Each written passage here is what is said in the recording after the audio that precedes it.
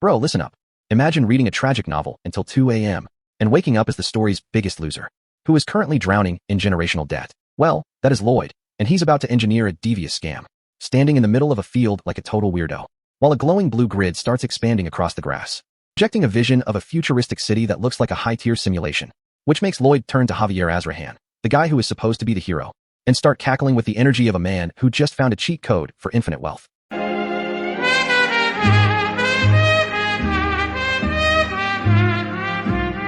But before he becomes a mogul, we have to see the humble beginnings, starting with a system notification from some absolute being that chose him to possess a character in the very novel he was reading the night before, which is the most be careful what you wish for situation in history, because he wakes up face down in the dirt outside a random village, shivering in the cold only to realize his mouth is physically glitched, and the system basically laughs in his face, calling it a status abnormality, forcing him to piece together which unfortunate soul he actually possessed, until a voice calls out to him, identifying him as young Master Lloyd. And we see a knight in a blue uniform telling him to head back to the mansion, revealing that this light-haired guy is literally the protagonist of the novel, Javier Azrahan, who is destined to become a sword god while Lloyd is destined to be a total fraud. Specifically, the eldest son of a baron who is known for being a complete rascal, which causes our guy to have a total meltdown right there in the woods, while Javier just stands there looking amused that Lloyd finally has some self-awareness. They head back to the estate, which looks way too fancy for a family in debt, where Javier starts listing off Lloyd's crimes like he's reading a police report, mentioning how the Baron is worried about his rascal son returning home.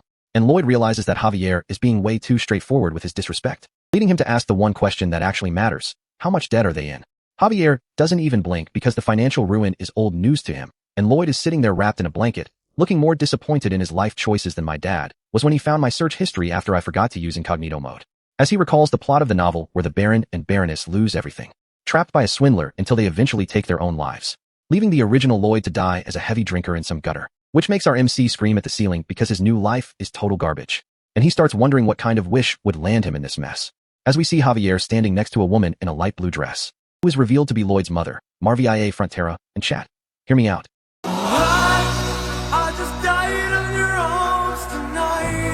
She begs him to apologize for destroying a bar, and he actually agrees, which leaves his mother and Javier looking like they just saw a ghost, because this scumbag Lloyd agreeing to be a decent person is a total anomaly. And as they walk through the village, the locals start acting like a monster is loose, scurrying away and hiding behind hay carts just to avoid his gaze, with parents literally pulling their kids away from windows and slamming shutters, triggering a system notification that says the villagers are disgusted by him, which is why Javier clarifies that he's not guarding Lloyd, he's guarding the people. But Lloyd doesn't care about his reputation, he's just dreaming of a life of luxury. So he checks his system for any OP skills and finds scumbag and drunkard, which are the worst possible stats for a man trying to secure a future. And when they reach the bar, Javier gives him a look that says, I know you're lying. But Lloyd pushes through the door, determined to fix the mess he inherited, walking into a room that looks like a war zone with broken chairs everywhere. And he drops into a deep bow, shouting an apology that sounds way too aggressive, causing the bar owner to enter a state of maximum alert and wide-eyed terror. Because when a known menace starts acting polite, it usually means a felony is coming. And the system even roasts Lloyd for not knowing how a normal person apologizes.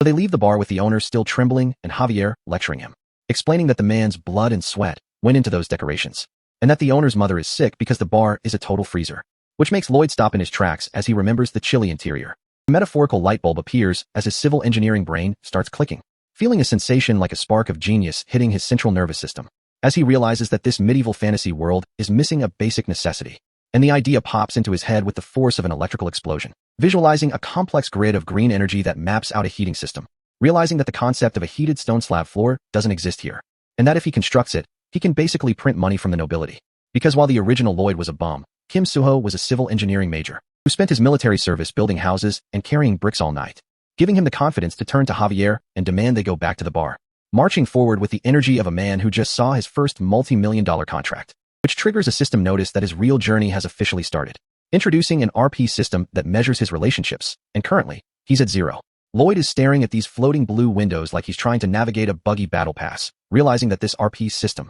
is basically a relationship tracker that starts him off in the absolute trenches, especially with Javier, whose favorability is sitting at a tragic -30. So Lloyd decides to try and cheese the system by dropping a random compliment, asking Javier if he knows he's handsome, only for Javier to hit him with the most stone-cold "I know" in history, which actually drops the score to -31 because the simp energy was too much, forcing Lloyd to realize he can't just flirt his way out of being a local menace. So he backs off before he makes the vibe even worse, and pivots straight back to the grind, pulling up to the pub with a contract and a pen like he's about to sign a multi-million-dollar rookie deal. Telling the bald owner he's going to pay for every single chair he broke by installing a high-end heating system for free. But the owner's suspicion is so high it's basically a physical barrier, because everyone in this town knows the original Lloyd was a total fraud. Which means the standard nice guy approach is dead on arrival, leaving Lloyd with only one option left to get this signature, which is to lean into his reputation as a complete dirtbag, crashing out and screaming at the owner to just trust him or else. And it works perfectly, because the owner is so terrified of Lloyd's energy that he starts sweating and signs the paper just to make him leave, leaving Lloyd to roll up that contract with the devious grin of a man who just secured his first source of passive income, while Javier watches in silence.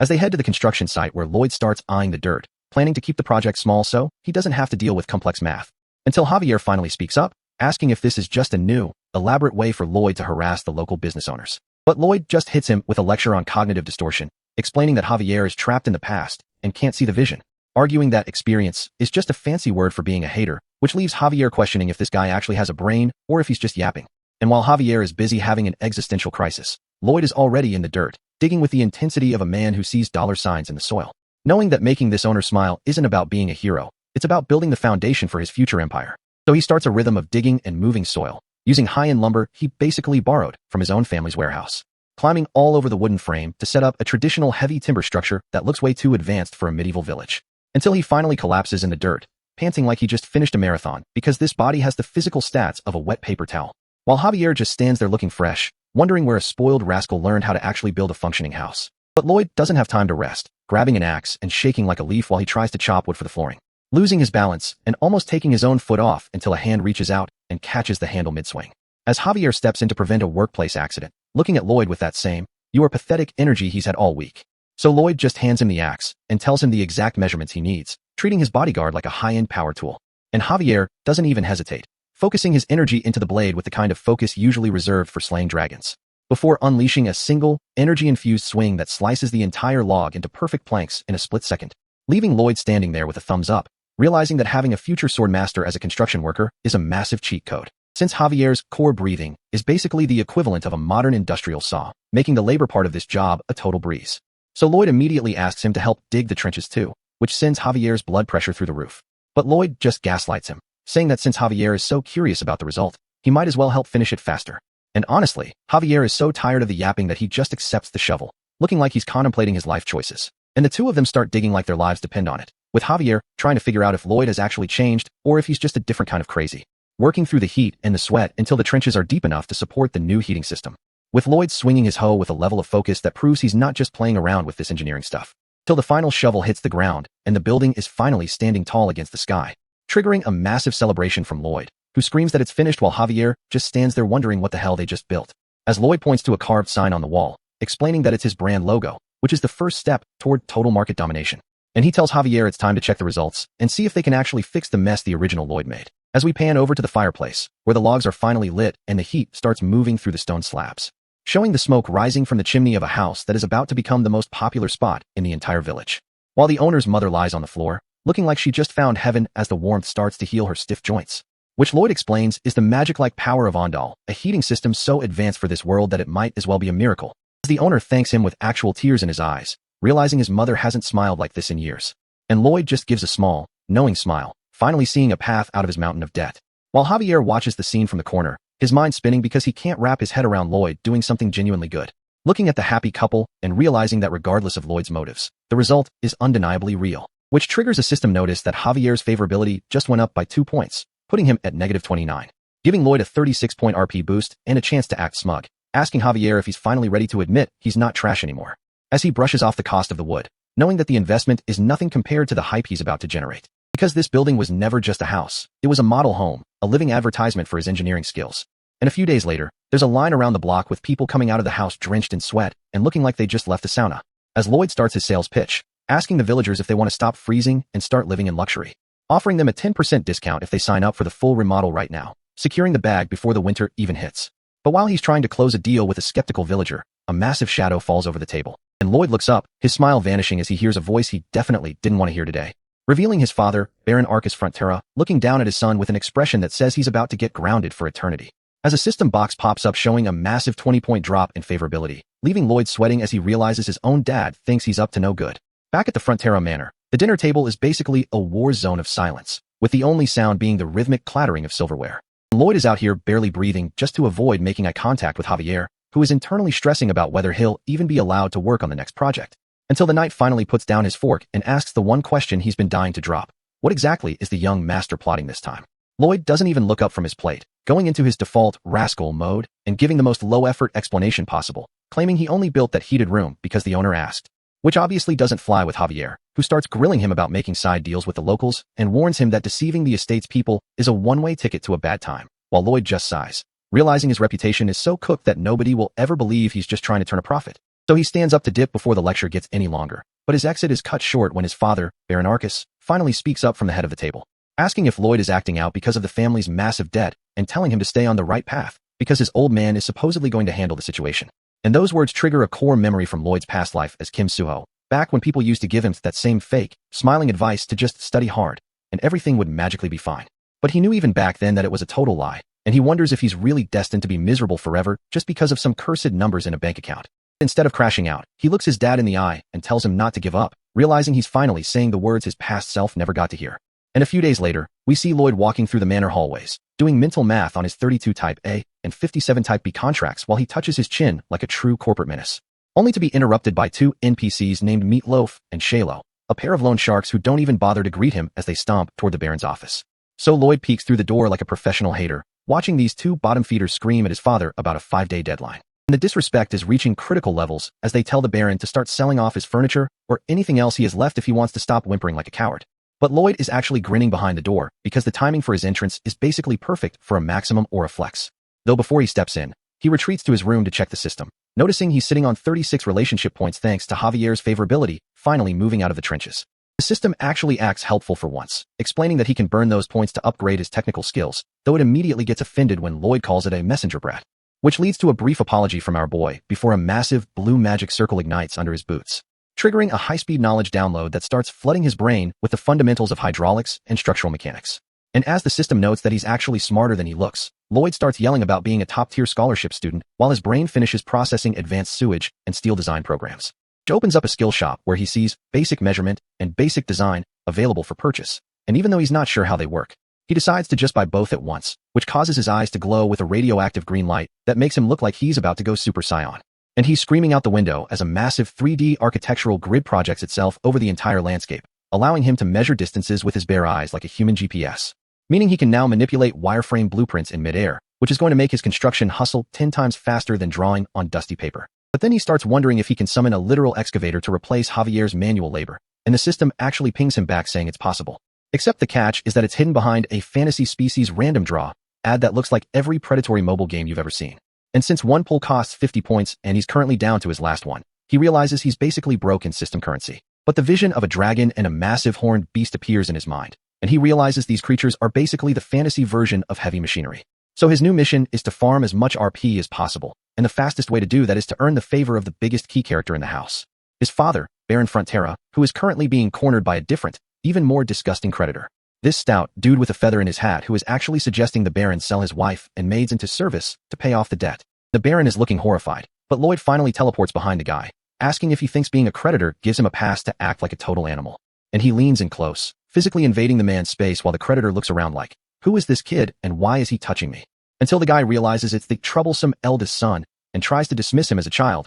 but Lloyd isn't playing, demanding to see a formal invitation letter immediately. Because he's about to drop some kingdom law knowledge, specifically Article 3 Section 6, which protects a noble's right to keep uninvited guests out of their house, explaining with a deadpan stare that entering a mansion without an invite is legally classified as trespassing, and the penalty for that is not something this guy wants to deal with. So when the loan sharks start stuttering that they've never heard of such a law, Lloyd just offers to check it with them and calls out for his personal bodyguard. And we hear the heavy footsteps of a man who actually knows how to use a blade, as Javier appears in the doorway looking like the final boss of a Souls-like game, his hand already resting on his sword hilt. And Lloyd gives him the most disrespectful order possible, telling him to just go ahead and take the trespasser's arm off, which sends the creditors into a full-blown panic, screaming about taking this to court while Lloyd just smiles, reminding them that he's the one who suggested they check the law together. And Javier draws his blade in a flash of light, asking the room whose side they think the court is really going to take when a commoner is caught trespassing on a noble's estate, leaving the loan sharks shaking in their boots while Lloyd casually slams a massive, heavy bag onto the table, dismissing their threats as absurd before his father finally finds his voice and calls out his name in shock.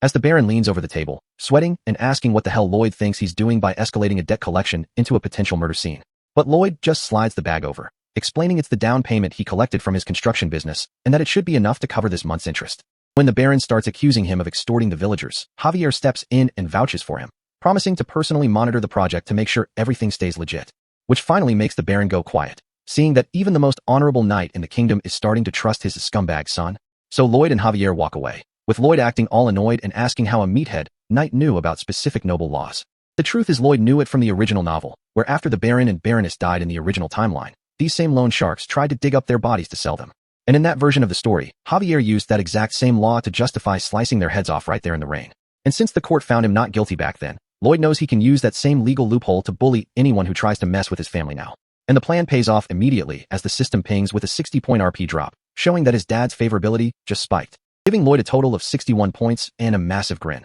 because now he finally has enough currency to go pull for those fantasy species and start building his empire for Real. Lloyd is out here in the dead of night, looking around the training field like he's about to commit a felony. But he's actually just opening his system interface to finally spend those hard-earned relationship points on a random draw, which triggers a massive eruption of green light and these mechanical gears that start spinning out of thin air, forming a complex magical circle that looks like some high-tier ancient engineering orbiting in the sky. And Lloyd is actually hyped for a second, wondering if he's about to summon a dragon or some world-ending beast. But the spell is making this nasty, grinding noise like a car engine that hasn't seen an oil change in 10 years. And out pops this tiny, light brown hamster looking all happy to be alive, which is not exactly the power fantasy he wanted, while Lloyd just stands there with the most unimpressed, soul-crushing expression I've ever witnessed, calling his new summon a failure to its face because it doesn't look like it can carry a single brick, which breaks the poor little guy's heart, making its eyes well up with tears like it just got its character arc cancelled. So Lloyd starts questioning its utility, asking if it can even shoot acorns or do anything besides look marketable for the audience. And the hamster spits out a soggy, wet mass of paper that turns out to be a manual for its own existence, explaining that this creature, Padong, can change its entire physical build based on what seeds it eats. Where red seeds turn it into a giant for 12 hours and blue seeds shrink it back down before things get too out of hand. So Lloyd decides to test the growth potential, hoping it can at least reach the size of a human to help with the digging. He feeds it the red seed and the creature starts vibrating with enough force to warp the dirt around its feet, unleashing a shockwave that sends Lloyd flying backward through the air like he just got hit by a truck. When he finally scrambles to his feet, he realizes he didn't just get a human-sized helper. He got a 10-meter-tall behemoth that's looking down on him with the most smug, arrogant energy imaginable. As the system reveals its skills include level 1 excavation, which Padong immediately demonstrates by tearing through the ground, moving so fast it leaves a trail of dust, showing off its cheek pouch skill that lets it store massive amounts of material, before spitting out a massive boulder of wet dirt right at Lloyd's feet with a disrespectful huff. And Lloyd is losing it with joy, realizing he just secured the ultimate piece of heavy machinery without paying a single cent in rent. Walking back to the estate while plotting how to gaslight everyone into thinking he's some kind of genius summoner. Feeling himself so hard he's calling himself a genius, ready to solve the labor shortage with one giant, smug hamster. The next morning is looking peaceful, but Lloyd is about to turn this rural valley into a high-intensity construction site, standing in front of 30 men with shovels and forcing them to shout safety slogans like they're in a military camp. Noticing how unenthusiastic they are, acting like typical NPCs who are just there to collect a check and go home. But he doesn't care because they're free manpower, and he starts lecturing them on how the flower of the military is actually just manual labor, which is a trauma he definitely brought over from his past life, where he did more weeding than actual combat training, pointing at a massive mound of soil and lying through his teeth, saying he dug it all up himself overnight, when we know Padong did it in 30 minutes. But he's using that lie to shame these dudes into moving the dirt, until Newman, the senior knight, walks up with that blonde mustache looking like he's about to be a total buzzkill. And Lloyd is just smirking because he knew this specific fraud would be the first one to step out of line. Remembering from the novel that while Javier is the goat, Newman is a traitor who eventually sells out the family, because he's drowning in his own gambling debts and wants to sell information to the highest bidder. So Lloyd is looking at him like he's a walking pile of trash, wondering how this dude even got a title in the first place. While Newman starts barking about how making the military do dirty work is a stain on their reputation as knights,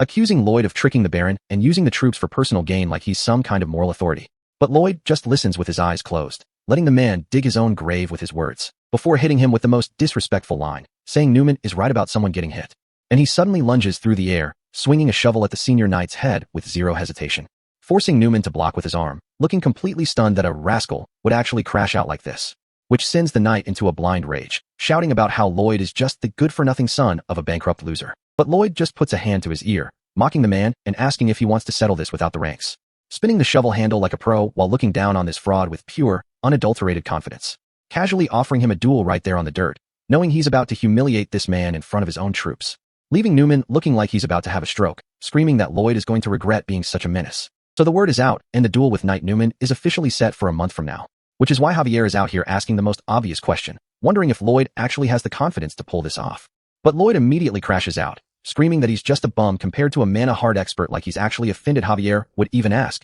making the knight grip his sword so hard, he almost ends the story right then and there. Javier is standing there trying to process how this man can be a strategic genius 1 second, securing favors from the Baron and rearranging the whole construction battalion, and a total coward the next. And honestly, he's tired of the mental gymnastics, but Lloyd doesn't care about his feelings and tells the knight there's something he needs him to do. The request is simple. Lloyd wants to learn how to use a sword, but Javier shuts that down faster than a bad internet connection, explaining that his job is to watch Lloyd, not turn a scumbag into a lethal weapon, because a rascal with sword skills is a recipe for a disaster he doesn't want to deal with. Lloyd tries to play the talk nicely card, but when that fails, he shifts gears into a negotiation because he knows exactly what this man is missing. He drops the ultimate bribe, offering to fix Javier's chronic insomnia in exchange for those swordsmanship lessons. And the look on Javier's face says it all, because there is no way this bum should know about the secret torture he's been going through every single night. See, in the world of this novel, being a knight isn't just about swinging steel. It's a 4-tier hierarchy of experts. And Javier is an advanced sword expert on the verge of becoming a master, which means his nerves are so sharp and superhuman that his brain literally refuses to shut down.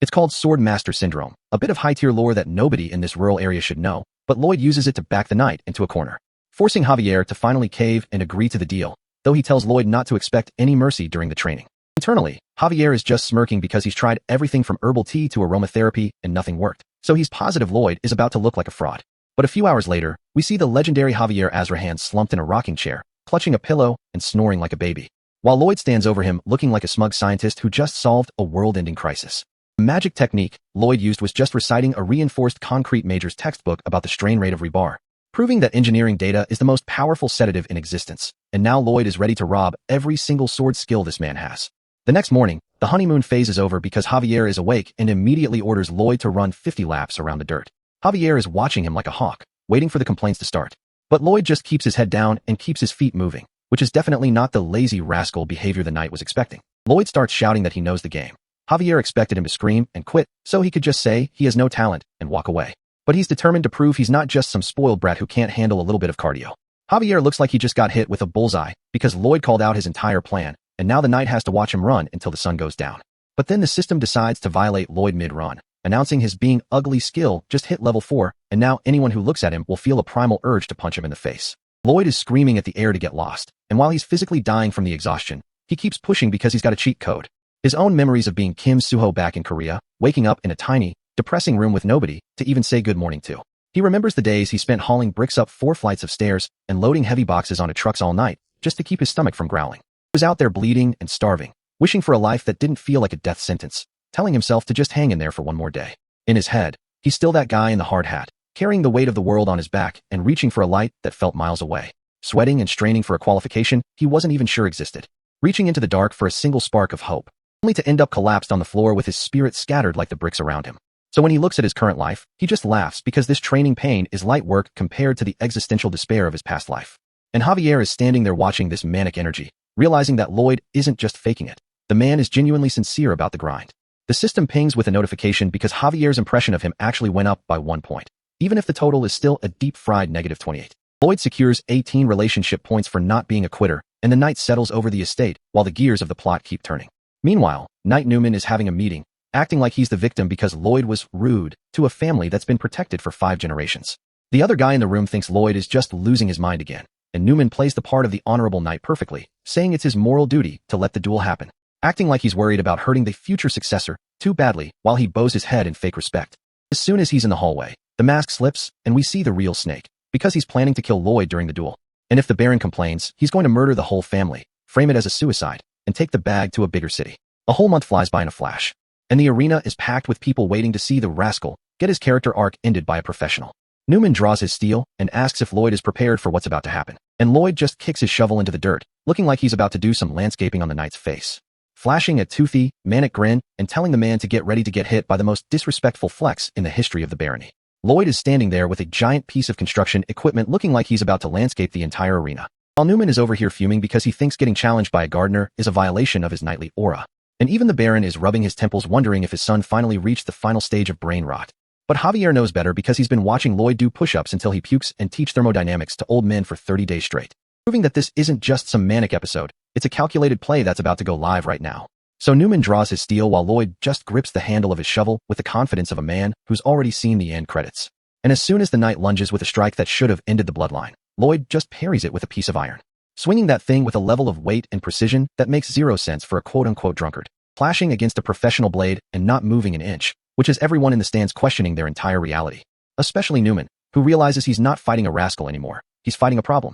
Because Lloyd isn't just swinging wild, he's using actual combat geometry to parse every move the knight makes, dropping lines about how every man in Korea can do this, which sounds like a flex, but is actually just a trauma response from his past life. Back when he was learning how to charge into gunfire with nothing but a bayonet and a dream. So he treats the shovel like a spear, catching Newman in the ribs and letting him know that this tool is multi-purpose, using the flat of the blade as a shield to redirect all that expert force right back into the dirt. And then he steps on the edge of the blade, prepping a move so disrespectful I'm surprised the system didn't ban him. Literally pogo sticking around the arena while laughing like a maniac, because why would you walk when you can bounce on your opponent's dignity? Leaving Javier in a state of pure existential dread because he can't tell if his student is a genius or just needs a psych ward. While Newman is over here screaming because he's getting outmaneuvered by a pogo stick. But then Lloyd drops the act and shifts his stance, telling the man that the shovel was only phase 1 of the beatdown. Integrating the high-level sword forms, he scammed out of Javier into a shovel-based combat style that shouldn't even be possible. And then the system pops up to let him know he's reached peak synchronization with his digging tool, which pays out a massive bag of relationship points because his parents are finally seeing their son do something other than drink. So he buys the new skill and wipes his brow, looking like he's just finished a light shift at the construction site, forcing Newman to realize that if he doesn't stop holding back, he's going to be the first knight in history to lose to a gardener. So he revs up his mana hard, letting that blue aura flare out like he's trying to go Super Saiyan on a budget, which catches Javier's eye because a mana-enhanced strike is usually a death sentence for anyone without a core. But Lloyd just watches the light show with a look that says he's seen better special effects on a 2004 DVD menu, identifying the mana hard immediately because he's the only one here who's actually read the script for this world. And while Newman is talking big about how this is the real deal, Lloyd is just going silent, knowing that it usually takes 5 years to build a core, but he's about to skip the grind entirely, as Newman brings down a strike meant to shatter bone and steel alike, only for Lloyd to look him dead in the eyes and call him an idiot for walking right into the trap. Because while the knight is screaming about breaking skulls, Lloyd is already activating the counter, blocking the mana-heavy blade and holding his ground like he's rooted into the planet itself, which is when Newman realizes his strength isn't just failing, it's being siphoned out of his body, as Lloyd flashes a grin that is genuinely terrifying, revealing that he's been waiting for this exact moment, activating the Azrahan core technique to turn his shovel into a mana vampire tool that siphons the knight's entire tank, leaving Newman gasping for air as his power gets vacuumed up through a piece of iron. And then Lloyd delivers the most satisfying impact of the entire arc, catching the knight right in the jaw, sending a single molar flying into the stratosphere like it's trying to escape the embarrassment, while the crowd watches in slow motion as their quote-unquote hero gets his dental work updated by a shovel. And before the man can even process the pain, Lloyd is already overhead with the follow-up, gripping the handle like he's about to bury a body that's still breathing, and slamming the flat side of that shovel down with the force of 1,000 unpaid construction bills, leaving Newman face down in the dirt while the entire village stares in a silence so loud you can hear the Baron's heart rate stabilizing, as the observers on the balcony try to figure out how a sword expert just got folded by a man with 0 mana, until the official finally finds his voice and announces that Lloyd Frontera has officially secured the win. And Lloyd just stands there posing like he's the main character of a different genre, telling the man this is how he gets beat. Then his expression shifts into something much darker, because the duel might be over, but the punishment is just starting. And as the official tries to stop him, Lloyd sprouts actual devil horns and pulls out a triangular metal tool for the finishing touch, crashing out on the defeated knight with a barrage of strikes that prove Lloyd isn't just a developer, he's a full-blown menace.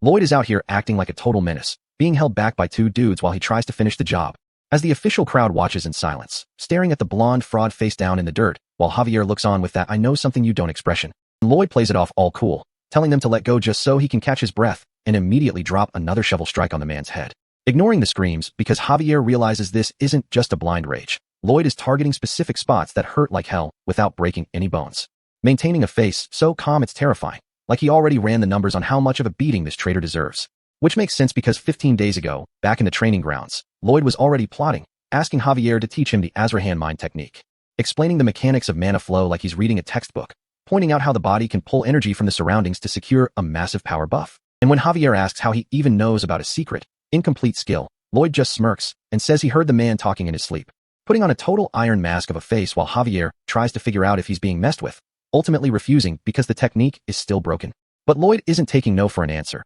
betting his own ego that he can fix the logic and finish the technique himself, breaking down the mana hard like it's a faulty plumbing system, explaining how the internal engine is rejecting outside energy because it views it as a foreign threat. Visualizing the shift where the origin of the energy changes, ensuring the two types of mana never have to mix and cause a system crash. Telling Javier to concentrate the flow separately, basically creating a dual-core setup for his spirit. Comparing it to an auxiliary engine that runs side by side with the main one, looking smug because he knows his engineering degree is finally paying off. And while Javier is lost on what an engine even is, he can't deny the logic is solid, leaving Lloyd to clap like he just solved a level 1 puzzle. Which leads to Javier pulling it off, completing a technique he'd been stuck on for years just because Lloyd looked at it like a blueprint. Hitting 3 circles on the first try and triggering a system notification, securing a +5 favorability boost from the most loyal knight in the game. But Lloyd is low-key annoyed because he didn't even want the heart technique. He just wanted the part where he can drain mana from people he touches. Fast-forwarding back to the arena where Lloyd is still being restrained, looking like a man who just won the lottery and a fistfight at the same time. Until the Baron finally steps in to save what's left of his knight's pride,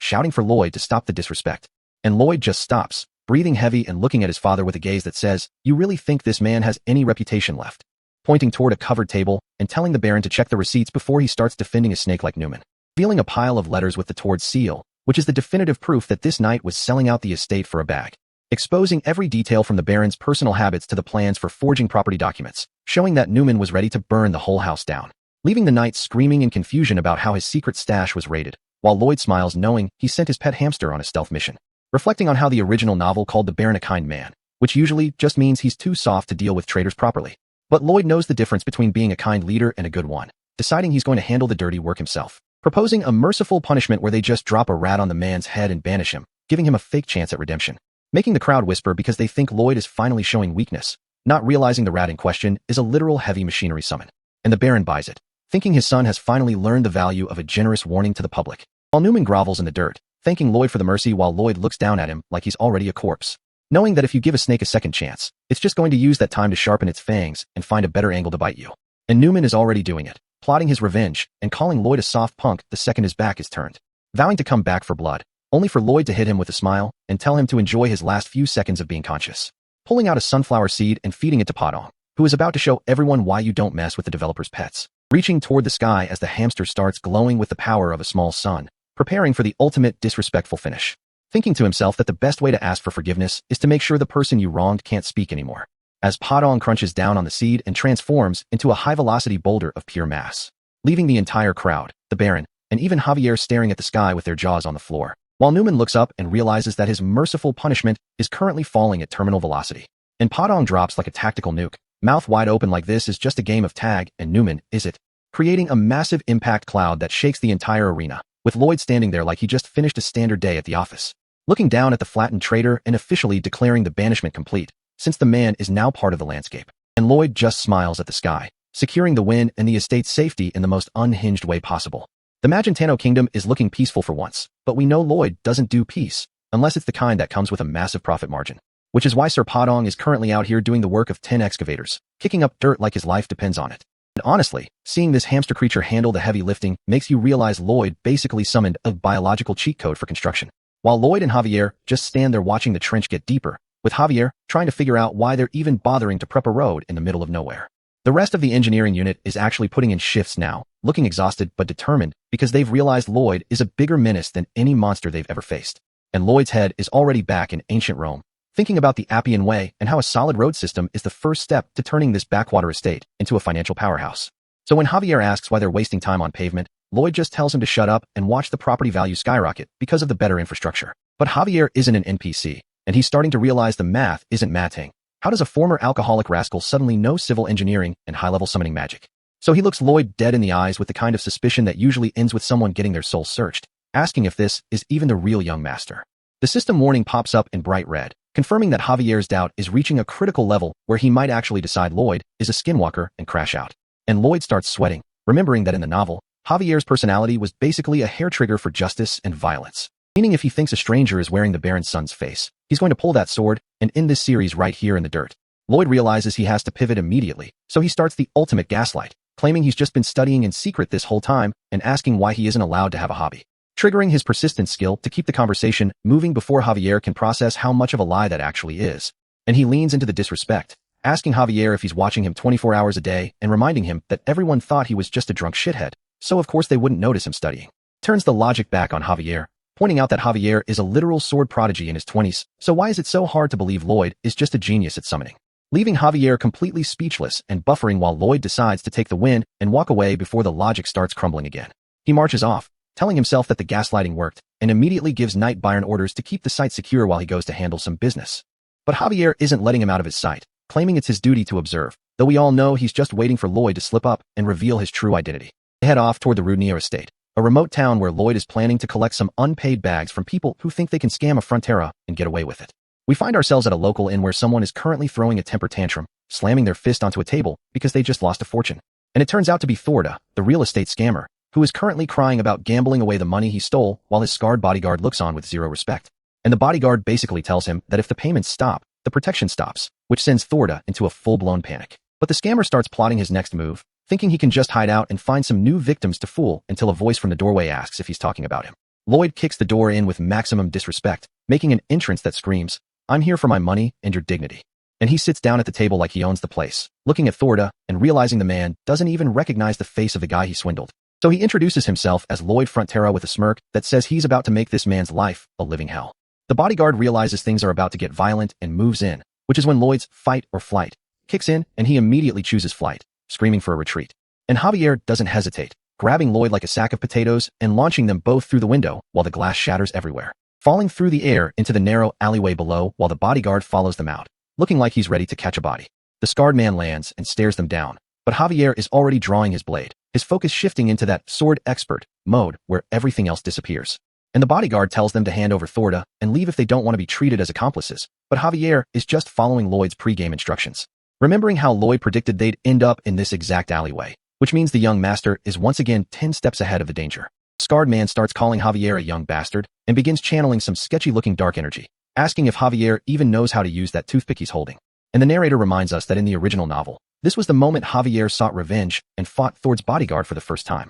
facing off against a black evil magician whose gravity magic was a total nightmare for a senior sword expert to handle. And Lloyd is watching all of this from a broken window with a smile, knowing that the novel version of this fight was a desperate struggle, where the magician basically pinned Javier to the floor with overwhelming pressure, making every movement feel like he was carrying a mountain. But the current Javier isn't the same man from the book, and he deflects the magical strike like he's just swatting away a fly, leaving the magician shocked because his gravity trap didn't even make Javier flinch, let alone crush him. Javier drops into a low stance, his aura flaring up in a way that tells you this dude has been grinding off-screen, thanks to Lloyd's training. While the antagonist panics and throws a desperate strike, screaming for Javier to die because he can't handle the power gap. But Javier just plants his sword and releases a shockwave that shatters the cobblestones, proving that he's no longer just an ordinary expert. And as the magician stares in pure disbelief, we see the glowing mana heart in Javier's chest, pulsing with a light that shouldn't be there, confirming that thanks to Lloyd's auxiliary engine logic, Javier is now rocking triple circles and has basically outscaled the entire plot. Javier swings his blade in a massive arc of pink energy,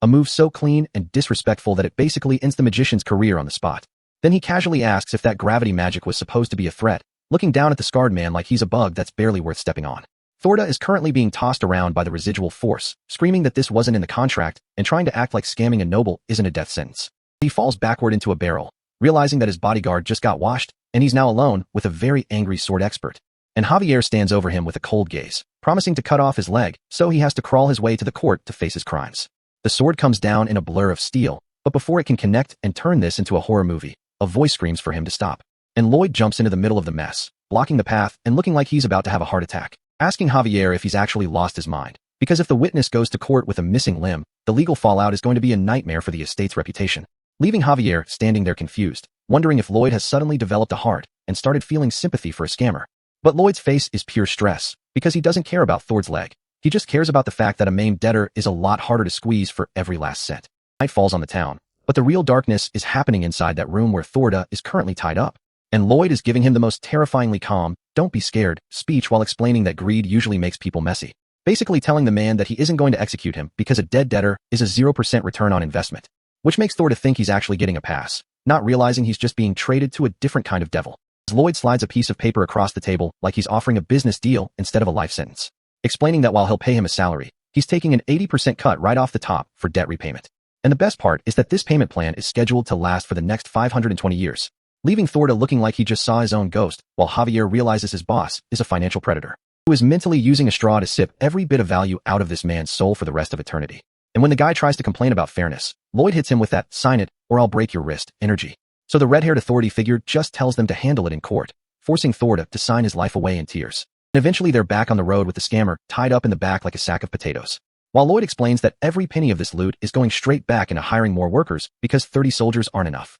Which brings us back to the estate a few days later where a massive recruitment notice is offering 20 gold, drawing a crowd that clearly hates Lloyd's guts but loves the idea of not being broke for the winter. And while this light-haired official is talking about the Ondal construction and the trader situation from before, Lloyd is out here looking stressed by the paperwork until a random villager walks up with a different vibe, asking for the work contract but pausing to give the young master some genuine, unscripted gratitude for the heating. Bowing down because the Ondal system saved his kid from catching a deathly cold during the freezing weather. And for a split second, Lloyd actually feels a tiny bit of shame for being a manic capitalist driven by greed, until the man mentions he has relatives at the nearby Racona estate who want the same system installed, which instantly flips the greed switch back on because Lloyd realizes he can now expand his monopoly across the region, telling Javier he's going to upcharge them for travel expenses while looking like a total menace about the money. But then the conversation shifts to the road construction and the actual future of the estate's resources, as Lloyd predicts that the mountain is going to be stripped bare because the Ondal systems eat through wood, leading him to announce that he's canceling the Appian Way project to focus on a much more profitable resource, revealing that they're actually going to mine bituminous coal and sell it at a premium to their own customers, offering the locals a tiny discount while Javier looks on, completely disgusted by the lack of ethics on display. Lloyd just gives him a reality check, asking how else they're supposed to pay off a mountain of debt, leaving Javier with no choice but to accept that this greedy bastard is their only hope for financial survival. Even though mining coal in this area is notoriously dangerous because the ground is basically made of weak, unstable soil, which doesn't bother Lloyd at all because he's got that modern engineering knowledge in his back pocket, planning to use the shield method excavation tech to bypass the weak ground and secure the bag for good, leaving Javier to just watch and wonder what kind of monster his young master has actually become, as they finally reach the dark, rubble-filled entrance of the cave where the Real work begins. Deep in the shadows of the tunnel, a massive, chitinous limb slams into the rocky floor, followed by the sound of something heavy scratching against the stone as glowing red eyes appear in the dark, revealing an entire swarm of predators hiding in the shadows, waiting for someone to walk into their trap. And this massive, armored insectoid creature looms over the path, proving that the mining arc just turned into a survival horror. Starting things off with Lloyd out here looking like he's about to drop the most devious prayer of the century, shouting for a summon while a glowing green hexagram materializes around him, because my man is done playing around with basic construction and wants to manifest the ultimate bag, screaming for a high-brand Gangnam apartment like he's trying to manifest a 5-star pull in a gacha game, as a beam of pure green energy pierces the dark sky, signaling that the system is actually listening to his unhinged demands, materializing a whole modern skyscraper in the middle of a fantasy world because why build a castle when you can have central AC and a penthouse? Only for the fantasy to shatter, leaving Lloyd back at his wooden desk, staring at a floor plan and wishing he had actual cool skills instead of just Intermediate Design Level 1, which is basically just a glorified printer for blueprints that makes him wish he could just summon 100 undead workers to do the labor for free. But he's got to work with what he's got, especially since that Newman incident padded his pockets with 639 relationship points after he left a favorable impression on everyone who isn't a total fraud, allowing him to dump those points into his skill tree and unlock intermediate measurement, which brings us to the mouth of this dark-ass cave, where he triggers his underground scanning, turning his eyes into glowing green cheat codes that can see 5 meters deep into the rock to find a safe route. Though he's still stressing over the labor because humans get tired and his main heavy machinery, Padong, is currently bedridden and sick from the last project, meaning Lloyd has no choice but to gamble his hard-earned points on the fantasy species random draw, dropping 70 RP on a single pull while a chaotic green magic circle starts spinning in the dirt like he's about to summon a demon, but instead, a glowing orb pops out and reveals this tiny, round, pink creature that looks like it belongs in a plushie aisle, landing right in front of him while the magical gears fade into the background, chirping bell, bell, with a bow on its head, making Lloyd immediately suspicious that this thing is either a secret assassin or just a total waste of points, though he remembers Padong looked weak at first too, so he starts interrogating the pink blob about its max stats and hidden utility, looking for any sign that this creature can actually help him secure the bag. And weeks later, we see the results at the forest tunnel where the operation has turned into a 4-step mechanical chain, starting with step 1 where this giant version of Bell is straight up eating the dirt in front of the shield equipment using its scooping dirt skill, while Lloyd stands back shouting orders like a foreman who's had way too much caffeine, telling Javier to get ready for step 2, which involves Bell firing projectiles of pure steel into the air like a chitinous railgun, leading into step 3 where Javier has to use his sword saint skills to precisely slice those bars in midair, so the blacksmiths in step 4 can hammer them into a support structure, leaving Javier to have a mid-work crisis wondering why a top-tier knight is out here cutting up giant snake poop, while Lloyd ignores the disrespect and keeps pushing the operation onward through the darkness, even though the lack of oxygen is making him dizzy enough that he'd be unconscious if they hadn't rigged up a ventilation pipe, But he refuses to leave the site because he's determined not to be like those trash-tier bosses in Korea who only talk big and never show up to the actual venue, swearing to lead from the front right before his system vision flashes a high priority signal, highlighting a massive seam of bituminous coal in the rock wall that makes the whole crew start cheering, while Lloyd thanks the pink creature for making the digging 10 times faster before telling Javier they need to dismantle the shield and expand the space. But the celebration gets cut short by a heavy thud echoing through the metallic hexagonal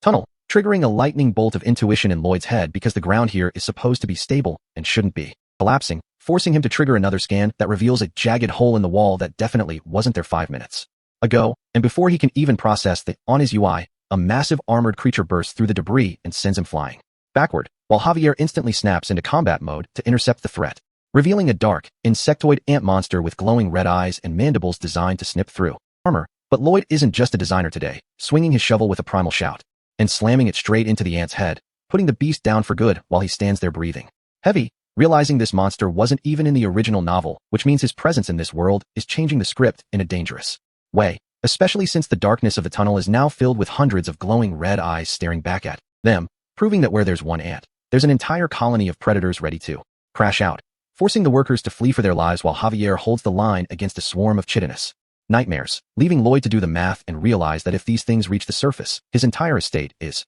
cooked, and he starts spiraling into a panic because they're low on oxygen and the shaft they built is way too sturdy to just collapse, until Javier delivers a reality check slap to his face to stop him from tweaking, shouting at him to think of something while he struggles to keep the swarm from turning them into lunch, which forces Lloyd to focus his entire brain on the coal and the tunnel structure, waiting for a single spark of logic to cut through the darkness until a light bulb finally flickers on in his head, signaling that he's found a solution, grabbing a torch and calling out to Javier with a plan that sounds like a total suicide mission, because he wants to attack head-on and enter the ant tunnel, which sounds absurd even to a sword expert, but Javier doesn't hesitate to clear a path, since Lloyd usually has a greedy-ass reason for everything he does. And with a look of pure focus, they charge into the heart of the colony to turn this disaster into a win. A messenger hits the estate with the worst possible energy, screaming about bad news, which sends the Baron into a total panic because monster ants and Lloyd do not belong in the same sentence unless a funeral is being planned. So he starts throwing on his armor with the speed of a man who knows his son is the reason his blood pressure is permanently high. Back in the trenches, Javier is out here putting in overtime, asking how much deeper they have to go into this bug-infested hellhole, while Lloyd tells him to shut up and let him cook, because his brain is currently working at max capacity, trying to find a way out that doesn't involve being eaten. The situation is looking grim as they get surrounded, and even a top-tier knight like Javier is starting to hit his limit in this oxygen-starved heat, forcing Lloyd to activate his scanner and lock onto the one thing that can save them, a massive pocket of methane gas. Knowing that where there's coal, there's gas, and if he can find it, he can turn this entire tunnel into a pressurized bomb. His eyes lock onto a green holographic cube through the interface, signaling that the bag he's about to secure is actually a massive explosion. So he starts digging like a man possessed, telling Javier to keep the red-eyed freaks off his back while he works. Lloyd is out here swinging a shovel like it's a high-grade weapon, screaming through the stress while Javier holds the line. As the bugs keep screeching, realizing these two humans aren't just snacks, they're a legitimate threat to the hive. Javier moves like a blur, showing why he's the main character of the original novel, slicing through armored carapaces without breaking a sweat, maintaining a perfect defensive perimeter while Lloyd focuses entirely on the geology of the situation. Everything stops when a screech loud enough to shatter eardrums echoes through the cavern, and the queen herself pulls up, looking like a nightmare with glowing pink eyes and a frame that makes the other ants look like NPCs. Lloyd realizes he might have bitten off more than he can chew, seeing the scale of the bug mommy standing in front of them, asking Javier if he can handle this boss fight, only for the knight to give him a deadpan no, because some things are just basic math. But since they can't exactly ask for a refund on this mission, Javier grips his sword and prepares to crash out one last time, as the queen lunges forward with the intent to end their bloodlines right then and there. Javier channels his core breathing, preparing a strike that looks like it's about to cost him a year of his life, clashing with the monster in a burst of light that proves he's still the GOAT even when the odds are zero. He's out here blocking scythe arms with his bare strength, screaming as the pressure of the queen's weight tries to crush him into the dirt, giving Lloyd the exact window he needs to stop watching and start finishing the prep work for their escape. The fight becomes a chaotic mess of sparks and mandibles, with Javier barely keeping his head on his shoulders, until Lloyd's shovel finally hits the sweet spot, prompting him to scream at Javier to start sprinting for the entrance. They don't need to be told twice, turning tail as the queen realizes she's been baited into a trap. It's a high-stakes track meet through the narrow tunnels, with a swarm of red-eyed nightmares nipping at their heels. As they dive into the passageway, Lloyd looking back one last time to make sure the trap is set, swinging his shovel with a burst of eat this energy to buy them one final second of breathing room. The impact lands, but in the chaos, the torch slips from his hand and tumbles toward the ground, leaving them in the dark for a split second as the queen looms over them like the final boss she is. Then the flame hits the methane, and the entire cavern turns into a swirling vortex of fire that erases the ant problem from existence, triggering a chain reaction of explosions that collapses the tunnel and sends shockwaves through the entire mountain. I gotta tell you, it was perfect. Perfect. Everything, down to the last minute details. In the middle of the debris, Javier uses his own body as a human shield, protecting Lloyd from the falling ceiling like a true G, while the rest of the hive gets vaporized by the heat of 1,000 suns. Back on the surface, the rescue team looks down into the smoking crater, realizing the mine they just closed might have become a tomb. The Baron has to physically hold Lloyd back from running into the fire, screaming that it's too dangerous for anyone to survive that blast. But Lloyd is already staring at the aftermath, his ears ringing from the sound of his own plan working a little too well. He looks down and sees Javier lying face down in the dirt, his back covered in scars, and his body totally spent. And even Belle is out of commission, looking like a crumpled plushie after giving everything to the cause. The victory tastes like ash when Lloyd realizes the explosion didn't just kill the ants, it sealed them in a tomb with no air. A system warning pops up in cold blue text, telling him what he already knows. The oxygen is flatlining and he's about to suffocate, forcing him to pick up the shovel again because the exit is 5 meters away and he's the only one left with the strength to dig. He starts swinging, declaring that nobody is dying today because these people aren't just assets anymore, they're his people. This sudden burst of genuine humanity actually triggers a system notification, acknowledging that he's not a total monster for once, dumping a massive amount of RP and likability points into his account as a reward for his tenacity. But points don't mean anything if you're dead, and the oxygen bar is currently flashing red like a low battery warning on a phone. With nothing left to lose, Lloyd screams at the system to find him a skill that can save their lives before the lights go out for good. Lloyd is standing there in the void looking like he's about to crash out while the system is out here buffering, searching for any scrap of knowledge in his brain that isn't related to drinking or scamming nobles. And it actually finds a way to bridge his memories with the Azrahan mind technique, prompting him to secure the power, which he accepts without a second thought because he's been low-key grinding his mana since the Newman fight, instantly acquiring the Azrahan core technique at single circle level 5 while glowing like a final boss. A tiny spark of mana starts swirling in the pitch-black darkness of his consciousness, and even though he doesn't have a mana heart, he can feel the circle forming, giving him a massive 120% boost. He knows normal training is a gamble with trash odds, but with the system, he can just pay to win. So he bets his entire life savings of RP to force a level up, surrounding himself with a blue aura. The cost keeps jumping up, but he doesn't have the luxury of being a cheapskate when he's about to suffocate. So he pushes it all the way to level 10, looking totally desperate because this is his only way out. The mana starts twisting into a new shape as the system triggers an evolution, and he officially evolves to double circle level 1. Doubling his amplification while looking like he just saw a ghost. This evolution drops 2 new skills, starting with Energizer, which basically turns off his fatigue for 10 minutes. And Power Outburst for a 3x boost, which is exactly what he needs to start his one-man excavation project. He screams Energizer like a madman, swinging that shovel with more energy than a toddler on a sugar rush. Moving so fast he's basically a human drill, while the oxygen bar at the bottom is flashing red like a low battery. He's staring into the dirt with green glowing eyes, praying to the system to show him any sign of an exit. Because if he doesn't find a hole in the next few seconds, this cave is becoming his permanent residence. He finally spots a marker in the green wireframe and lets out a primal scream because the end is in sight. While Javier and Belle are lying there looking like they've already checked out, Lloyd is still fighting for his life. His face is covered in shadows and sweat as the oxygen bar hits the final pixel, and he finally hits his limit, dropping the shovel because the 10-minute timer just ran out on him. He falls to his knees, looking totally broken while the system tells him his buff is gone. It's a silent, depressing shot of 3 losers at the bottom of a hole with 0 air left to breathe. He's not done yet, triggering Power Outburst for one last desperate push through the rock, screaming as he throws his entire soul into the shovel, creating a cloud of dust that would make a construction crew jealous. He manages to open a 30 centimeters hole, but he's only got 20 seconds of life left on the clock. He falls back into the trench, looking up at Javier and realizing they're still stuck at the bottom of the world. He starts thinking about how his second life was way too short and how he just wanted to be a rich noble. And then he just lies there in the dirt, waiting for the lights to go out while the ground starts to crumble. His eyes snap open when he hears a noise, pushing himself up just as the wall starts to give way. Padong bursts through like a tiny, round wrecking ball, looking way too happy for the situation. Lloyd realizes that fresh air is finally hitting his lungs, and suddenly his will to live is back at 100%. Outside, the moon is up and the rescue team is finally making their move into the dark. The Baron is out here acting like a real father, telling everyone else to back off while he goes in, only to see Javier walking out of the shadows, shirtless and carrying a half-dead Lloyd on his back. The Baron starts sprinting and screaming his son's name, while the system explains how Lloyd overcame his limits. Javier finally sets him down, looking like he's about to collapse himself after that insane carry. The night stays quiet while the family reunion happens in the dirt under the full moon. Back in the village, the rumors are spreading faster than a leaked group chat, and the locals are changing their minds about how the rascal Lloyd actually stayed behind to save the workers and fight monsters like a real one. They're realizing he's not the same punk who used to drink himself into a stupor every night. While everyone is out here glazing him, Lloyd is actually fast asleep in his own bed with Javier watching him. He finally opens his eyes, looking confused as hell while the system starts pinging him with notifications. He sees a giant blue box in his face and can't even process what is going on yet. The system tells him his heroic bravery just earned him a massive bonus, jumping his RP from 7 to 507. He realizes he's accidentally become a local legend, and he's out here celebrating the easiest 500 points ever. He ends the chapter with a grin so devious, you just know he's already planning how to spend those points.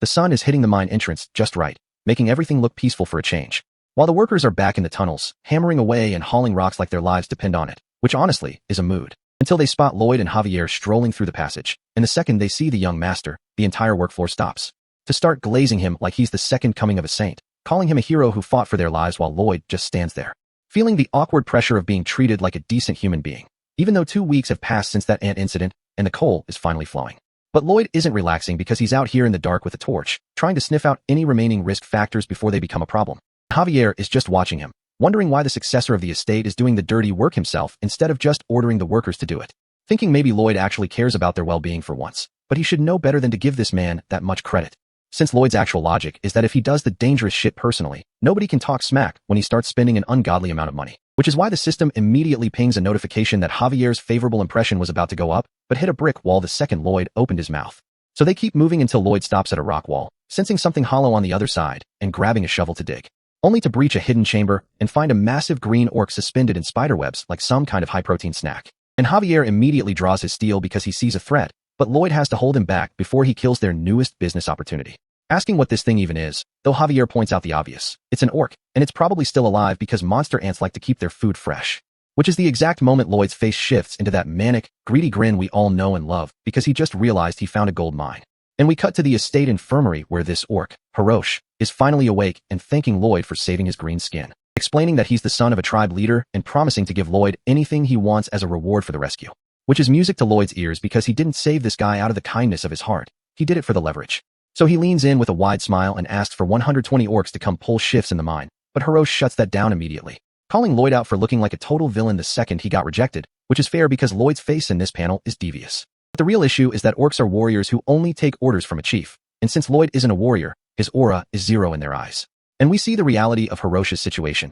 He tried to hunt an ant head for his rite of passage, failed miserably, and got paralyzed. So Lloyd starts chewing on the problem, literally and figuratively, trying to find the angle that turns this L into a fat bag. And he suddenly starts clapping, congratulating Hirosh on becoming an adult like he didn't just hear the man say he failed, pointing at a massive red ant head and gaslighting this poor orc into believing they actually caught the damn thing together. Spinning a wild tale about how the queen ant was shaking and crying in human language because she lost to a young orc warrior. While Javier stands in the back looking bored as hell, watching Lloyd lie through his teeth about ants understanding human speech. But Lloyd is committed to the bit, putting his hands on Hirosh's shoulders and telling him he's an excellent warrior who earned his stripes. And Hirosh is so dazed by the praise that he starts repeating it, his tiny orc brain trying to process this fake memory Lloyd just installed. Until he finally snaps and agrees to lend the workers, shouting it out with enough intensity to shake the room. And a week later we're deep in the mountains, heading toward the Steel Sand tribe to collect on that promise. Arriving at a village decorated with giant tusks and banners, looking exactly like the kind of place where people value brawn over brains. But the great chief, Akush, drops the hammer and says they can't do the favor,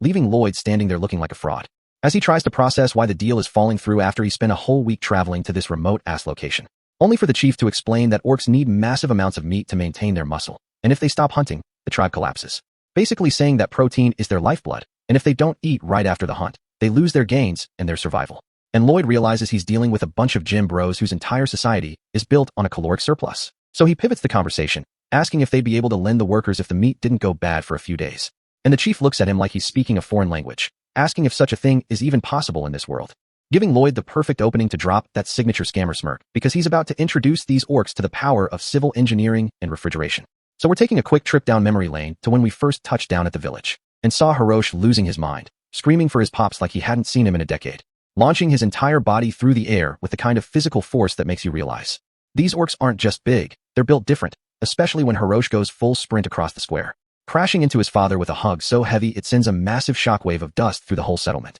Lloyd is standing there watching this reunion, realizing that if he ever got caught in the middle of that, he'd be turned into a fine red mist. But his brain immediately pivots to how 120 of these monsters are going to skyrocket his productivity, especially since their idea of a light workout involves lifting golden chandeliers and treasure chests like they're nothing but cheap plastic weights at a local gym. It's a gold mine in the most literal sense, so Lloyd wastes no time signing a contract to secure both the labor and the loot, explaining to a skeptical Javier that they're about to build a soup bingo, which is basically a high-tech stone freezer that does everything royal ice magic can do without needing a single mage, though he's being vague about where he learned the blueprints because he's too tired to explain his past life, focusing instead on the fact that they need granite, which is notoriously hard to quarry without dynamite. But Lloyd has a much cheaper replacement in mind, and that replacement is Javier, who is currently being framed as a piece of human artillery. See, in the original novel, there was this massive incident at a city called the Namrum. A purple barrier was draining the life out of thousands of refugees, while Javier watched, completely helpless until he reached the level of a sword master and invented a suicide tier move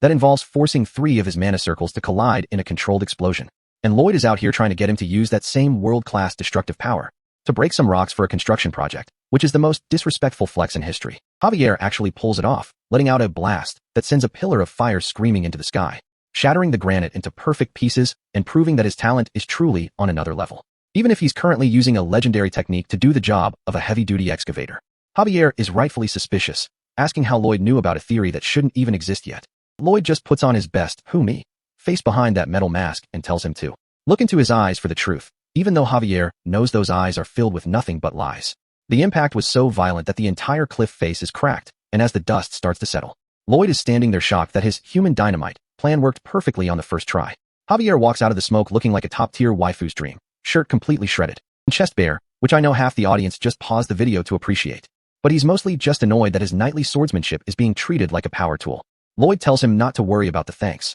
even though Javier is actively grumbling about how he's supposed to be protecting a lord, not speedrunning a stone masonry career. With Javier acting as the quarry and Padong handling the heavy lifting, the work moves at a pace that shouldn't be possible, with the orcs joining in because they think construction is just a new form of extreme CrossFit, which lets Lloyd sit back and fan himself while calculating his profits, until he realizes the soldiers he sent for insulation are 3 weeks late. Javier drops the mood immediately, suggesting that either the men are lazy or they've met with a fatal accident, prompting Lloyd to drop the act and get serious about finding his people. Javier tries to go alone, but Lloyd shuts that down fast because as the boss, he's responsible for every single life on his payroll, and he's not about to let his workers die on his watch. They head into the canyon and find a discarded glove, one of the custom-made red ones Lloyd designed specifically for his crew, and seeing it lying in the dirt is the ultimate red flag. Javier senses that the mana flow in the canyon is behaving in a way that feels subtle but wrong. And that's when Lloyd's memory of the original novel finally clicks into place, turning his smugness into pure dread as he realizes they're walking into a situation from the book,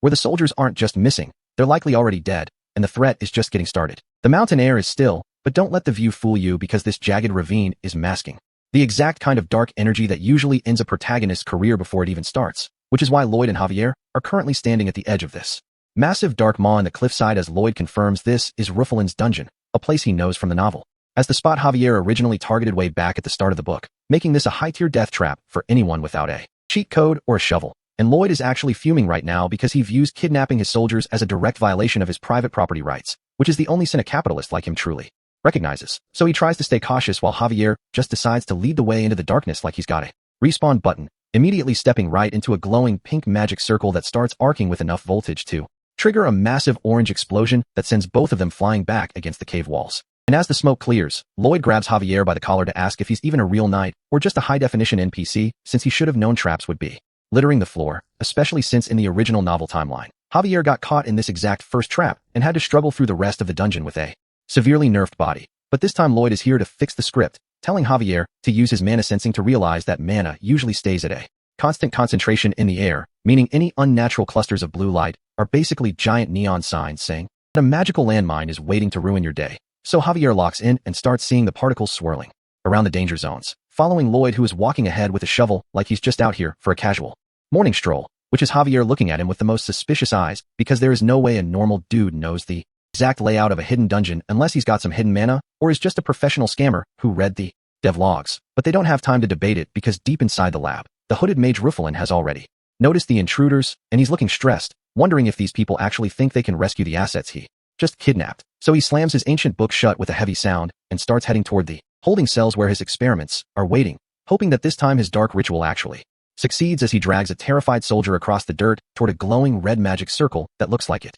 connects directly to the underworld, standing over the kid with a massive bone-handled scythe while yapping about blood-soaked blades and 100 days of rituals until a voice from the shadows tells him to shut the up, and Javier appears looking like a total menace, telling the mage to take his hands off the property immediately, which makes Ruffalin lose his mind and trigger a secondary defense that causes a massive stone slab to rumble and start falling from the ceiling to turn the duo into a couple of expensive pancakes. But Lloyd isn't panicking. He's just taking a deep breath and puffing his cheeks out like he's about to do something extremely disrespectful to the laws of physics while the mage is grinning, thinking he's about to put them to sleep for good. But Lloyd triggers his Energizer skill, which basically means he's on a 10-minute infinite stamina glitch, digging into the ground so fast, it makes his work in the ant tunnels look like slow motion, while Javier realizes the mage's sleep magic is completely useless against him because his natural insomnia is the ultimate counterspell, though he still takes a second to judge Lloyd for looking like a human ground mole before leaping into the hole just as the ceiling comes crashing down. And Javier thrusts his blade into the floor of the tunnel to trigger a massive blast explosion that tears through the cavern and sends a shockwave right into the mage's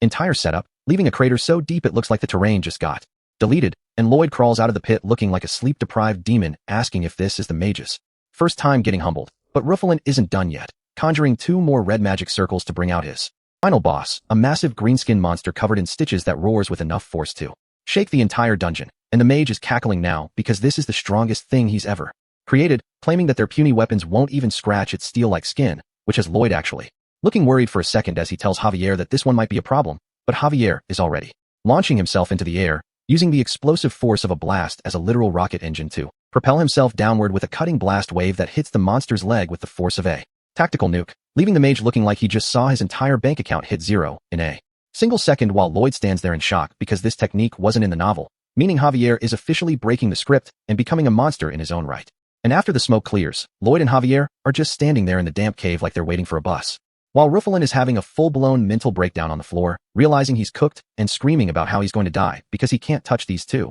which is when Lloyd hits him with a sharp HEY to shut him up. But Lloyd doesn't even care about the magic circles or the threats. He just gets straight to the point and asks how this fraud is going to pay for the weeks of construction delays he caused by kidnapping his workers, which has the mage immediately switching from deadly villain to desperate scammer, offering up every magic item in his lab just to keep his head attached to his shoulders.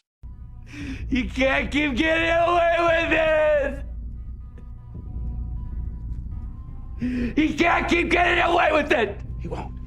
And Lloyd's face does that unhinged greedy shift because the bag is officially secured, while Javier walks in carrying a soldier to confirm that the men are exhausted, but at least they aren't meeting their ancestors today. So Lloyd crouches down with his shovel, looking at this pathetic heap of a man and asking what he was even planning to do with those bodies if they had died. Only for the mage to drop some generic fantasy nonsense about researching how to bring the dead back to life, which Lloyd greets with the most "be for real right now" expression I've ever seen. But then the mage gets all somber, claiming he only did it to bring back his dead wife and child, trying to pull a sympathy card on the one guy who values a coin more than a sob story. And we get the tragic backstory filter, where Ruffalin was apparently just a normal manor wizard living a happy life with his blonde wife and kid, until the local lord decided he wanted the wife for himself, leading to a pursuit that ruined everything. But Lloyd cuts the story short because he's heard enough of this villain with a reason yap session, and he looks the mage dead in the eye, asking a very practical question. If he actually succeeded in bringing them back, did he really think they'd thank him for murdering hundreds of innocent people just to save them? Or did he think the ghouls he created didn't have families who actually cared about them too? Lloyd is being cold as ice here, telling the mage that his story isn't nearly pitiful enough to justify the crimes, and that his nature is never going to change. Because someone who destroys happy families just to satisfy their own grief isn't a tragic hero. They're just a common killer who deserves zero respect. And with that reality check delivered, Lloyd just turns around and starts walking away, telling the mage he's coming back later with a crew to strip the place of every magic tool worth a cent, giving him one final warning that if he tries to touch a single hair on anyone else's head, the forgiveness trial is officially over, leaving the mage bowing and crying out, "Thank you," like a pathetic dog. But Lloyd's internal monologue is already shifting back to the original novel plot, where Javier made a massive mistake. Because in the original script, Javier actually forgave this dude and let him live, which allowed Ruffalin to just go right back to killing hundreds of people to power himself up, turning him into a recurring, annoying-ass villain that Javier had to fight over and over again because he didn't finish the job when he had the chance. But Lloyd isn't about to let this plot hole happen in his timeline, so he's showing his back on purpose while his eye starts glowing with that "try-me" energy. And Ruffalin falls for the bait instantly, his gratitude vanishing as he manifests a purple lightning sigil in his hand to strike Lloyd from behind, snarling about whether he actually said he forgave them. But he's moving in slow motion compared to the monster Lloyd has turned Javier into, as the mage prepares to crash out one last time, thinking he's finally got the upper hand on the guy who just insulted his entire life's work. But Javier was already 3 steps ahead, his hand on his hilt because he knew exactly how a snake like this would react to mercy, and he sends the mage flying with a strike so fast the blood splatter is the only thing the camera can even track. Damn it! He got me! Which triggers a memory for Lloyd back to his days as Kim Suho, working on a Korean construction site where some bum in a lime green vest was constantly on his case, calling him a rotten punk and demanding he bow at a perfect 90-degree angle just to satisfy the old man's ego, which is the kind of power tripping you see in every toxic workplace. And Suho actually did it, bowing and apologizing while telling himself that good things are good, and that avoiding conflict is the mature way to handle bums like this. Thinking that if he just stayed polite and took the abuse, the guy would eventually change and realize he was being an asshole. But the result was the exact opposite, because the more Suho bowed, the more the bully thought he was a pushover who wouldn't fight back, leading to the guy screaming in his face about his eardrums bursting and calling him pathetic in front of the whole crew. And you can see Suho clenching his teeth so hard they're about to shatter, telling himself to just hold it in because losing his temper would only make the job more exhausting. But the second the old man brings Suho's mother into the conversation to call her pathetic for giving birth to him, the peaceful act officially expires and a vein pops in his eye, leading to Suho grabbing the guy's shoulder with a grip that probably bruised the bone, his face shifting into the same menace energy we see from Lloyd. And he delivers a punch to the jaw that probably reset the guy's internal clock, because some people really need to be reminded that polite doesn't mean weak. The impact is so clean the background literally turns red, sending the bully reeling back in pure shock that the easy target just fought back. And he doesn't stop there, following up with a black boot to the chest that sends the guy flying into the dirt while the rest of the site watches in horror. It takes 4 grown men to restrain Suho while he's thinking to himself that he's probably doomed and losing his job for this. But when he shows up for work the next day, sweating under those metal pipes and waiting for the other shoe to drop, he sees the bully walking past with a bandage on his face, and instead of starting something, the guy just looks away and minds his own business. Because peace has finally come to the site, not because Suho was nice, but because he showed the bully the exact cost of being a jerk. Which brings us back to the dungeon, where Lloyd is standing over the defeated mage and philosophizing about how violence is sometimes the only way to stop a cycle, reflecting on how modern society loves to give light punishments to vicious criminals because they have a bright future, or human rights, even when they're serial killers. And he just scoffs at the whole idea, walking away while telling the mage that villains should receive punishments that actually fit their crimes, leaving the trash exactly where it belongs.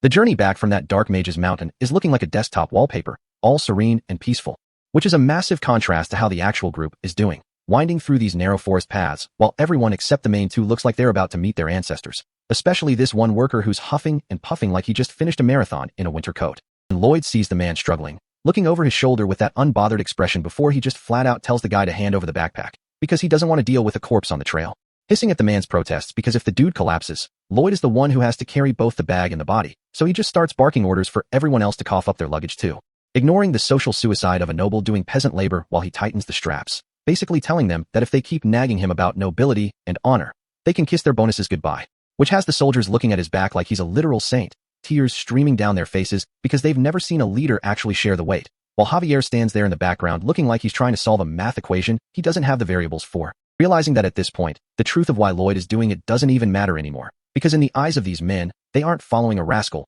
they're following a leader who actually gives a damn. And right on cue, the system decides to chime in, letting Lloyd know that his reputation is skyrocketing and that this beautiful story is going to spread through the kingdom like a wildfire. But instead of feeling the warm fuzzies, Lloyd is out here looking disgusted, shouting in his own head that he doesn't need rewarding feelings when he could be getting paid in cold, hard cash instead. Anyway, the scene shifts over to the arid, dusty lands of the Steel Sand tribe where the sun is beating down on everything like it's personal. And we see the exterior of the stone-cold storage is finally done, looking like a solid piece of engineering built right into the hill, as Hiroshi leads the group inside to inspect the miracle building. The big man isn't impressed, poking around the stone walls and pointing out that it's still hot enough in here to ruin the meat, which would lead to the ultimate tragedy for an orc, muscle loss. And Lloyd just stands there with the most punchable, confident smile you've ever seen, telling him it's only warm because the ice hasn't been delivered yet, which makes Hiroshi pause, because there isn't a single cube of ice within 1,000 miles of this desert. So when Lloyd casually mentions that if there isn't any ice they can just make some, the orc leader looks like his brain just hit a 404 error,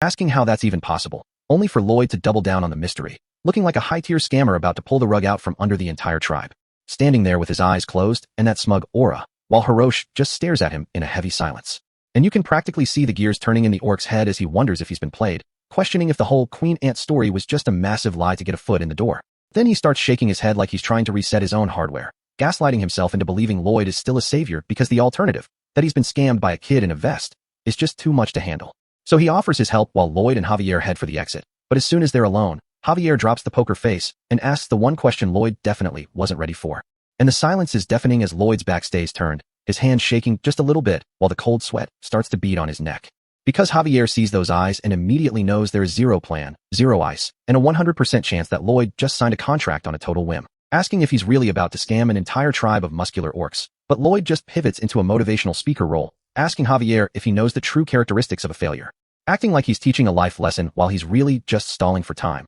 claiming that you won't find anything in life without jumping into the deep end first. Clenching his fist like he's in the middle of a shonen protagonist's speech, shouting about how success is just about opening up and fixing the problem somehow. He raises his arm like he's leading a revolution, screaming about the entrepreneur mindset, while bathed in a golden light that makes him look way more inspired than a guy with no plan has any right to be. Leaving Javier standing there in the dark, looking like he's just realized he's tied his career to a man who is 1,000 times more likely to fail than succeed. But fast forward to the middle of the night, and Lloyd is actually out here on a rocky outcrop under the full moon, looking like he's trying to use 200% of his brain to solve the thermodynamics of a desert, deciding that his first step is to get Padong and Bell to start hauling water from the lake into some stone basins, because if he's going to innovate, he's going to need a lot of raw material. He starts breaking down the logic of ice magic, realizing that if mages can just rearrange mana to create frost, there has to be a physical principle he can exploit with his own skills. Reasoning that since he's been training in mana absorption every single day, he should be able to manipulate the energy flow himself without needing a staff or a pointy hat. Visualizing the different kinds of natural mana swirling around him in the dark,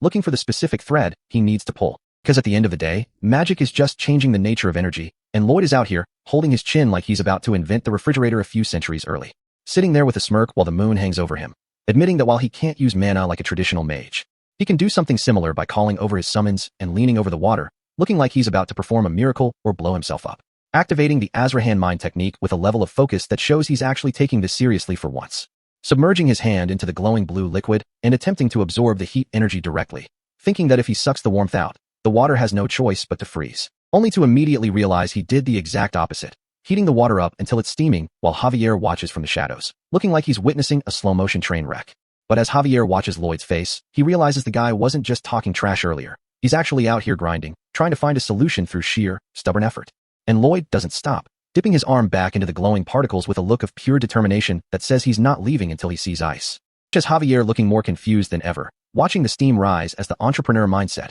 actually starts to look like real work. Until finally, the system gives him the notification he's been hunting for, confirming that he's developed a brand new skill and leveled up his mind technique to double circle level 2. So a few days later, we head back to the storage site where the air is thick with steam and the orcs are looking like they've just seen a ghost. And there it is, a massive, glowing blue cube of ice sitting right in the middle of the desert, while Lloyd stands there looking like he just performed a casual flex, telling them it'll be perfect once the insulation is in. And the orcs are absolutely losing their minds, shouting about how they never have to hunt every day again or throw away spoiled meat, turning the whole scene into a massive celebration. While Lloyd just side-eyes Javier with the most "I told you so" expression in human history, pointing to his head like he's the smartest man to ever walk the earth. And Javier just closes his eyes and raises his hands, finally surrendering to the madness and giving the entrepreneur mindset his official seal of approval. The Steel Sand tribe is out here officially giving Lloyd his flowers for saving their entire food supply. And Lloyd is doing that annoying humble brag thing where he pretends he was just following the contract. But the system doesn't lie, confirming he just secured 120 orc workers as the leader. Akush steps up,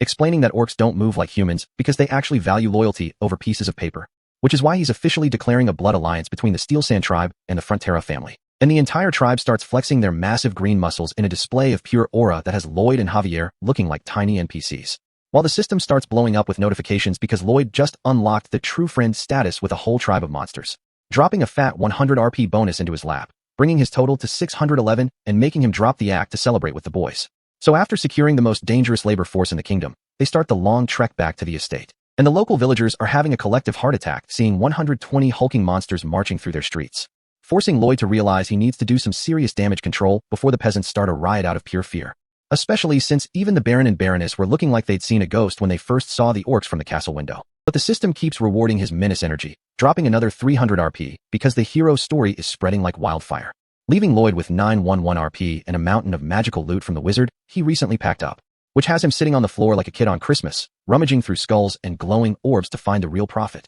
Until Javier asks if there's anything worth selling, only for Lloyd to freeze when he flips to a specific page in a dark tome. And without explaining a single thing, he tells Javier to clean up the mess while he sprints toward the mine like his life depends on it, bursting into the tunnels and screaming for Tords, the poor miner who's been working himself into an early grave. Only for Lloyd to grab him and ask if he remembers that insane 520-year labor contract they signed a while back. Just when Tords thinks he's getting a break, Lloyd shows him a diagram for literal necromancy, explaining he found a way to revive corpses, meaning the 520-year contract is no longer a joke because Tords is going to keep working even after he dies. And Lloyd is out here grinning like a psychopath, asking the man if he's happy that his debt is now eternal, forcing the most disrespectful smile through the pained face I have ever seen, while Tords literally starts weeping in despair. which is so unhinged that even the system tells Lloyd the King of Hell is looking to hire him for his demonic personality, leaving the mine behind as the scene shifts back to the manor, where things are about to get even more toxic. As Lloyd walks through the halls looking for the Baron to discuss the new orc logistics, only for a maid to tell him that the Baron is currently trapped in the reception room with those two bottom-tier debt collectors.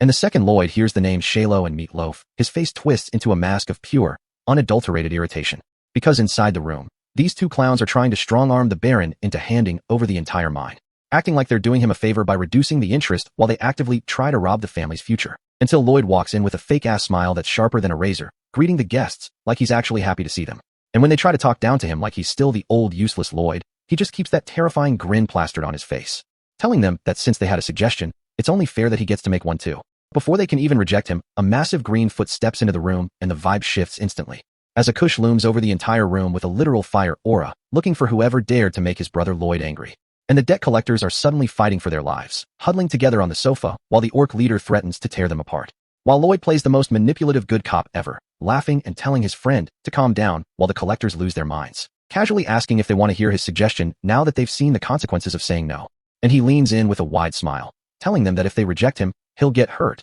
which is the cue for the orc to roar again, promising to physically dismantle them if they cause even a second of suffering for the Frontera family, sending those two frauds sprinting out of the building faster than any Olympic athlete could ever dream of, leaving Lloyd to hand the Baron a document that basically fixes their entire financial situation through sheer intimidation, explaining that the estate is finally moving into the green now that the coal and construction business is booming. But the Baron drops a reality check, pointing out that having 120 orcs means their food bill is about to be astronomical, since these dudes eat 10 times more than a human, proving that even when you win, there's always another bag to secure. So the orcs are actually turning out to be the most efficient employees in history, clocking in with that high-tier strength stat and swinging the pickaxe like they're trying to mine through the center of the earth, which is why the human staff is out here having a collective stroke, because this man hasn't taken a break in a full day. And bro is literally fighting to stay in the mines because he's worried about losing his gains if he stops for 5 minutes. Since money means nothing to these dudes as long as they can get that unlimited protein supply, which sounds great until you realize that feeding 120 of these behemoths is a financial death sentence for the estate, leading Lloyd to drop the most devious suggestion, telling Javier that the only way to survive the grocery bill is to hike up the taxes, which naturally makes the knight go into a panic. Because Javier thinks this is just standard noble robbery, but Lloyd just hits him with that smug capitalist grin, explaining that it's only a loss if the people stay broke, so the move is to just expand the map and find more ways for them to generate bag, by taking the abandoned Mares wetland in the north and turning it into a massive farm for the citizens to grind on, letting them work the land so they can earn enough to pay the estate a cut without ending up in a ditch. And for real, walking into this swamp is a reality check because the land has been a dead zone for centuries, but Lloyd is just out here with a shovel, knowing that while he talked a big game, fixing the drainage on a terrain this wide is going to be a total nightmare, forcing him to drop the ego and start an analog simulation, which is basically just him playing in the mud like a toddler, failing over and over again while he tries to calculate the water flow. And by the time the sun starts coming up over the horizon, Lloyd is still on his knees in the dirt, looking like he's lost his entire mind while he mumbles about elevation and rainwater structures. It's been 21 days of this madness, with Lloyd refusing to eat or sleep, while Javier and the Baron just watch from a distance,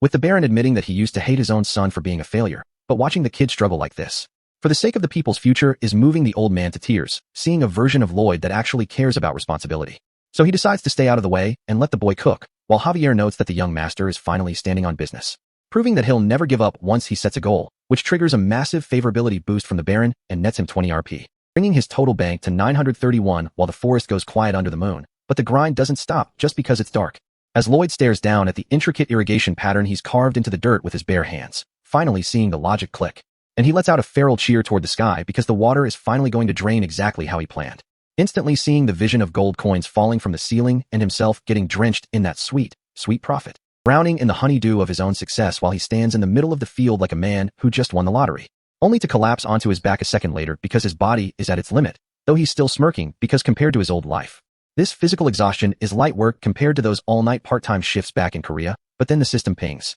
announcing that his mud play was a high-level design experience, unlocking a private option called simulation mode, which lets him manipulate 3D data in his head. And as he tries out the new green wireframe visuals, he realizes he spent a whole month digging in the dirt for something he could have done in 5 seconds with a digital menu, while he sits on the ground in a disheveled mess, questioning if this was actually what he wanted when he first got dragged into this world, while the system basically tells him to shut up and realize that his wish is deeper than just getting a degree and a paycheck. But he's too busy to deal with philosophical nonsense, calling out Padong and Belle to help him get to the next stage, smiling at his little construction crew as the sun rises on the project, and he tells them it's time to meet a new co-worker, standing at the edge of the wetland like a general preparing for war, knowing that the first step is the hardest part. And he tells the two small creatures that they need to scoop out every drop of water in the swamp and toss it, which clearly sounds like a death sentence to Padong. So Lloyd decides to hit the gacha and spend his saved up points, hoping to draw a fantasy species that can handle the heavy lifting, opening the random draw menu with that gambling edge. Calculating that he can afford 4 pulls before the price gets too high, and he prays he doesn't get another useless mascot. Wishing for a large species to help scoop the water while the magical circle starts making that annoying noise in the air, spinning with those green gear motifs before it finally fires a projectile straight out of the center at high velocity. And it hits Lloyd right in the face, drawing blood from his nose like the system is just bullying him at this point. While the projectile bounces off the sand and reveals itself to be a tiny, round yellow creature that just shouts its own name, leaving Lloyd in a state of pure shock because he was expecting a massive behemoth, but he's stuck looking at this hippo-looking thing, while Padong and Belle start spinning around and welcoming the new guy, who seems way too happy for someone so small. So Lloyd asks for the instruction manual, and the creature just spits a crumpled piece of paper onto the sand like a total savage. And as Lloyd reads the fine print with a vein popping in his forehead, he sees that this thing won't grow no matter how many seeds he feeds it, leaving him staring at the hippo and wondering if he just wasted his hard-earned points on a useless yellow ball. And Lloyd is out here looking like he just got scammed by a mid-tier gacha pull, because this tiny yellow ball is definitely not the heavy machinery he was praying for, so he immediately tries to hit the refund button on the system, only for the interface to tell him to cope with the 1 drop per day limit, which triggers a full-blown labor strike from Belle and the gang who can sense he's being a hater. So he tries to explain that the workload is scaling and this hippo is basically a pocket-sized liability, but the squad is already out here with picket signs demanding recognition for their new coworker, forcing him to fake being intimidated by a bunch of plushies before he finally asks what this hippo actually does, only for the system to drop a skill called One Shot. That sounds suspiciously OP. And as he's wondering if this thing is just a glorified sponge for his laundry, the hippo gives him a confident nod like it's ready to do some serious damage, claiming it can hold 4 times its stomach capacity, which makes Lloyd realize the system is low-key hand-holding him through this project by giving him exactly what he needs. So they head over to a nearby stream for a field test, and the hippo just leans in like it's at an open bar, drinking with a rhythmic intensity that starts to make Lloyd look a bit concerned about the physics of the situation, because the hippo is physically expanding like a balloon in real time, and Lloyd realizes he might have misjudged the potential of this yellow unit. As the gulping sounds get more aggressive and the water level starts receding way faster than should be legally possible, the creature becoming a massive mountain of a unit while the entire stream gets sucked into a vortex of pure greed, until the water is just gone, leaving a swirling hole in the earth and a sound that tells you the environment just got nerfed,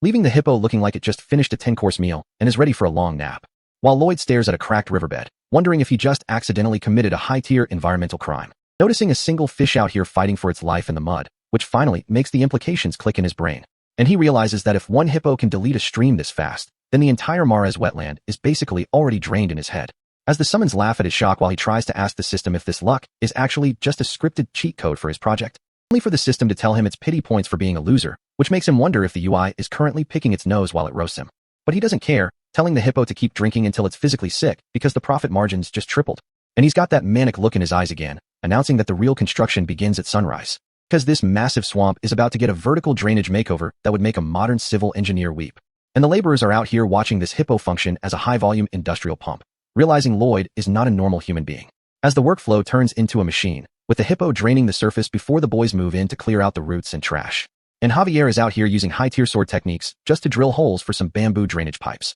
which is the ultimate flex of wasted talent. Padong compacts the soil to force the moisture into the stakes, where the hippo is waiting to suck it all out like a giant straw. And 10 days of this grind pass by with Lloyd using his simulation skill to design banks that are actually structurally sound, until the first section lights up green like a completed quest objective, and Lloyd is out here screaming with pure hype, promising the crew a bonus party because he knows a motivated workforce is the only way to scale this project into a fortune. And the men are roaring like they just conquered a kingdom while the summer heat starts to set in over the new fields, leaving Javier standing in the middle of this transformation looking like a cover model who accidentally stumbled onto a construction site, as he stares at his shovel and has a minor existential crisis about how a master swordsman ended up as a full-time laborer. But Lloyd just runs up with a bag of seeds, completely ignoring the fact that Javier is supposed to be a knight, hitting him with some sketchy logic about protecting the estate from pests until Javier just sighs and starts watering the dirt, planning his escape for next time, even though he can't deny that the swamp is actually turning into high-value farmland, which looks like a miracle of irrigation to anyone watching, especially the locals who have never seen land reclaimed like this. And as the people start looking at Lloyd with genuine respect, the system picks up on the energy shift in the barony, dropping a massive 450 RP bonus for social achievement, which Lloyd accepts with the grin of a man who just secured a massive investment. And for a second, he's just vibing in the success of his own engineering while the atmosphere turns peaceful. And even Javier is out here kneeling in the sprouts, looking low-key proud of the work he's done with his own hands. As Lloyd relaxes on a ledge and explains that they just need a water will to finalize the drainage system, mentioning they need a specialist technician to handle the build, though the peaceful moment is about to get interrupted by the sound of hoofbeats cutting through the air, putting both of them back into alert mode immediately. As a whole squad of riders pulls up, and Lloyd recognizes the white-haired dude as Viscount Racona from the north. It looks like he's about to be a major problem for the project's legality, pulling up with the confidence of a man who owns the map. And one of his associates demands to know who's responsible for this construction, while Lloyd just stands there with that unbothered smile, claiming the title of person in charge, only for the guy to drop the bombshell that they're supposedly trespassing on the Viscount's property, telling Lloyd to pack his bags and get out. But we all know Lloyd doesn't walk away from a finished investment without a fight. Looking at the Mares wetland, a place that's basically been a ghost town for centuries. And while the northern half is technically Viscount Lacona's territory, the map doesn't account for the fact that the Frontera barony did all the work, so this white-haired fraud pulls up out of nowhere, thinking he's about to secure the bag without lifting a single finger, which Javier recognizes as a legal problem. But Lloyd just smiles, asking if the Viscount is really trying to claim they're trespassing after he just fixed the land. Lloyd doesn't even look at the aide, just tells him to shut the hell up because the adults are talking, leaving the guy looking like a total glitch while Lloyd casually drops his name like he's the main character he is. The Viscount tries to act big, telling Lloyd his behavior is trash and demanding to speak to his father. Where did these niggas be at when they say they doing all this and all that? But Lloyd isn't moving, just casually mentioning that he hears the annoying buzzing of a dung fly, which the Viscount is too slow to realize is a direct insult to his entire existence until his aide whispers the truth. Now the real show starts, as Lloyd begins reciting the kingdom's land law like he's a high-tier lawyer, ignoring the Viscount's screaming to explain that neglected wasteland belongs to whoever actually cultivates it, listing off the requirements of funding, labor, and residential potential while the Viscount starts sweating. And as Lloyd walks closer to the horse, he reaches for the final proof needed to end this man's career, pulling a fully grown onion out of the dirt to satisfy the harvest rule, leaving the Viscount looking totally cooked. That's where he's the goat! The best part is that Lloyd actually planned this weeks ago, remembering how he tricked a confused Javier to planting these seeds by claiming it was pest control, making the knight a witness to the whole process. Lacona is having a total meltdown realizing Lloyd prepared every legal loophole in advance, but Lloyd just hands him the onion, telling him to take the vegetable as a gift before his expression goes cold, ordering the intruders to leave his territory. The Viscount can't do anything but fume in silence as his squad is forced to retreat from the land they tried to steal. Javier asks how he knew they'd show up, and Lloyd just sighs, saying low-tier trash always tries to steal other people's hard work. The workers start losing their minds with joy, cheering for Lloyd because he just protected their future and their homes. But Lloyd is out here crashing out because he realizes he actually has to pay all these people the bonuses he promised. The seasons start shifting as the summer heat fades away and the heavy autumn rains begin to hammer the estate, turning the paths into mud, which is the ultimate test for the drainage system Lloyd spent weeks building. He's out there in the downpour with an umbrella, obsessively checking every water wheel and conduit to make sure his math was right, knowing that if this reclamation fails now, he loses everything he's invested into this swamp. But the sun finally breaks through the clouds, revealing a grid of perfectly drained fields that didn't flood for a second, which triggers a massive wave of system notifications, awarding Lloyd a monumental construction achievement for changing the continent's geography. His skills level up to Intermediate 3, unlocking 3D simulation and underground scanning, while his relationship points skyrocket to 1,355. And Lloyd just gives that devious smile, declaring the project finished and moving straight to the next phase of his plan. Meanwhile, back at the Lacona mansion, the Viscount is literally screaming at his desk about the land reclamation being finalized. His subordinate explains that Lloyd secured the residents' loyalty with a 3-year tax break, meaning the land is officially his. And the thought of Lloyd sitting on a golden egg of fertile land makes the Viscount's stomach hurt from pure jealousy. He's clutching his gut in agony, refusing to let go of the wealth he thinks belongs to him, before he snaps, ordering his men to call the workshop's supervisor to start a new kind of war against the Fronteras. A few days pass and we find Lloyd waking up in his bedroom, but something is clearly off with the way he's moving. He's holding his head like his skull is about to split open, wondering if the exhaustion from the project finally caught up to him. But then he notices Javier waking up in a chair looking just as distorted and pained as he is. Javier is clutching his head, saying he's never felt a headache this excessive in his entire life. And Lloyd stops in his tracks, realizing that if a superhuman knight is feeling the same pain, then this isn't just exhaustion, it's a sign that something in the world's script is about to break. The morning sun is hitting this quiet valley like everything is fine, but the peaceful scenery is just a cover for the fact that the Frontera barony is about to have its entire infrastructure tested, because the residents are all waking up with a migraine that feels like a massive character nerf and MS. Emily is already out here, clutching her skull like she's trying to keep it from popping, while the livestock are instinctually avoiding the river like it's a toxic zone, which is the exact moment Lloyd and Javier step onto the scene to scope out the damage. Lloyd clocks the situation immediately, realizing the water supply is being tampered with, and he starts tapping into his meta-knowledge of the original novel to figure out which NPC is trying to grief his estate. But he's starting to realize the world's script is deviating since the ant incident, and even though he expected Viscount Lacona to be a greedy fraud, this move is a bit more personal than he anticipated. He does a quick background check and realizes the Lacona region's entire economy is carried by a mysterious dyeing technology that uses these Ladona berries. And the realization that these guys are poisoning his people's water just to flex their industrial waste sends Lloyd into a state of distorted, high-tier rage that usually ends in someone's bankruptcy. Back at the estate, the Baron is looking at this messenger like he just heard the worst trade offer in the history of the kingdom. As this goateed knight named Cornot casually sits there and demands half of the reclaimed wetlands just to stop dumping their chemical waste into the river. The Baron slams the table because he knows this is pure blackmail, but Cornot just smirks like a man who knows he has all the leverage in this negotiation. And when the Baron threatens to take this to the king's court, the knight basically tells him to go ahead because a legal verdict is going to take at least 2 years to process. He's out here asking if the barony can even survive that long while paying for legal fees and importing clean water, and the Baron is gritting his teeth because the math is not matting in his favor. Cornot stands up to leave, acting like he's already won the war, and he even has the audacity to address the Baron with a level of disrespect that's begging for a reality check. But the Baron isn't folding, declaring that his people put their blood and sweat into that land, and he's not giving a single inch to a low-life parasite. That's when the door gets slammed open with enough force to send Cornot flying,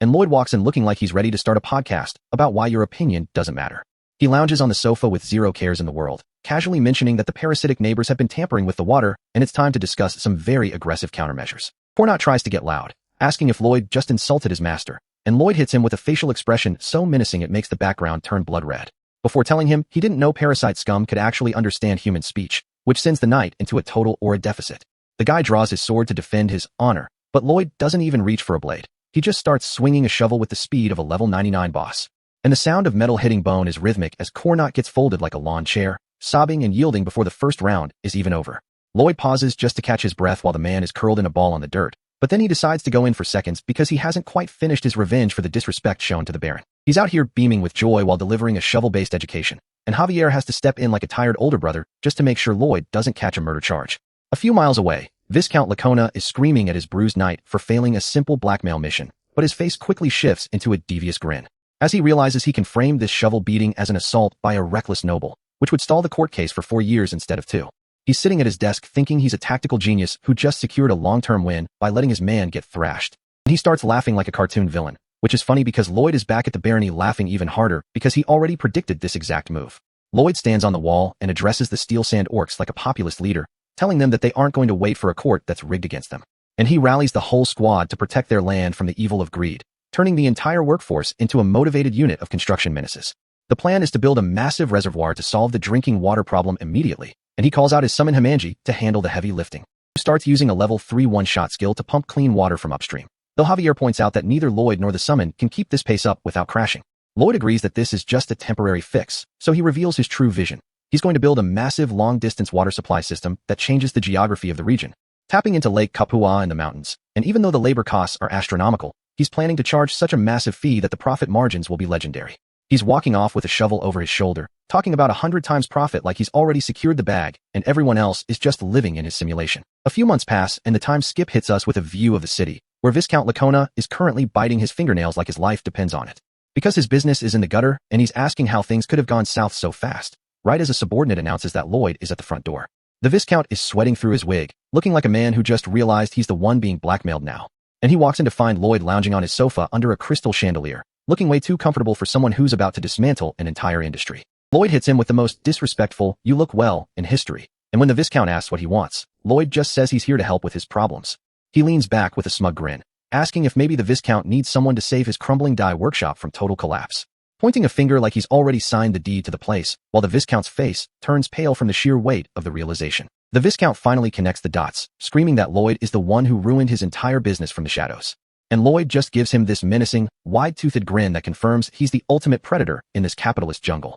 Lloyd is sitting back on the couch with his eyes closed, acting like he's just catching up with an old friend. But Viscount Lacona is vibrating with pure rage, complaining that the wastewater Lloyd dumped forced them to haul water from Lake Kapua, which Lloyd just meets with a smug smirk, reminding the man that his own knight was the one who admitted to the sabotage first, while we see the crew working on the massive pipeline project. And as Lacona slams the table demanding to know what happened to his workshop, Lloyd just tells him to relax, because he's getting to the best part, explaining how they hit a massive valley and had zero other options but to flex some engineering muscle by building a Roman-style aqueduct, which required them to blast out massive amounts of limestone for building material, as we see Lloyd out here doing the heavy lifting himself. Except some of that limestone accidentally ended up in the riverbed, which has the Viscount screaming because he still doesn't see the connection, till Lloyd drops the logic bomb that the water from that valley flows directly into the workshop's intake. meaning all that lime reacted with the dyes and turned the Viscount's high-end luxury cloth into actual garbage, leaving the man looking like his soul just left his body. And when he tries to bark about suing in the royal court, Lloyd just tells him to go right ahead. Knowing a verdict takes 2 years, and by the time the courts move, the Lacona brand will be a dead memory, which turns the Viscount's face into a mask of pure, helpless fury. So Lloyd decides it's time to head out, leaving the man literally kneeling in his own ruin. Ignoring the desperate threats about connections, because at this point, the man is just shouting at a wall. As Lloyd gives a casual wave over his shoulder, exiting the building like he didn't just delete a man's entire livelihood. Walking back through the woods with Javier, who is genuinely confused why Lloyd is just trying to make the guy crash out instead of settling things, pointing out that a legal war will drain their resources, but Lloyd just tells him to pipe down and watch the play. With a smile that says he's already calculated the exact moment the Viscount will break, looking out over the land like he owns the horizon. And sure enough, 1 month later, we're back at the estate where someone is face down on the carpet. And it's the Viscount himself, begging for a lifeline to save his dying workshop, while Lloyd and Javier look down from the couch like judges. Lloyd asks if those fancy capital connections finally failed him, reminding the man he lost the second his misconduct went public. The Viscount is offering a full apology, throwing away his status as a noble to beg for mercy, but Lloyd isn't moved by tears. He snickers at the idea of pride, saying if that stuff had any market value, he would have sold his own 10,000 times over already. Reaching out toward the crying man to clarify that he doesn't want an apology at all. He wants a signature on a water supply contract that turns the Viscount into a permanent ATM for the Frontera family. The Viscount looks at the price tag and starts stuttering about how water should be free, which is a wild thing to say to the man you try to bleed dry. Lloyd's eyes go wide and manic as the background turns blood red, reminding the man of a very specific lesson. That the one who taught him water has a price was the Viscount himself, and now the bill has finally come due. Back at the office, the clerk is staring at the numbers in disbelief, asking if they're really going to be receiving this much gold every month. Lloyd is out here clapping like a proud father, talking about paying off interest while his internal thoughts take a dark turn, laughing like a movie villain because he knows that contract he just secured has no expiration date, meaning the Lacona bloodline is effectively enslaved to this debt until the end of time. Visualizing the Viscount and his heirs bound in chains, Lloyd realizes he can't just let the man walk away with a light punishment. His face contorts into something straight out of a horror manga as he thinks about how he'd rip the man's blood vessels out if he could trade them for more cash. Clerk actually interrupts the demon time to ask why he's making such a terrifying face, but Lloyd just plays it off as being happy about the money. Before the clerk drops some news about the old orc treasure they've been sitting on, saying Count Cremo wants to buy it for a massive price. Lloyd is skeptical because a man that rich doesn't usually buy used junk, but apparently, the Count is looking to build a statue. The scene shifts to Cremo, the city of commerce, where the architecture looks expensive and the vibes are heavy. You see Count Cremo himself looking out over the bay under a full moon, just standing there in silence. Until the water starts to bulge in a way that definitely isn't natural, making the Count's eye twitch as he senses the shift. And suddenly a massive explosion of water hits the sky as something prehistoric screams from the depths. It's a massive, armored nightmare rising from a vortex, and the Count is frozen in place, realizing he's no longer the biggest fish in the city. The monster stands tall in the rain, a purple-hued crustacean with glowing eyes that looks like it crawled out of a Souls-like boss room. And the system identifies this thing as the Monster Giganton, officially ending the peaceful era of debt collection. So the plan is to move out in exactly 1 week, right as the major construction in Lacona wraps up and the profit starts flowing.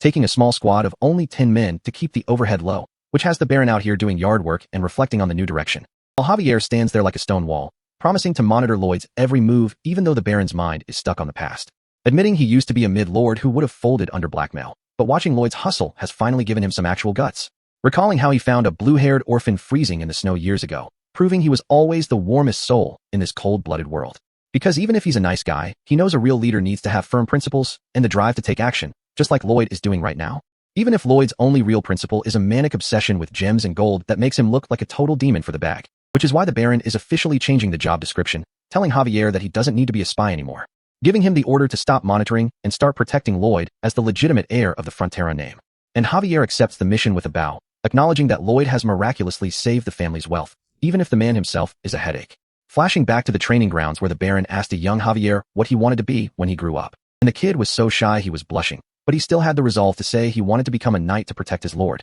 getting a head pat and some genuine encouragement that a kid who survived a harsh winter alone would definitely become the world's strongest. Receiving a wooden sword carved by the Baron's own hands, only for the red-haired menace to show up and start talking trash, mocking his orphan status and stomping that wooden sword into splinters, telling him to keep dreaming in his next life like a total villain. Fast forward to the present, and the man who used to be a nightmare is walking into the room with his coat draped over his shoulders, while Javier glances at that same broken sword mounted on the wall, struggling to reconcile the trash he knew with the genius he sees now. And Lloyd is doing his usual high-energy salesman routine, welcoming his dear customer to the Frontera Lullaby services like a total weirdo. launching into a dense lecture about mortar injection and cylindrical solid bodies that is so boring it functions as a high-tier sedative, making Javier's head start to heavy drop while he tries to figure out why he doesn't hate this version of Lloyd as much as he should. Because this Lloyd is always in the dirt, always smirking, and always moving with the confidence of a man who owns the future, snapping his fingers with a red sun command that puts Javier into a deep sleep faster than a tranquilizer dart, leaving the knight out cold in his chair while the moon hits the window,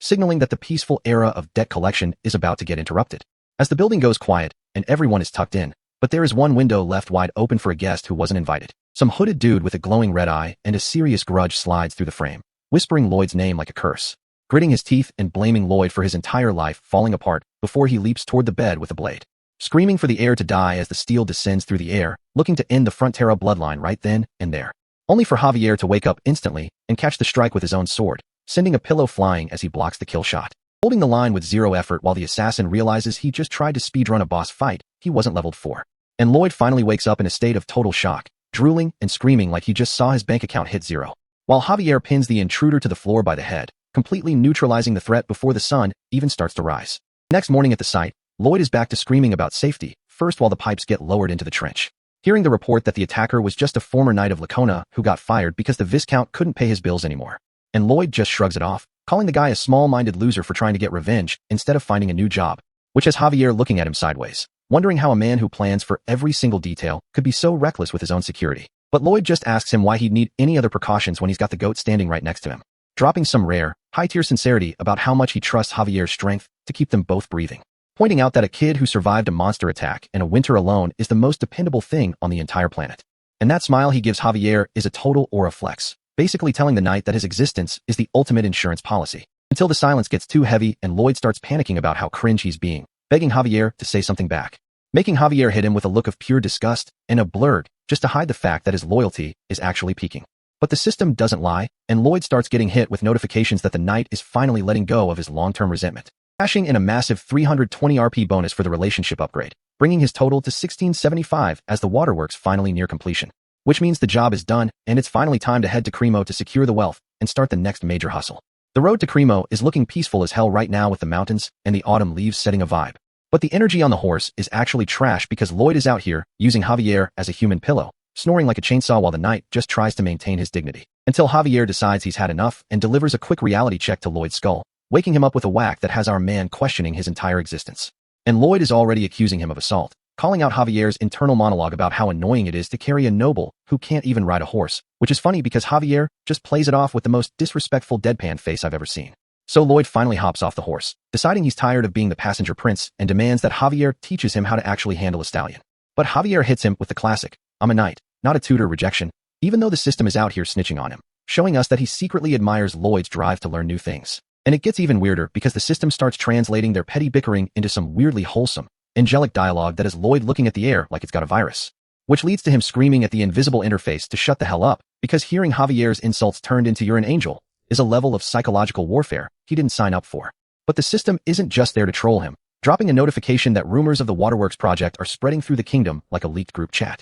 which triggers a massive reputation boost, handing Lloyd a 600 RP bonus on a silver platter and bumping his total to over 2,000, proving that building infrastructure is the ultimate cheat code for status. And you can see the dollar signs forming in his eyes as he realizes that a high reputation is just a fast track to more expensive contracts and an early retirement on a private island, leaving Javier to wonder if his boss has finally lost the last 2 marbles he had left, watching him transition from a mental breakdown to a manic grin in less than 5 seconds. But the grind doesn't stop for a horse riding lesson, and the squad pushes through the winter snow, moving toward the coast as the landscape turns into a Souls-like DLC area, until they finally pull up to the gates of Cremo, a city that looks like it was built specifically for people who want to dodge taxes and make serious bank, where they meet Count Cremo, a dude who looks like he spends his weekends wrestling bears, and he's surprised that the talented builder Lloyd doesn't look like a rough laborer. But then the Count looks at Javier's high-tier aura and assumes he's the actual noble, asking him if he's single and ready to mingle with his daughter while ignoring Lloyd entirely. And when Lloyd tries to correct him, the Count actually crashes out, shouting at him for being a mere servant who dare interrupts a conversation between high-ranking nobles,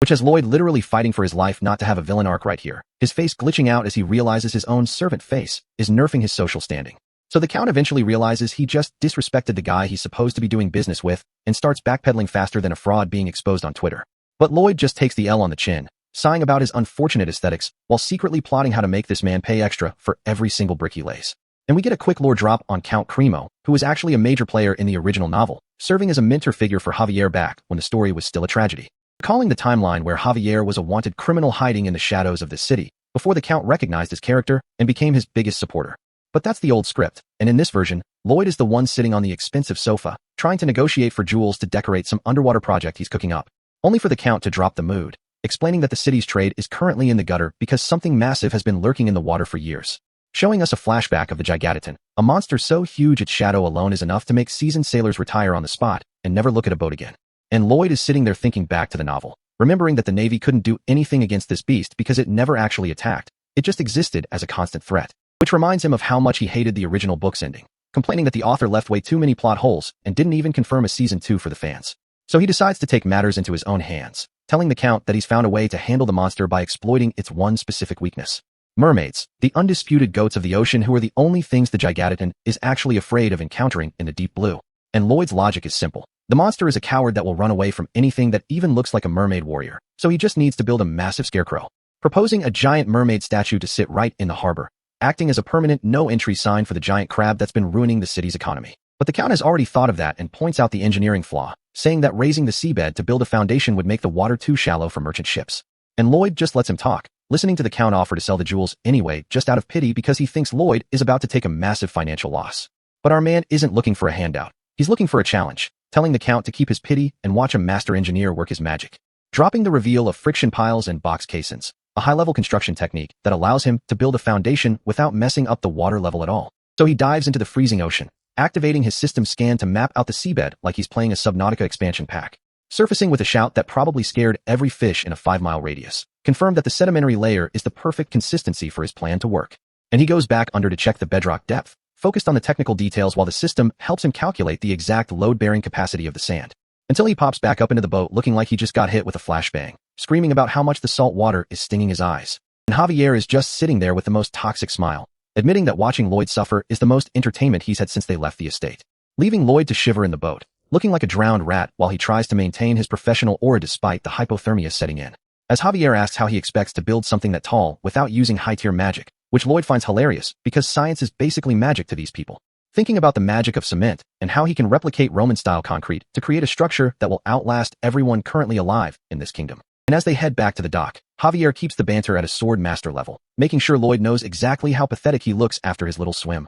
But the mood shifts instantly when a top-tier waifu appears out of the blue, blushing and holding a letter with a heart on it like she's about to confess her love, leaving Lloyd completely stunned, his face turning pink as he realizes that even with his servant face, he might finally be securing a different kind of bag. Standing on the pier when this SSS tier baddie named Christine pulls up, introducing herself as the Count's daughter and mentioning she saw them at the mansion yesterday, getting all flustered while Lloyd's heart starts doing backflips because he thinks he's finally about to get some maiden attention. But as she holds that heart-sealed letter out with both hands, looking like she's about to risk it all for a confession, we see Lloyd is already out here preparing his humble response, telling himself it's only natural that a developer of his caliber pulls top-tier waifus. Only for Javier to reach out and snatch the bag, leaving Lloyd in the dust while Christine dashes away screaming like she just won the lottery. And the silence on that pier is heavy enough to sink a ship as Lloyd tries to walk it off. But Javier is not letting this disrespect slide, turning around with a face full of shadows and pure rage because he can't stand how Lloyd is acting like he didn't just get passed over. While Lloyd plays it off with a confused look, acting like he's too busy for romance even though his ego is currently in the trenches,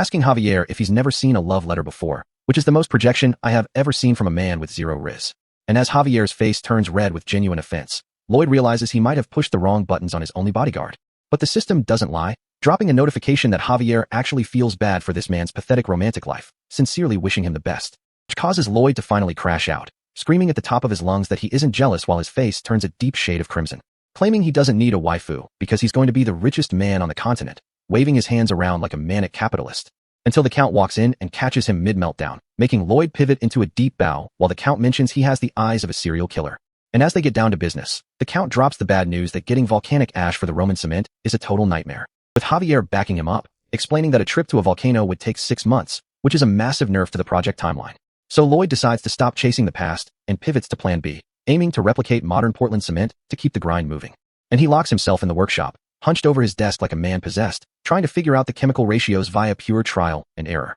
While the city of Cremo stays frozen in the background, waiting for this man to finish his research before the economy hits zero. But after 129 failed samples, Lloyd is starting to lose his mind, scratching his head and wondering if the drying process is the real fraud here. As he mumbles to himself about mixing ratios and 48 more combinations, looking like a student during finals week who hasn't slept in 3 days. Which is exactly when Padong and the gang start pestering him for attention, shaking him while he's trying to secure his future wealth. And even though he tells them he's too busy to play, these creatures are not taking no for an answer, climbing all over his head, until he finally snaps and yells at them to get lost. But that angry shout triggers a memory of a much smaller, fluffier friend, taking us back to his previous life as Kim Suho, where he had a little white dog that used to look at him with those same glossy eyes. We see the grim reality of a pet funeral, with the flowers and the portrait of a dog that didn't deserve to go out like that, showing Suho slumped over in a purple tracksuit, crying his eyes out because he realized too late that work isn't everything. Thinking about how that dog was the only family he had left, and the guilt of being too busy to play is finally catching up to him. Wishing he had brushed its fur or spent just one more hour being a present owner instead of a corporate slave.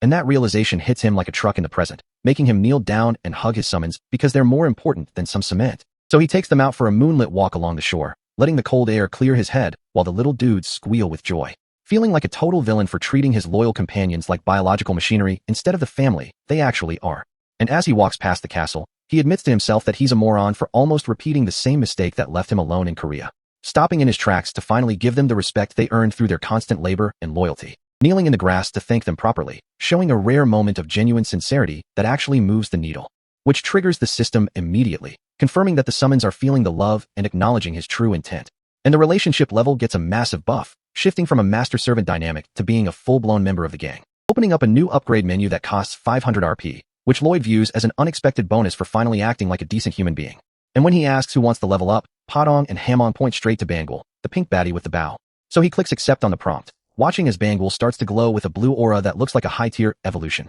until a massive flash of light consumes the entire field, making Lloyd shield his eyes while he wonders if he just created a monster. But the system confirms the level up was a success, rewarding Bangul with a list of skills that would make a boss monster jealous. And Lloyd's jaw hits the floor when he sees the new level 1 skill called Volcanic Blast, which is the exact solution he needed, leaving Bangul grinning with a face full of sparkles, because being a member of the gang just became the ultimate power move. Cremo, the city of commerce, looking all peaceful and snowy under the winter sky, until a massive explosion rips through the mountains, sending a plume of fire and smoke into the atmosphere, shaking the ground so hard that the locals start panicking while Count Cremo watches the distant blast in shock. And while the smoke towers over the city, we see two figures standing in the frozen heights, with Lloyd staring at the falling debris like it's a shower of gold, shouting that it's actually ash, which is apparently a total gift from the heavens for his cement project, though he's screaming so loud that he realizes he forgot to tell Javier to cover his ears, leading to a quick test of the knight's hearing. And once he confirms Javier isn't deaf, Lloyd decides it's time to move because speed is the only way to get paid, starting with stage 1, where they install a massive 5-layer mesh diaper onto the back of a giant Bangul, who is trembling with so much internal pressure that Lloyd has to duck for cover before the blast, triggering a massive boom as Bangul unleashes her volcanic blast right into the filtering cloth, leaving the workers in the area clutching their heads while Count Cremo watches the whole show with narrowed eyes, realizing that Lloyd isn't just some random engineer, but a menace with techniques that shouldn't even exist. So while Lloyd is out here rubbing Bangul's side like a proud dad, the Count is already planning to report him to the king. But the grind never stops, and they move into stage 2 by lowering a massive wooden caisson into the harbor, using Hamong's slurping ability to suck every drop of water out of the structure so they can work on the seabed, which leads to stage 3, where Lloyd has to start the grueling task of hammering friction posts into the mud, working until he's drenched in sweat while Javier just stands there watching him with a completely blank expression, until Lloyd finally stops and asks what the hell that look is for, feeling the judgment radiating off the knight. And Javier admits he's just surprised Lloyd is being so compliant instead of complaining about his noble status, which is Lloyd's cue to drop a top-tier performance, begging Javier to help him so his poor family doesn't suffer. And the manipulation works perfectly, because Javier takes that hammer and starts slamming posts with enough force to shake the ocean,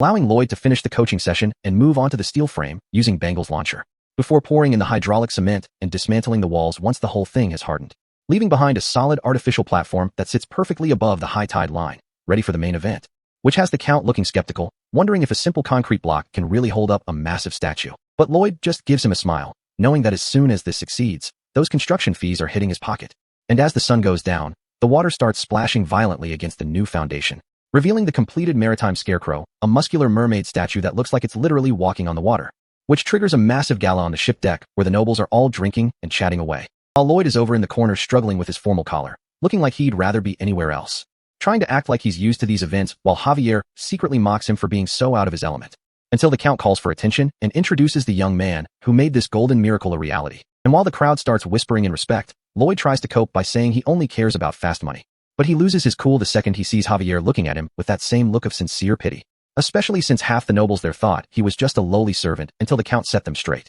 leaving the Golden Mermaid to stand guard over the harbor while the party lights up the dark night, unaware that a massive shadow is gliding through the depths, moving toward the ship with lethal intent. As a pair of glowing red eyes breaks the surface, locking onto the statue like it's a personal insult, identifying the mermaid as its natural enemy and deciding that everything on that ship needs to die, while the golden figure stands tall, holding its spear against the burbling threat rising from the dark waves. As the creature sneaks closer, realizing there's only one intruder in its territory that needs to be dealt with, and its only thought is the cold, hard intent to kill the thing that just invaded its home. While back on the deck, the nobles are still laughing, completely unaware that a calamity is about to crash the party, and Javier is busy being a top-tier waifu magnet, while a spiky nightmare rises from the foam behind him, leaving us with a close-up of the Gigaton, its eyes glowing with a pink light that spells the end for Cremo. The night starts off way too peaceful, with this massive wooden vessel cutting through the dark blue waves, looking like a high-tier cruise for the elite, while Javier sits on the railing looking like a top-tier waifu magnet, just vibing with a glass of wine under the full moon like he's in a perfume commercial. But his hand suddenly freezes mid-sip because his sword master senses just picked up a frequency that definitely doesn't belong in these waters. And he slowly turns his head toward the dark expanse of the sea, the kind of look that tells you the party is officially over before it even started. Lloyd walks up and immediately starts hating, telling Javier he looks like a statue, but making sure to clarify he's not nearly as handsome as the Greek ones. But the sarcasm dies instantly when Javier looks up and says something is closing in fast, and we see a massive silhouette that looks like a raid boss from a Souls-like, moving with a level of speed that shouldn't be possible for something Javier describes as being twice the size of their entire ship, which sends Lloyd's face into a state of pure, we are cooked, as he realizes his peaceful retirement plan just hit a massive, purple, crustacean-shaped wall. The Gigaton breaches the surface like a nightmare, a massive purple lobster beast leaping through the air with enough force to capsize the whole fleet. And Lloyd immediately rushes over to Sir Genovan, the bearded commander who is currently busy being a clueless NPC while the world ends behind him. Lloyd starts whispering urgently about the Gigaton approaching and the need for an immediate evacuation, but Genovan is out here acting like a bot, asking Lloyd if he's enjoying the party while the literal physical manifestation of a calamity is breathing down their necks. And even when Lloyd asks if he detects anything strange out at sea, this man just stands there with 0 fight IQ, looking completely unbothered, assuring Lloyd that everything is fine because the Gigaton hasn't come this close in years, which is the universal signal for, I'm about to be proven wrong. Right on cue, the Gigaton rises from the depths like a muscular stone god, towering over the ship and making the entire fleet look like toy boats in a bathtub, leaving Genovan staring in silence as his senses finally catch up to the fact that he just got massively outclassed by a walking mountain. Panic finally sets in, and he starts screaming for the crew to raise the anchors and get the boats away from the statue before they all get crushed. But the crew is out here moving in slow motion, struggling with the wooden capstans while the water starts splashing violently around them. And Lloyd realizes that if they rely on these NPCs, they're going to be fish food, so he shouts at Javier to take care of the anchor manually. Javier gives a quick nod and pulls a total main character move, leaping off the deck and diving straight into the dark water without a second thought, while Lloyd stays on deck and flings Padong into the air, calling for the gang to step up and handle the heavy lifting before the ship gets split in half. And Padong is just vibing, crunching on a snack midair before landing on a stone structure held by a massive gray entity rising from the foam. As Javier reaches the anchor chain underwater, drawing his blade and preparing to do some offensive engineering that would make a regular knight quit on the spot, he shouts, "Mana blast chop," and slices through the massive metal links like they're made of butter, while Padong handles the ropes with a snap, causing the ship to wobble violently as the passengers start screaming, realizing that the only thing keeping them stationary just got deleted by a teenager. But Javier's work isn't done yet, and as he swims through the bubbles, he notices something that makes his eyes go wide with genuine shock, realizing the Gigaton isn't just moving, it's actually sped up, entering its phase 2 state and becoming a blur of purple armor and lethal intent, while Padong stands on a pedestal like a tiny general, waving a spear and signaling the ships to scatter before the area becomes a graveyard. But it's too late for some, as a massive toothy sea beast form of the Titan rises and turns a whole ship into splinters while a nobleman screams for his mommy, leaving the rest of the crew in a state of total collapse as the hamster-like summon looks on, realizing the scale of the destruction is off the charts. The stone entity strikes downward with a fist the size of a building, creating a shockwave that sends everything flying into the night sky. And Javier gets caught in a beam of energy,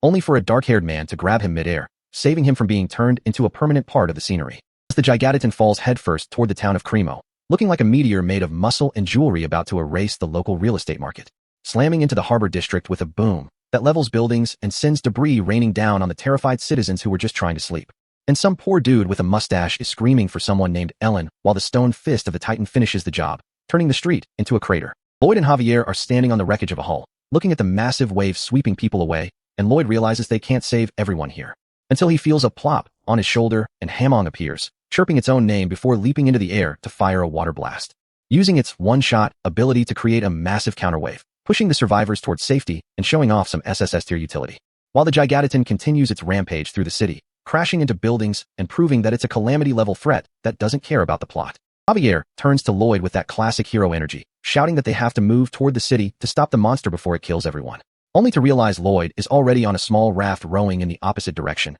telling Javier he's a fool for wanting to fight a god. And he asks Javier if he's lost all his bananas, because Lloyd is the only person here with the common sense to realize that running away is the only way to survive. Sir Genovan is out here losing his mind, screaming at his men to pull people out of the water because the sea is basically a giant ice bath. While the rescue teams are struggling to play lifeguard, the Gigantitan is busy doing a city-wide renovation, stomping through Cremo like it's made of Lego bricks, crushing buildings and hope in equal measure, while Lloyd and Javier are chilling on a raft like they're on a mid-disaster vacation. Javier looks at Lloyd like he's finally realized his boss has a zero or a deficit, but Lloyd isn't even hiding it, shouting that they're here for the bag, not to be the Avengers. Which hits Javier like a physical slap, because he actually thought Lloyd was a low-key hero after all those dungeon runs and mine rescues. Remembering the times Lloyd looked like a man with actual resolve, someone who wouldn't just leave people to drown for a couple of gold coins. But current Lloyd is on his peak survivalist energy, yelling that protecting someone else's property is a terrible ROI, and that running away is the only move that makes sense. And you can see the exact moment Javier's respect for him hits zero,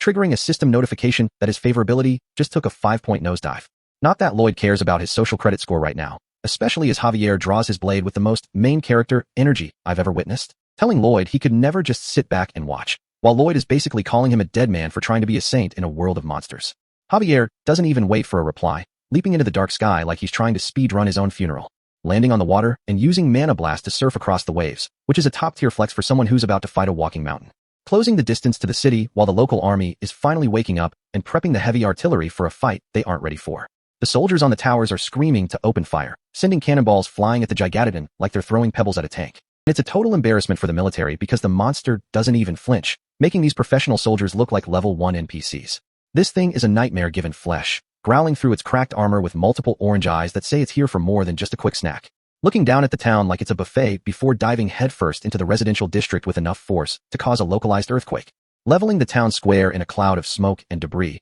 while the screams of the citizens are the only thing the monster finds entertaining. The aerial view shows the damage is catastrophic, with the city's defenses looking like broken toys after just one decent hit from this beast. And it looks like the monster has a specific grudge, because it's muttering about how the mermaid statue has to go, which is a wild amount of pettiness for a kaiju. People are running for their lives as the Titan stomps through the chaos, and somehow Lloyd ends up face down in the dirt, looking like a total victim. Only to look up and see a massive claw coming down to turn him into a pancake, but Javier is already midair with a sword that's literally dripping fire, releasing a scream that's probably 90% frustration at Lloyd and 10% battle cry, as he puts everything he's got into this one swing, aiming for the monster's limb with a look of pure determination that would make any other knight quit on the spot. And the impact rings out with a clang that sounds like two planets colliding, but the result isn't what Javier was hoping for. Bro looks genuinely confused because his Mana Blast slice just bounced off the monster's armor like it was a plastic toy, and he realizes he's outclassed. And the Gigantitan isn't even impressed, slamming the ground and opening its mouth to show off a set of teeth that are definitely not for smiling. Javier tries to reset his stance, but the speed of this oversized lobster is difficult to track, swinging a claw that's bigger than the houses it just crushed.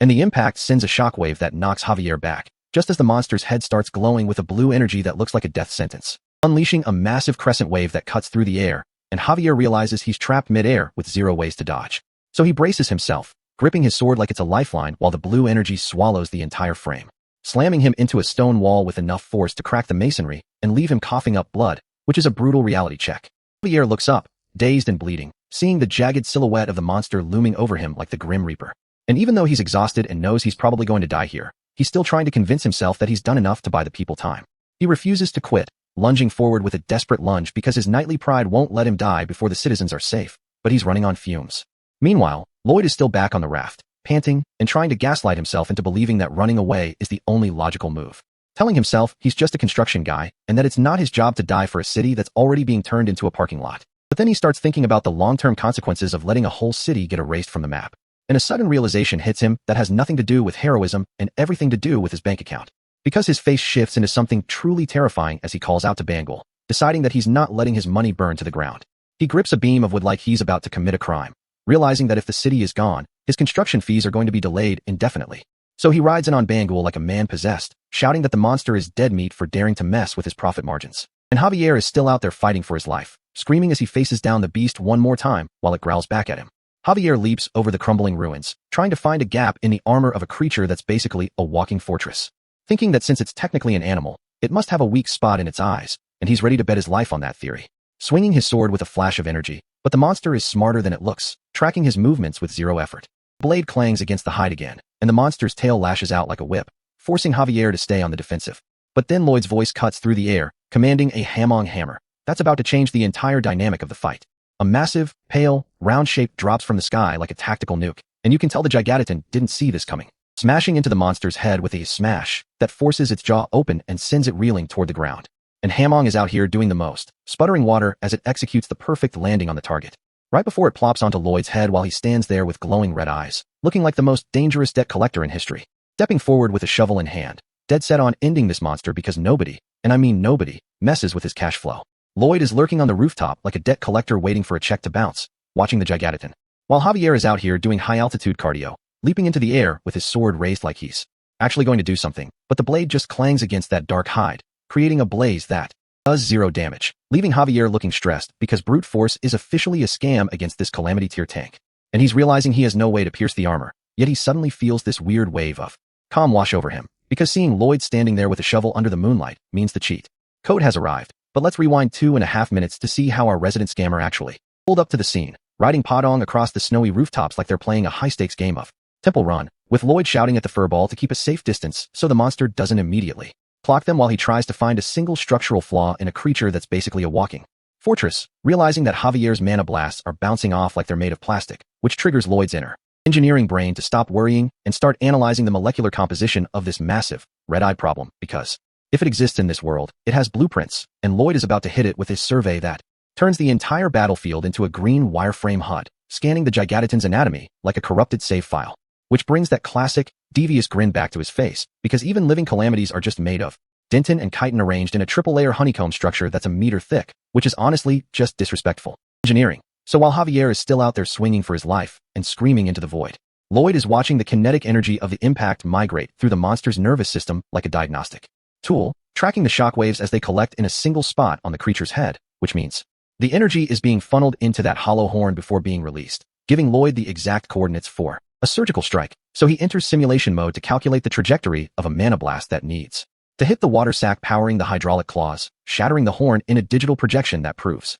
the math checks out, even if Javier is currently losing his mind and begging for a plan while Lloyd starts doing weird, rhythmic hand gestures in the air like he's trying to conduct a silent orchestra, making Javier think the stress finally broke his master's brain, until Lloyd roars at him to target the horn, screaming for him to cut that thing off right now because the construction schedule is not negotiable. And Javier just trusts the process, launching himself toward the massive, curved structure without a single second thought. Even though he knows cutting a horn isn't a fatal blow, he knows Lloyd never says anything he can't back up with cold, hard logic, so he sticks the landing on the monster's jagged, red hide, dashing forward with the kind of blind loyalty you only see in top-tier waifus or highly paid mercenaries. While Lloyd keeps coaching from the sidelines, reminding him that mana isn't just about hitting things with power, it's about the frequency, telling him to strike lightning quick even if the individual hits feel weak, because Javier needs to turn his blade into a high-speed vibration tool, which is a lot easier said than done when you're standing on a living mountain that wants to crush you into a fine paste. But the blue energy arcs start crisscrossing the dark sky as Javier pushes his mana circles to the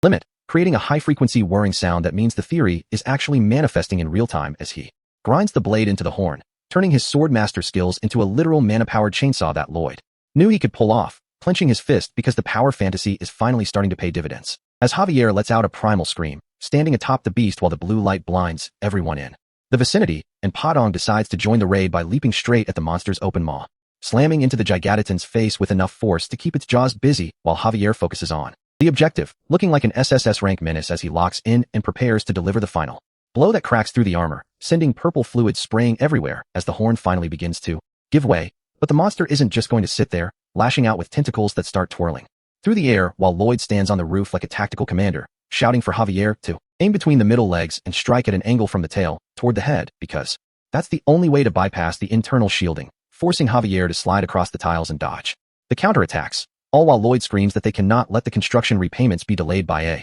single day, framing this entire life or death struggle as a simple matter of protecting the estate's cash flow. But as Javier prepares to finish the job, the ground shakes with a crash that ruins his entire momentum, and we see the golden-hilted sword spinning through the air, knocked clean out of his hand, and clattering onto the cracked floor, leaving Lloyd with a look of pure horror as he screams, Javier. Standing there like a main character whose plot armor just expired, Javier faces down this massive, rocky entity while his internal monologue starts screaming about how he's about to meet his maker. But before the monster can turn him into a stain, Padong comes flying through the air, grabbing Lloyd and slamming into the terrain with enough force to rattle a man's ancestors. Sliding across the tiles like a pro gamer while the Count's aide cheers for the hamster. Shouting its own name like a Pokemon that's had way too much caffeine, while Javier stands frozen in front of the Gigatoton, a creature so massive it makes his legendary sword look like a toothpick, yet he chooses to put his entire existence into Lloyd's unhinged engineering plans, which is a gamble because this overgrown lobster is moving way faster than the simulations predicted, forcing Lloyd to pivot his strategy into a high-stakes combination of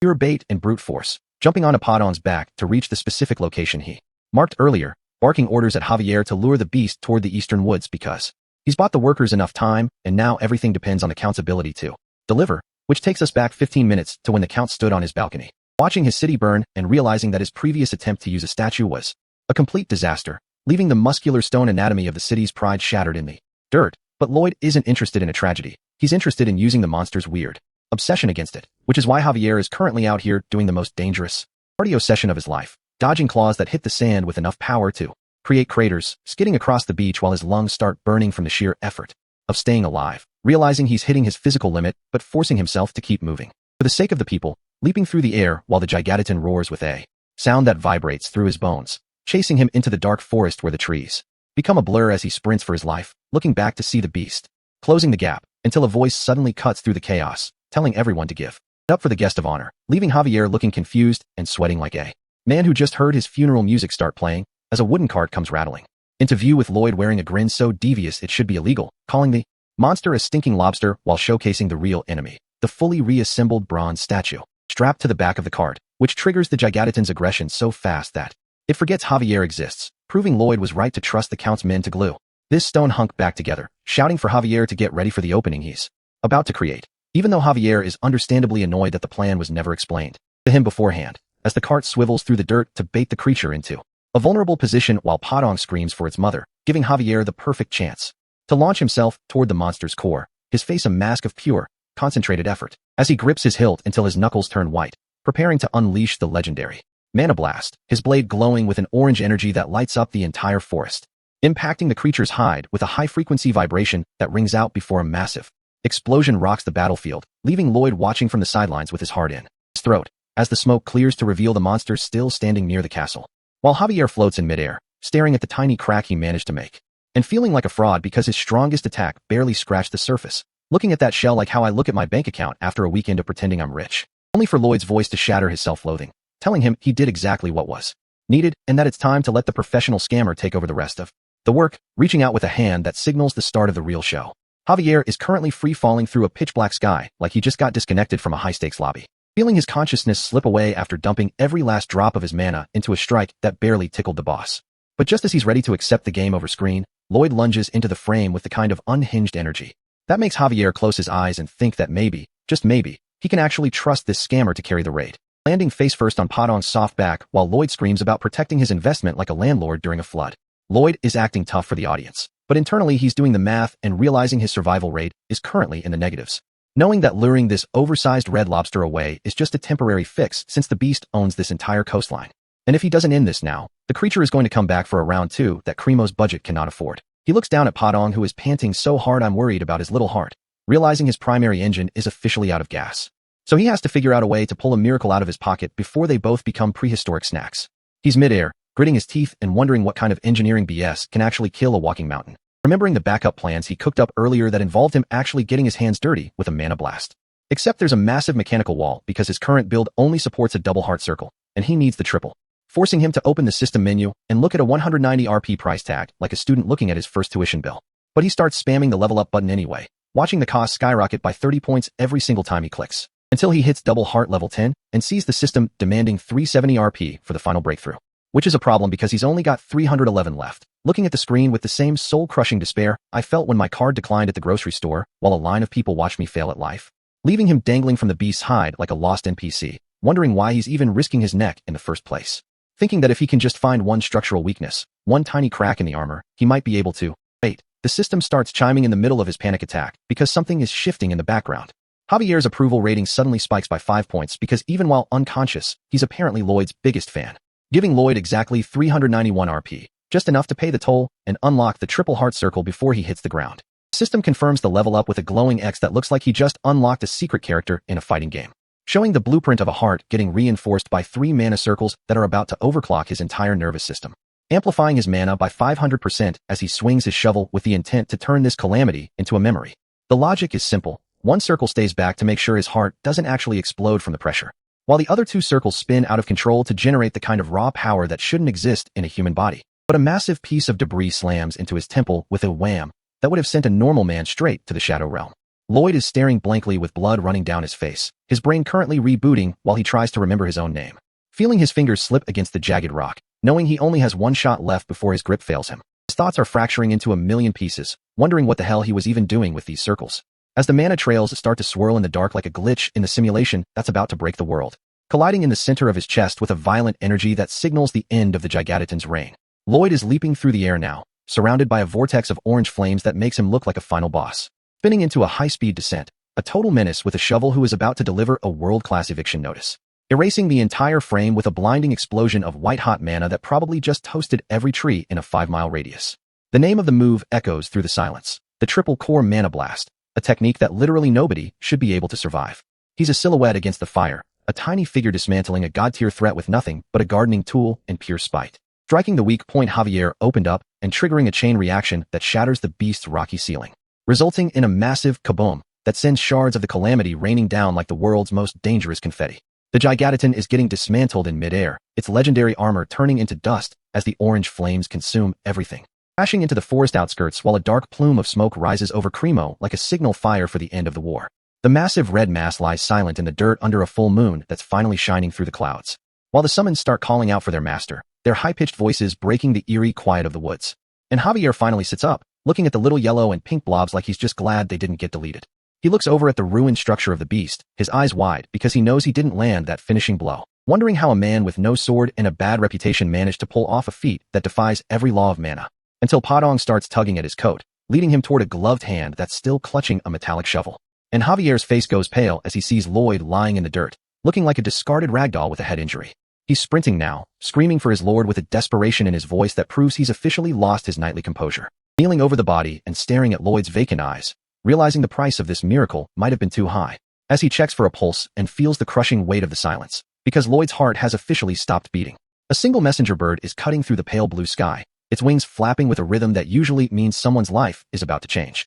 carrying a letter across the frozen landscape toward the stone manor of the Frontera estate, where Lloyd's dad is currently trying to have a peaceful morning, till the persistent tapping at his window forces him to look up, only to realize the bird is carrying a message straight from Count Cremo. And as soon as he reads the first few lines, his face goes pale, slamming his hand onto a leather saddle because he already knows he doesn't have a second to waste. Galloping away from the estate with a desperation that proves he's officially crashing out, his mind spinning from the news that his son is in a coma, pushing his horse through the snow while cursing himself for letting Lloyd get into such a dangerous situation in the first place, his heart sinking with every mile. Until his wife, Marbella, who is honestly an SSS tier baddie for this, catches up to him on her own horse, refusing to let her man face this storm alone, shutting down his protests by reminding him that she's the superior rider anyway, so he might as well save his breath for the long road ahead. And the trio starts tearing through the mountain shortcut, unaware that the Magentano Kingdom's wilderness is about to test their fight IQ to the limit. While Arcos is stuck in his head, reminiscing about the old Lloyd who used to be a despicable, alcoholic failure that nobody in the estate could stand,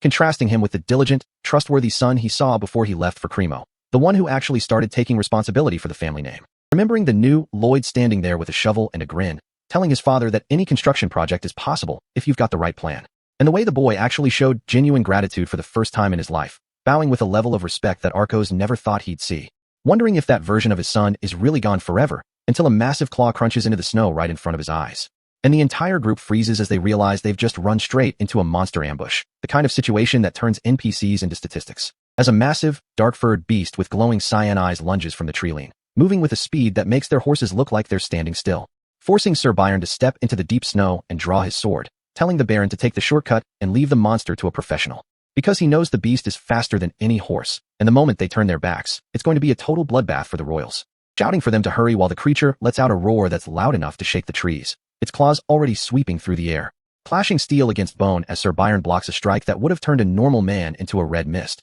while Marbella looks back with pure guilt. And Arcos shouts a farewell, promising to meet in Cremo, but he immediately runs into another purple-skinned menace blocking the path, forcing the Baron to draw his own blade, clashing with the monster in a desperate attempt to prove he's still got that dog in him. Till the impact sends his sword spinning away into the blizzard, leaving him completely defenseless as he stares up at certain death, pulling a small dagger as a last resort while the monster's jaws snap toward his throat, looking to end the Frontera bloodline right here. But Arcos doesn't fold, driving the blade deep into the creature's skull in a move that was more about survival than actual technique. He's pinned to the ground under the weight of the beast, struggling as the monster lets out one final, pained screech, gritting his teeth and using every ounce of strength he has left to keep those fangs away from his face while the world goes blurry. Screaming as the blood sprays across the white snow, a visceral reminder that this isn't a game and there are no respawns in this mountain. Until a figure lunges forward with a sword, looking to finish what the Baron started before the situation gets even worse. Leaping onto the creature's back to deliver the final blow while Marbella watches with wide eyes, her heart beating out of her chest, driving the steel through the monster's forehead,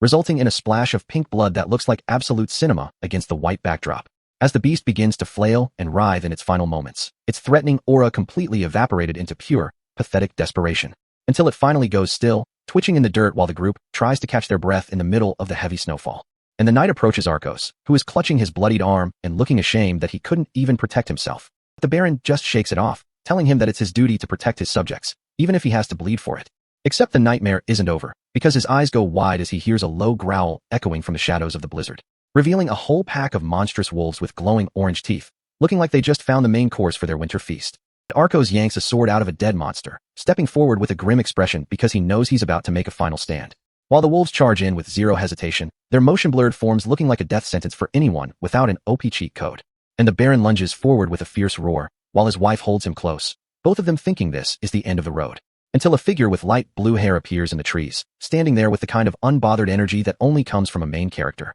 And Javier doesn't even use the stairs, he just glides through the air like he's in a Souls-like cutscene, his cape flowing behind him, landing in a crouch position right in the center of the pack, looking at the wolves like they're just minor inconveniences on his to-do list. And before they can even process who this kid is, he's already mid-air, his sword glowing with a light that's about to delete their existence, executing a series of blindingly fast slashes that leave the air filled with nothing but blood and the sound of falling corpses. Sheathing his blade with a soft click as a red aura swirls around him, looking back at the Baron with a neutral, almost bored expression, telling them he only came to escort them just in case, while Arcos stares at him like he's looking at a completely different person, realizing that Javier's power has reached a level that defies logic, wondering what kind of monster Lloyd had to become to train a knight this strong. So the blizzard is coming down heavy and everyone is just standing there in front of this dead monster, while the Baron and Marbella are looking at Javier like he's their only hope, asking if Lloyd is actually going to make it. But Javier just starts walking away into the whiteout, looking like he just lost his last reason to care, admitting he has no idea if the man is even alive anymore, until he finally reaches the spot where the earth is literally torn apart and sees Lloyd lying there in the dirt looking like a discarded NPC. And Javier's face just drops because Lloyd looks like he's already halfway to the afterlife, even though his brain is still stuck on the estate, clinging to his newly found home with everything he's got while Javier kneels over him, clutching his hand like it's a lifeline. For a second, the entire world goes silent in this rocky graveyard until a faint thrumming starts vibrating through the ground, which sends a shock through Javier's system because he realizes there's a pulse, which shouldn't even be possible since the man's heart took a vacation. And he leans in close, catching a ragged breath that proves Lloyd is still fighting, even though his body is basically a wreckage site. So he presses his hand against Lloyd's chest to see what kind of miracle is happening, and his eyes nearly pop out of his head, because he sees the most illegal setup in the history of mana cores, a triple heart circle spinning so fast, it's creating a physical magnetic field. Realizing that the sheer velocity of these mana rotations is acting as a surrogate heart, keeping the blood moving while the actual organ tries to reboot. And Javier just stares at him, realizing that Lloyd is a different breed of menace for surviving a blast that should have deleted him from the server. So the scene shifts to the Magentano Kingdom where the recovery efforts are already in full swing, with workers swarming the rooftops to fix the damage. We see the town is a total construction zone with Javier leading the Baron and Marbella through the streets while the citizens whisper about their savior, as some dude tries to thank Javier for the carry, but Javier isn't taking any of the credit, telling them he was just the sword Lloyd was swinging, which leaves the parents standing there in shock, trying to process that their formerly alcoholic son is now out here moving like a demigod, while the locals start reminiscing about how they'd be frozen popsicles right now if Lloyd hadn't stepped in to secure the perimeter. And we get a quick look at the chaos where Lloyd was out here pulling people from the water like a professional lifeguard amidst the carnage, shouting commands at Bangul to eat the debris, proving that even when he's crashing out, he's still keeping the civilian casualties at zero. And even when the fires started spreading like a bad tweet, Lloyd had his giant hippo summon on deck to extinguish the flames before things got spicy. So now the entire city is buzzing with his name, treating him like a legendary pull in a gacha game that actually saved their accounts. A massive crowd has gathered outside the manor, all of them holding their breath and waiting for the man who saved their lives to wake up. With kids crying for their dads and wives praying for their husbands, all of them realizing that their entire future depends on one guy's recovery.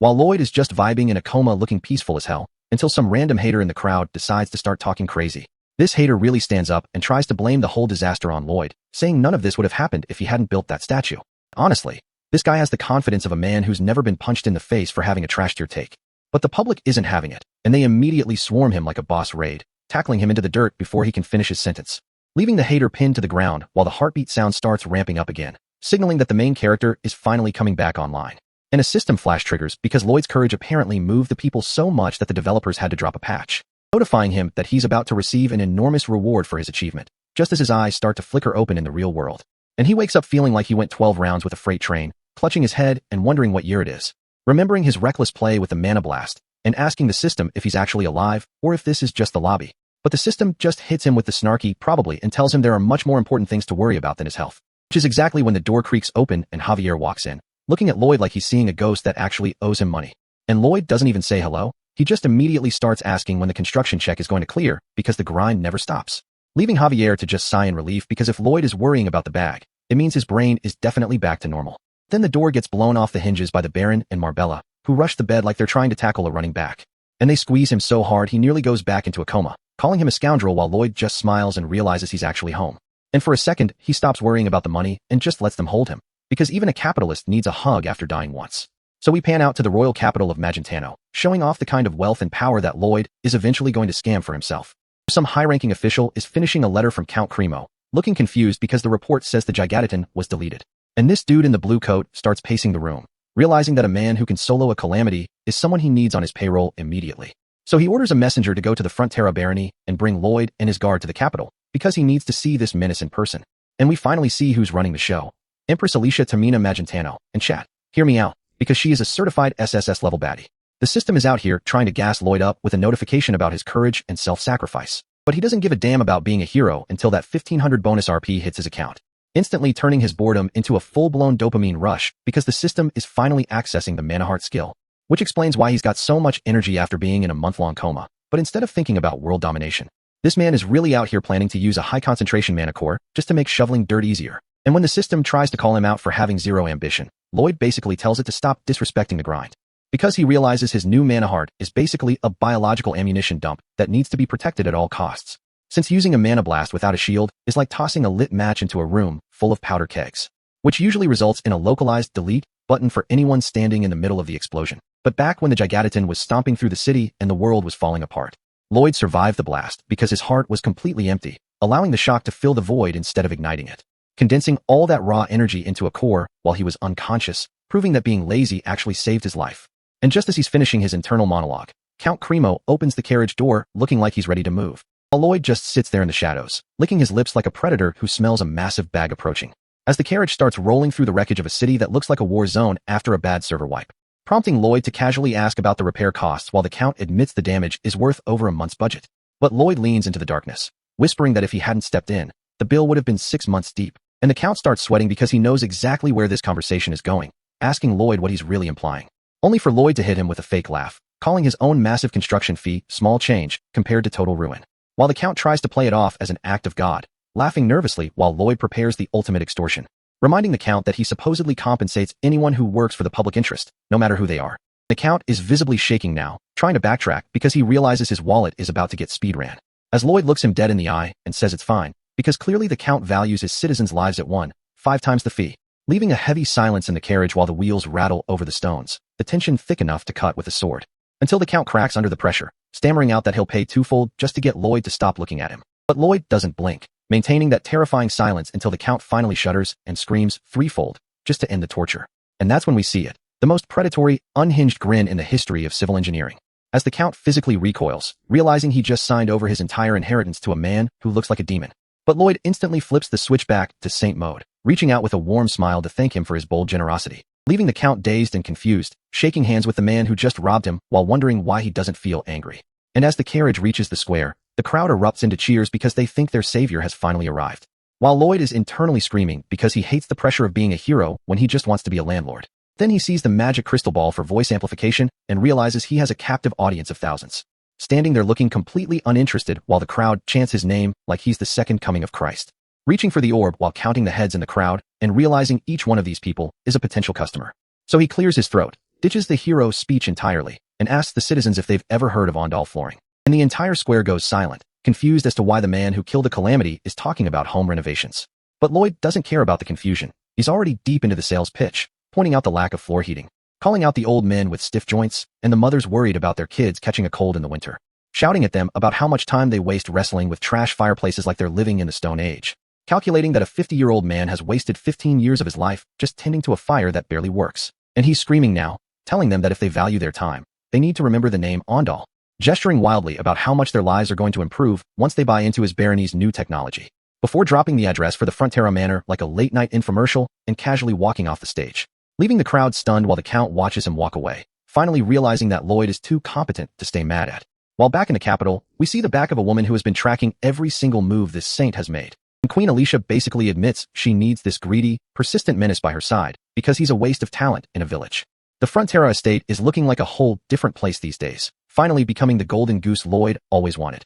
And at the center of this massive glow-up is Sir Byron, a man who is the definition of a good guy. But even though he's out here putting in work on the training dummies, his actual sword skills are mid at best, which is why Lloyd is stunned when they sit down to talk business and Byron starts dropping administrative heat like a CEO, explaining how he played the long game on an Ondal contract, taking a small hit now to guarantee a 50% profit later. And Lloyd is just staring at him like he's seen a ghost, asking if he really pulled all this off solo. But Byron doesn't even pause for the praise, just casually tells a worker he'll be at the next inspection in 30 minutes, stepping out into the dirt with his arms still in a sling, confirming that the construction is finally looking flawless, which has the whole squad looking inspired because having a boss who actually knows what he's doing is a rare buff. As he tells them they're the most important part of the team now, which is Lloyd looking at him like a legend, thinking that if this man was born in Korea, he'd be a managing director at a conglomerate instead of digging holes. The system agrees, officially naming Ondal the Frontera heating system, and dropping a fat 400 RP bonus in his lap, proving that the Baron and Baroness were also hiding some management talent, making Lloyd realize his luck is finally turning. As he stands in front of a massive new coal storage frame with Javier,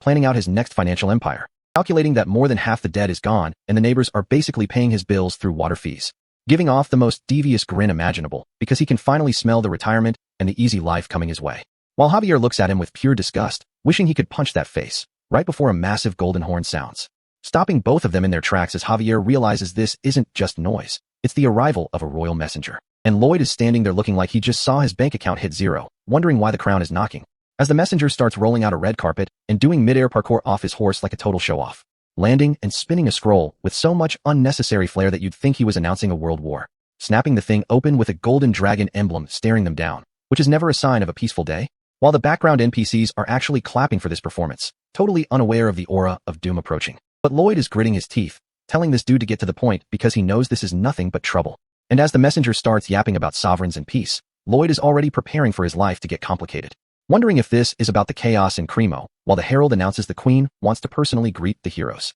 which nets Lloyd another 90 RP from the Baron's favor, but he's too busy sweating to enjoy the dopamine hit, because he remembers the golden rule from his past life in the army, never do more than the bare minimum, recalling the time his superior officer found out he was an engineering major and ordered him to build a sauna. And because he researched too hard and made it perfect, the National Defense Sauna became his own personal prison, leading to a never-ending list of orders to build cottages and fix barracks just because he was perceived as brainy, ending with him screaming on a mountain peak at sunset, realizing that being competent is literally just a trap. And back in the present, the messenger orders them to the capital immediately, leaving Lloyd in actual tears of despair, cursing that lobster monster as the royal carriage pulls up, knowing that once he's on the queen's radar, it's over, looking so dead inside during the ride that he's basically a walking corpse, wondering if he should pretend to be stupid. But Javier just looks at him and says he has the face of a man about to be executed, which is accurate, till he remembers that he actually knows how this story goes, and his predatory instincts start to wake up, realizing he knows the queen's personality, her future, and the state of the capital from the novel he read. And his face shifts into that devious, greedy smirk because if he's going to the palace, he's making it profitable,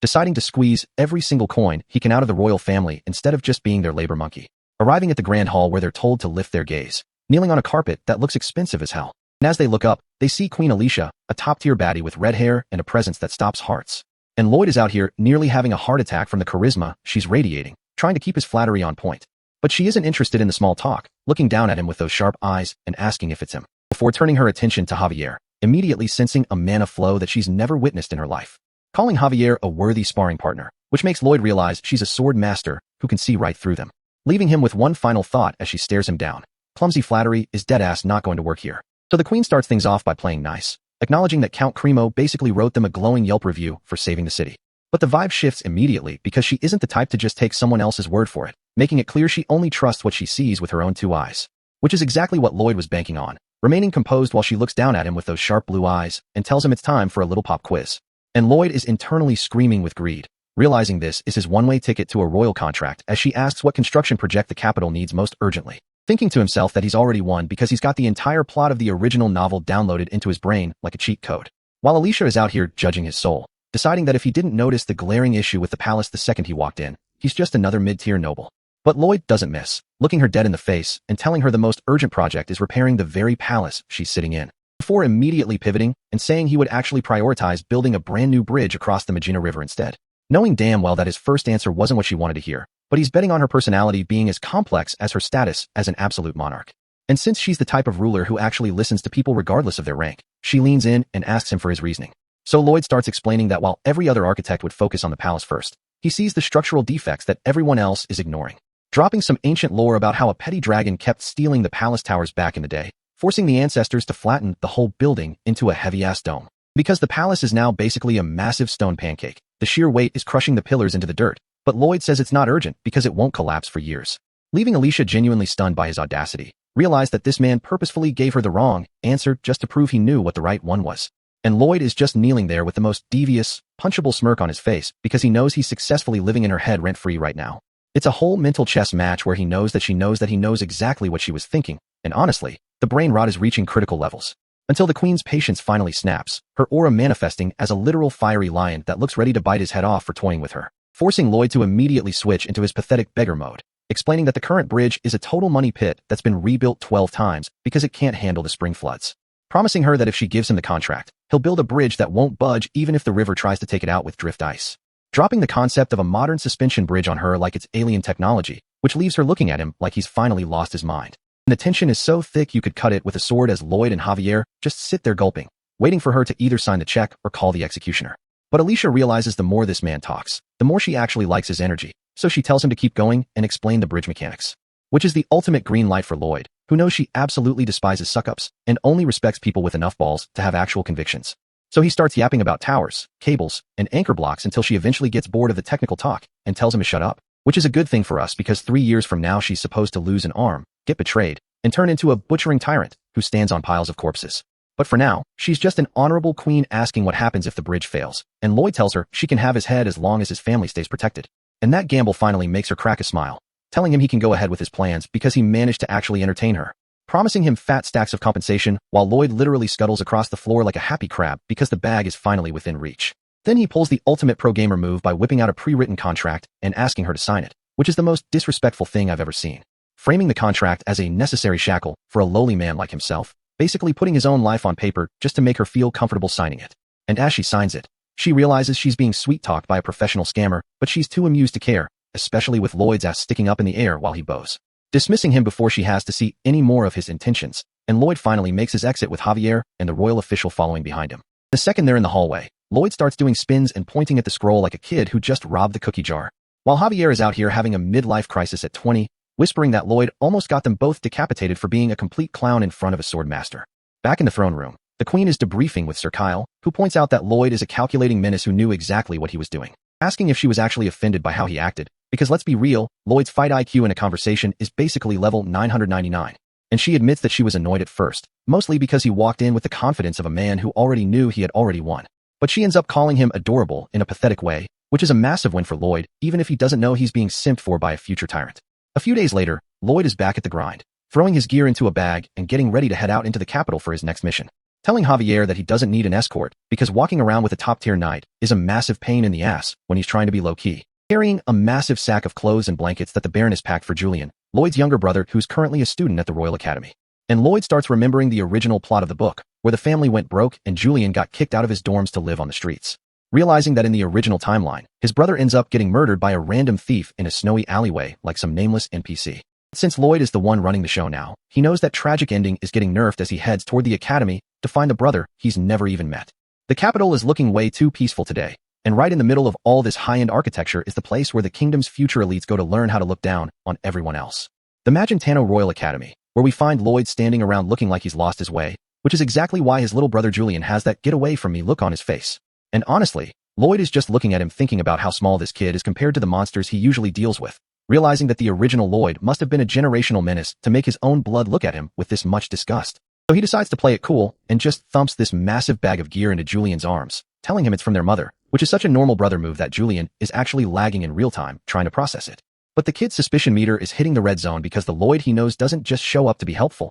and the system is basically screaming, "Wee woo," because Lloyd's aura is being way too humane right now. So he has to pivot and drop a "later, you little shit," just to balance the scales, leaving Julian standing there wondering why he didn't get a face full of insults or a boot to the head like the good old days. It's kind of funny because the only reason Lloyd is even doing this is because the Baroness gave him those puppy dog eyes back at the estate, asking him to check if her youngest was feeling lonely in the big city. And Lloyd is out here scratching his head because being a good person is actually exhausting. So he tells Julian to stop acting like an NPC and lead him to the most expensive restaurant in the area. Julian keeps asking, why, like a broken record, and Lloyd just hits him with the "mother asked me to" excuse again, because explaining that he's actually trying to save the kid's life would take way too long. So they end up at this high-end spot where the vibes are just pure awkwardness, with Lloyd sitting there looking like he's about to order the entire menu, while Julian just stares at the lace tablecloth. Lloyd tells him to get the most expensive set on the list, because he knows the kid is probably living on bread and water, but then he has to throw in another little shit, just to make sure Julian doesn't start thinking he's been replaced by an alien. Julian is sweating through his uniform trying to figure out why the family failure is acting so composed, especially when the waiter comes over and Lloyd starts ordering like a man who actually has a bank account. But the real shocker hits when Lloyd turns down the wine, claiming he stopped drinking, which sends Julian spiraling into a flashback of the time he saw a palace official a few days ago. That official told him some wild story about the port of Cremo being saved from a gigatitan by a man named Lloyd Frontera, and Julian's first thought was that there must be another Lloyd out there, because the brother he remembers didn't have the fight IQ to defeat a house cat, let alone a mountain-sized monster. So he's convinced Lloyd just scammed his way into taking credit for something Javier did. But his internal crisis gets cut short when some blonde dude in a student uniform decides to walk over and smack Julian right in the back of the head, interrupting a perfectly good steak dinner. This guy is looking down on Julian like he's something he stepped in on the sidewalk, asking what a nobody is doing in a place this nice, and you can just feel the arrogance coming off this fraud. He starts getting physical, hitting Julian and asking if he missed the law class about rules being for everyone, while Lloyd just sits there chewing his meat, watching the whole scene with zero emotion. The blonde dude's friends are in the back snickering, calling the Frontera family scum and impoverished trash, because apparently having a title doesn't mean anything if you don't have the bag to back it up.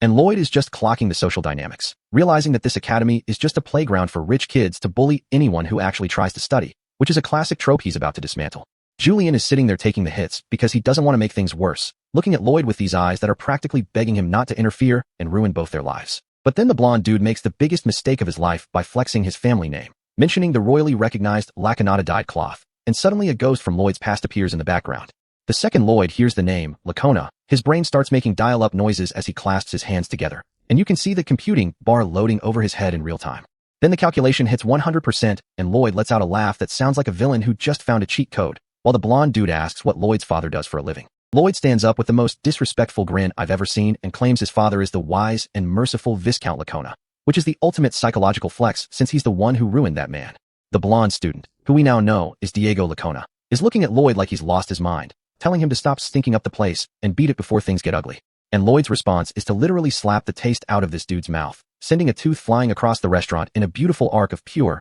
unadulterated revenge. Diego is spinning through the air like a fidget spinner, while Julian's soul basically leaves his body in the background, because he's never seen his brother move with this much speed. Lloyd is just standing there looking unbothered while the system drops a notification that the mana bitch slap has a 0-second cooldown, which is the most broken skill in human history. Some orange-haired dude from the elite union tries to jump in and defend his boy, but Lloyd doesn't even let him finish his sentence before he delivers another slap that resets the guy's factory settings. Then we get this guy Geshpond, who calls himself the Mithril Fists and the top dog of the second year, coming at Lloyd with the confidence of a man who hasn't realized he's an NPC yet. Lloyd shuts him down with one palm to the face, and suddenly these two twins with red-streaked hair show up asking who's making all the noise, looking like they're the final bosses of the cafeteria. The crowd is hyping them up as the Black Dragons double horns, but Lloyd just enters a flow state and slaps both of them at the same time, because he really doesn't have time for a coordinated attack. He even tracks down the random bystander who was doing the commentary and slaps him too, just for blabbering about double horns, when he should have been minding his own business. At this point, the entire restaurant is trembling,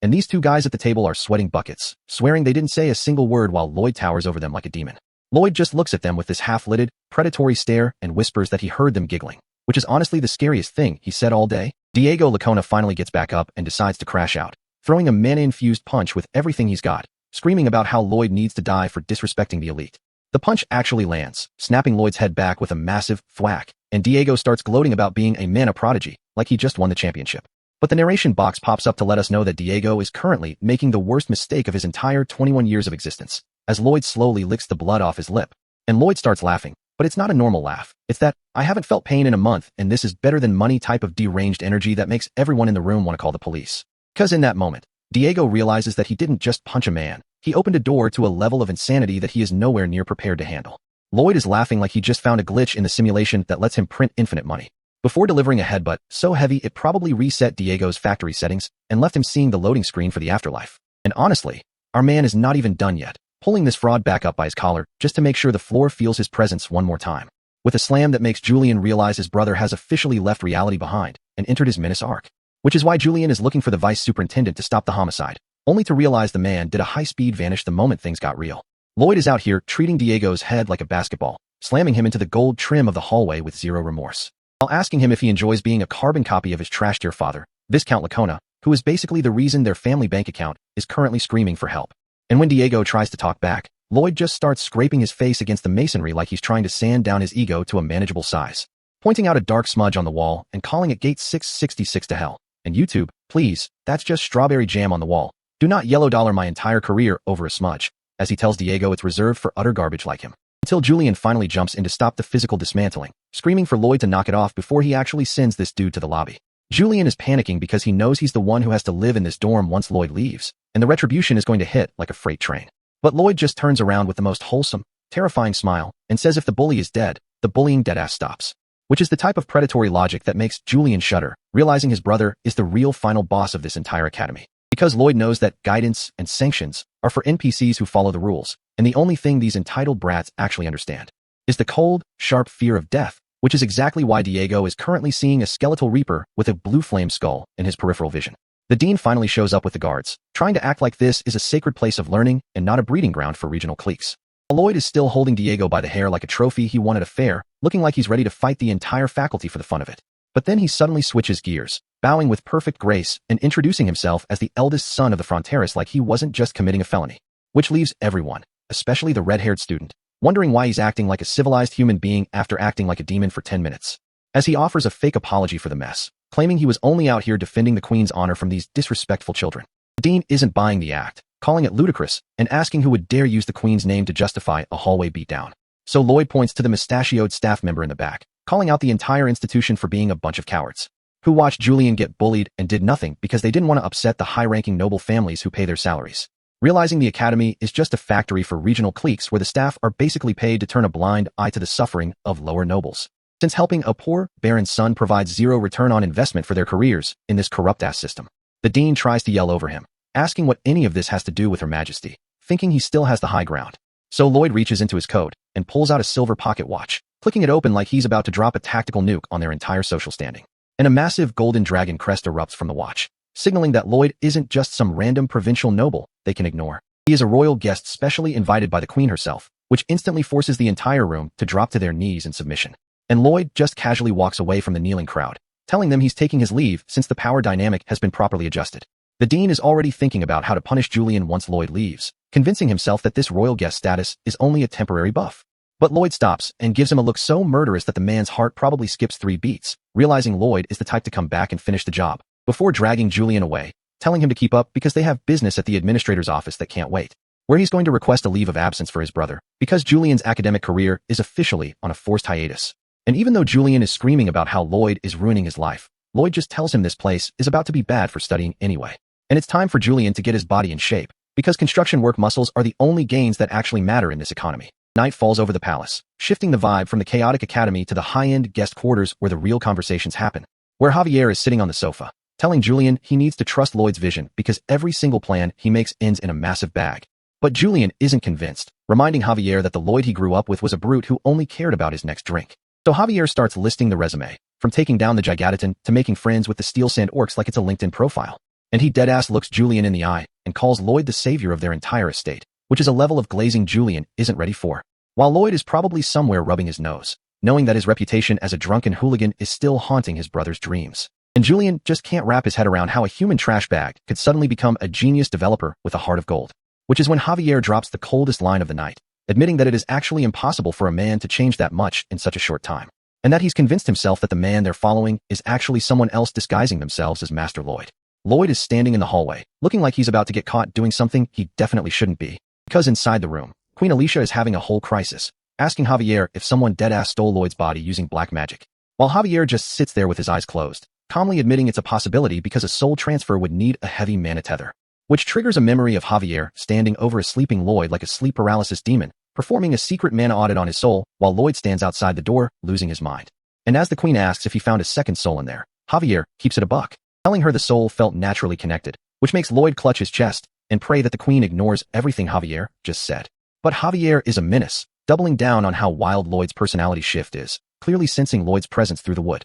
And Lloyd realizes he's being tested, while Julian is over here having a main character moment, finally realizing his family is drowning in debt. Feeling guilty because he was out here playing student while Lloyd was working overtime to save the estate, so he finally decides to give his brother some credit, which triggers the system to drop 28 bonus RP into Lloyd's bag, making Lloyd realize his little brother is basically a walking ATM for points. So he bursts through the door to collect his taxes, telling Julian it's time to go get those construction work muscles, forcing him into step 1 of manufacturing suspension cables, which involves Julian thwacking oil-based clay like he's making a 3-foot pizza, topping the dough with rocks and dirt before bringing in Bangle, this pink round creature that looks like a Kirby knockoff. Proceeds to munch on the rock pizza until its stomach starts doing backflips, and expels these orange metal rods like it's a standard biological function. While this rabbit creature gathers the wires, rolling 120 strands together because Lloyd is out here speedrunning the Industrial Revolution. And once the tutorial ends, Lloyd stands there with a shovel, looking like a tired foreman, pointing his finger and telling Julian that the family's entire future depends on these cables not snapping. And when Julian asks why Lloyd would trust a former failure with such a vital task,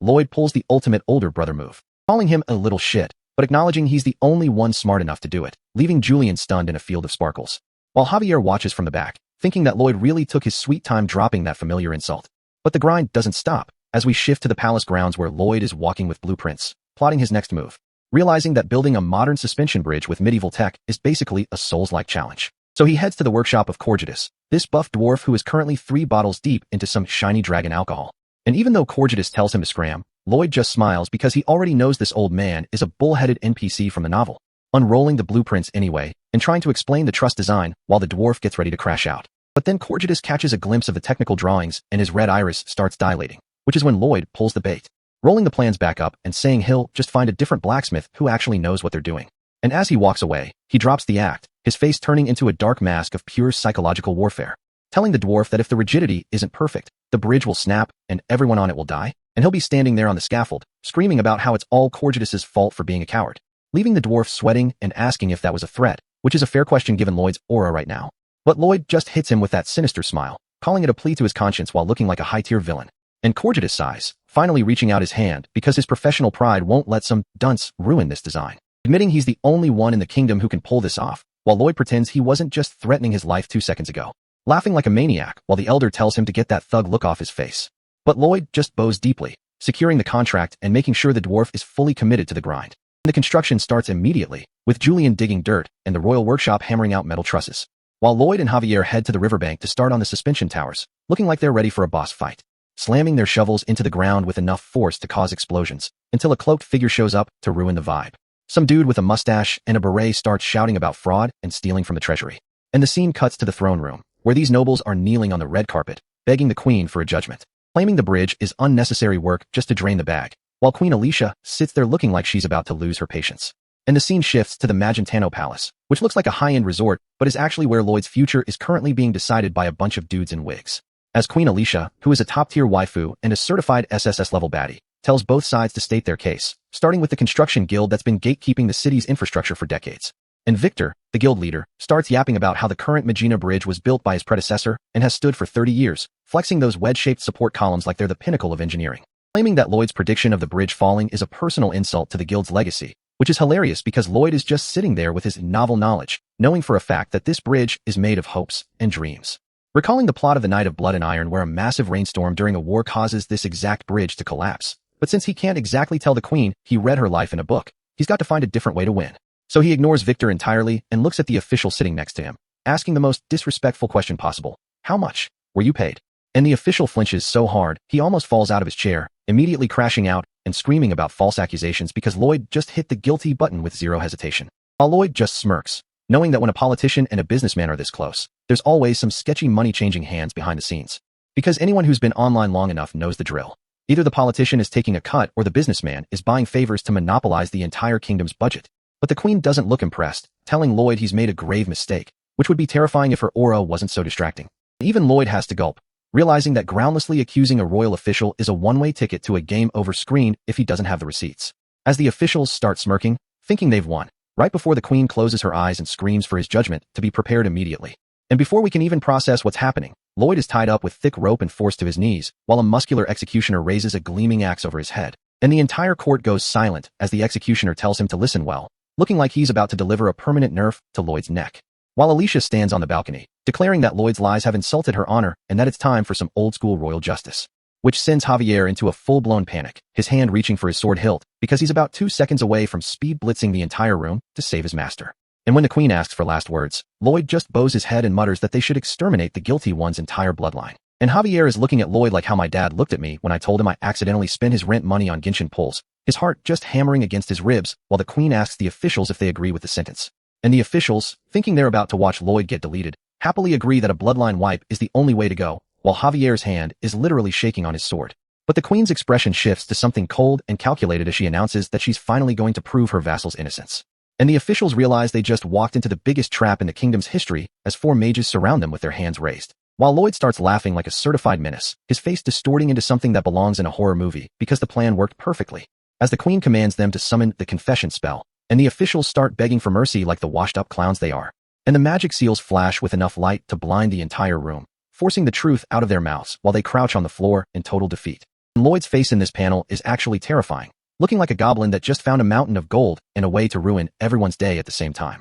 While crows start circling overhead, which is basically the universal sign that your career and your life are officially over. And cut to the town square where the 2 frauds are tied to posts, shirtless and marked up by the spell, looking like they're waiting for the bus to the afterlife. And Lloyd stands there with his shovel, telling Javier how nice he is for only getting them lashed and publicly shamed before breaking out into a laugh that definitely confirms he's a villain in the making. But with the corruption cleared, the queen puts the entire kingdom's workforce on the project, and the crowd starts cheering for their darling queen, like NPCs in a scripted event. And the construction becomes a high-tier flex of power as high wizards use gravitational magic to lift stone blocks that should be impossible to move. While Lloyd stands on the tower roof shouting orders at Bangul, the pink summon who's currently acting as a living grappling hook. And he shouts fire, as Bangul gets launched across the river like a projectile, trailing a high-tension cable behind her. While the crowd watches this pink blur fly through the sky, wondering what kind of engineering madness they've stumbled into. And Bangul slams into the opposite tower where a hamster-like summon is waiting to catch the line, showing off some elite coordination. As the socket connection clicks into place, and the workers celebrate the first cable being secured,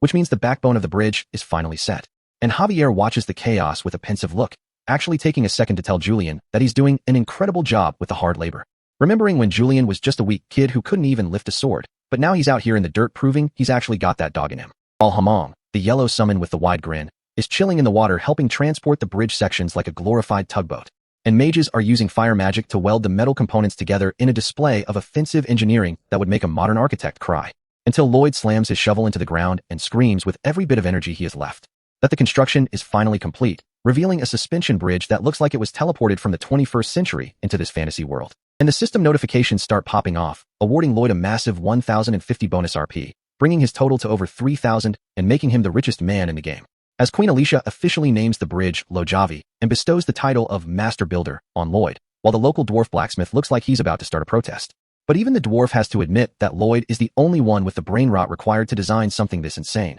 giving him the respect he's earned. And Lloyd thinks he's finally secured the bag and settled his family's debt, but then he glances at the queen and realizes there's one more hurdle left. As Alicia looks at him with those blue eyes, her mind already spinning with ways to exploit his genius for the rest of his life. And Lloyd is internally screaming because his dream of being a rich bum is being threatened by the queen's desire to turn him into her personal architect. So he kneels on the red carpet and plays the role of the loyal subject, agreeing to return to the palace to talk, while secretly plotting his escape. As he flashes a mischievous grin that proves he's already 3 steps ahead, ready to launch Operation Double Kill and secure his freedom. Queen Alicia is standing at the top of the royal staircase looking like a whole final boss, ready to drop a reward on Lloyd that would make any normal person retire on the spot, while these 2 nobles in the back are already looking like they just swallowed a lemon. because they know Lloyd is just the son of a country baron who's been out here ruining their colleagues' lives. But before the queen can even finish her sentence, Lloyd starts playing the humble servant, only to flip the script and tell her he actually wants something way bigger than just some title or a piece of land, which gets the queen's attention real quick. So he tells her to just take back the offer of land and title if she thinks his next request is reasonable.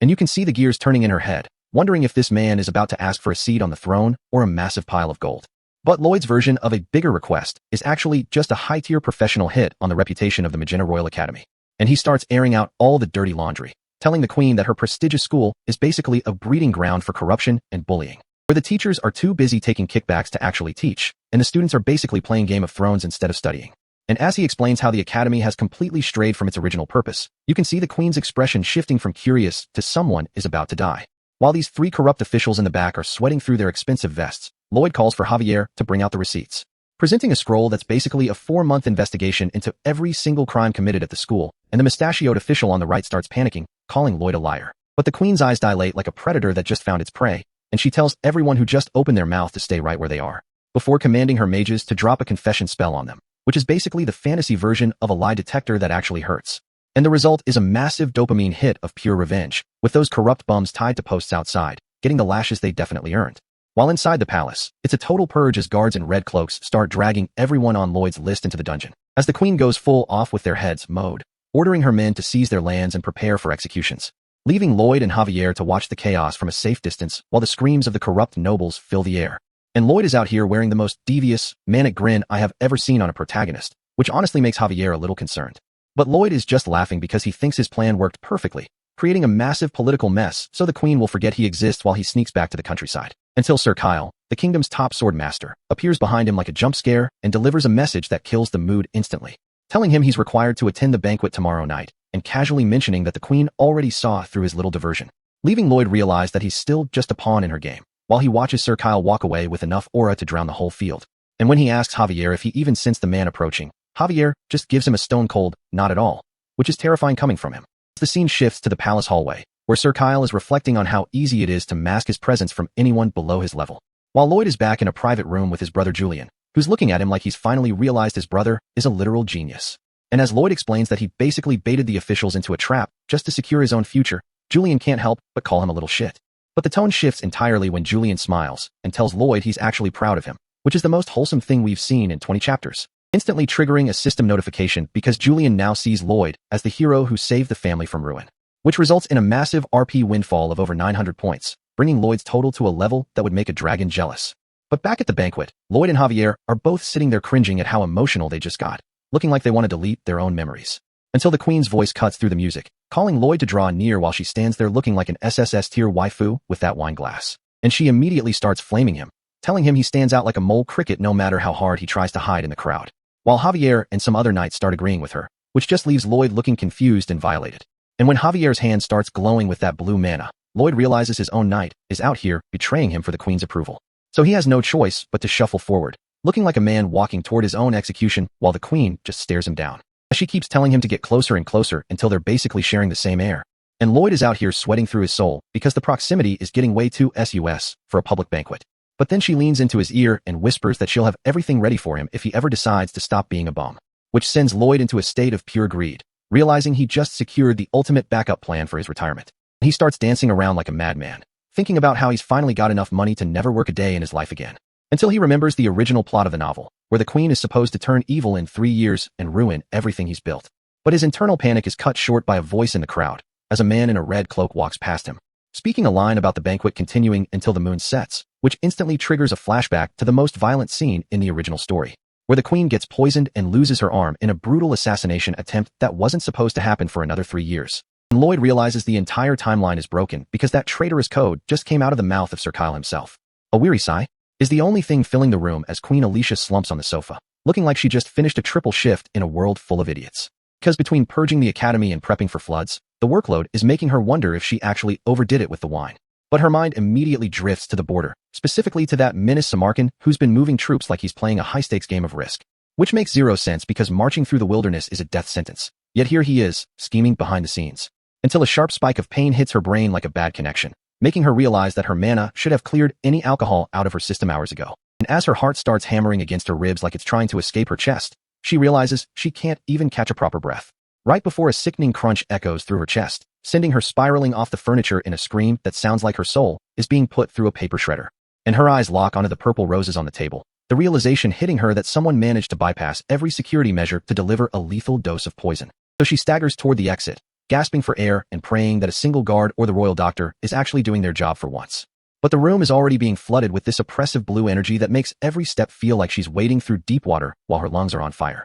Then the door creaks open to reveal a silhouette against a blood-red hallway, and for a split second, she thinks her luck just turned around. Calling out to Sir Kyle like he's her guardian angel, reaching out a trembling hand because she's desperate for any kind of lifeline. But the look on his face is colder than a winter in the wilderness, as he tells her she's right, and that he's here to help her rest in peace. And the sight of his blade dripping with fresh blood makes her heart drop faster than the kingdom's GDP, realizing her most trusted knight is the one holding the knife. Meanwhile, Lloyd is already on the move with Javier, looking like he's about to have a mental breakdown because the plot is moving faster than the novel promised. So he tells Javier to stop asking questions and get ready to throw hands with a sword master, which is a big ask for anyone who isn't a main character. And they start bartering over how much time Javier can actually buy, settling on 2 minutes like they're negotiating the price of a used car. Until Javier decides that 3 minutes is the magic number, striking the floor with his cane and cracking the stone just to show he's locked in. And they dash through the palace at a pace that would make an Olympic sprinter look like an NPC, only to skid to a halt when they see the carnage, which is a pair of royal guards lying face down in a lake of their own blood, proving that Sir Kyle isn't out here playing games.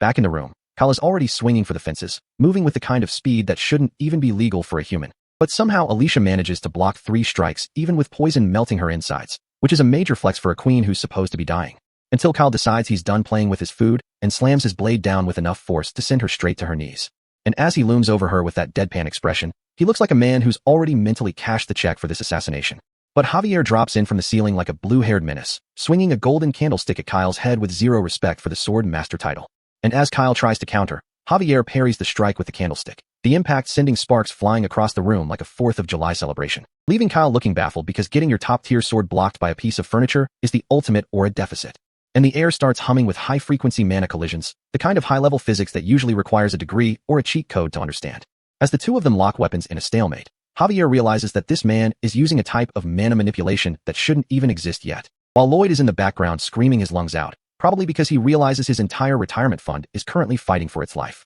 And the clash of energy becomes so intense that the room is turning into a light show, with Javier holding the line against a man who's supposed to be the strongest in the kingdom. So Lloyd rushes to the queen's side, almost calling her his royal wallet, before remembering he needs to maintain some level of professionalism in front of the dying. And he immediately pins her to the ground, grabbing her face and getting way too close. But trust me, YouTube, he's just trying to save her life and not catch a case. As he starts using the Azrahan core technique to suck the poison out of her body, his hand glowing with a blue light that looks like he's trying to jumpstart her heart. But the fight in the center of the room is reaching a breaking point, with Kyle jumping back and charging his sword with this terrifying pink energy. And Lloyd realizes that if Kyle finishes conjuring the aura sword, they're all going to be turned into a fine mist before they can even blink. So he flings his golden cane through the air with the desperation of a man who's about to lose his entire inheritance in a single strike. And the cane clangs off Kyle's guard just enough to break his concentration, making him tisk in annoyance like he's being bothered by a persistent fly, which gives Lloyd just enough of an opening to unleash a mana blast, the resulting explosion of fire buying them a few precious seconds of life. But Kyle just shakes it off, admitting that Lloyd's technique is ingenious while looking at him with the condescending gaze of a veteran who's seen it all. And he tells Javier that he lacks real-life combat experience, delivering a blow that sends our boy reeling back through the air, smashing him into the floor with enough force to create a crater, while the swordmaster just stands there looking like he hasn't even broken a sweat yet. And as blood splatters across Javier's chest, the situation goes from bad to we're cooked, because their primary tank just took a critical hit, leaving Lloyd to push his mana to the limit, his face contorted in a pained grimace as he tries to finish the job before Kyle resets. And as the purple veins start glowing on his hand, he realizes that if Javier can't pull a miracle out of his pocket, they're all going to be resting in peace by the time the moon sets. And Sir Kyle is looking at Javier with the most disrespectful grin you have ever seen, like he's already mentally picking out which part of the kid he's going to slice off first, lunging forward with a speed that should be illegal for a man that old. But Javier isn't backing down, charging right into the danger like a madman, which actually catches the veteran swordmaster off guard for half a second before Kyle's blade finds a home in Javier's back, sending a spray of blood across the floor that makes it look like the kid is finished, but he uses his last bit of breath to scream for his secret weapon, Master Podon. And the pink menace arrives with a golden candlestick, swinging that thing with a speed that would make a blender look slow, creating a chaotic blur of motion that forces Kyle to actually pay attention to something other than his own massive ego, which gives Javier the window he needs to plant his feet and prepare a move that's about to change the entire temperature of the room, gritting his teeth while Kyle realizes far too late that he's been lured into a trap by a literal pig and a teenager, as Javier points his sword down and unleashes a mana blast that looks like a miniature sun, detonating right in Kyle's face, filling the entire corridor with a wall of fire that's so dense you can't even see the floor anymore, leaving Kyle looking shocked and furious as he tries to find his footing in the middle of the inferno, getting tossed backward by the sheer concussive force while his expensive palace walls start taking structural damage they definitely weren't built to handle. And as the smoke clears, Kyle is crouched there wondering how a kid just used mana like a heavy artillery cannon. But Javier isn't done with the disrespect yet, because he's already moving for the next strike, while the traitor is still trying to stop his ears from ringing, leaping through the air with a chest wound that would have put a normal soldier in the ground 3 times over. But he's out here dropping a scatter blast like he's playing a bullet hell game, forcing the kingdom's top sword master to dodge in a panic while screaming about Javier being a total monster. But meanwhile, Lloyd is in the other room reaching the limit of his own endurance, his face looking like he's about to vibrate out of existence while he performs a high-speed dialysis on the queen, filtering out the toxin before it can shut her heart down. And when she tries to ask him where he learned this, he tells her to shut up and let him concentrate, which is the most legendary flex considering he's talking to the woman who signs his paychecks. But he's in so much pain that he's coughing up blood and looking like he's about to die for a woman he only likes because she keeps the economy stable. While back in the hall, Javier is still standing firm despite the massive explosion that just turned the banquet hall into a demolition site, leaving the guests wondering if they're watching a duel or a natural disaster, as Javier slides across the floor with his rapier out, looking like the coldest night in history, while Cal finally stops playing around and realizes that if he doesn't end this now, his entire coup is going to fail because of 2 kids, so he commands the elite guards to swarm Javier like a bunch of low-level NPCs, hoping to tire him out before he delivers the final blow. But Javier just looks at them with an expression that says he's got enough mana left to bury every single one of them, engaging the whole squad at once in a blur of steel and sparks, flinging these armored dudes around like they're made of cardboard and bad decisions while Kyle watches from the sidelines, his skepticism turning into a dark kind of realization that he's witnessing someone who could eventually destroy a whole country if he ever actually reaches the level of a sword master, which is why Kyle decides to stop being a coward and finishes the job himself, stepping forward with a sword that's starting to glow with a lethal pink energy that signals the end of the line for anyone standing in his way, because he's finally pulling out the aura sword, the pinnacle of martial power that makes every other technique in the room look like a cheap toy for kids. And Javier can only watch with wide eyes as the air itself starts to scream from the pressure of Kyle's mana, as the traitor takes a single step forward, moving so fast that the human eye can't even register the motion. And before Javier can even raise his guard, the pink light pierces right through him, dealing a hit that feels like being struck by a freight train made of pure malice, sending him flying across the grand hall until he hits the stone floor with enough force to shatter the tiles, leaving him lying there in a crater while Kyle looms over him, looking like the final boss he actually is. And honestly, Javier is lying there looking more cooked than my self-esteem when my crush likes my best friend's photo, but leaves me on read for 3 business days. But just as Kyle is about to finish the job, a system notification pops up to tell us that the poison absorption is finally complete, leaving Lloyd to stagger away from the queen with an arm that looks like it belongs to a demon, veins glowing purple and black as he vomits up the concentrated essence of the toxin he just swallowed. And the queen tells him he needs to cut the arm off right now to survive, just like he did in the original novel. But Lloyd looks at his hand and decides that the script can go fuck itself because he needs both of his arms if he ever wants to fulfill his dream of being a rich bum who spends his days shoveling dirt on his own estate. So he grabs a knife and prepares to do something that's never been done before, focusing every last drop of his mana into the limb that's currently rotting away from the inside out. He triggers a mana blast directly through his own arm, creating a swirling vortex of purple energy that literally rips through the roof of the palace, purging the poison in a massive explosion that can be seen from the entire city, leaving Javier sprawled out on the cold floor, his chest looking like a butcher shop after Kyle's pink aura ripped through him. But this blonde-bearded fraud isn't done yet, walking up to finish the job with the kind of disrespect you only see in a toxic lobby, screaming mana blast like he's the main character of a shitty ESEH Kai, swinging his blade to send a wave of energy that's honestly just overkill at this point, as it slams into the palace dome, turning the royal architecture into a pile of expensive rubble while Kyle stands there vibing in the dark. But Javier is still breathing, and my man is currently sensing a massive mana explosion coming from Lloyd's direction, which is the only reason he's forcing his broken body to stagger back to his feet, panting through the blood because he remembers the weight of the oath he swore to the only guy crazy enough to treat a queen like a walking ATM, his hands trembling as he realizes that being hopeless was just the starting line, his mind drifting back to a night under the full moon where Lloyd was poking a campfire, looking all somber and depressed because he'd abandoned his duties to chase a gigantitan, while Javier just sat there like a disappointed parent who's still gonna dock your pay for 6 months because being unfit to be a knight doesn't mean you get a pass on the bills. And honestly, seeing Lloyd try to negotiate his way out of a salary cut in the middle of a deep emotional confession is the most Lloyd thing I have ever witnessed. But even when the negotiation fails, my man doubles down on the loyalty, swearing that he'll never abandon his post again, even if Javier thinks he's just playing with the embers like a bored toddler. promising to become a sword master within the year like it's a generic New Year's resolution. To lose 12 pounds, which Javier obviously finds hilarious because humans are supposed to have a hard cap on their mana heart that no amount of training can ever break. But Lloyd was out here, scratching theories in the dirt about how sword masters actually cheat the system, and Javier realizes that if he wants to survive this crash out with Kyle, he has to stop relying on Master Lloyd and become a legend on his own. Right as Kyle's blade pierces through his silhouette in a spray of crimson that should have been a kill shot, but Javier is gathering every drop of his mana into one single point to strengthen his vitals, which is a high IQ play that has Kyle genuinely confused as he prepares to swing again, declaring that it's finally time for Javier to die. But the scream coming out of Javier's mouth isn't just pain, it's the sound of a breakthrough,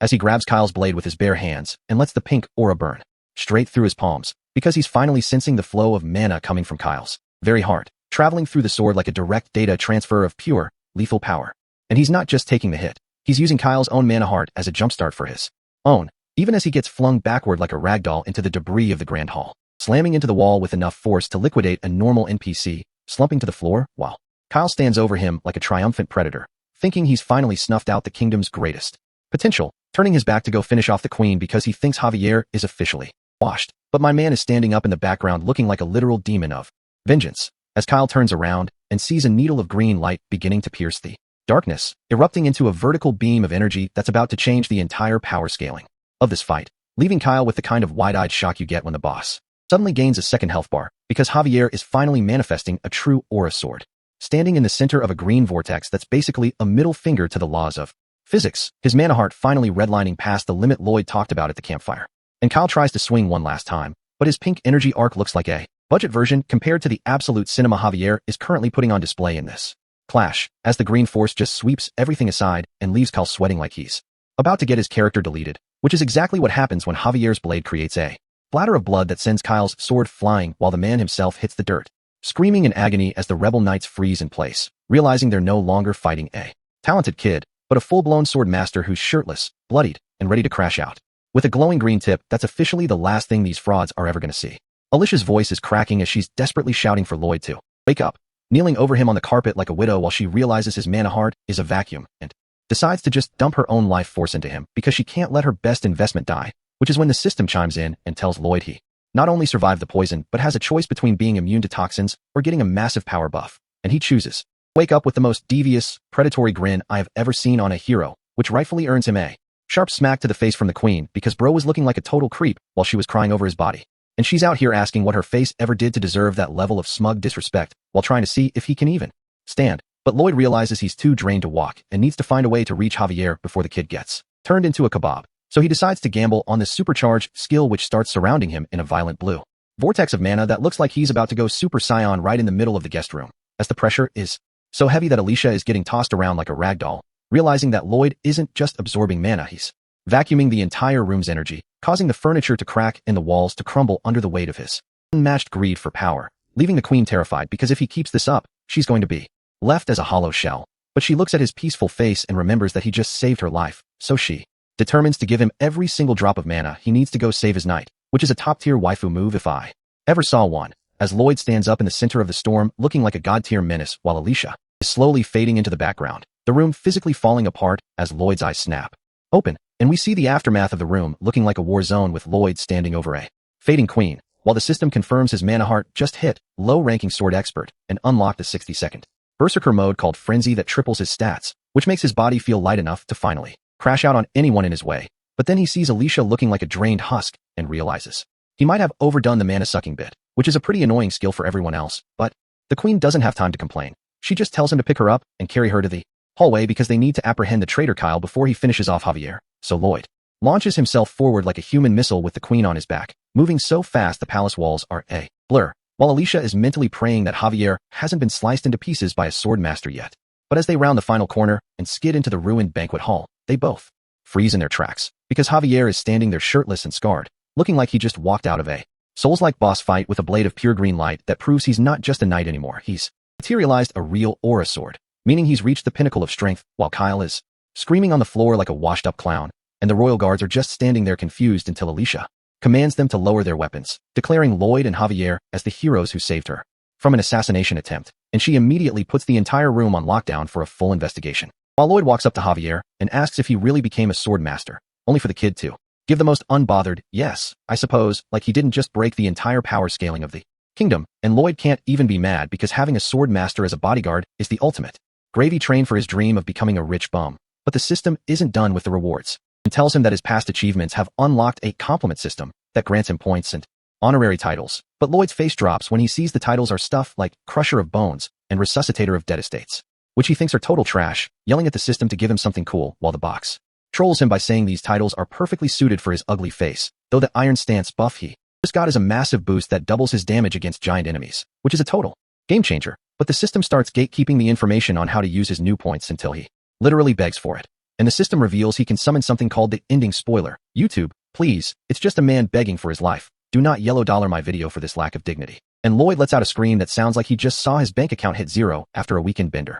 Lying there on the red sofa looking like a discarded gym sock because the post-coup investigation is draining his last 2 brain cells. So he asks the freckled NPC guard if they found the rat behind Sir Kyle. But the news is garbage because even though they bagged the guy sending coded messages, some high-tier protection spell is making the palace confession magic look like a budget parlor trick, meaning Lloyd is stuck in the capital. Which is a problem because the novel he's living in didn't even cover this assassination plot until season 2. And since things are moving 3 years early, his spoiler knowledge is officially becoming useless, though the system is basically throwing him a bone with this new, ending spoiler, power that costs CP to summon. So he ignores his own crisis to ask where his favorite bodyguard Javier is hiding, only to find out the queen summoned the man separately because being a sword master makes you the hottest free agent in the kingdom, which has this young guard looking like his entire worldview just glitched out. But Lloyd just hits him with the reality check that 100 normal guardsmen are basically fodder compared to a man who can materialize a green aura blade. While over in the throne room, we see the actual power dynamic shift as Javier is kneeling before Queen Alicia, who is looking every bit like the SSS level baddie she is, sitting on that throne with maximum aura, telling Javier that she saw his unprecedented swordsmanship during the coup, and since the captain of the royal guard position is currently vacant, she's not just asking. She's issuing a direct command for him to take his place by her side, leaving the freckled kid in the hallway wondering if the Frontera gravy train is finally about to derail. But while the queen thinks she's making an offer he can't refuse, Lloyd is back in his room looking bored because he knows Javier's loyalty is built different, and honestly, the queen is about to find out that trying to poach Lloyd's #1 is a mission impossible because this man really doesn't care about royal titles, as Javier keeps his head bowed and deadass tells the sovereign of the entire kingdom that he's Baron Frontera's knight, and he's not leaving his lord's side for anybody, which causes Alicia's expression to sharpen into something that would make a normal man's heart stop, reminding him that disobeying a direct order from the throne is tantamount to treason, a word that usually ends with your head on a spike. But Javier doesn't even flinch as he makes one final, humble request, asking for permission to send a single line of farewell to his lord, which Alicia immediately translates as him saying he'd rather die than serve her, proving she's got the highest political IQ in the room. Watching this man choose execution over a promotion because his sense of duty is basically a religious experience at this point. And surprisingly, she actually respects the flex, telling him he can go because she knows you can't force that kind of loyalty with a sword to the neck. So Javier gives her the most respectful, "Thanks for not killing me," bow before turning his back on the highest position in the military, walking through those airy palace halls with the step of a man who just secured his own soul, until he hears the young guard shouting his name from the balcony, looking like he's about to have a panic attack, asking if the queen really just let the most powerful asset in the kingdom walk away. But Javier just hits him with that serene, top-tier waifu-level smile and declares that he will always be a knight of the Frontera family, no matter what, which literally has this kid move to tears while back in the throne room. Alicia is realizing that the people from Lloyd's estate are just built from a different material, musing to herself that she has zero luck swaying anyone who has spent more than 5 minutes around that brown-haired menace. While the menace in question is out here lying in a field under the full moon, scrolling through his system interface like he's checking Uber Eats at 2 a.m., looking at these new titles like Crusher of Bones, which gives him unconditional obedience from his subjects, and Orc Face, which lets him use a literal roar. But the real bag is Magentano, I'll carry you, because having the queen's complete trust means he's officially immune to any treason charges the nobles try to throw his way, and as he laughs into the night sky, he realizes the timing is perfect because the full moon means it's time for the CP payout, and the system dings with 22 points, which is exactly enough to buy the one thing he's been eyeing since he arrived. The ending spoiler, which promises a glimpse of the final scene of this storyline, and Lloyd is out here rubbing his hands together thinking about how fat and rich he's about to get, so he slams the yes button, and YouTube, please, it's just a man clicking a holographic window. Do not yellow dollar my video for this man's degenerate facial expressions. But as he clicks it, the world starts to dissolve into a dark, spooky void that has him calling out for the message box like he didn't just sign up for this exact experience. And when the light finally returns, it's not a pile of gold waiting for him, but a literal inferno that has Lloyd crouching in the middle of a nightmare, realizing with a sinking feeling in his gut that he's standing right in the middle of the Frontera estate. But everything is burning. The houses and the trees he spent months building and planting are being consumed by a red, hellish heat that makes his previous life look tame, and his eyes go wide as he spots a dark silhouette in the smoke, shouting out to the void to tell him what kind of sick joke this is, running through the corridors of his home while stepping over shadowy figures that look suspiciously like the people he promised to protect, screaming for the message box to tell him if this is the real ending or just some glitch in the system's logic. The system stays silent as he rounds the corner and sees a man in a purple coat standing over a scene of total devastation, and Lloyd's heart drops into his stomach when he recognizes the two broken forms on the ground as the Baron and the Baroness, while right next to them is a man who looks like Javier, but his hair is a dull brown, and he's weeping like a man who has lost everything, gritting his teeth and apologizing to the dead because he wasn't fast enough or strong enough to stop the slaughter, and the ground is littered with the broken tools and weapons of the people who actually trusted Lloyd to lead them, as a dense cloud of black particles starts to fill the frame like the ashes of his dream of becoming a rich bum, leaving Lloyd standing in a barren, red-tinted wasteland of his own failure, realizing the sweet life he was planning was actually just a countdown to total annihilation.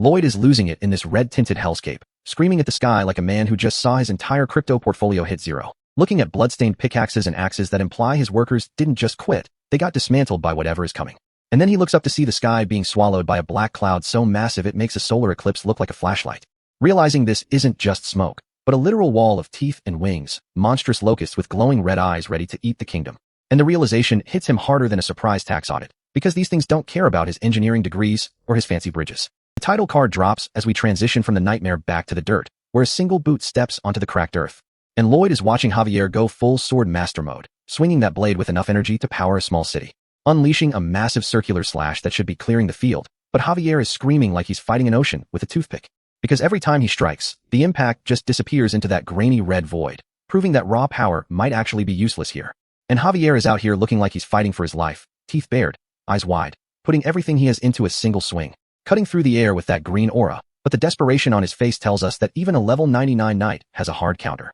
And the explosion of energy is massive, but it feels like he's just punching the wind while the world around him continues to rot. So Lloyd is standing there, sweating, asking the only question that matters. Did the strongest man he knows actually kill them? The answer is a fat no, as they both stand dwarfed by a damaged building while a mountain of dark particles rises to swallow the horizon. And then the vision jolts him back to reality, so hard his soul probably skipped a beat, leaving him wide-eyed and gasping for air, kneeling in the grass at midnight, panting like he just finished a marathon, because that spoiler was basically a 4K trailer for his own funeral. And he's begging the system to tell him it was all a prank, but the message box basically tells him to stop being a clown. So he springs up and starts dashing through the palace like he's got the police on him, teeth gritted because he finally understands the assignment. Running through the red-lit halls while his past self's regrets echo in his head, mocking him for not being fast enough to save his family. But he's done crying, because he knows exactly what's causing that swarm and he's about to crash out on anyone standing in his way. He secures an audience with Queen Alicia, who is looking at him like he's lost his mind for saying the entire region is about to become dirt. And Lloyd is out here sweating, explaining that the enemy nation Asfahan is basically playing monster dominoes by destroying habitats in the wilderness,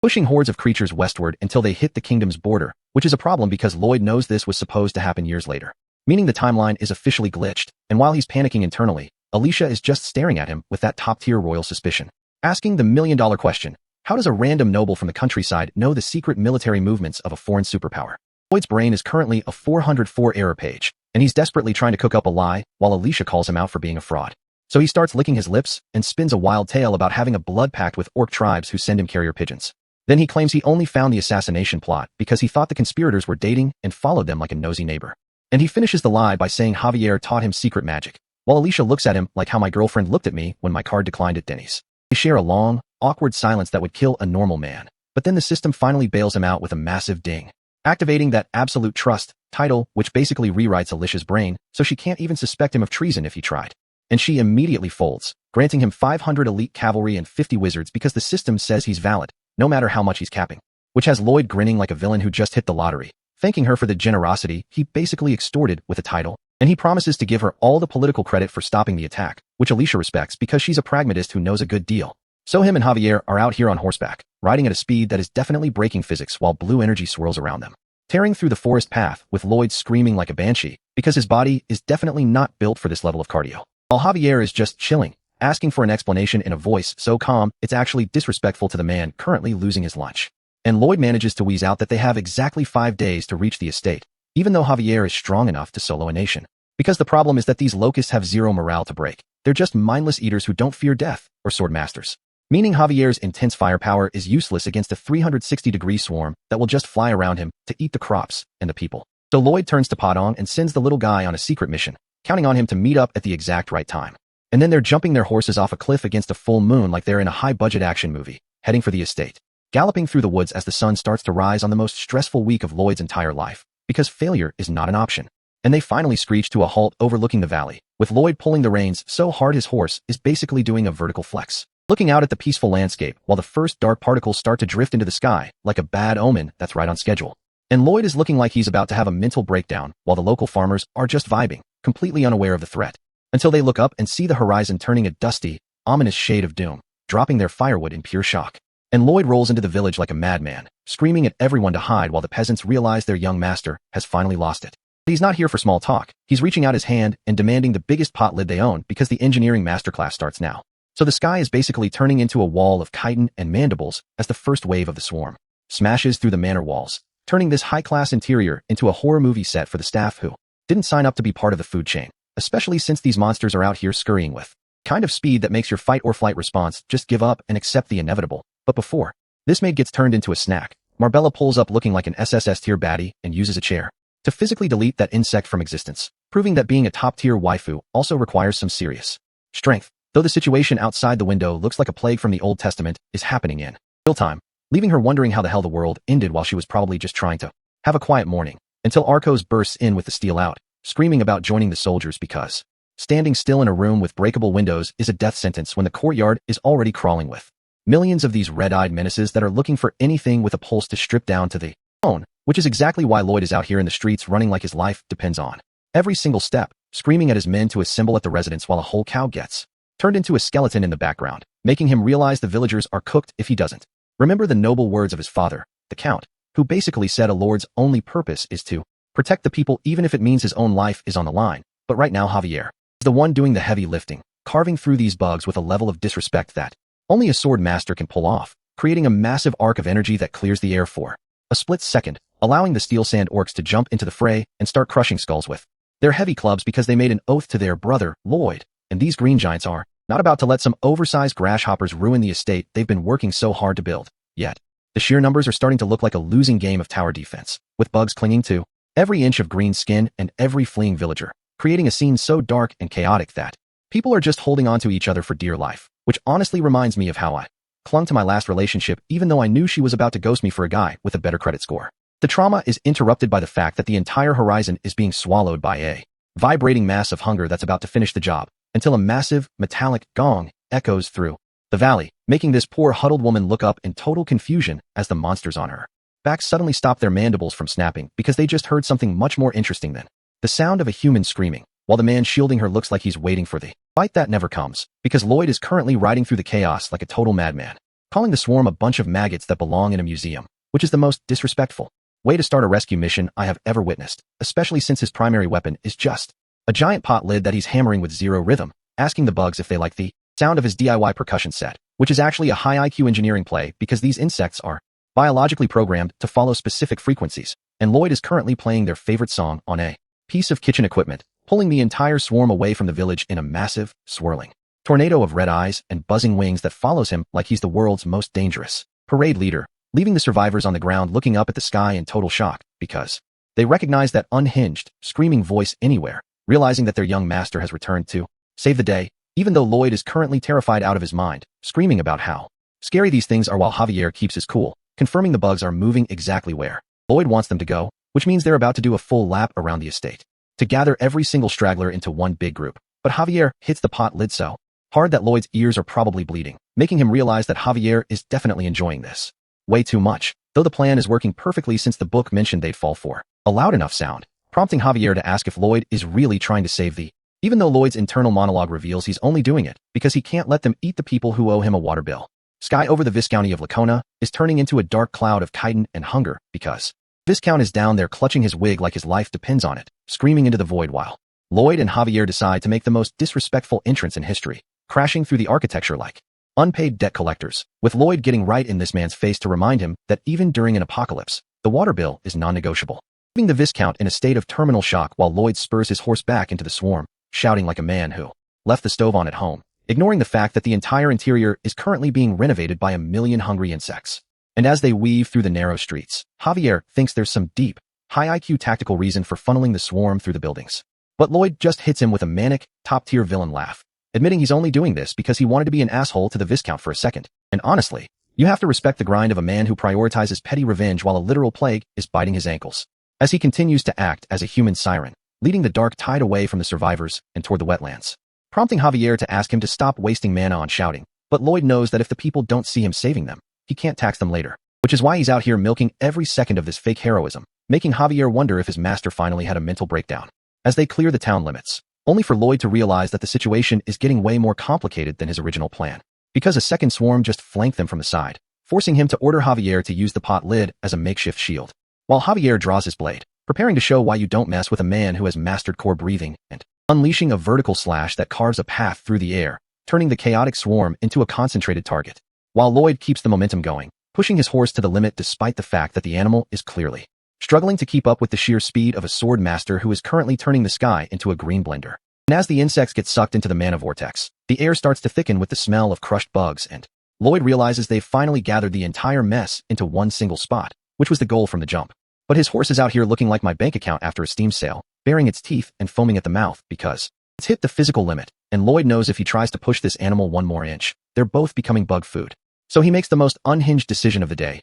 leaping off his dying mount and aiming straight for Javier's back, catching the man mid-gallop and shouting that Javier is officially his new steed, which is a level of disrespect I didn't think was possible. As they skid across the dirt, Javier is probably reconsidering every life choice that led him to being a human Uber for a manic engineer. But Lloyd doesn't care about the aura deficit, poking Javier to run faster while they head toward the water channel. The summons are already in position, waiting for the signal to turn this biological warfare into a fireworks show. And as Javier dashes through the final wave of stragglers, Lloyd lets out a shout that sounds like he's calling in a kill streak, triggering the arrival of Padong and the crew, who have been cooking up a trap while we were busy playing tag. As they reach the channel, Javier has to cover his face from the spray while the summons launch their counteroffensive. And Lloyd activates his skills, feeling the mana surge through the system as the pale projectile enters the sky, looking like a weird, segmented firecracker that's about to end the careers of every insect in a 5-mile radius. And then the air just explodes, a massive fireball incinerating the core of the swarm in a display of pure, unadulterated power, turning the sky into a furnace where the locusts are getting deleted from the server in real time.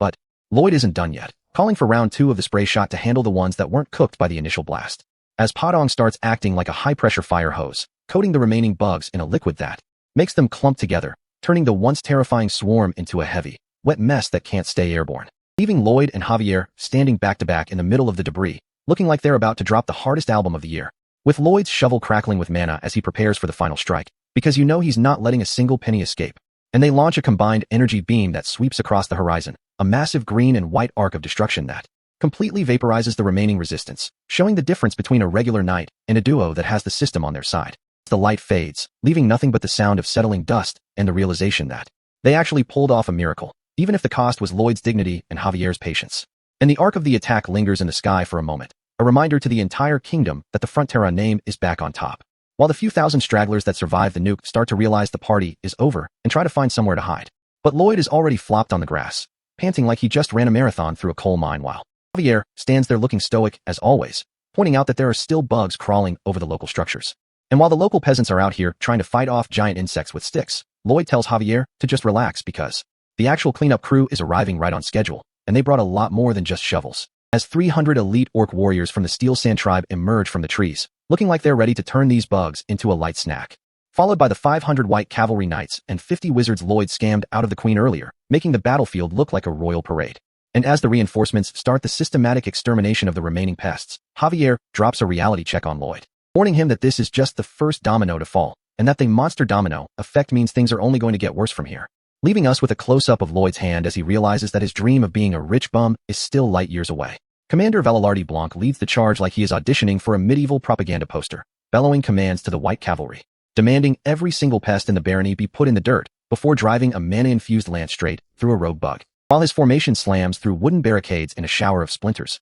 proving that when the royal army actually shows up, they don't mess around with tactical retreats, which gives our Steel Sand orc bros the green light to go wild with wooden spears, pinning giant insects directly to the soil while screaming battle cries at the top of their lungs, and immediately setting up a victory campfire to roast monster meat, because protein gains weight for no man, until a local townswoman sheepishly walks up to thank one of the green giants for saving her earlier, handing him a tiny pink daisy that causes this massive warrior to blush bright red and sprint into the woods in a complete panic. leaving him staring at the flower in his hand while his heart hammers against his ribs, right before the scene shifts back to the sky, where the townspeople are frantically checking on Lloyd, who is lying on the grass looking like he just survived a triple shift at a factory. And as the villagers sob over him, praising him for being a selfless saint who loves saving lives, Lloyd sits there with a deadpan face thinking he did every bit of this strictly for his own early retirement, which triggers a floating system notification teasing him about his internal greed before reminding him that the grind never stops, rewarding him with a brand new title called Round 1 Pick by Terminix Pest Control, complete with a massive passive debuff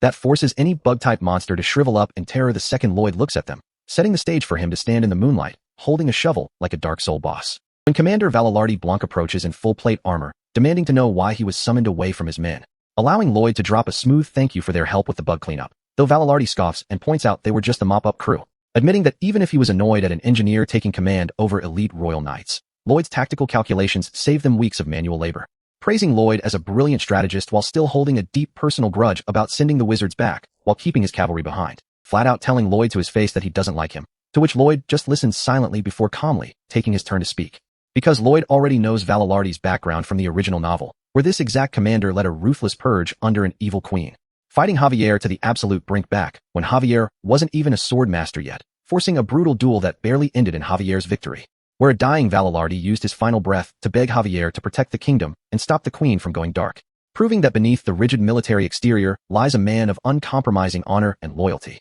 which means beating around the bush is useless, prompting Lloyd to flash a menacing grin and ask if the commander wants to throw hands, proposing a wager where if Lloyd wins, the entire white cavalry becomes his personal construction crew, but if Valalardi wins, they can march straight back to the capital, causing Valalardi to scoff at the absurd terms, pointing out that as the queen's sword he has zero reason to attack a civilian without official orders, only for Lloyd to rest his chin on his hands with a smug smirk, reminding the commander that royal authority was handed over to him directly, framing the order so that refusing to shovel dirt would stain a knight's honor, unless the labor was suffered as the penalty of an official duel, forcing Valalardi to rest his hand on his sword hilt and ask what weapon Lloyd plans on using, to which Lloyd simply raises his trusty steel shovel, while Valalardi walks forward promising to leave his blade sheathed so the civilian doesn't get instantly split in two. And while Lloyd's internal calculations confirm his odds of beating a high-tier knight in a real fight are precisely zero, he knows his real weapon is exploiting the man's rigid honor code, proposing special rules for a match between a knight and a civilian, which Valalardi accepts without hesitation, stating that if he so much as flinches from a single attack,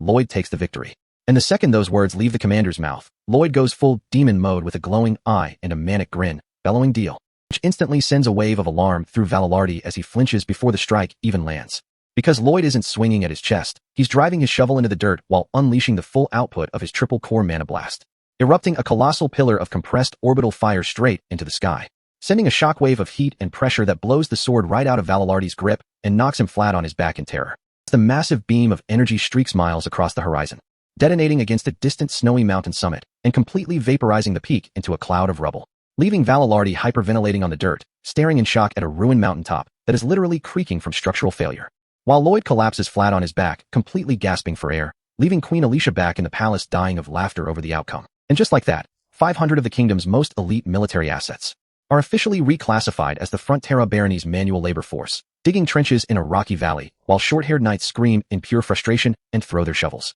demanding to know why battle-hardened veterans are stuck moving dirt, only for Valalardi to grab his own shovel and tell his men that this task carries a deeper meaning. Remembering Lloyd's declaration that wielding a shovel to protect the realm is far more honorable than wielding a sword, before driving his boot down onto the blade, stabbing the tool deep into the earth and commanding his unit to fall in line without further complaint. While up on a high clifftop, Javier watches the operation unfold and asks if this project will actually stop what's coming, to which Lloyd promises that wilderness engineering never fails, smiling slyly as he reveals that this massive undertaking is the only way to protect his future retirement bag, pulling back the camera to show teams of workers descending ropes along a massive rock face, carving a colossal, nightmare-inducing monster head directly into the mountain wall to construct the ultimate biological deterrent against the wilderness. The morning sun hits the rolling hills of Magentano, looking peaceful enough to trick anyone into thinking today is just a regular Tuesday, until the wooden mugs on dining tables start rattling so hard they nearly spill fresh ale everywhere, knocking candles onto the floor with a loud clang as entire families scramble to hold each other, terrified that the earth itself is splitting open.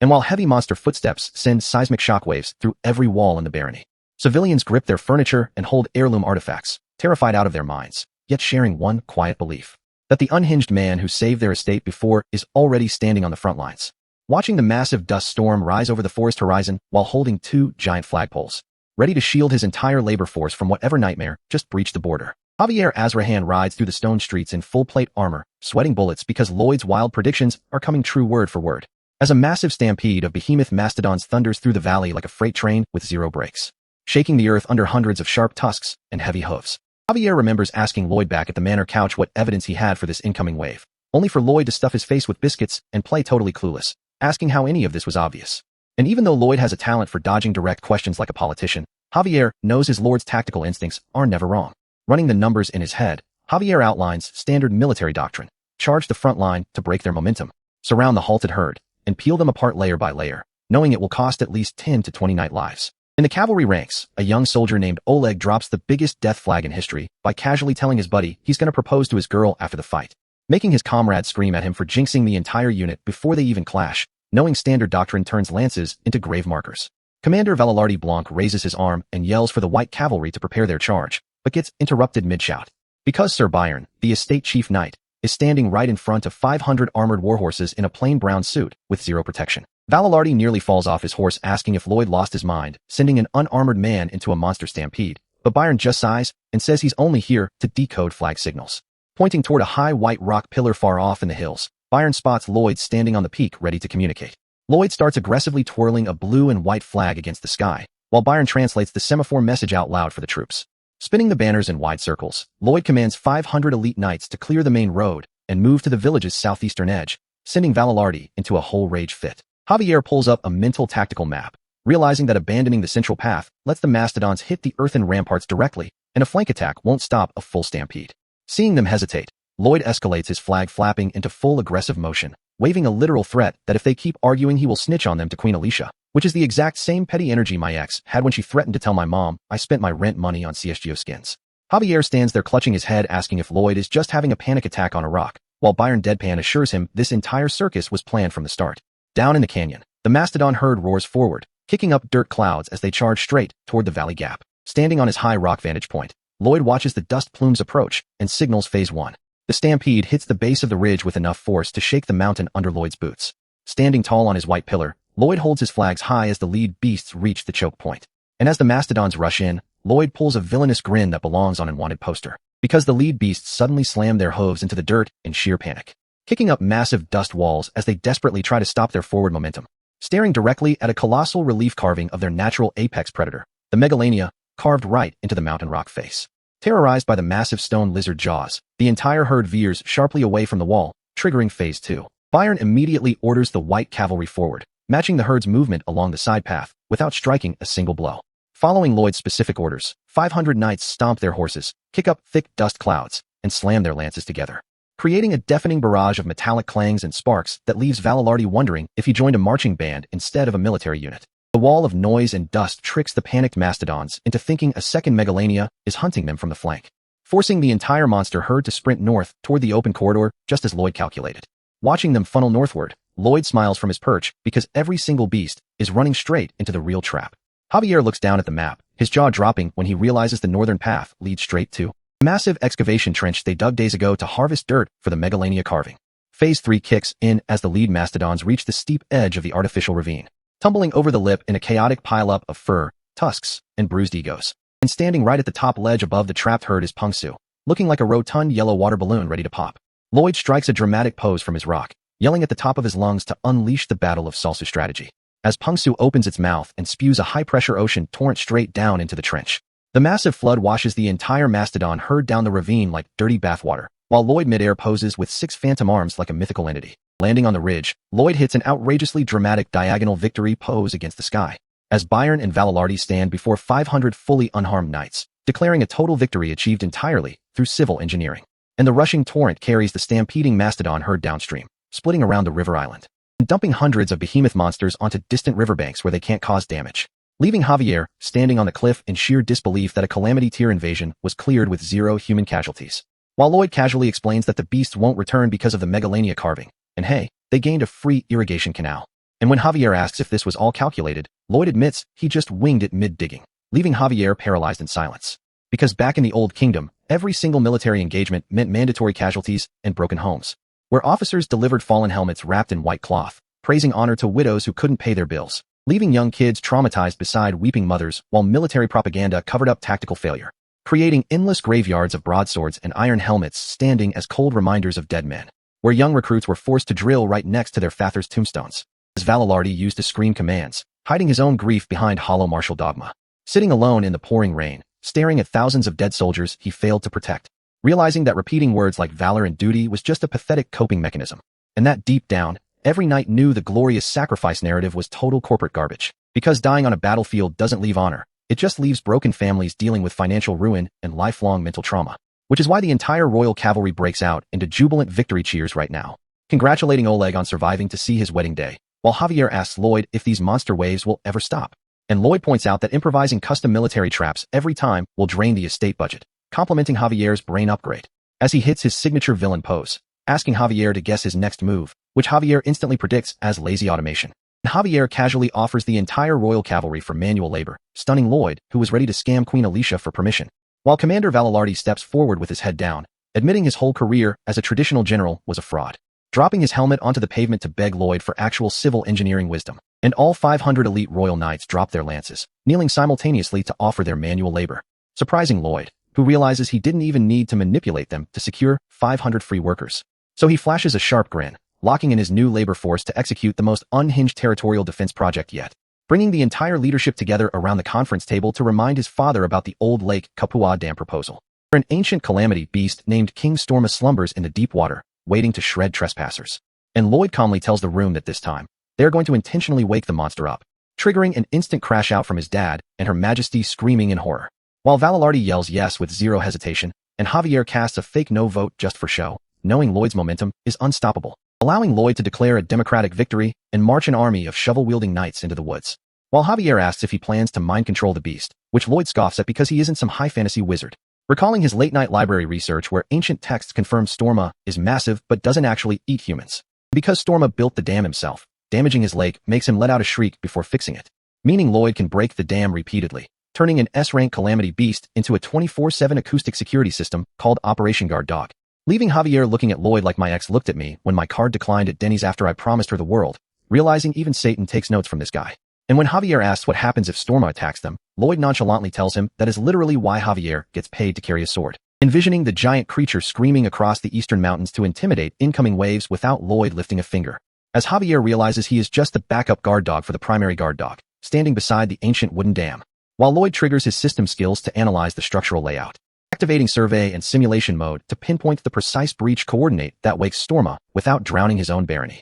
crouching in the grass and twitching his fingers in midair like a lunatic calculating spatial geometry, which Sir Byron interprets as pure genius, leaving Javier to let out a tired sigh by the river, unaware that far beneath the surface of Lake Kapua, dark bubbles begin to churn, as an ancient mind awakens in the pitch-black abyss, promising total annihilation if humans disturb his sleep again, opening two glowing pink eyes in the dark void as King Storma prepares to crash out. Morning breaks over the Magentano countryside, presenting a picture-perfect, peaceful valley, which makes it even more absurd when you look down at the grass, where Javier Azrahan, the realm's cold-blooded sword master, is currently rolling on the floor getting tackled by baby mastodons while squealing like a 7-year-old on Christmas morning. Bro is blushing so hard as an infant elephant licks his cheek that his stoic aura dies on impact, and while resting a tiny mastodon squarely on top of his head, he turns toward Lloyd to officially address him, explaining that these little guys were orphaned during the massive river flood at Salsu, and asks if he can adopt them, prompting Lloyd to point out the glaring tactical hazard that apex predators tend to grow into giant man-killing beasts, only for Javier to hit him with a sparkling, rose-tinted smile,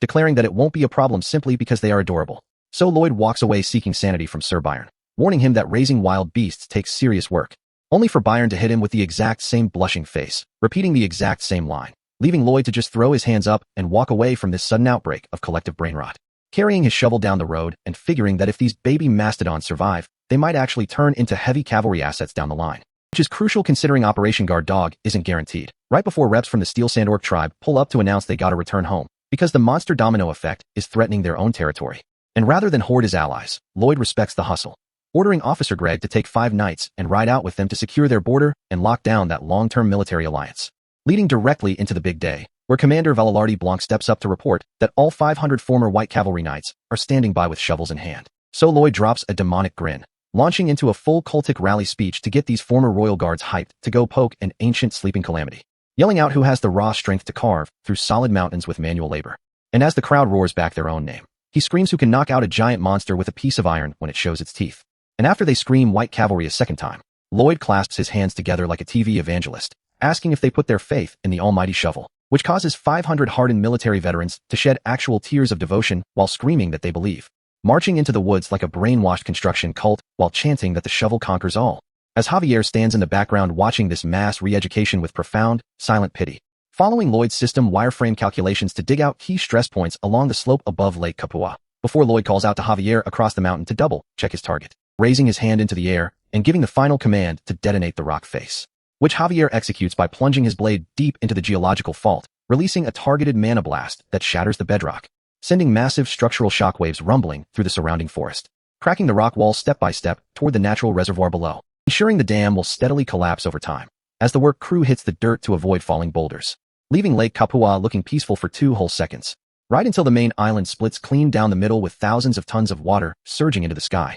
sending Lloyd into a full panic as an ancient presence breaks through the lake bed, washing trees into the air while Javier duck covers behind a trunk and Valalardi grips the grass in horror, as a massive column of water reaches the clouds before raining down across the entire valley, revealing King Storma, a giant, mountain-sized beaver with glowing red cheeks and colossal front teeth, leaving Lloyd lying in the mud staring up at this giant aquatic nightmare. While Valalardi Blanc looks at this world-ending threat, blushes, and literally yells that it's adorable. And as Lloyd lays in the dirt hearing Storma roar, his passive universal animal comprehension skill kicks in, translating the beast's roars into plain human speech, realizing the creature isn't making random animal noises, but shouting that he's pissed off. And as Storma turns his giant head around, Lloyd tries to rationalize that a beaver's main instinct is just fixing dams, only for Storma to loom over his tree, letting out a wave of grunts, which translates into Storma revealing he can smell metal and knows the humans intentionally sabotaged his home, explicitly stating that instead of fixing the dam and going to sleep, he is going to wipe out humanity to end these tricks permanently, which instantly breaks Lloyd's brain as he realizes this monster is high IQ and the entire strategy just crashed.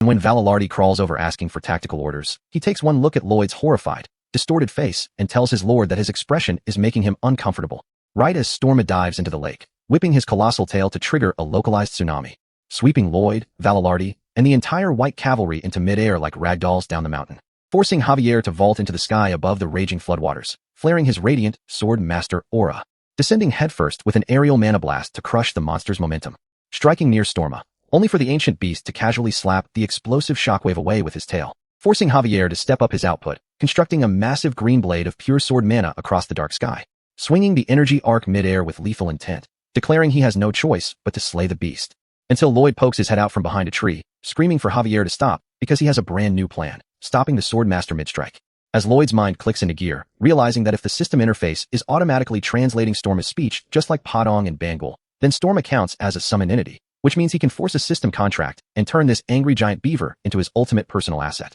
King Storma is out here thrashing through the sky like a raid boss having a major breakdown, while Javier glides around his hitboxes, detonating a precision mana blast straight against the Titan's thick hide, which barely registers as damage, only succeeding in popping a massive anger vein right on the monster's forehead, prompting Storma to fire targeted orange energy beams across the lake, forcing Javier to stay mobile while Lloyd treads water underneath, hoping his chief guard keeps the boss locked down long enough for his wild gamble to work. Except Lloyd realizes from underwater that the monster's reaction speed is absurd, making it impossible to sneak up without getting vaporized. So Javier drops another explosive mana blast to maintain aggro, following up with a massive green sword aura crescent to slice through the air. Storma contorts his massive body mid-flight to dodge the aura blade like it's a minor inconvenience, leaving Javier landing back on the shoreline stuck in a lethal tactical dilemma, because pulling his punches isn't drawing enough heat, but going all out will slice the ancient Titan in half and ruin the contract plan, forcing him to resort to the most disgraceful backup tactic in knightly history, as Bro throws away every shred of martial dignity and starts bellowing at the Titan in its own native beast language,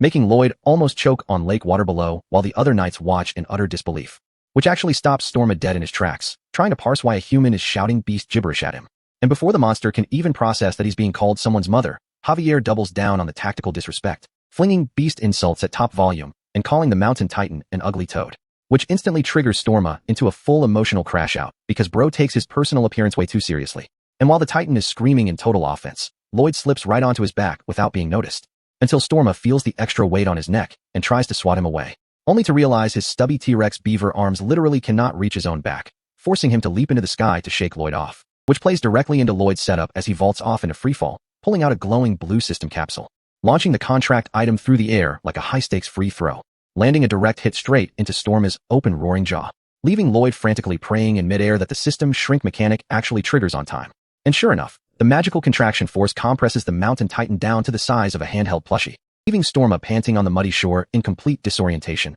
wondering how the world suddenly grew so massive. Right before a pair of hands snatches him off a log like a wild creature, revealing Lloyd with a menacing reddish glow, looking like a demonic villain taking possession of new property. Except this ancient titan still has fight left in him, squirming and flailing in Lloyd's grip, delivering a sharp slap straight across Lloyd's face before dropping to the dirt path and sprinting away, forcing Lloyd to call in his full spirit squad for an emergency encirclement, where Storma collides with Padong on a fallen log and lands a heavy right hook to his face, which turns out to be a terrible mistake because Padong wipes his cheek and unlocks a level of violence we have never seen from him, turning the forest path into a full-on brawl before Hamong drops in from above to add extra pressure, body slamming the tiny beaver into the dirt and driving him further down the trail, straight into a dead end where Lloyd slides in to cut off the exit alongside Bangul. And as Storma stares at the glowing pink spirit, memories of a 500-year slumber pass before his eyes, remembering centuries spent sleeping underground with zero purpose or direction, until this exact glowing presence fills his heart with a sudden sense of peace, bringing a sudden quiet over the forest path as the little titan stands frozen in a trance, allowing Lloyd to drop the aggressive act, crouching down to offer a calm conversation, which makes Storma brush his fur with pure ego, acting like he's doing Lloyd a massive favor by agreeing to talk, totally oblivious to the horrific predatory grin spreading across Lloyd's face, as Lloyd closes his hand to finalize the system contract, officially making the Mountain Titan his newest permanent asset. And inside the estate room, the newly captured ancient titan is already trying to set ground rules, crossing his tiny beaver arms behind a desk and demanding proper corporate perks before he does a single task, while Lloyd sits back with his spirit squad, casually dropping the easiest request on earth: shout at the lake twice a day, which causes the little guy to throw a whole tantrum about basic business negotiation tactics, prompting Lloyd to hit him with a soft, apologetic posture, only to instantly drop the timid act and pull out a wide predatory grin, pointing straight down at the pink spirit sitting on his lap, which triggers Bangul's maximum charm protocol, sending sparkles everywhere and instantly turning this 500-year-old titan's brain into pure mush, causing him to slam the table and accept the deal on the spot, while Lloyd bangs his fist right back with fake enthusiasm, before his internal mind turns into a blood-red villain monologue,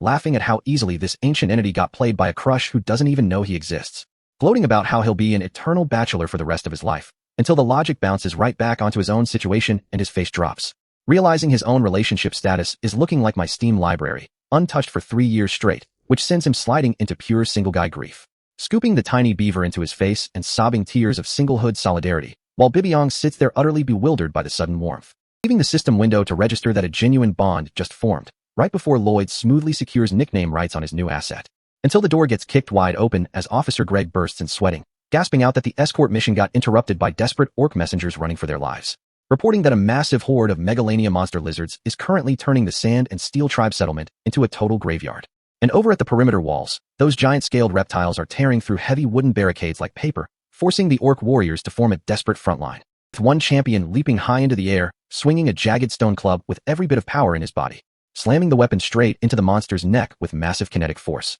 only for the beast's slitted eye to lock onto him unbothered, making the warrior realize his highest damage attack didn't even scratch the armor. And before he can even land, the creature counterswipes its heavy body, catching him directly in the ribs, sending the orc champion airborne across the battlefield while his stone weapon shatters against the dirt, crashing hard onto his back and coughing blood while the rest of his squad rushes in to cover his retreat, roaring out their battle cries through pure exhaustion, which cuts straight back to Lloyd barking commands to rally Sir Blanc and the 500 white cavalry knights at the village gate, ignoring the guard's warning about being too late, because Javier is already sprinting at full speed, recognizing the tactical value of the situation. And while Lloyd runs right beside him carrying Bibiong like a football, asking what opportunity he's talking about, the little titan locks his eyes forward, munching down an energy snack in Lloyd's palm and declaring that they are about to flip this entire monster invasion on its head, leaving the local villagers staring up in disbelief as Bibiong launches himself skyward with a loud roar, allowing Lloyd and Javier to mount his back as he channels surging green elemental energy directly into his paw, bringing his heavy beaver tail down like a hydraulic press straight into the bedrock,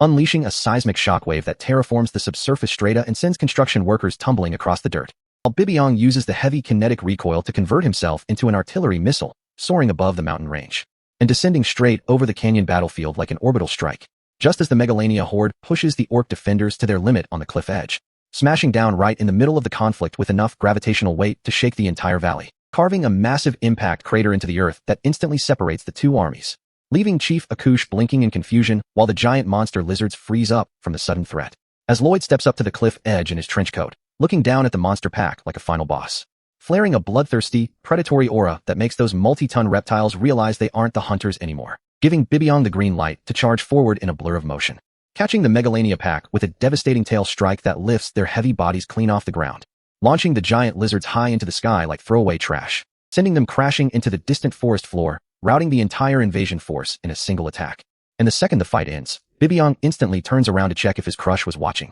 Watching Bangul float there ringing her bell, which makes the ancient titan's heart jump straight out of his chest, while Sir Blanc approaches with his shovel, feeling slightly useless, until Chief Akush steps forward with a heavy expression, dropping the announcement that their blood brotherhood is officially over, which sends a cold shock right through Lloyd and Javier, until the chief flexes his chest, and his entire tribe strikes synchronized bodybuilder poses, revealing they are elevating their status from equal allies to direct sworn vassals, which instantly transforms Lloyd's panic into a devious, manic grin, realizing he just acquired a massive permanent labor force for his next engineering campaign, leaving Chief Akush standing there completely lost, unaware that he just signed his whole warrior tribe up for endless construction duty, remembering how Asfahan originally set fire to those reed fields for strategic leverage, which triggered a domino effect driving every wild beast westward, including semi-intelligent monster tribes who were just trying to survive the migration, until those exact tribal monsters watched 3 apex megalanias get launched through the sky like literal spitballs, and word immediately spread among the tribes that the western lands were ruled by a sky-touching titan, controlled by an unhinged demon with eyes straight out of hell, while Bibiong sits peacefully on Lloyd's head, completely oblivious that his tail slams redirected an invasion force, right back toward the Asfahan royal palace, where the Sultan sits comfortably on his throne, listening to his scout report that the Sand and Steel tribe moved into Magentano territory as planned, only to get disappointed when he hears the orcs settled down peacefully without causing a single drop of chaos, before a second guard bursts in sweating through his armor with urgent news, reporting that the massive monster horde they originally pushed out has reversed direction and is tearing into their own kingdom walls, leaving the Sultan wide-eyed in shock as his own biowarfare strategy backfires, because an unknown terror in the west drove those beasts into a permanent frenzy, forcing the Sultan to order all military reserves to the front, realizing his scheme to destabilize his rivals just blew up right in his face, staring into the void as he realizes nobody could reverse a monster stampede unless a genuine demon is ruling the west. Say wallahi, bro. Say wallahi. While back in the estate, that exact demon is sitting on a sofa with the smoothest smile, handing the arrogant noble creditors a document titled Receipt of Debt Repayment in full, sliding over a royal check for over 35 billion gold pieces that covers every single copper of principal and interest, before flashing a red demonic scowl that threatens to erase their lineage if they do not sign immediately, allowing Lloyd to walk over to his father Baron Arcos, who can barely process that their generational curse is gone, waving the signed receipt with a playful grin and asking if he wants it framed for the wall, which breaks the Baron into sobbing tears as he hugs his son, apologizing for being a failure of a parent, making Lloyd look down with an unexpectedly heavy, quiet expression, asking his weeping father a single simple question, and reassuring him that love is the only qualification that ever mattered, which triggers a gold tier system notification granting him the title Debt Eraser 3000.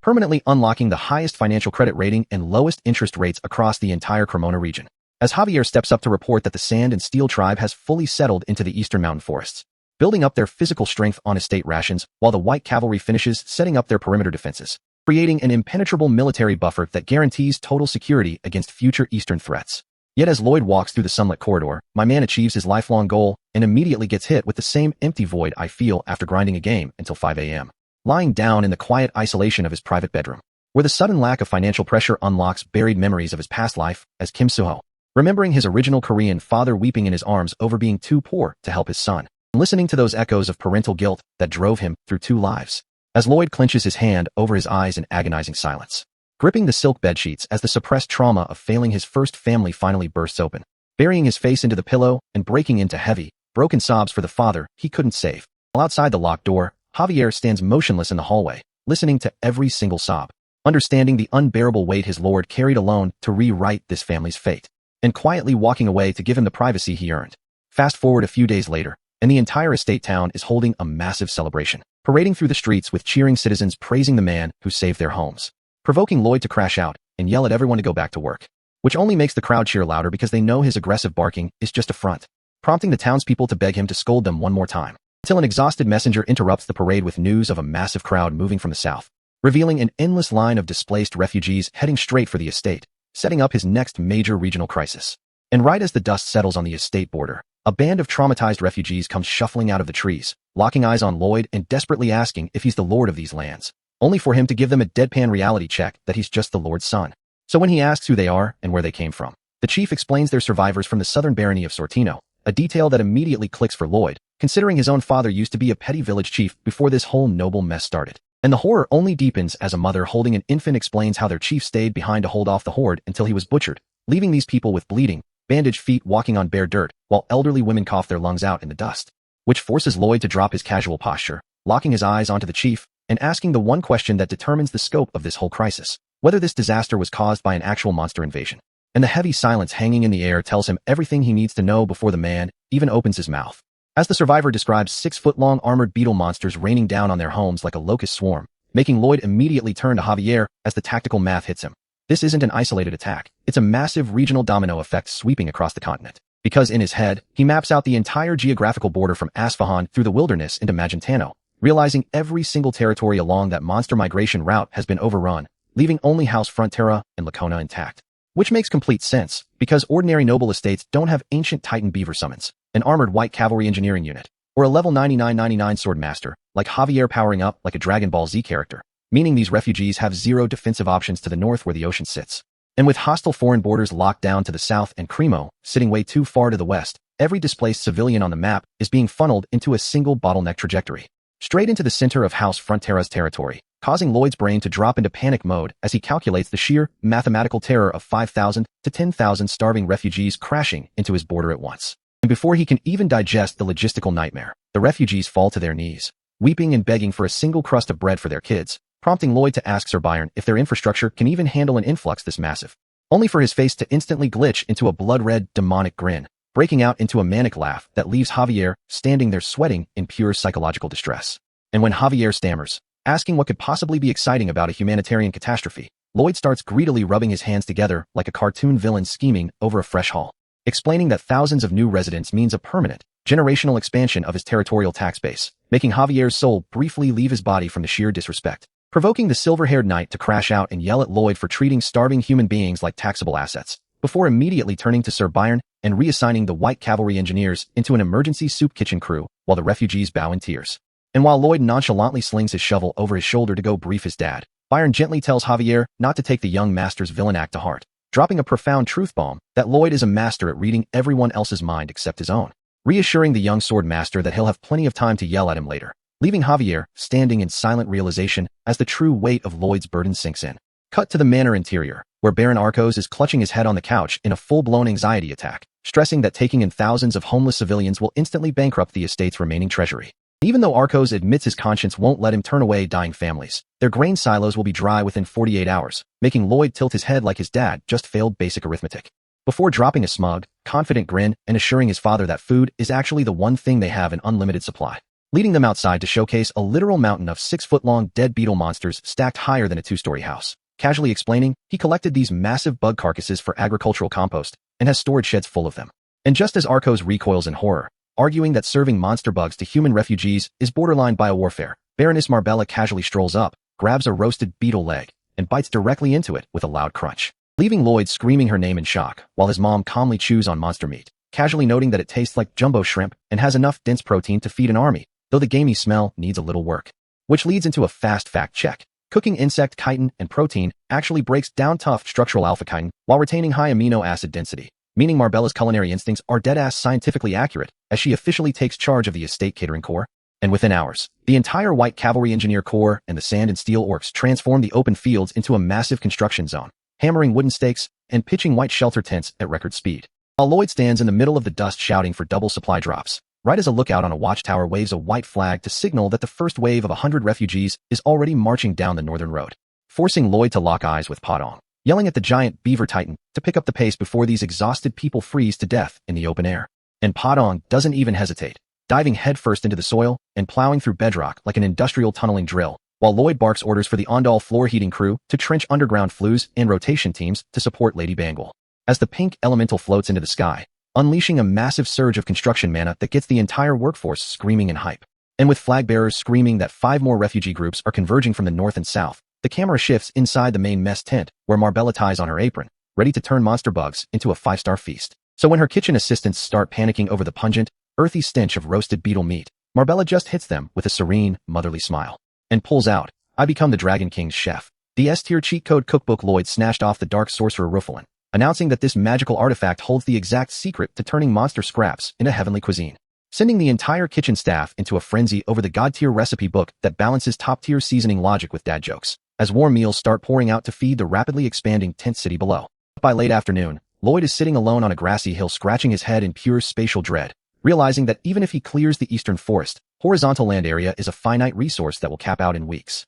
And his internal panic gets shattered when a crying child named Rudy sits weeping in the grass beside his mother, screaming that he wants to go back to his old bedroom, while his mom hugs him through her own tears, whispering that they don't have a home anymore. And that exact line hits Kim Suho like a physical punch, pulling his consciousness back into a sepia-toned memory of his past life in Korea, watching his impoverished parents sit on the bare floor of a shabby outskirts apartment, smiling through their exhaustion as they unpacked cardboard boxes. A memory that hits heavier than my ex texting me, "We need to talk," at 3 a.m. after I spent my last $20 on her DoorDash order. Because back in Korea, having a roof over their heads was the single happiest moment of Suho's entire miserable existence. And seeing that exact same desperate loss reflected in this refugee mother's eyes makes something fundamentally shift inside Lloyd's soul, as he stares down at the crying child and quietly mutters a promise under his breath that he's going to get his home back, because the greatest civil engineer alive is standing right here. So he pushes himself up off the grass and grabs his shovel, walking back down toward the camp with an unshakable, terrifying resolve. While Javier stands a few paces back, closing his eyes with a gentle, knowing smile as he realizes his master was never thinking about tax money.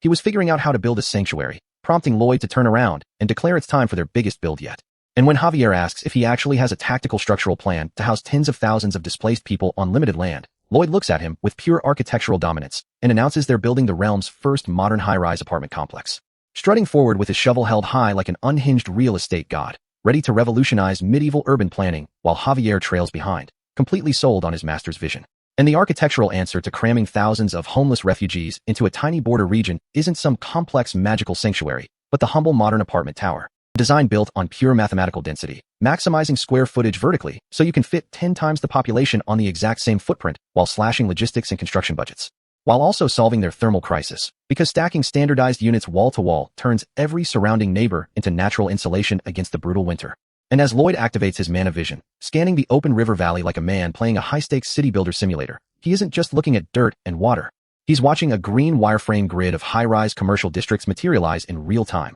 projecting how a concentrated population turns into massive purchasing power and infinite tax revenue, sending him into an unrestrained victory dance on the hillside before his face suddenly contorts into a bloodshot, manic grimace as he realizes this massive project is his final hurdle. The ultimate finish line that will let him dive headfirst into a mountain of gold coins and retire forever as a filthy rich slacker. Which means back at headquarters, Administrative Steward Sir Byron is currently staggering in physical agony with ringing ears, entirely unaware Lloyd is planning to dump the whole estate management onto his shoulders the second construction finishes. So Lloyd officially convenes the construction council for what he calls the honeypot apartments, dropping blueprint dossiers onto the conference table for the tribal reps and knights, which instantly prompts Javier to object to the title for sounding like an economic scam, only for Lloyd to tell him to shut his mouth, right before Javier notices Sir Byron looking like a ghost because he keeps having nightmares of a demon working him to death. And after casually dismissing Byron's existential dread, Lloyd directs their attention to historical blueprints of Eastern Tulu structures, massive circular compounds designed for shared communal living, explaining how each private residential unit houses a living area and bedroom, while the central courtyard contains shared wells, kitchens, and facilities, except he plans to build a modified square version, because straight stone walls eliminate complex masonry, drastically cutting build times, though he intentionally leaves out the building's main tactical feature from the written notes, demonstrating on his board that by dropping a single reinforced iron gate at the courtyard entrance, the entire apartment building instantly transforms into an impregnable siege fortress, triggering a wave of applause from the tribal leaders before Lloyd claps his hands together and smugly opens the floor to operational questions, only for Javier to instantly press him on their bankrupt treasury, demanding to know if Lloyd is telling him to abandon freezing refugees over money, forcing Lloyd to drop his ego and admit he's terrified of their financial deficit, before leaning in with a razor-sharp smirk, pointing out that since the Ondal shelters and Giant Locust catering are already active, they basically have their upfront costs covered. Because every massive infrastructure project requires predatory capital, and as they ride out into the countryside, Lloyd can't resist leaning over to tease Javier about pouting on horseback, laughing in his face and mocking the estate's top swordmaster for acting like a whiny baby who won't even make eye contact,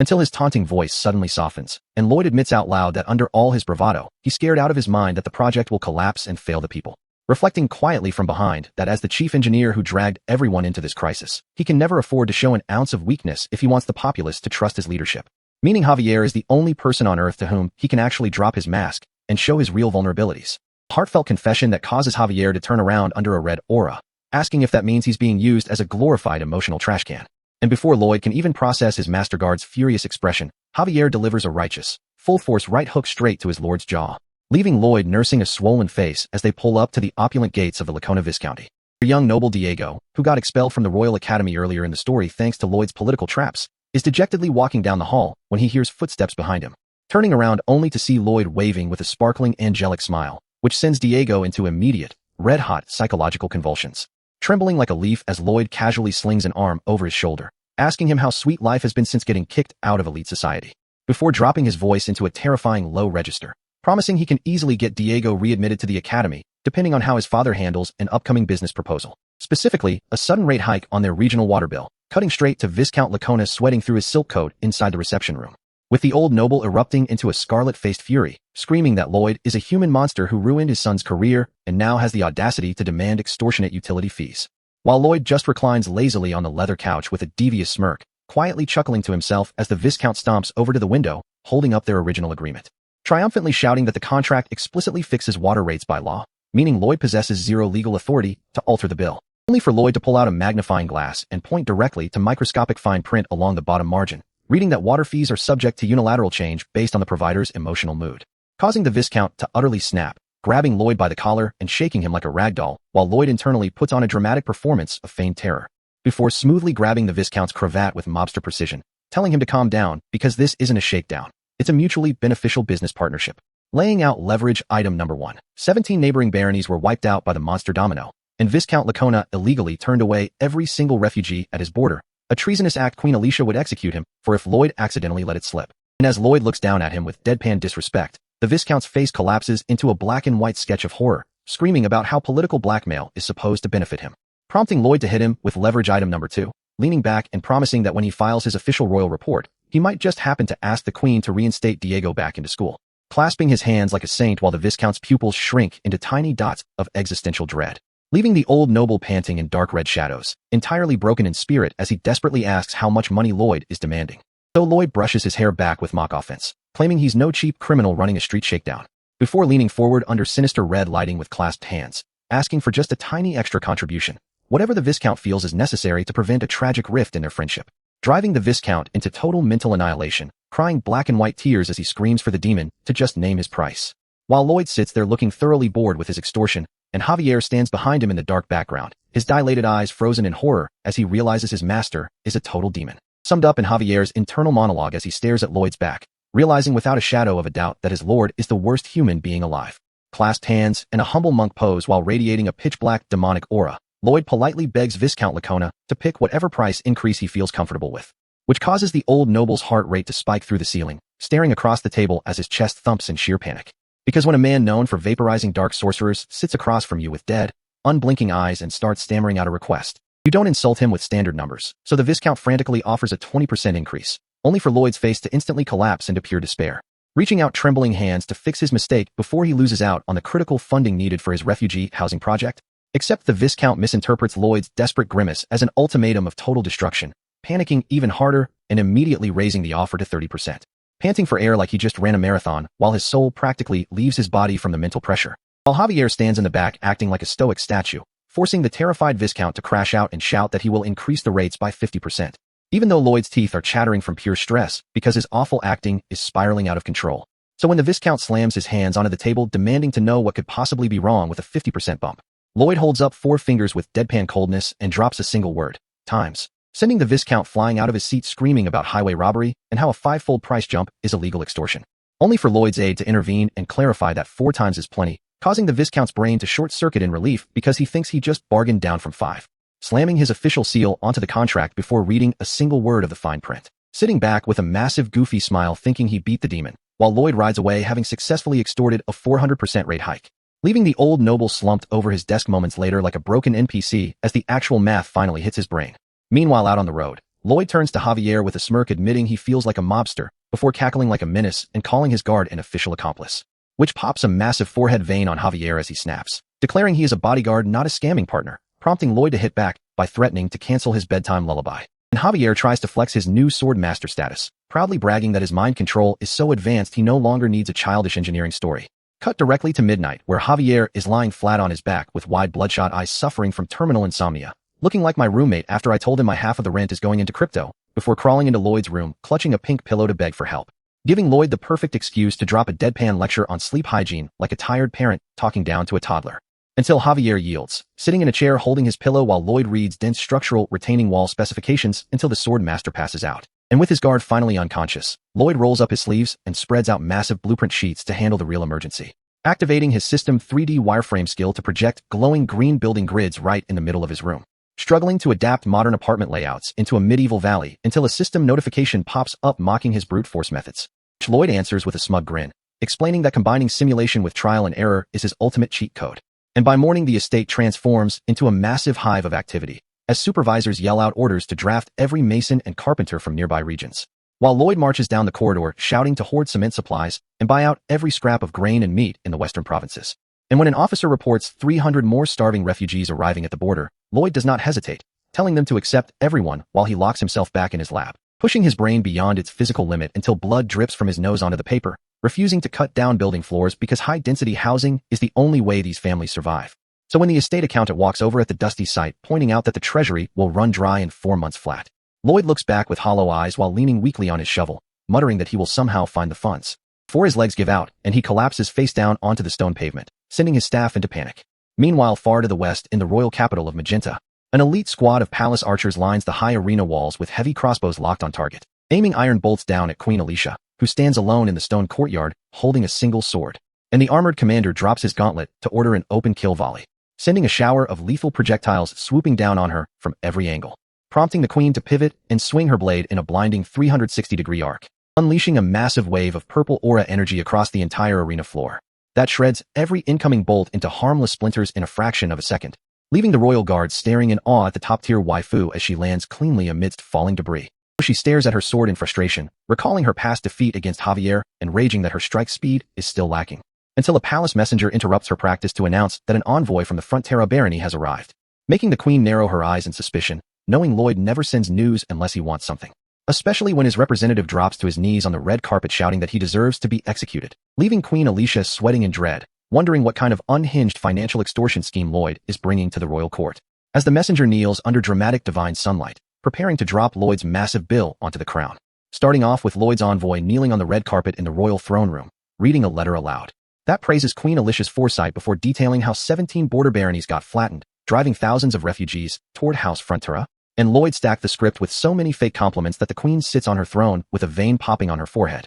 which gets worse when the messenger covers his face and fake sobs right on cue, dropping the news that House Frontera is broke, instantly setting off the queen's aura because she knows this man has zero shame when draining the royal treasury. So without skipping a beat, the envoy reads the next line, asking for triple the cash she was thinking of sending. And when she snaps back asking what is wrong with him, the messenger delivers Lloyd's pre-written response deadpan, assuring her he's fine, leaving the top-tier waifu clutching her forehead in frustration, contemplating hitting him with a sword while he unrolls multi-story housing blueprints, explaining how these units stabilize the refugee crisis, right before dropping back to his knees and wailing for cash all over again, which finally pushes her past the limit, throwing up a hand to shut down the drama before her court turns into a circus, as she tries to shut him down with standard royal bureaucracy, claiming a monarch can't just hand out billions without Senate and finance minister approvals, only for the envoy to quietly unroll the second page of Lloyd's script right across the floor, showing a stone tower engulfed in flames to explain how these residential blocks double as multi-level fortresses when the next monster horde or Eastern army hits, making the queen freeze as the letter reminds her that whoever signs off on this project right now will look like a visionary later.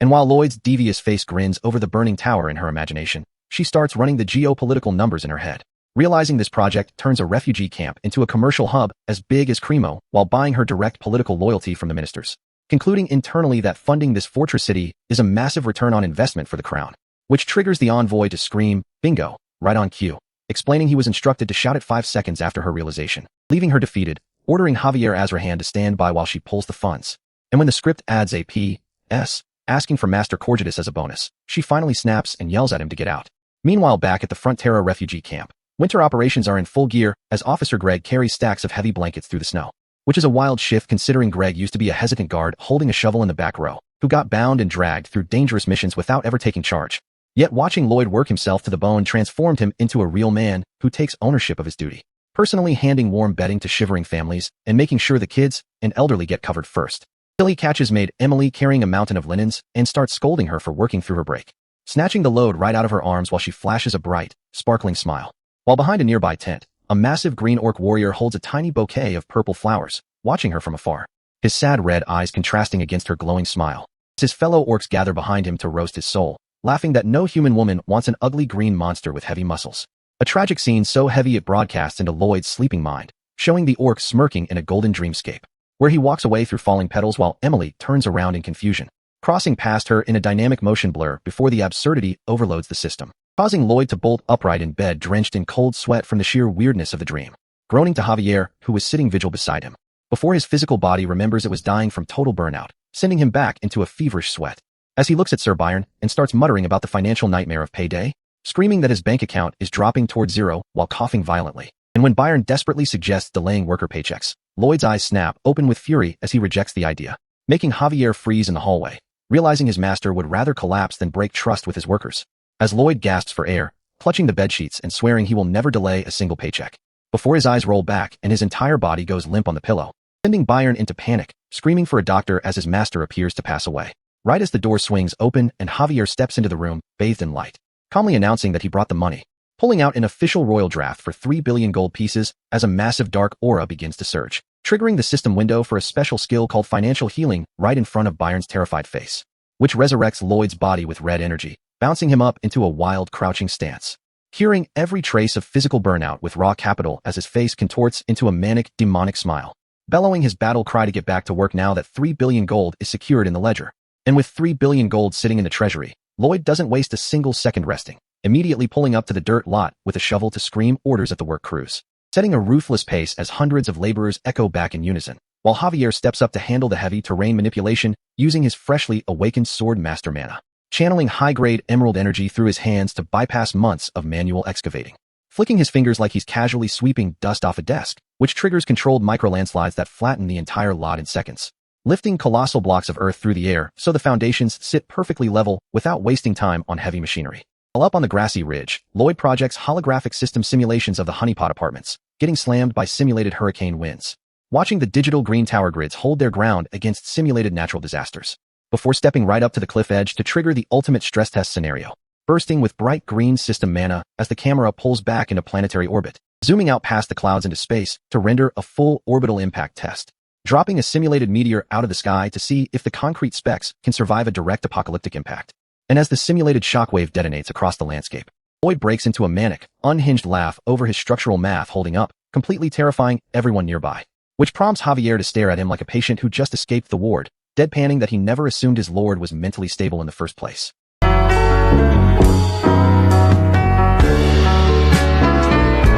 But Lloyd ignores the disrespect entirely because Master Corgidus and 30 elite dwarf craftsmen have finally arrived on site to fix their core bottleneck, the concrete mix, explaining to the dwarf team that unlike a basic suspension bridge, complex multi-story housing requires a continuous pour so the cement never sets early, which means they need specialized machinery. Pulling out custom blueprints for a rotating mixer truck, only for Corgidus to bark at him for handing out heavy labor schematics instead of offering a hot meal after a long trip. So Lloyd just grins smoothly, pointing out that deep down, dwarf master builders live for blueprints they've never seen before, popping such a sinister face that Corgidus snatches the paper in frustration, demanding to know if the foundation beds are actually prepped. And with the designs handed off, construction officially kicks off as Lloyd and Javier dual-wield a shovel to blast open deep trenches with raw mana, shattering hard bedrock in a single strike before deploying their secret weapon for the mixing drums, stuffing Padong inside a massive wooden barrel set on wheels so the little guy runs like a hamster, keeping the cement churning at high speed, while the sand and steel orcs flex their ridiculous physical power, snapping heavy rebar rods and mounting wooden formwork with their bare hands.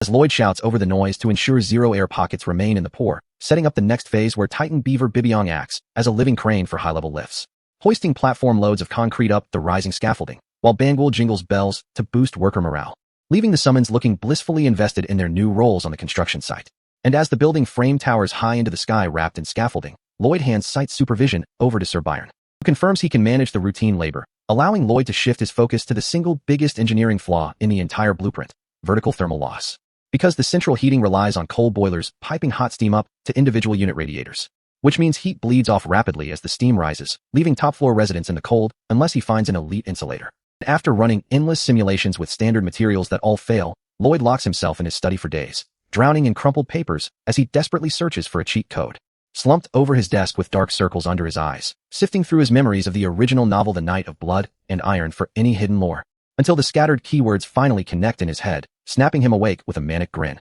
Remembering a specific arc where Javier fought a colossal red dragon in a cavern, with the dragon screaming standard fantasy villain trash talk at a human opponent, before unleashing a point-blank, mountain-melting torrent of infernal fire across the screen, only for Javier to stand dead center inside the roaring blaze without taking a single point of damage, leaving the dragon completely flabbergasted by a human eye calmly staring back through the flames. Unharmed because his endgame armor was fortified with the sap of the Alintia tree, the single greatest thermal insulator in the entire world. A legendary magical tree whose sap can resist dragon breath, making it the perfect material to wrap municipal steam pipes, which cuts straight to present day, 2 days deep into a freezing trek through the Everglow woods as Javier asks where they're actually sourcing this impossible material. And the second Lloyd mentions heading into elven territory, Javier stops cold, reminding him that elves hate humanity and haven't spoken to an outsider in 500 years, pointing out that in the original storyline, Javier was the one who built rapport with them, so Lloyd is basically walking into a wall, demanding to know how he expects to negotiate with a xenophobic isolated faction, only for Lloyd to turn around with a calm smile,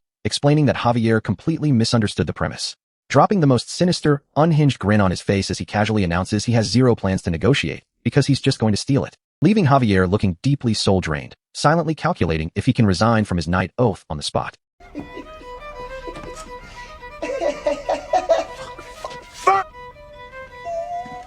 Leaving the freezing mountain peaks behind as night settles over the northern border, and bringing us deep into the glowing roots of the Everglow woods, where every single plant emits a faint mana pulse, which is why Lloyd keeps his voice to a whisper, warning Javier that the elves are biologically linked to this ecosystem, meaning even a single snap of a twig will blow their cover, right before Javier feels a sudden tickle in his nose and lets out a dramatic sneeze that somehow looks like a high-budget romance anime scene with magical sparkles floating through the air, leaving Lloyd glaring at him in disbelief, asking why he felt the need to make a routine bodily function look majestic, only for Javier to deadass explain that when you look like him, everything you do looks cinematic, though Lloyd will never know what that feels like, which triggers a system notification dropping 99 points of direct ego damage on Lloyd's head, which hurts worse than getting your card declined at a restaurant in front of someone you've been trying to impress for 6 months, causing Lloyd to lose his mind, threatening murder and screaming how an actual sword master can't suppress a sneeze, only for Javier to calmly argue that biological functions cannot be resisted, asking why on earth anyone would hold in a deuce and risk medical constipation. And as Lloyd keeps shouting about how a top-tier warrior can't even handle basic digestive hygiene,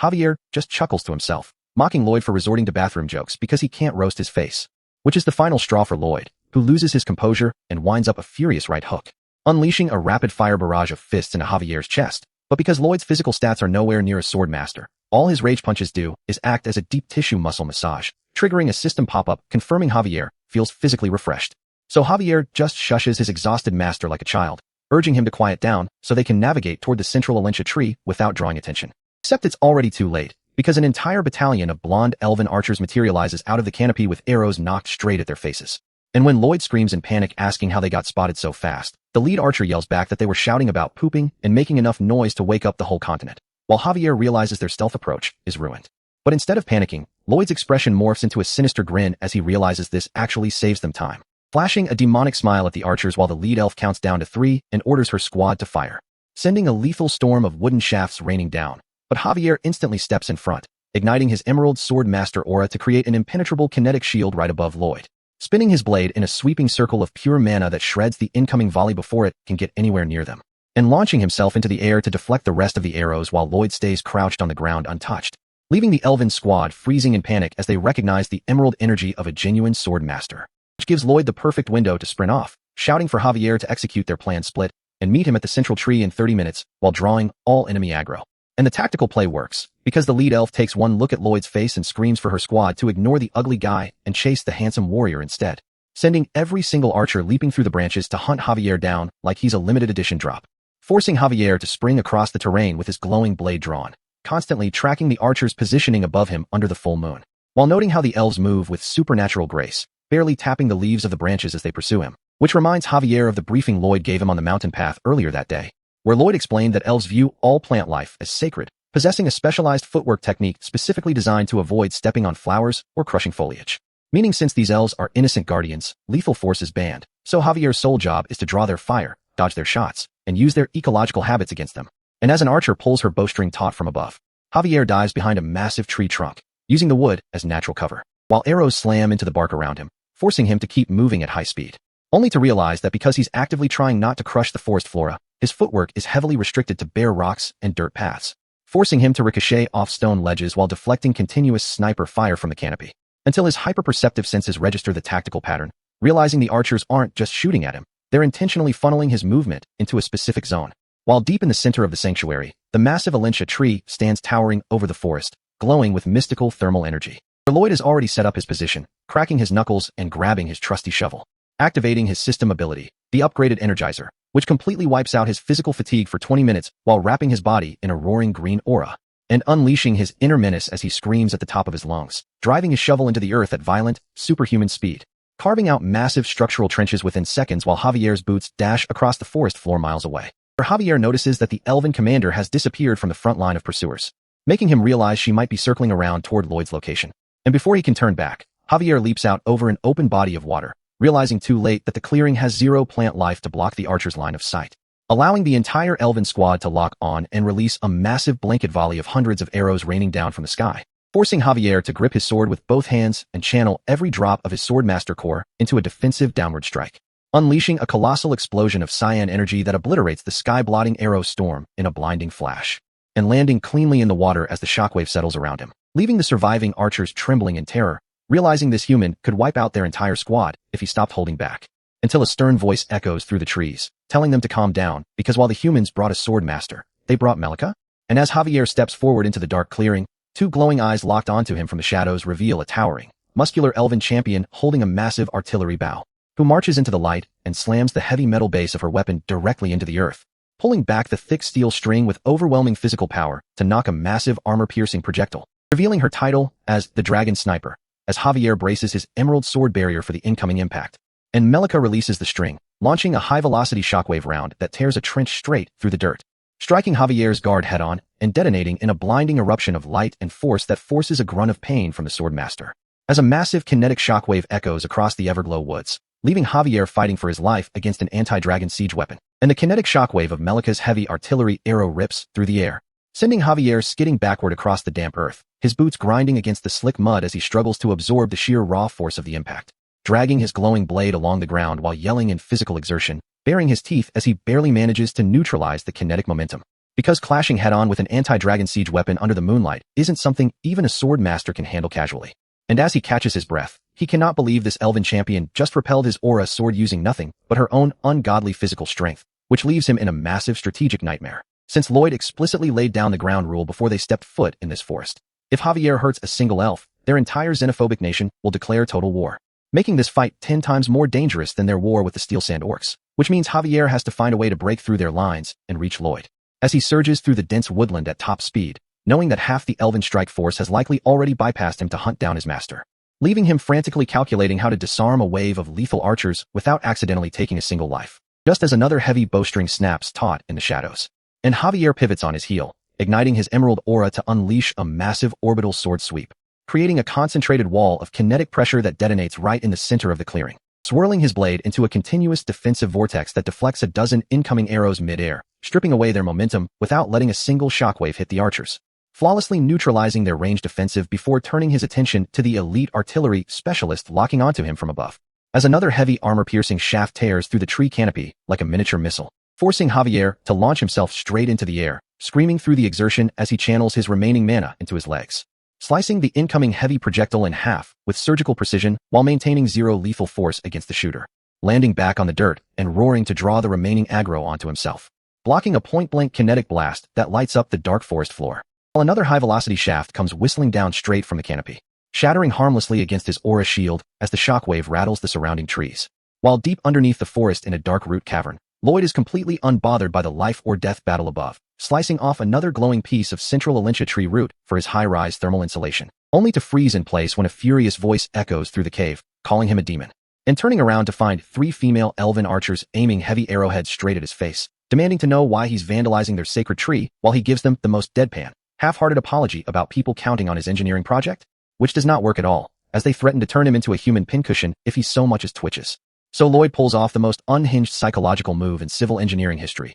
calmly telling them they can shoot him if they want, but if they do, he's turning his hostage into a baked potato, whipping out a live, potted mandragora plant he casually dug up earlier, which immediately makes the plant-venerating elves gasp in horror. Because threatening to roast a living root in front of a race that considers all plant life sacred is the ultimate psychological crime, forcing all 3 archers to back up while screaming insults at him. And Lloyd just shrugs off being called a scoundrel, right until the lead elf gets so angry she shouts that he's an ugly piece of trash who will die alone without ever touching a woman. And the statement hits him so hard his face turns pitch black from emotional destruction, looking like my ex-girlfriend just dropped my credit score in front of my mom, while the mandragora screams in terror, forcing himself to push through the psychological damage as he menacingly marches forward with his torch, backing the 3 terrified elves up a steep earthen tunnel, staring into the void with a hollow, villainous glare that makes the archers panic and beg him to negotiate. And to make his leverage look 100 times worse, he brings the mandragora right to his mouth and starts slobbering on its leaves, making the sentient root scream bloody murder about getting spit on, ordering the terrified archers to crawl up into the light before he takes a full bite out of his hostage,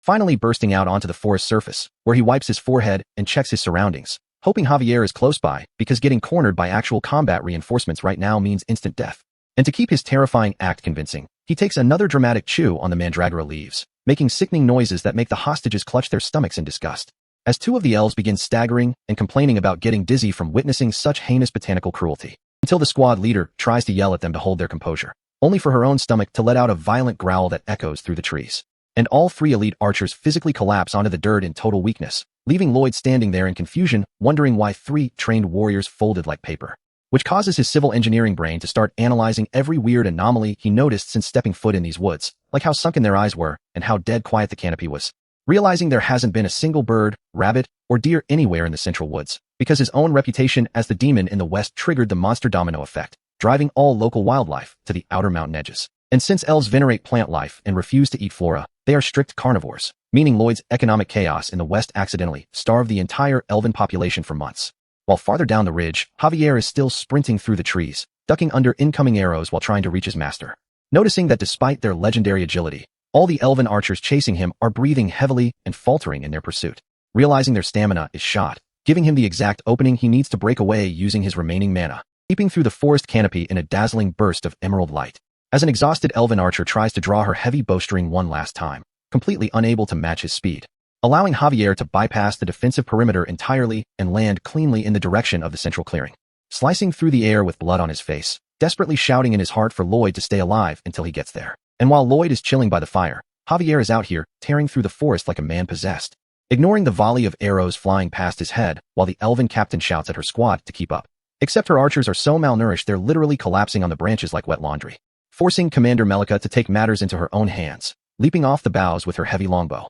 despite having surrendered all her personal rations so her soldiers wouldn't starve first, releasing a kinetic shockwave arrow that tears through the canopy. And even though Javier catches the projectile dead center on his blade, the sheer weight of the impact slams him backwards into a tree trunk, leaving him zero breathing room as another archer swoops in from above to take his head. But Javier slips the angle with zero hesitation, his mind locked on a single priority, vaulting clean over the archer's weapon as a fresh wave of arrows rains down from every direction, turning the moonlight canopy into a high-stakes kill zone. Yet Javier doesn't stop to fight, channeling his green aura to launch himself straight through the upper boughs, moving so smoothly through the air that the watching archers go stiff with horror, realizing this human somehow mastered their secret 100-year footwork technique on the fly, leaving them stranded in the trees as he sprints across the high canopy, ignoring his burning muscles and shredding coat as he pushes his physical limit, until the brilliant purple glow of the Alentia tree roots finally breaks through the treeline, and he screams out for his master at the top of his lungs, expecting a bloody battlefield, only for the scene to shift to thick slabs of pork belly sizzling quietly on a hot stone, where Lloyd is casually stuffing his face alongside 2 elven ladies, turning around with a mouthful of meat to see Javier looking like he survived a building collapse, asking him with total deadpan indifference if he accidentally wandered into a war zone, before flipping another skewer and telling his exhausted bodyguard to pull up a rock before the pork gets burnt, introducing Javier to the group like nothing happened, which confuses the elves who thought someone that handsome had to be a noble, only for Lloyd to introduce Chief Moira, scolding Javier for giving them his usual emotionless 1,000-yard stare, right as Moira timidly asks if one more hungry soldier can join the circle. And out steps Melika, looking like an SSS-tier muscle mommy who hasn't seen a decent meal in 6 months. So Lloyd puts on his best host smile and welcomes her to the table, while casually pointing out that the 30 archers hiding up in the trees will just have to eat the fresh grill smoke, leaving an entire elite squad hovering in the branches, watching in pain as Melika lifts a fork of crispy pork belly to her mouth. And the second that fatty meat hits her tongue, her brain short-circuits, giving Lloyd the exact psychological opening he was waiting for, as he immediately launches into a world-class soap opera performance, putting his hands together and weeping about how terrible the men and children must be suffering back home. dropping his face into a dark shadow, while fake sobbing that nobody knows if the wildlife will ever return before they all starve to death. Wiping away fake tears while the elven warriors in the trees start breaking down in tears from the sheer emotional damage, which breaks Moira's resolve so hard that she begs him on the spot to make a trade. And when a random archer shouts that they don't negotiate with humans, Lloyd pulls out his potted mandragora with the most devious smile imaginable, reminding them that taking food from a hostage situation is already a deal. Leaning forward with his eyes narrowed to lay down his real terms, offering them the one thing they cannot buy with pride, survival, promising an unlimited supply of high-grade pork along with all the coal needed to cook it, while secretly keeping his mouth shut about coal being made from burnt trees, because telling plant-worshipping elves they'd be cooking over wood fuel would ruin the entire pitch. Sweetening the pot by offering to construct cold storage facilities for free so their meat never spoils, before dropping the friendly act and telling Moira to her face that if she turns him down, his own estate will freeze to death when winter hits, asking for nothing more than a tiny monthly harvest of dragon fireproof Alentia sap, guaranteeing he will teach them sustainable extraction methods that won't harm the sacred tree,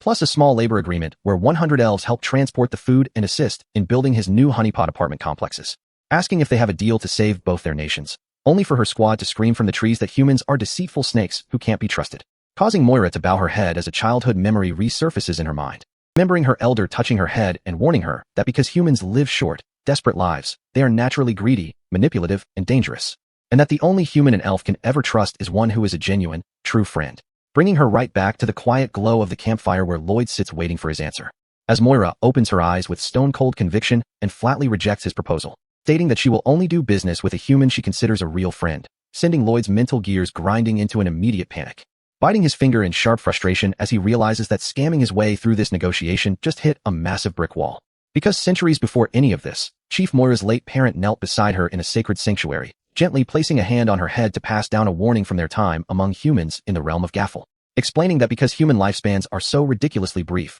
they naturally become greedy, deceptive, and reckless, which is why an elf must never trust a human unless they prove to be a genuine, true friend. And holding on to that generational doctrine with total conviction, Chief Moira looks Lloyd dead in the eyes and flatly rejects his proposal, refusing to sign any contract with someone who treats them as mere trade leverage, leaving Lloyd clutching his chin in pure frustration, grinding his teeth as he realizes his standard high-pressure sales tactics just crashed into an impenetrable cultural brick wall, standing frozen in the quiet cavern as his mind drifts into a dark, empty void, forced to ask himself what a true friend even is when his entire past life was defined by total isolation. Flashing back to his original life as Kim Suho in South Korea, where he walked through the halls of the traditional Architectural Research Institute shabby, broke, and ugly, with his classmates constantly sneering behind his back, listening to his peers mock him at coffee shops for being impoverished and killing the mood, yet choosing to swallow the disrespect and lock in on his studies because mastering engineering was his only ticket out of poverty, telling himself that if he just acquired enough technical knowledge he could finally escape a life of struggle, until one afternoon at a local grill restaurant, a classmate sat across from him over sizzling coals, comforting Suho by telling him not to listen to those idiots since his grades and work ethic were 10 times better than theirs, handing over a freshly cooked slab of premium meat while boasting that the beef at this spot was on a whole other tier, prompting a timid, grateful response from Suho as he held up his chopsticks, only for the classmate's expression to twist into a condescending, sinister grin, taunting Suho by asking if canned tuna was the only meat a broke guy like him normally gets to eat. And in that exact second, Suho looked up and recognized those eyes looking down on him with sheer superiority, watching that rotten smile and realizing the dude was getting a cheap high off playing the merciful savior to someone below him, relishing the ego boost of feeding a dirty, stray dog, while Suho sat there feeling tears build up from the psychological disrespect, chewing on that piece of grilled meat while wrestling with his wounded pride, only for tears of pure unadulterated joy to stream down Suho's face as he realized the stray dog being pitted did not care about the insult at all because this beef was unbelievably top tier, leaving the classmate feeling like a generous god who just brought light into a poor man's life, as Suho held up his chopsticks yelling for 2 more portions, prompting the classmate to laugh heartily and order 3 more on his own dime, running through the neon city lights together in a wave of mutual satisfaction, proving to Suho that true friendship is actually remarkably simple. And snapping back to the present day, Lloyd's face twists into a manic, red-eyed smirk as he realizes that emotional connection doesn't require decades of trust when you can literally buy it with high-grade beef, whip-cracking metal tongs in a blinding flash of light to whip out marbled slabs of raw imported beef right in front of the starving elven squad, causing Moira to gasp in utter bewilderment at the lustrous fat caps while Lloyd twirls the skewers over the glowing coals like a seasoned teppanyaki chef. And the second that sizzling grease hits the flame, Moira takes one single bite and breaks down into weeping, ecstatic tears of pure flavor overload, followed by her archers sobbing in bliss as Chief Moira throws her hand forward, completely abandoning her ancestral taboos to yell that she accepts the deal immediately. And when a terrified archer asks how they're going to get the elders to sign off on this, Moira shouts to just feed the elders some beef too, officially binding the 500-year isolated forest nation to House Frontera. Marching the new elven workforce straight into town, while Lloyd Loki questions why he spent hours trenching Sub-Zero dirt when a brisket could have solved the entire regional war,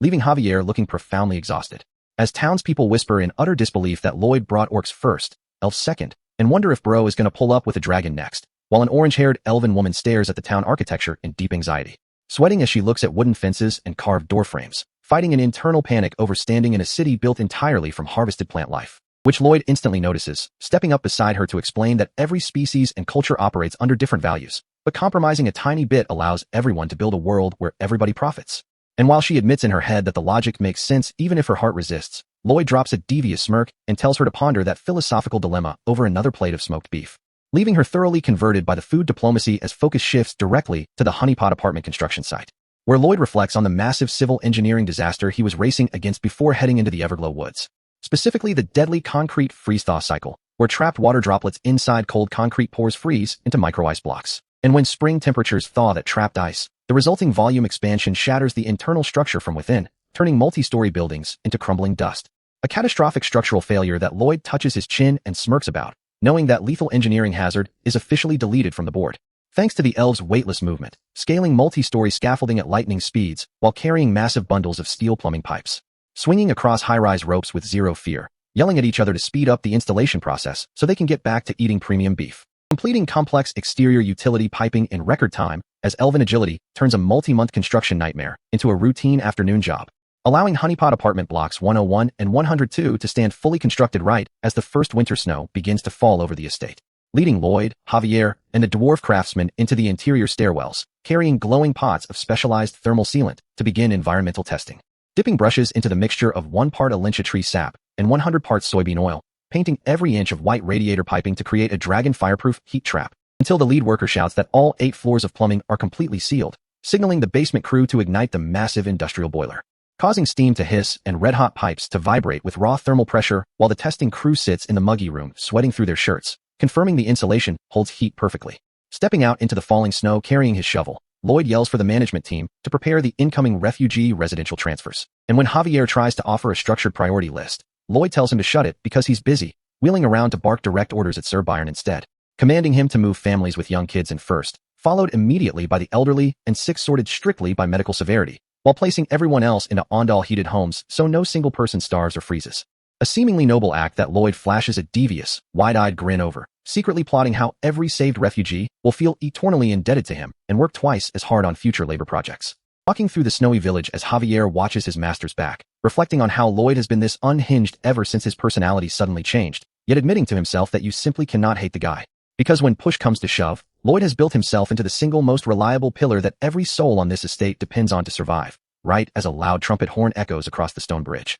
prompting Lloyd to pause and ask if that horn is signaling what he thinks it is, with Javier confirming it announces the arrival of Her Majesty's official royal messenger, who arrives in a green doublet and feathered hat, kneeling on a crimson carpet before Baron Arcos and Baroness Marbella before unfurling a red scroll with a dramatic theatrical flourish, shouting at the top of his lungs that Queen Alicia is thoroughly impressed by how House Frontera took complete charge to resolve the regional monster and refugee crises. As Baron Arcos and Marbella listen in breathless anticipation while Lloyd stands in the background leaning on his shovel, and the messenger proclaims that Her Majesty officially elevates the Frontera estate from a barony to a county, bestowing Arcos Frontera with the noble title of Count, kneeling low on the red carpet to offer his royal congratulations, leaving Baron Arcos and Marbella completely frozen with wide-eyed, tearful shock at their family's massive political elevation, clasping hands in quiet disbelief as falling snow surrounds them, while Lloyd stands behind them with a calm, triumphant smirk, holding his shovel in the winter cold, having successfully engineered his family's rise into high nobility while securing the ultimate fortress estate. Unrolling an ornate royal scroll across the snowy courtyard,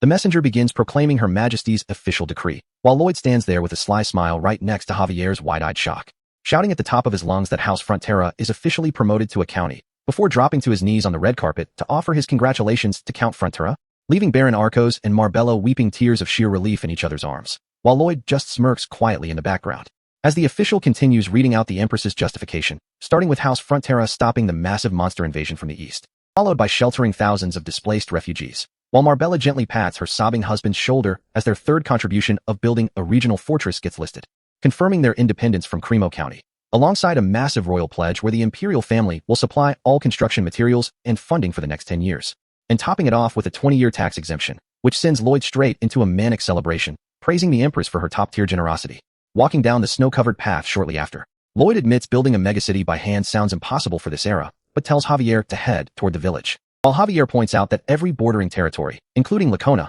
now falls under Count Lloyd's administration, looking touched as his chief knight calls him a miracle. Admitting that going from a bankrupt barony to a dominant county in record time makes Lloyd the single most important figure in the entire kingdom. Meanwhile, across the realm, massive flower-adorned stone statues of Queen Alicia have been erected in every public square, surrounded by crowds shouting her name, with noblemen and commoners alike dropping to their knees in weirdly intense worship, chanting for her to unite the entire world, sweating profusely while screaming at the top of their lungs, trying to make sure their cult-like devotion reaches the royal palace, where Queen Alicia sits on her throne looking thoroughly annoyed by the court messenger's report, realizing her subjects are engaging in endless mindless worship, and finally snapping in frustration, ordering her attendants to make the people stop doing such cringy nonsense immediately. Back at the estate, a horse comes sprinting through the snow, carrying a white-haired, powdered-wig viscount who is screaming at his mount in panic, throwing open the study doors and plunging face-first onto the patterned carpet before Lloyd's desk, breathlessly asking if the Count summoned him, prompting Lloyd to tell him to drop the formality since he isn't used to the title, while the Viscount desperately flatters him,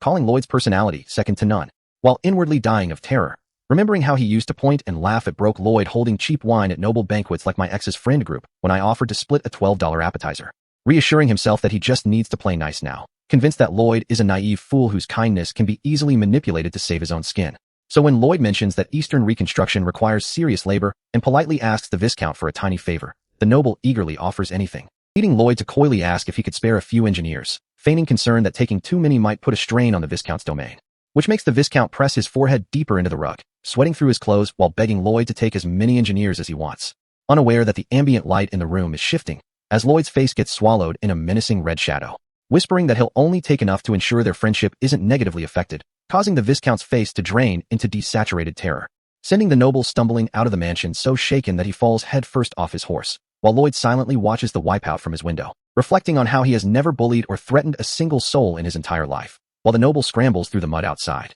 before his face twists into a dark, sinister grin, admitting to himself that intimidating corrupt nobles actually feels fantastic. Right as an administrative clerk reports that Honeypot Apartments 101 and 102 are fully occupied, triggering a bright blue system window in midair, awarding him a monumental achievement for constructing the continent's first high-rise housing, along with 700 bonus RP to push his total to 4,783, causing Lloyd to sling his shovel over his shoulder with red, glowing eyes and drool, thinking that now that the seeds are planted, it's time to harvest. Inside the warmed apartments, refugees are served tray meals featuring thick grilled meat chops and soft bread, prompting a displaced farmer to push his plate toward his wife and young child, telling them to eat up while he sits back empty-handed, his expression darkening with heavy shame, as he remembers being a proud worker who provided for his family, now reduced to a helpless charity case, wondering how long he has to live as a dependent when someone out in the square suddenly calls for Sir Lloyd, where Lloyd is playing the ultimate saint, holding an elderly woman's hand with gentle words before kneeling to fist pump with a kid for a local painter, waving broadly to cheering crowds and shouting his love to everyone,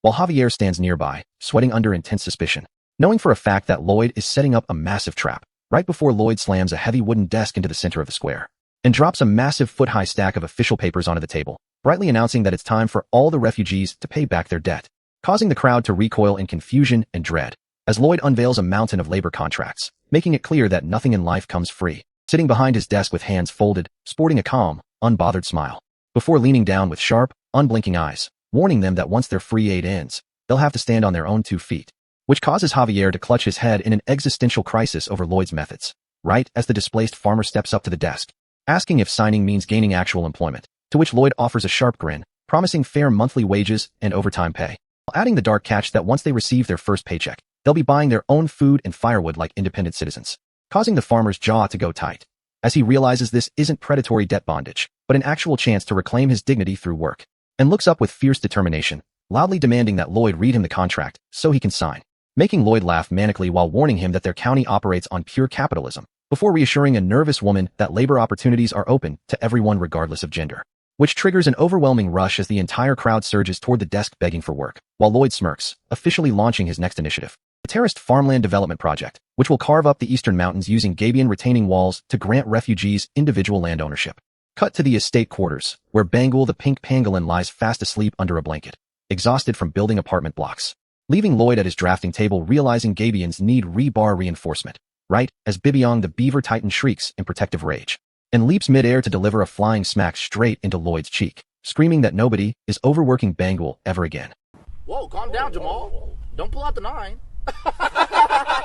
Leaving Lloyd clutching his swollen, drooling face in comedic shock, realizing he's going to have to engineer a completely different workaround for the mountain terracing. Under the pale moonlight, Lloyd Frontera stands out in the freezing cold, staring at the system interface floating above the snow. Knowing that with Bangul exhausted and Bibiong threatening to break his kneecaps if he overworks the pangolin, rolling for a new gotcha summon is his only move for the terraced farmland project. Even though this system UI talks like a back-alley swindler, Lloyd manages to convince himself that the game has always had his back, especially sitting on a balance of over 4,700 RP, giving him more than enough cash to burn. So he slams the summon button without hesitating, demanding a beast tailored for wire mesh production. Watching a glowing green spell circle materialize in the air while he folds his hands like a man praying for a crypto rebound, only to hear a voice inside the portal tell him he's being annoying as fuck, right as his eyes go wide, because a massive explosion detonates straight in his face, blasting him across the snow, leaving him covered in soot with his hair blown back, staring at a floating notification that laughs in his face. And the betrayal hits so deep he looks like his soul just left his body, while the system coolly gives him corporate PR, claiming to be neutral and bound by strict rules, before the entire interface turns blood red and starts cackling like a supervillain, flat out explaining that it only gave him early wins to trap him in a gambling addiction loop, which makes Lloyd crash out on the spot, screaming that he's going to destroy the system while it yells right back at him. Because Lloyd has classic addict psychology, the system dangles one more spin to pull him back in. So bro clicks yes with the exact same blind faith I had when I bought stock at the top, because a guy on Twitter told me to, only to trigger another massive explosion that blows up a nearby structure while the system panics, telling him the third time is the charm, which tricks him into wasting another 338 RP. And when the third dud hits, Lloyd lies face down in the snow laughing like a villain who lost his mind. Except the leftover magic ruptures, spawning a multi-tentacled horror from the breach that rears up with glowing eyes, ready to swallow Lloyd whole, diving through a nearby window frame as Lloyd scrambles backward in terror. Right until Javier, who is casually relaxing inside holding a pink heart pillow, instinctually draws his blade and slices the beast in half, leaving Lloyd sitting in the dirt gasping for air before screaming at the screen that he's done gambling. Until a hidden bankruptcy safety protocol triggers, offering him a targeted skill selection menu as compensation for getting scammed 3 times, expanding a massive blue grid full of selectable abilities right before his eyes. And when he looks closely at the options, his jaw drops in disbelief, seeing that most options are joke skills like licking your own nose or eating 100 sweet potatoes, until one specific title stops him in his tracks, locking onto getting spider webs, instantly running the structural math on how spider silk has 3 times the tensile strength of steel and never degrades in sunlight, which brings back his signature evil grin because this single material solves his entire Gabian wall problem. So he slams 800 RP onto the button without an ounce of hesitation, triggering a green magic circle that floods the site with energy, washing out the entire sky in a pure white flash. While inside the estate, Javier blinks under the sun, still clutching his heart pillow in a daze, wondering if that whole monster incident was just a weird dream before looking out over the quiet county landscape. Out on the terraced farmland site, the workers pause their digging to stare up at a light in the clouds, watching white feathers drift down from above like a divine omen, making them wonder if an angel just descended, only for it to be Lloyd soaring through the clouds shouting at the top of his lungs, mounted on top of a massive, round, white parabil named Goming, sending the workers below into a frenzy as they wave their shovels and cheer for their lord, while Lloyd realizes that flying around on a divine beast is the ultimate public relations flex, knowing that as long as the people see him as a holy savior, their loyalty and work output will skyrocket, which translates directly into massive future tax revenues in his greedy mind. Inspecting Goming's skills reveals the bird wears a little spider-marked backpack that dispenses endless high-grade silk, which Lloyd tries to break using his own mana circle, proving the silk only stretches slightly under extreme force, making it the perfect replacement for steel rebar, except for one operational hazard. Because this bird is lazy, ignoring Lloyd's commands and flying straight toward the trees. And the moment Lloyd chases after it, Goming delivers a deadpan kick straight to his stomach, sending Lloyd headfirst into a snowdrift, clutching his bruised face in shock, while the bird casually leans against a tree trunk chewing on a twig without a single care in the world, leaving Lloyd realizing he just traded one stubborn summon for another. Now he has to figure out how to bribe a lazy bird into building his terraced farmland before winter hits. And while Lloyd is out here sitting on the beach like a retired monk with his shovel and summons, he remembers how this whole operational nightmare started last night when he casually asked Goming to demonstrate its spiderweb skill, only for this bird to literally tumble onto its back and drop an anti-work manifesto about why it shouldn't be born for labor, which immediately tests Lloyd's patience, prompting Padong to pop out of nowhere looking like a tiny union rep and deliver an enthusiastic sermon about civic duty, infrastructure, and societal contribution, which brings us right back to the present snowfield where Padong is still preaching while Goming pretends to consider it. Except the bird immediately reverts to total laziness, lying in the snow with a twig in its beak like an unemployed roommate on a Tuesday afternoon, forcing Padong to slide out of Lloyd's coat collar to try soft managerial persuasion one last time. while Goming internally rationalizes that the world will keep spinning without its effort anyway. And that since Lloyd summoned it, he's legally obligated to provide free room and board, which instantly triggers Lloyd's internal demon face, because YouTube guidelines are the only reason this bird isn't currently being roasted over open flames. So when Padong scolds the bird for mooching, Goming decides violence is the answer and spits the twig straight into the air, sniping Padong right between the eyes with surgical precision, leaving both of them frozen as smoke rises from the rodent's forehead. And Lloyd realizes soft diplomacy is dead, handing Padong a single seed as emotional damage compensation, before taking this operation up to the mountain slopes where the peaceful scenery is about to be shattered, because Goming suddenly finds itself flying in utter terror, as Bibiong lunges out of nowhere like an oversized furry sleep demon and grabs the squawking bird midair, locking Goming in a suffocating Titan-grade bear hug that squeezes every bit of rebellion out of its tiny lungs, while Lloyd watches in the background with the most unhinged grin known to modern civil engineering. And Bibiong holds the traumatized bird like a plush toy, dropping Goming onto the dirt panting for dear life before leaning down with a terrifying smile to ask if it wants another round, which breaks the bird's spirit, causing Goming to burst into tears and beg for hard labor while Bibiong glows in the background, earning a thumbs up from Lloyd, proving that severe physical deterrence remains the undisputed champion of labor management, which officially launches Step 1 of the terraced farmland project, with workers carving flat slope steps while Bibiong operates a giant sieve, sifting through scooped dirt for fine sand while Goming takes to the sky, trailing high tinsel spider silk thread behind it, and weaving a synthetic grid across the mountain that boasts triple the tensile strength of structural steel, while Padong slaps the shovel handle to yell at slacking workers before Lloyd steps up to command the White Cavalry Engineer Corps, sending former enemy soldiers weeping tears of pure devotion as they shout their battle cry and backfill sand over the spiderweb mesh, before locking down the perimeter by packing heavy boulders into metal gabion baskets to guarantee zero soil erosion during heavy rains, allowing Lloyd to fly over the completed section on Goming's back like a military general inspecting his shovel-wielding legion, doing the mental math on how completing this arc ahead of spring will accelerate refugee apartment integration and clear his entire workload by next year, raising his shovel to the heavens like a man who just saw the promised land, and screaming about his impending rich unemployed retirement while digging alongside his men with frantic speed. While inside the administration building, Sir Byron and his clerks are drowning in mountains of paperwork so Lloyd doesn't have to, triggering a massive system notification confirming the completion of the Northern Terraces and ranking Lloyd among the continent's top engineers, which drops a fat 800 RP bonus into his balance, sending him swooning into a bed of wildflowers in blissful relief, before the system bestows a new regional title, the leader of those who are tired, granting local refugee farmers their own private land deeds, and buffing the domain's agricultural output with a massive 300% harvest multiplier that locks in economic stability for 30 years. And with the major projects wrapped up, Lloyd sits back inside the manor attempting to relax over a game of chess, making what he thinks is a galaxy brain move with a smirk, only to get counterplayed into oblivion, clutching his hair in tactical agony, while Count Arcos laughs like an unhinged maniac across the board, declaring that anything is thrilling as long as it isn't estate management, and casually mentioning that after raising soldier wages, everyone is working hard and everything is going smoothly, which hits Lloyd like a flash of trauma, pulling up a gray memory from his previous life as Kim Suho, back when a senior construction supervisor sat on a high balcony under a dreary sky, and gave him a haunting warning to always audit his position whenever life seems to be running too perfectly, snapping Lloyd back to reality as he stares at the chessboard and quietly tells Javier to stay up late tonight,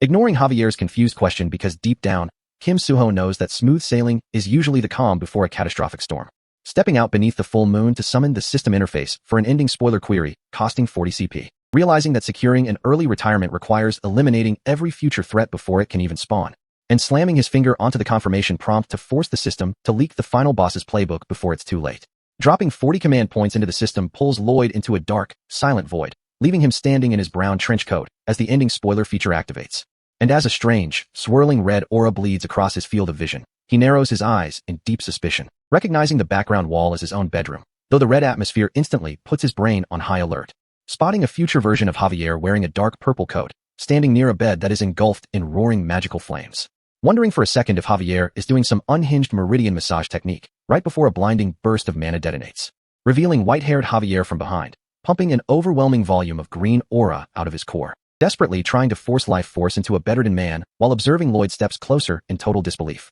watching Javier strain so hard his face is contorted in tears and sweat, burning through his own mana reserves, pumping pure energy into the chest of a gaunt, emaciated patient whose body looks entirely drained of fluid. When observing Lloyd gets a clear look at the dying man's sunken eyes and pale skin, his heart drops into his stomach, realizing the guy breathing his final breaths on that bed is actually a future projection of himself. Listening to his future self tell Javier to stop spending mana because it's useless, asking him to burn something once it's over. A white-haired Javier clasps his master's cold hands, ignoring current Lloyd trying to yell out in confusion, and crying tears of real heartbreak as he swears he won't let history remember Lloyd as a greedy nobleman, promising to tell the world that Lloyd was a hero who saved countless refugees and protected his second hometown. While future Lloyd's chest heaves with heavy, shallow gasps, his pulse weakening by the second, fighting for every individual breath as his body reaches the limit of physical failure, until his vision fades out and his spirit starts slipping away, surrounded by Padong, Bibiong, and his other animal summons weeping over his pillow just as his body dissolves into bright light, shattering into glowing green particles that vanish into nothingness,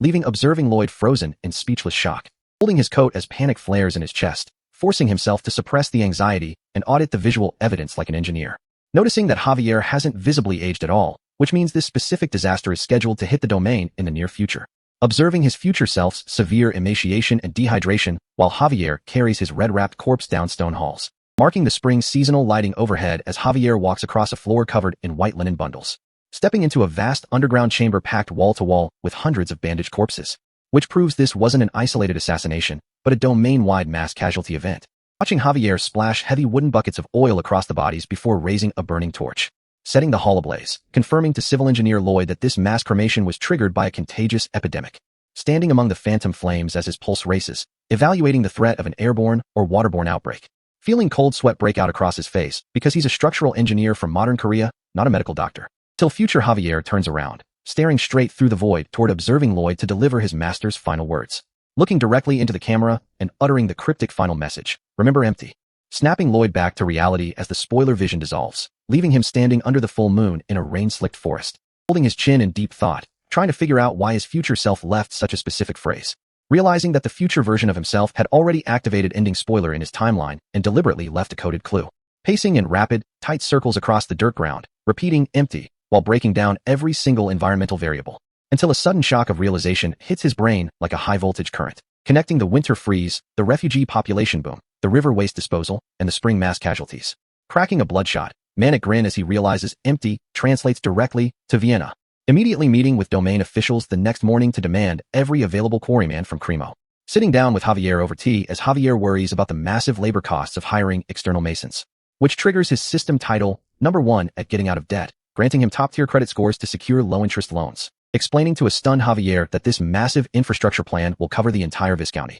climbing onto the couch and drawing imaginary tunnel blueprints in the air to explain that their true enemy is cholera, leaning in with conviction to explain that doctors aren't the only ones who stop diseases, because civil engineers build sewers. Flashing back to 19th century Europe during the Industrial Revolution, when Vienna experienced a massive population explosion without modern plumbing, where hundreds of thousands of citizens dumped raw waste straight into the Danube River, relying on water currents to break it down, until an unexpected winter freeze locked the river solid, trapping all that waste and preventing natural microbial decomposition, causing the trapped biohazard to seep deep into the soil and poison the city's drinking water, spawning a massive cholera outbreak. Snapping back to present day where Lloyd stands on a high hill overlooking the Prona River, clutching his hair in frustration as he realizes his domain faces the exact same structural vulnerability, complaining out loud that work always multiplies the exact second he tries to settle into cozy relaxation, before clenching his fist with glowing green eye aura and a villainous grin, declaring that not even a kingdom-wide plague will stand between him and his wealthy retired future. Lloyd lies flat on his back staring at the ceiling, trying to cope with the reality that his cozy retirement dream is getting crushed under a mountain of financial liability.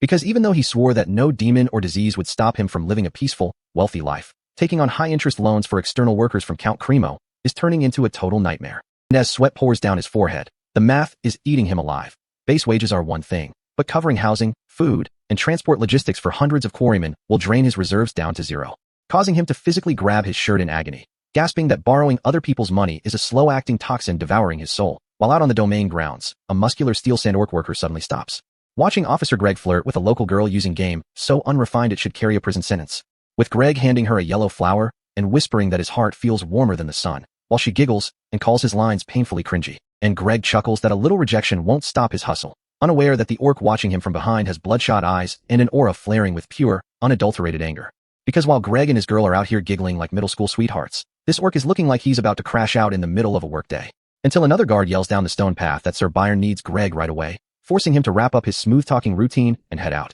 only for the orc to step directly into his path, broad green back turned, acting like a surprise mini-boss blocking the exit, demanding to know how Greg could act so reckless, his voice shaking with righteous moral indignation, before throwing his head back and screaming at the top of his lungs about how Greg could pull a stunt like this when he already has someone named Emily, leaving Greg looking lost as hell, asking who the fuck Emily even is, looking like a dude whose card declined at Denny's after promising his girl the entire world, which sends the orc straight over the edge, lunging forward with a heavy swing to deliver a lesson in loyalty. Except Greg doesn't even flinch, channeling refined blue mana straight into his right fist and landing a counterpunch that plants the orc flat onto the stone path, leaving the orc sprawled in the dirt holding his cheek in total disbelief, realizing his raid boss physique meant nothing against House Frontera's guard force. As Greg flexes his glowing right arm, pointing out that a weak swing won't do anything because months of non-stop labor forced every soldier in the domain to passively master basic mana control, meaning these guys possess enough raw power to beat 10 men in a brawl, even if 90% of their stat points are spent on high-speed shoveling. But the orc refuses to take the loss, flaring a violent red aura from his core and getting ready to go all out,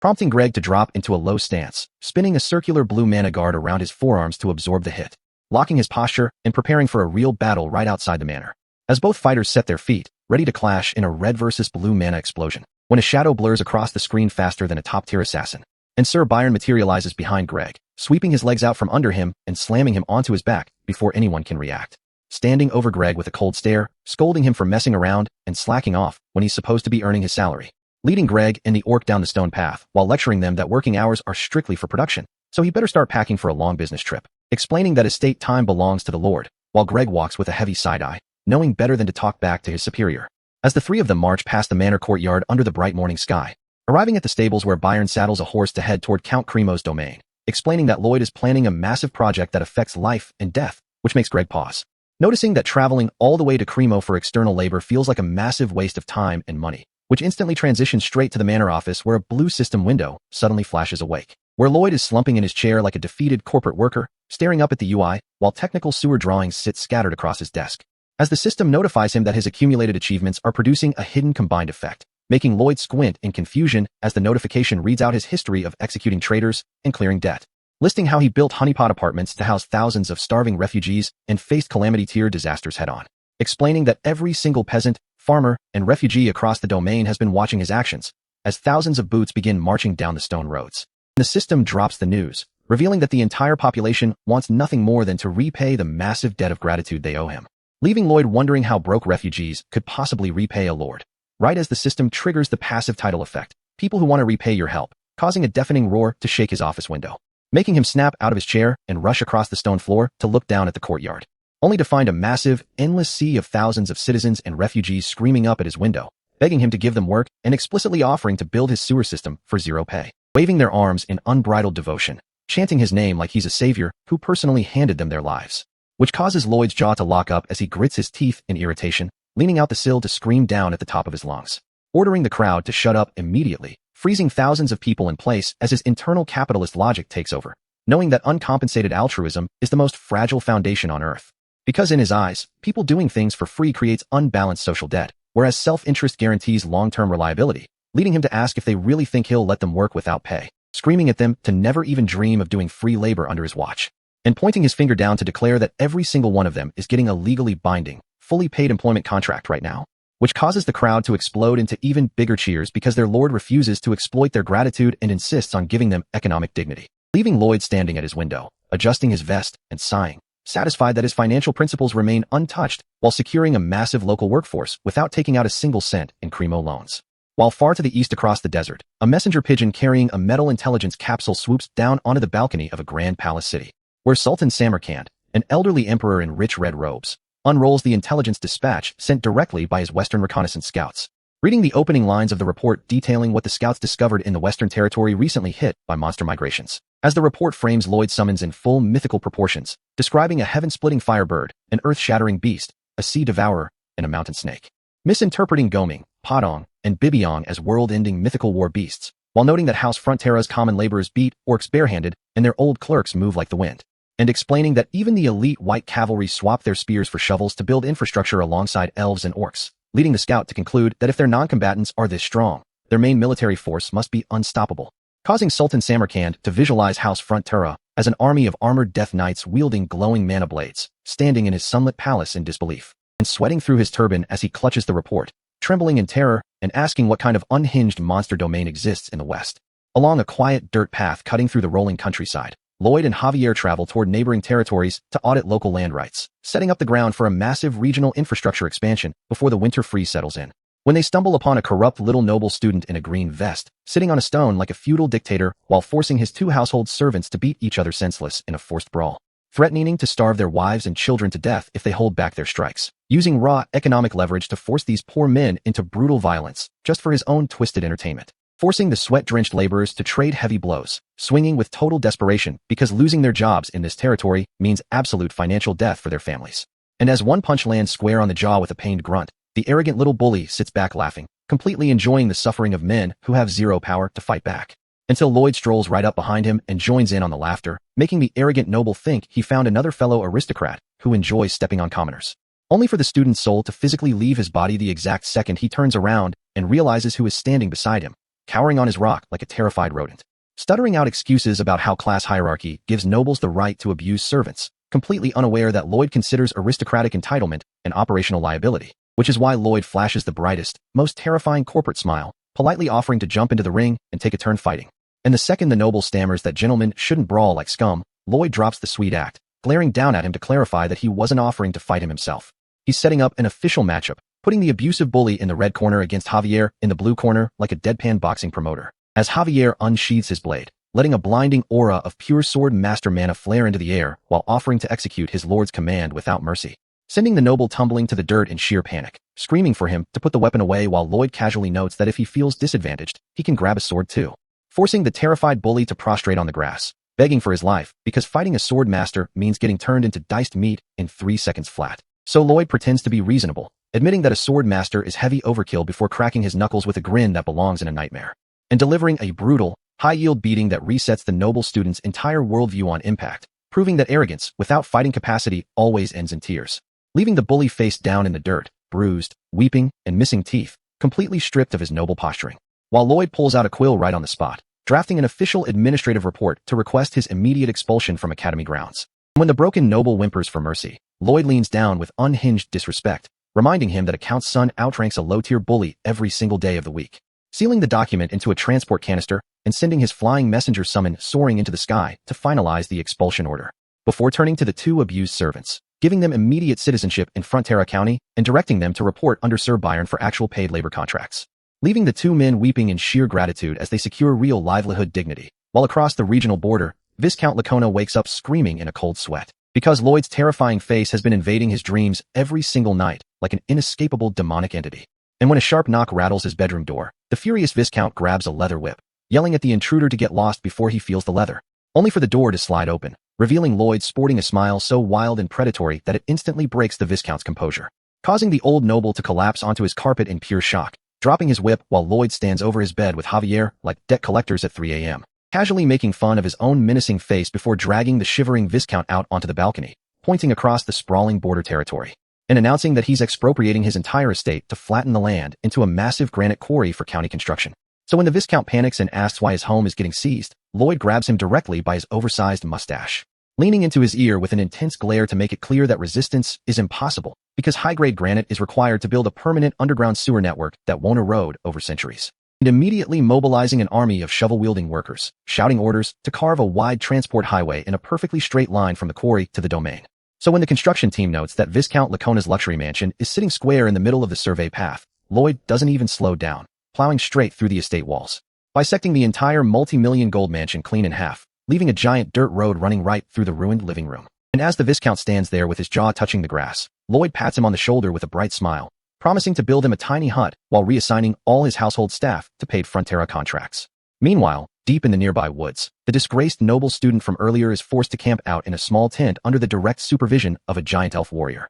sitting humbled on a rug alongside other evicted elites, too intimidated by the sheer physical mass of their guard to even think about causing trouble. While over at the new quarry, Sir Byron assumes full logistical control, his administrative stats hitting level 99 as Bibiong effortlessly devours whole forests to clear stone beds, and heavy-duty orcs haul massive granite blocks alongside monster boars, moving high-density building materials with military discipline under Byron's rhythmic chants, while the elves construct high-rise apartment units fueled by continuous feasts of sizzling beef, leaving Lloyd back in his manor office clutching his head over a massive engineering bottleneck, realizing that manual labor cannot clear toxic sewer sludge without workers suffocating on lethal biohazard gases, meaning the only modern solution is daily high-temperature incineration, which would exhaust his own mana reserves in days, leaving him groaning at his desk as he searches his brain for a dedicated slave capable of generating infinite fire on demand. until a sudden stroke of genius strikes him like a lightning bolt, causing him to snap his fingers with an expression of pure malevolence. Remembering that a Calamity Tier fire dragon is currently resting out in the wild, making it the ultimate infinite heat source for domain waste management, prompting Lloyd and Javier to march straight into a local dwarf blacksmith shop, where the master forge worker listens to their custom armor request in utter disbelief, asking if they seriously plan to use fireproof Alincha tree sap armor to capture a living fire dragon, to which Lloyd gives a deadpan confirmation. And when the stunned dwarf asks who on earth is supposed to wrestle a legendary beast into submission, Lloyd points his finger right at Javier. Javier is looking at Lloyd with the exact same dead-eyed, soul-crushed despair I had when my ex texted me, "We need to talk 10 minutes," after I dropped my whole paycheck on her birthday dinner. As he closes his eyes and lets out a deep, pained sigh, realizing his life as a hero will forever be spent serving as a glorified dragon catcher for Lloyd's plumbing projects. Deep within the frozen peaks of the eastern mountains, far away from all human civilization, lies a subterranean cavern, where the peaceful silence is violently shattered by a heavy stone crashing against the rock wall, belonging to a red dragon named Solitas, who is currently sitting on top of a giant hoard of glittering rough gems, huffing in total exhaustion, staring down at his pile of unpolished jewels while dripping cave water echoes across the underground pool, because despite holding all this raw wealth,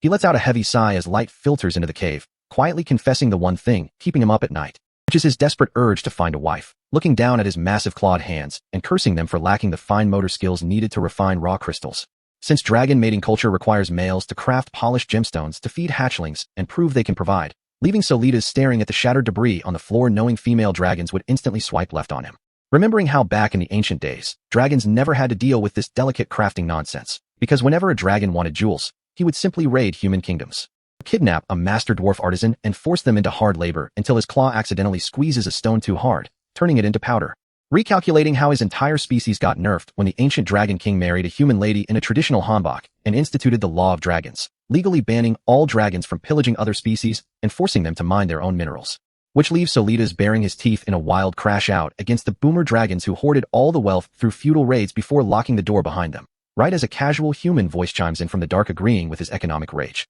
revealing Lloyd stepping into the cavern stream clad in full heavy plate armor, dropping a deadpan truth bomb about how older generations played the real estate market, then lectured youth about pulling themselves up by their bootstraps, leaving Solitas stunned that 2 random NPCs bypassed his dungeon traps. As Solitas ignites his throat with internal fire while Lloyd and Javier stand in the shallow water unbothered, casually explaining they dismantled every single security system just to deliver a business proposal. And before Lloyd can even finish pitching his job offer, Solitas loses his mind and decides to turn the uninvited visitors into ash, unleashing a continuous wave of scorching dragon breath that engulfs the cavern, screaming at the top of his lungs that humans are the reason his dating life is dead. Yet as the blinding orange flames wash over them, Lloyd and Javier stand inside the inferno without taking a single point of fire damage, because their armor was forged from heat-proof Alincha tree sap, prompting Javier to calmly ask what the actual battle plan is. And when Javier points out that Lloyd never actually mentioned a strategy, while Solitas continues to spew endless fire, Lloyd casually repeats that the plan is to capture the beast, forcing Javier to lift his visor and look at Lloyd like a tired worker whose manager just handed him a double shift on Christmas,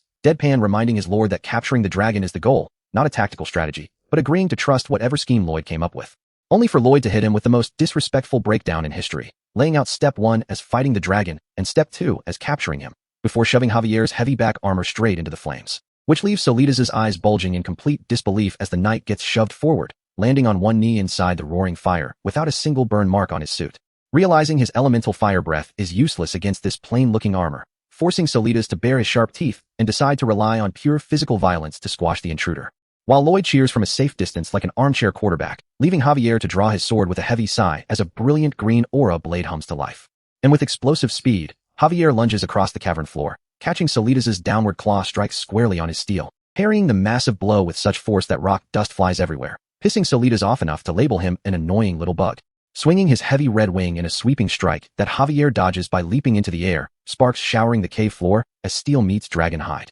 And while Solitas roars at the ceiling in pure frustration over missing a target 10 times smaller than him, Javier's mid-air eyes recalibrate the dragon's clumsy telegraphs, realizing that he can clear this boss fight without taking a single scratch, which has Lloyd smirking in total smug triumph behind his visor, remembering how in the original novel The Knight of Blood and Iron, Javier fought this exact same beast in a grueling duel back when he was a newly awakened swordmaster, who barely scaled above Queen Alicia or Sir Kyle in raw combat power, barely dragging himself to victory through stamina. But in this timeline, modified by months of Lloyd's engineering demands and high-intensity labor protocol, Javier has broken through his original limits, flipping midair with zero hesitation. as a bright blue mana burst detonates beneath his boots, revealing that he learned to create invisible aerial stepping stones after studying elven mobility during the Fujin Tolu construction, officially ascending to the realm of a high sword master, leaving Solitas shuddering in utter confusion as he watches a normal human walk on air above his head, while Javier crouches on his air platform, calculating that these solid mana footholds give him way better mobility than wasting energy on mid-air blasts, circling around Solitas' head like a menace while the dragon's multi-angled vision glitches out trying to track him, allowing Javier to drop from the ceiling and land squarely on Solitas' upper back, knowing that even a young dragon is the strongest creature in existence and won't go down to standard damage, which is why he channels his high sword master mana into a high-density, swirling vortex, compressing his entire aura pool into a single blinding point of light that crackles across the cavern dark, unleashing a full-power aura blast from point-blank range, striking with surgical precision right into the center of the dragon's chest before swooping down to the stone floor below. As the concentrated beam of high-density mana descends like a needle beam, focusing all its momentum into a single localized point on Solitas' hide, delivering a tiny, concentrated poke to his chest that leaves Solitas standing still, blinking down at the faint glowing mark in total confusion, until the hyper-compressed shockwave hits his internal pain receptors a second later, causing the giant dragon to burst into tears and throw himself onto the cave floor, rolling back and forth in dramatic agony, as Javier stands calmly holding his humming green aura blade, issuing a deadpan challenge while the giant beast cowers against the wall crying that it stings. Because from the dragon's perspective, this fight has completely defied all laws of nature, creating a psychological terror equivalent to a tiny beetle stepping up to a human and talking trash, where you are sleeping peacefully in your room when a random bug pops up looking for smoke. So you spray it point blank with heavy-duty raid, only for the bug to stand in the chemical mist and hit you with a toothy grin, before flying around your head while you panic and swing a fly swatter like a madman, only for the bug to whip out a massive needle and charge straight at your throat, stabbing you right in the chest with an inescapable needle strike that sends your entire nervous system into a panic-induced breakdown. Which is precisely why High Sword Master Javier, stepping forward across the cavern stream with his glowing sword, is the ultimate, invulnerable nightmare to Solitas, leaving the giant red dragon shrieking in pure terror as he begs for his life, completely broken and ready to be forced into full-time sewer management service for House Frontera. Because everyone who has ever lived knows the exact, localized agony of getting poked in the chest by a relentless little monster. Which is why in Solitas' eyes, Javier isn't even a human knight anymore, but an unkillable, glowing demon holding a buzzing green blade, stepping across the cave rocks with zero fear, leaving the apex predator of the mountain shivering in the corner, desperately holding his massive claws together like a terrified kid begging a mugger to let him speak first, only for Javier to tilt his head with a blank, deadpan question mark, not giving a single millimeter of slack. So Solitas tries to throw a quick panic slam with his claw, only for Javier to speed blitz right through his guard, delivering another compressed aura needle right between his scales that has the massive dragon screaming profanities, and firing off a continuous, hyper-dense barrage of energy pokes until Solitas is covering his head like a child getting jumped, squirming on the cavern floor while Javier just kicks his feet up and relaxes in full plate armor, watching the giant red beast roll around in total defeat, because at this point the psychological break is total, and Javier props his head on his gauntlet with the smuggest smirk imaginable, knowing the dragon's entire mental fortitude just collapsed. So when Solitas tries to exhale a desperate cloud of smoke to cover his retreat, Javier doesn't even bother moving. Because this is the exact same logic as when a massive bug enters your room, and no matter how much raid you spray, the bug keeps coming, leaving you with only one real tactical option remaining in your entire playbook,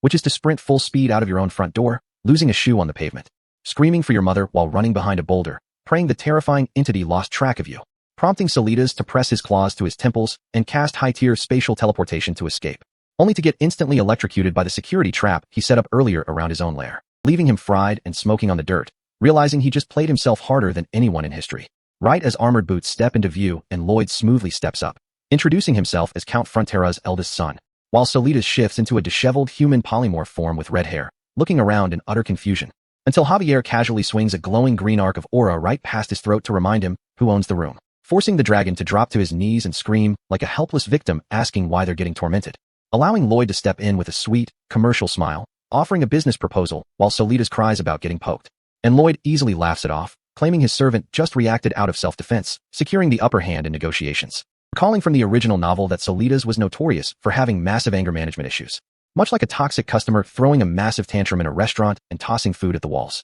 who instantly shuts his mouth and eats quietly the second the 6'4" jacked head chef steps out of the kitchen. Except Lloyd knows that even if Solitas is subdued, a dragon's wounded ego will ruin any long-term labor deal. So he suddenly turns around and starts screaming at Javier, berating him for having zero respect for a dragon, shouting at the top of his lungs while Solitas stands behind him, nodding along as his massive ego gets restored. And Lloyd points aggressively across the cave, ordering the High Sword Master to go sit in the corner, yelling at Javier to kneel down and raise both hands in public repentance for daring to defend himself, forcing his elite bodyguard onto his knees while turning back to Solitas with ultimate hospitality, inviting the dragon to sit down on a rock like an honored guest while Javier takes the punishment. Before Lloyd leans in close with a predatory grin and asks if the dragon wants to get married, leaving Solitas flushing bright red and stammering in shock as Lloyd instantly pinpoints his weakness with gemstone crafting. And before the flustered dragon can even ask how Lloyd found his cave, Lloyd drops a 10-year marriage guarantee, causing Solitas to blurt out pure excitement before desperately trying to backtrack and preserve his pride. While Lloyd paints a vivid picture of romantic dates, ice skating in the Arctic, and sending telepathic love notes, visualizing two dragons forming a heart with their tails under a full moon, completely overwhelming Solitas' mind, and pulling out a parchment contract, handing over the pen so the dragon can sign away his life, only for Solitas to freeze the exact millisecond his signature hits the page, as an ancient law flashes in his head, remembering the ancient Dragon King's decree that any dragon who breaks a contract with a human faces total destruction, realizing with sickening clarity that the human standing before him didn't just offer help, but set an inescapable trap, slumping onto the rock in a cold sweat, muttering to himself that he just signed a deal with the devil, and breaking down into a manic laugh of despair as the scene cuts back to the peaceful, sunny domain of House Frontura, where local farmers working in the terraced fields notice the young lord returning from his mountain expedition, gossiping about how he always brings back weird stuff, assuming the disheveled red-haired guy behind him is just a random peasant, while Solitas walks in human form carrying a heavy pack, muttering that no human could ever catch a real dragon, unaware that Lloyd is leading the way with an extreme close-up smirk, thinking about his new sewer sludge incinerator, and adjusting his massive pack with a triumphant grin, having officially secured a live dragon asset for the estate. Thick, sulfurous steam fills every square inch of Corgidus' workshop, and Solitas is out here sweating in his fresh formal suit, practically leaking dragon breath vapor through his collar while Lloyd casually introduces him, which causes Corgidus to throw a massive temper tantrum over being scammed, right up until he looks at Solitas and asks if he's genuinely trash at fine handiwork. So Lloyd unrolls the contract like a court summons, laying out the deal. Corgidus teaches gemstone refining, and Solitas flies into the subterranean sewer system once a day to blast every last pile of accumulated human waste into ash with pure, high-grade dragon fire, which leaves the dragon having a complete mental breakdown in his own head about cleaning feces, only for Lloyd to read his thoughts aloud and leave him utterly terrified, explaining that he only used predatory contract tactics because Solitas' oversized ego would have turned him into a lifelong bachelor, framing the whole dilemma around what matters more, holding on to meaningless dragon pride, or actually securing a wife. Solitas stands there silently staring at the floor before turning to the shirtless dwarf and dropping into a deep, formal bow, begging Corgidus to take him in as a student, which gets Corgidus stroking his beard in disbelief that an apex predator is bowing to a dwarf, while Solitas admits that while dragons have strength, dwarves possess world-class craft, begging him to fix his clumsy hands so he can finally build a future. And Corgidus accepts him on the spot, warning that his lessons are going to be pure torture, which Solitas accepts without hesitation, only for Corgidus to instantly scream at the top of his lungs, telling him to stop standing around like an idiot and go fetch raw materials, leaving the dragon pointing at his own chest with tears in his eyes, shocked that a dwarf is speaking to him like a dog. And Corgidus slams the workbench shouting at him to move, sending Solitas sprinting out the door while Lloyd watches from the corner, thoroughly enjoying his own business genius. Because while Solitas gets world-class education and Corgidus gets the satisfaction of smacking a dragon's hands with a wooden stick for crushing raw gems, Lloyd reflects on his past life as Kim Suho, remembering those grim black company corporate desks where evil bosses handed down predatory contracts, forcing desperate workers to sign away their souls while glowing-eyed managers grinned in their faces, implicitly asking how a broke nobody could ever have a choice. Which is why Lloyd considers a true contract to be mutual exploitation, stepping in to berate Solitas for wasting raw materials, while scooping up all the discarded jewel shards into his own coat pockets with the unhinged grin of a greed demon. And as he rolls a wooden card overflowing with gem fragments into the sunlight, the system hits him with a chime, announcing that he changed another tragic fate, projecting a vision of the novel's original timeline, where Solitas lost his horns fighting Javier and retreated to a dark cavern, bleeding out slowly in the dark beneath cold mountain stone, dying alone in a den no human would ever find. And Lloyd rubs his chin, realizing the web novel never mentioned his death, while the system reminds him that without his intervention, his own parents would be 6 feet under, showing Count Frontera debt-free at his desk, happily carving wooden shovel statuettes in his spare time, living a peaceful life because his son cleared every single gold coin of debt, and showing his younger brother Julian being awarded top student at the academy, proving that changing the timeline saved entire generations, though Lloyd drops the sentimentality and demands actual RP from the system, pointing out that emotional speeches don't pay for the massive subterranean sewer project, realizing that his current intermediate design skill only covers 700,000 square meters, which is way too small to map an entire county without running himself into the ground. So adhering to his rule of spending heavily where it counts, he opens his 4,000 RP bank and smashes the level up button repeatedly, spending 1,200 RP in one single burst, upgrading his skill straight to advanced design level 1, boosting his survey radius to a staggering 3.3 million square meters, which instantly triggers a bonus option called Construction Guideline, leaving Lloyd squinting at the screen. And even though the system sounds like a late-night infomercial selling scam knives, he decides to play along, summoning a glowing green 3D floor plan over his hand. And the moment he activates the guideline, green energy surges violently outward, expanding into a massive wireframe blueprint that spans across the entire sky, knocking Lloyd onto his rear while the system explains that every single laborer on site can now see the exact structural blueprint mapped onto the real terrain, which means he just cut his administrative workload by 50%, prompting him to test the system out in the field immediately, bringing Javier out to a quiet field under the full moon, where a glowing green circular grid appears directly on the dirt, telling Javier to strike the soil inside the light, which reveals that the holographic grid penetrates straight through the ground. So Lloyd asks him to test what happens if he digs outside the designated boundary, and Javier drives his shovel into the unlit dirt, causing the grid to flash deep crimson while loud alarm beeps echo through the field. And a giant pixelated red head of Javier manifests in the sky, screaming down at them to do a proper job, leaving Javier staring up at his own giant screeching face with heavy, exhausted eyes, dryly noting that nobody will make mistakes if that's the penalty. And Javier turns to Lloyd, asking if this is secret illusion magic or some dark artifact he stole from a sorcerer, which leaves a cold drop of sweat rolling down Lloyd's face as he realizes Javier just handed him 2 ready-made excuses, calculating in his head which lie sounds slightly less ridiculous to his high sword master, and smoothly choosing the dark sorcerer tool story, telling Javier to wear a matching magic necklace so nobody questions it, prompting Javier to ask if Lloyd has any real questions about his own hidden powers or the burdens he carries. And Lloyd drops all the humor, looking him dead in the eye and stating that personal curiosity doesn't matter when saving every life in the county is on the line, which causes Javier's stoic expression to soften into a genuine, quiet smile as he pumps his fist and vows to give everything he has to protect the domain for the man who truly believes in him. Lloyd gathers the entire workforce in the town square to pitch a public health infrastructure overhaul that will wipe out cholera before winter hits. And he decides the best way to keep these men alive is by conditioning them into a fanatical safety cult, shouting threats that he will personally murder anyone who gets injured on his job site, which is low-key the most aggressive form of OSHA compliance ever created, leaving the domain administrator looking at Javier in utter disbelief, wondering how an engineering speech turned into a workplace cult meeting. Because the master plan requires connecting every single residential sector into a central subterranean artery before the Prona River freezes over. And while Padong can handle the narrow branch lines without breaking a sweat, the massive main trunk line requires heavy-duty excavation power, which brings out the tiny cheerleading summons blowing their whistles to hype up Bibiong. And the giant beaver takes that encouragement so personally he turns into a full-blown industrial drilling machine, shattering the ground speed record and leaving the surrounding crew terrified they might get swallowed whole by the excavation. While up in the clouds, the sky hologram system projects a giant screaming face of Javier directly into the atmosphere to act as automated quality control, which backfires in the most hilarious way possible because instead of being scared, the laborers get an adrenaline rush seeing their boss's angry face monitoring their shift, turning the entire county into a giant competitive arena where workers actively flex on each other about whose sky hologram is shouting worse insults.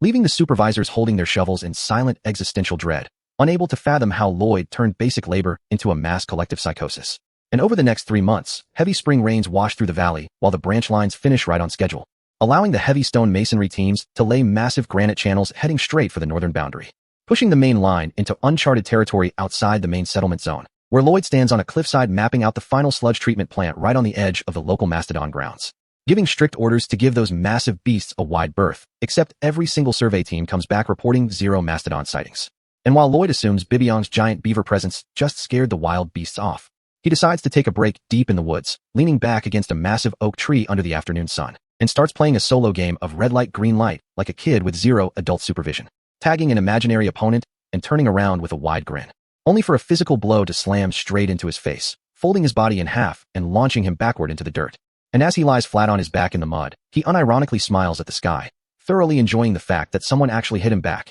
questioning his own sanity while trying to convince himself that getting blindsided in the forest is just standard recess behavior, until Padong shows up crying eyes out, looking at him like a pathetic puppy and screaming for him to snap out of it, forcing Lloyd back onto his feet when he realizes Padong actually stumbled onto something terrifying nearby, pushing through a thick crowd of anxious laborers who are all standing around a massive pit in silence, to find a single heavily decomposed mastodon skeleton rotting deep underground. Kneeling down to examine the bone structure, he realizes this beast didn't die of natural causes. It was slaughtered and buried on purpose, which sets off alarm bells in his head, prompting Bibiong to catch a foul rot smell and order the crew to keep digging. And as the shovels hit deeper dirt, the ground gives way beneath them, revealing a systematic mass grave filled with dozens of slaughtered mastodons buried in neat rows. leaving Lloyd staring down at the pit in sheer disbelief because this massacre never happened in the original novel. Realizing his timeline changes have broken the canonical script, forcing him to scramble through his memories for anything involving animal mass graves. Recalling the Namaryn's Barrier arc where black magic cultists slaughtered beasts to fuel high-tier necromancy. Just as the buried bones begin pulsing with volatile purple mana. And he loses his mind shouting for every single worker to clear the area before corpse explosion magic detonates. As a blinding flash of black magic ignites from the center of the pit, launching multiple laborers off their feet as the initial shockwave tears through the excavation trench, erupting into a vertical pillar of dark purple fire that threatens to consume the entire crew. And while the workers scatter in sheer panic, Lloyd does the exact opposite, grabbing his shovel and sprinting directly toward the inferno, refusing to let a single paid employee take damage on his job site after promising them total safety, gritting his teeth and extending his hand to absorb the blast wave with raw physical force, standing like a wall between an apocalyptic magic detonation and his fleeing crew. While miles away in the safety of the mansion, Javier sits quietly on a stool carving wood, instantly picking up the heavy necromantic mana surge ripple across the air currents, briefly wondering if his employer is currently fighting for his life against high-level sorcery, and calmly going right back to carving his piece of wood, figuring Lloyd will somehow scam his way out of dying like he always does. Back at the smoking crater, Lloyd is down on his knees frantically shaking an unconscious Bibiong, as the surviving workers crawl back in terror, pointing into the dark purple smog where a sickening guttural roar echoes. And through the dark magical smoke, a multi-eyed pale monstrosity with giant curved tusks begins to rise, revealing an undead amalgam beast assembled from every slaughtered mastodon in the pit, looming over the crater with glowing purple eyes. And before the dust can even settle, the ground starts split-cracking open as a whole army of zombie mastodons bursts out of the dirt, forcing Lloyd to crouch down, clutching Bibiong in pure terror when he realizes these monsters were buried way deeper than the bones that just exploded. And there are way too many of them, thundering forward with glowing purple eyes while unleashing roars that shake the whole canyon. As this massive undead beast rears up on its hind legs, showing off tattered skin and exposed ribs while screaming straight into the sky, leaving Lloyd standing right in the path of a literal wall of undead meat rushing toward his construction zone. So he instantly opens his mouth and screams at every single paid laborer on the site to drop their tools and run for their lives. And while most of the crew scrambles away in panic, one bearded dude actually stops in his tracks to strike a dramatic hero pose, raising his shovel like a medieval martyr while declaring this is their final stand for Queen Alicia and County Frontura, which forces Lloyd to turn around and yell at the top of his lungs, telling him to cut out the anime death speech and fall back immediately, sprinting alongside his crew because losing even a single employee means paying out workers' comp and ruining his zero-casualty safety record. So while running, his brain starts working at top speed, analyzing the canyon layout before calling out to Sir Byron to ask where the baby mastodons are kept. And the second Byron points toward the field, Lloyd doesn't hesitate, shouting at his hamster summon Podong to jump in and buy them time, which instantly flips a switch in Podong's brain, locking its eyes into a stone-cold killer stare as it prepares to charge, diving headfirst into the middle of a charging zombie herd without showing an ounce of fear, and unleashing a heavy martial arts blow straight into the chest of the lead mastodon, zipping through the legs of giant skeletal beasts like a high-tier Murim protagonist on a rampage, delivering a savage elbow strike to one beast before launching another into the air with a high-flying home run kick, dashing across the dirt at top speed to reset its stance, and leaping straight into the air while spinning with a surging pink martial aura, unleashing the plum blossom fist, sending cherry blossom petals flying everywhere while blasting half the herd skyward, which leaves Lloyd staring at the pink explosion in complete disbelief, wondering how his hamster learned high-level wuxia martial arts, shouting out asking what kind of unhinged action flicks this summon has been watching on its off days while Podong literally starts biting an undead snout, pummeling gray skeletal faces with continuous, rapid-fire strikes, and launching a dozen zombie mastodons skyward under the bright blue sky, relentlessly comboing every monster in sight without taking a single breath, until the sheer volume of the undead herd starts swarming the small summon from every angle, forcing Lloyd to jump into the middle of the canyon yelling at the beasts, marching right up to the front lines holding a shovel while the horde surrounds him, and cornering a small baby mastodon before pressing the sharp metal edge of his shovel right against its neck,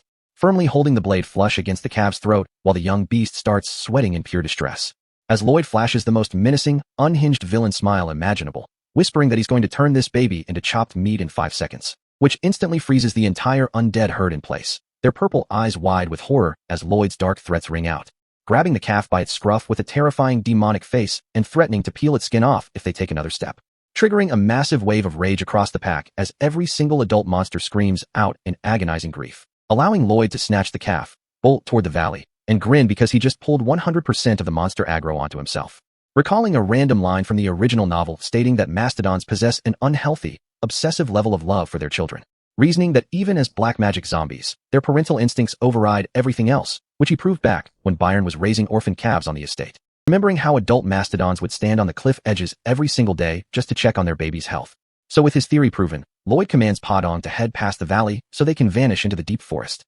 Mounting Padong's back while clutching the hostage calf, drawing the thundering army away from the construction site. While the retreating domain laborers watch from the valley entrance with tears in their eyes, watching their boss risk his life for them. Meanwhile, deep in the sunlit forest, Spider Silk Summon Goming is sitting on a tree branch singing a pathetic little song about how even useless lives have civil rights. Right until a massive hand swoops down out of nowhere and grabs Goming mid-verse, making the small creature squeak in total shock. Revealing Javier holding the summon with an intensely sweating face, asking if it still has those red sunflower seeds to sprint 10 kilometers north immediately. While back in the dusty canyon, Padong is gasping for air, legs buckling under the massive weight and distance. And as the undead swarm closes the distance behind them, Lloyd grips the reins tightly while trying to figure out a backup plan, debating whether he should use his core breathing skill to unleash a massive mana discharge against the canyon walls. But realizing that firing a massive shockwave risks collapsing the entire mountain pass on top of himself, while his body is already in critical condition. And before he can decide, an energy blast strikes the lead mastodon directly in the head, as a pink magic wave sweeps through the canyon,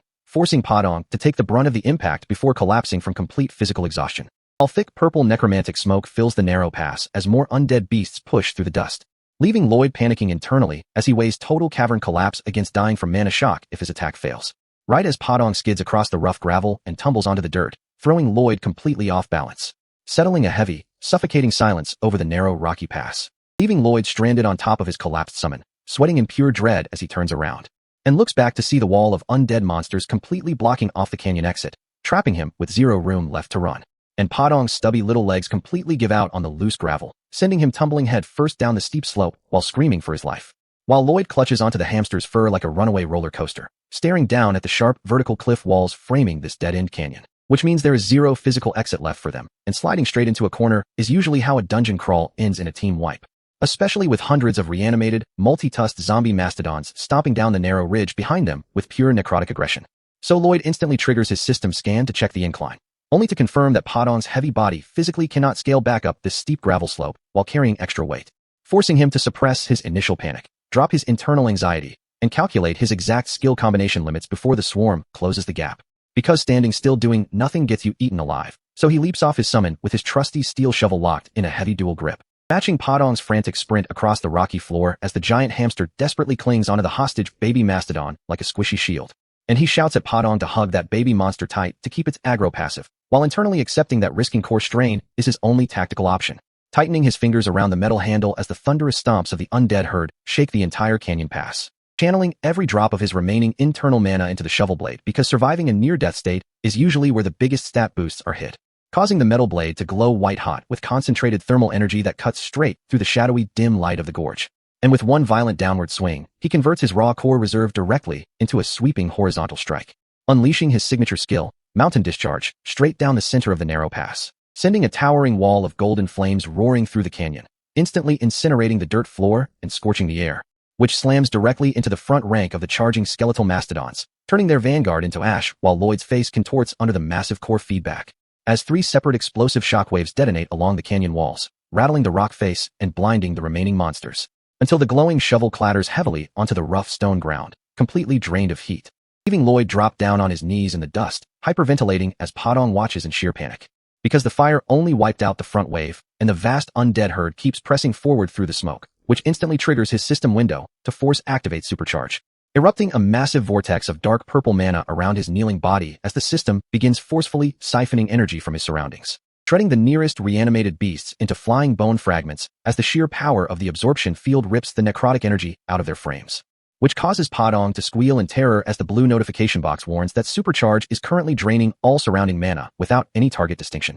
So Lloyd grits his teeth until his gums bleed, focusing every ounce of his mental willpower to manually override the skill's directional parameters, extending his open palm directly toward the front line and commanding the energy flow to lock onto a single forward cone, sparing Padong and the valley floor behind him while focusing the entire predatory siphon exclusively on the oncoming mastodon swarm, sending a concentrated purple shockwave shooting down the gorge to rip the black magic straight out of the monster's bones. And as the raw mana floods his system, he remembers the exact moment he figured out this directional targeting trick back when his core leveled up during the Empress incident. Flashing back to a quiet afternoon on the estate grounds where Javier stood in his formal blue coat, calmly telling Lloyd that he needed to act as combat bait. And while Lloyd pretended to complain on the outside, his internal thought process was viewing Javier as nothing more than a high-tier mana lunchbox waiting to be drained. So he swung his shovel back then with a fake war cry, activating supercharge directly against his own bodyguard, collapsing onto the grass surrounded by blue light, while Javier stood there wondering what kind of stupid prank his master was playing, realizing in that moment that indiscriminate siphoning was destroying the surrounding trees,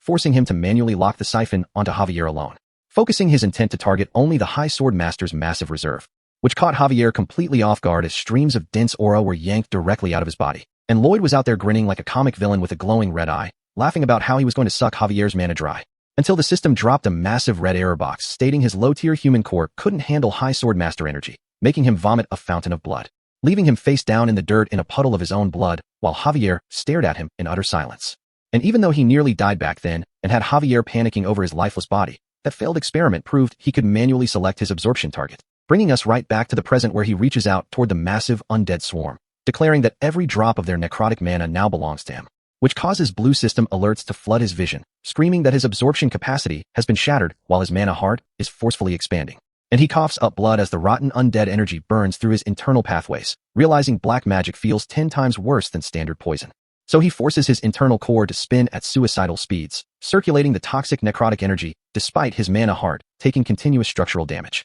triggering an infinite loop where the dense system reserves instantly heal his core, only for the rotten mana to rupture it again a second later. And this rapid cycle of destruction and instant regeneration causes a blinding pink aura wave to detonate across the entire canyon, stacking multiple skill level-ups back to back as his forced core expansion breaks through every known physical limit, making him scream in sheer agony as the pink energy wave washes down the entire mountain pass, till the golden system box finally flashes across his screen, confirming a massive rank up in his combat capabilities, elevating his status directly to Sword Expert Intermediate Level 1, boosting his baseline physical stats by a massive 600%, allowing him to push himself up off the dusty floor with his shovel while the remaining mastodons stagger backward in confusion. And as a new system option materializes before his glowing eyes, he fixes the charging monsters with a terrifying glare and shouts a single word, kneel, activating his newly acquired mana heart skill option, Undead Domination, which slams an invisible weight down onto the valley floor, causing the lead skeletal mastodon to crash its heavy knees directly into the dirt. And within seconds, the entire mass herd of thousands of reanimated giants bows their heads into the ground,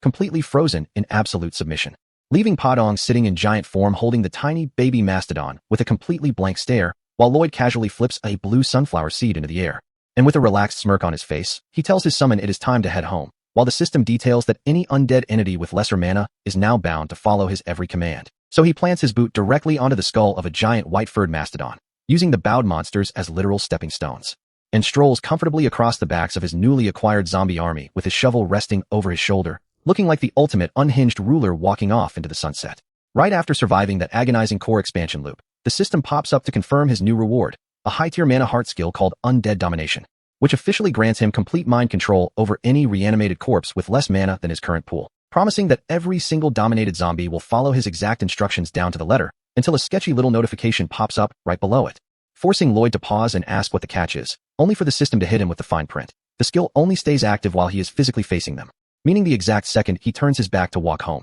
the mind control cuts out, and 308 giant zombie mastodons immediately snap back to full consciousness, resetting the domination timer to 0 and triggering a massive group aggro shift, as the countdown timer glitches out, leaving him with 0 control and a ticking clock on his life. And the entire zombie herd instantly crashes out, forcing Lloyd to hit a full-blown sprint while shouting in total panic, clutching his equipment while his heart hammers against his ribs, and the timer rapidly ticks down toward total disaster, running like a man who owes money to every landlord in the kingdom while the massive stampede shakes the canyon floor, his lungs burning from the sheer exhaustion of carrying a baby zombie monster through loose gravel, realizing he just trapped himself in a dead-end pass with nowhere left to run. So when the clock hits 0 and his legs finally give out, he hits the dirt hard, curling into a defensive ball on the canyon floor and wrapping his arms around the baby mastodon to shield it from the impact, completely surrounded on all sides by a wall of towering pale skeletons and glowing purple eyes with 0 ways out, till a high-tensile line of white spider silk cuts across the sky above the gorge, making him look up through the dust clouds with fear in his eyes,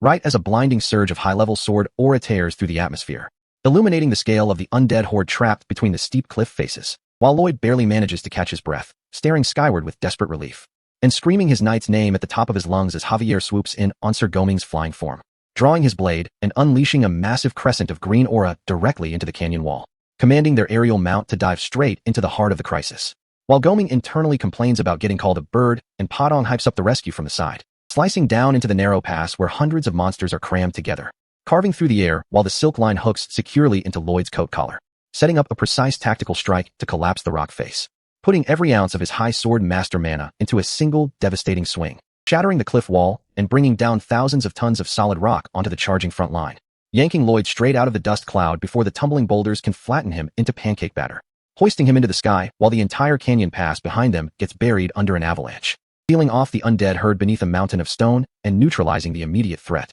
as the remaining gravel settles over the mass grave, crushing the remaining stragglers and wiping out the necrotic mana signature, while Javier guides the mount out of the gorge, pulling Lloyd clear of the wreckage, leaving the ruined canyon echoing with the sound of collapsing stone, and depositing them safely onto a high grassy ridge overlooking the battlefield, where Lloyd collapses onto his back, clutching the baby monster while his lungs hunt for oxygen, lying in the grass and throwing out a casual thank you to his bodyguard for the clutch rescue, only for Javier to look down at him with the exact same deadpan fury my dad had when I accidentally backed his riding mower into the pool after swearing I had everything under control, demanding to know why he sent his bodyguard away to cut rebar while secretly planning to use himself as live monster bait, calling out the reality that Lloyd prioritized the workers' lives over his own safety, while Lloyd lies there trying to play it off like a routine tactical maneuver. And when Javier dryly asks if running for his life counts as a success, Lloyd gets defensive and tells him to stop asking questions, which causes Javier's stoic composure to break, exploding into a frantic shout about how the domain's infrastructure and thousands of lives depend on him surviving, reminding him that if the chief civil engineer dies, every apartment project, sewer line,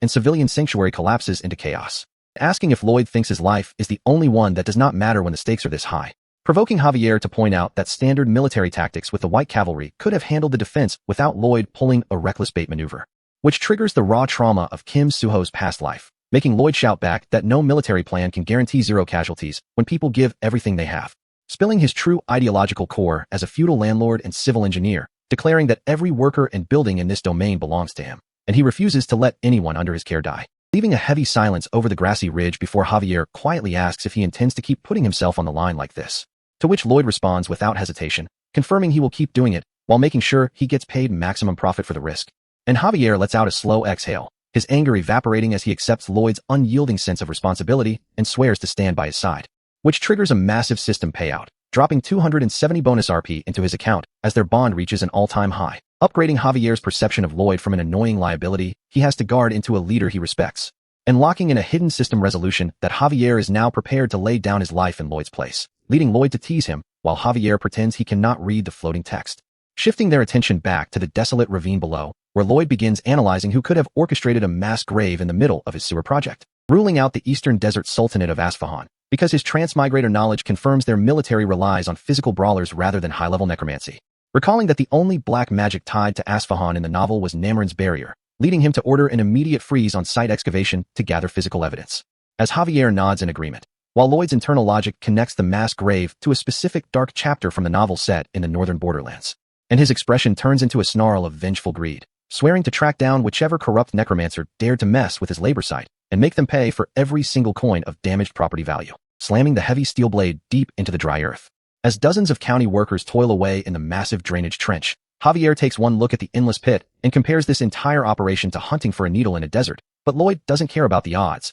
insisting they cannot leave a single unverified threat beneath their infrastructure. Because if the black magic catalyst that detonated those mastodons is still buried down here, the whole sewer plan goes up in smoke, until the sound of panicked hooves breaks his focus as a messenger comes galloping in at full speed. And before Lloyd can even ask what the emergency is, the messenger gasps out that Count Cremo has just crossed into the territory from the west, leaving Lloyd thoroughly confused as to why a high-ranking noble is pulling up without an appointment, right before the scene shifts directly to the golden doors of the estate parlor, where Count Cremo sits across from him with the most intense, unblinking glare imaginable, dropping a high-voltage bomb right out of the gate by demanding a marriage proposal, which prompts Lloyd to hit him with a polite rejection by stating he does not lean that way, only for Cremo to snap back that he isn't asking for himself, but for his daughter, catching Lloyd off guard, as Cremo lays out his predatory capitalist logic, explaining that after watching Lloyd's value skyrocket across the kingdom, he knew every noble family would try to lock him down, forcing him to rush over before the competition secured the alliance. So Lloyd tries to put out the fire by claiming nobody else has even brought up marriage, which is when Javier steps into the frame with a cold,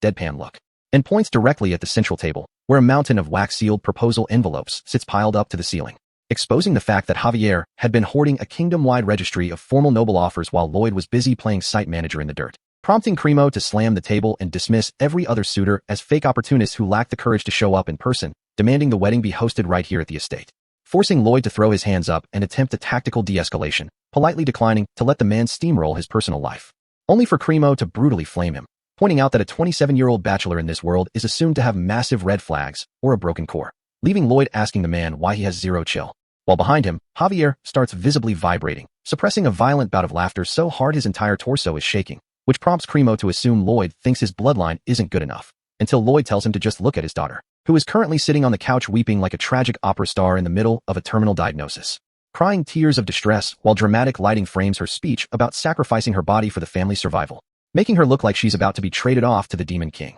while Javier is pushed past his physical limits, flaring his high-tier Sword Master mana just to lock his jaw muscles down, forcing Lloyd to call him out for using sacred martial techniques to suppress a chuckle before turning his attention back to the distraught family to deliver a reality check, explaining with genuine emotional intelligence that while noble duty is fine, forcing two people into a lifelong contract without mutual affection is a guaranteed recipe for misery, and asserting that spending a lifetime with someone requires actual love, urging the Count to respect his daughter's actual happiness, which hits Cremo like a physical strike, freezing the old man in place as he looks at his weeping child and goes dead silent, before wrapping his arm around her shoulders with a soft smile, admitting he almost ruined her life for the sake of political prestige, causing Christine to gasp out her love for her father in a sudden burst of family harmony, as the two embrace under a cloud of sparkling anime lighting, writing Lloyd out of the emotional narrative, and prompting Cremo to stand up with his fist held high, declaring that House Frontera has taught him the ultimate truth of existence before shouting his new life motto, leading his entire entourage out the front door while chanting about love, leaving Lloyd slumping onto the sofa in deadpan disbelief,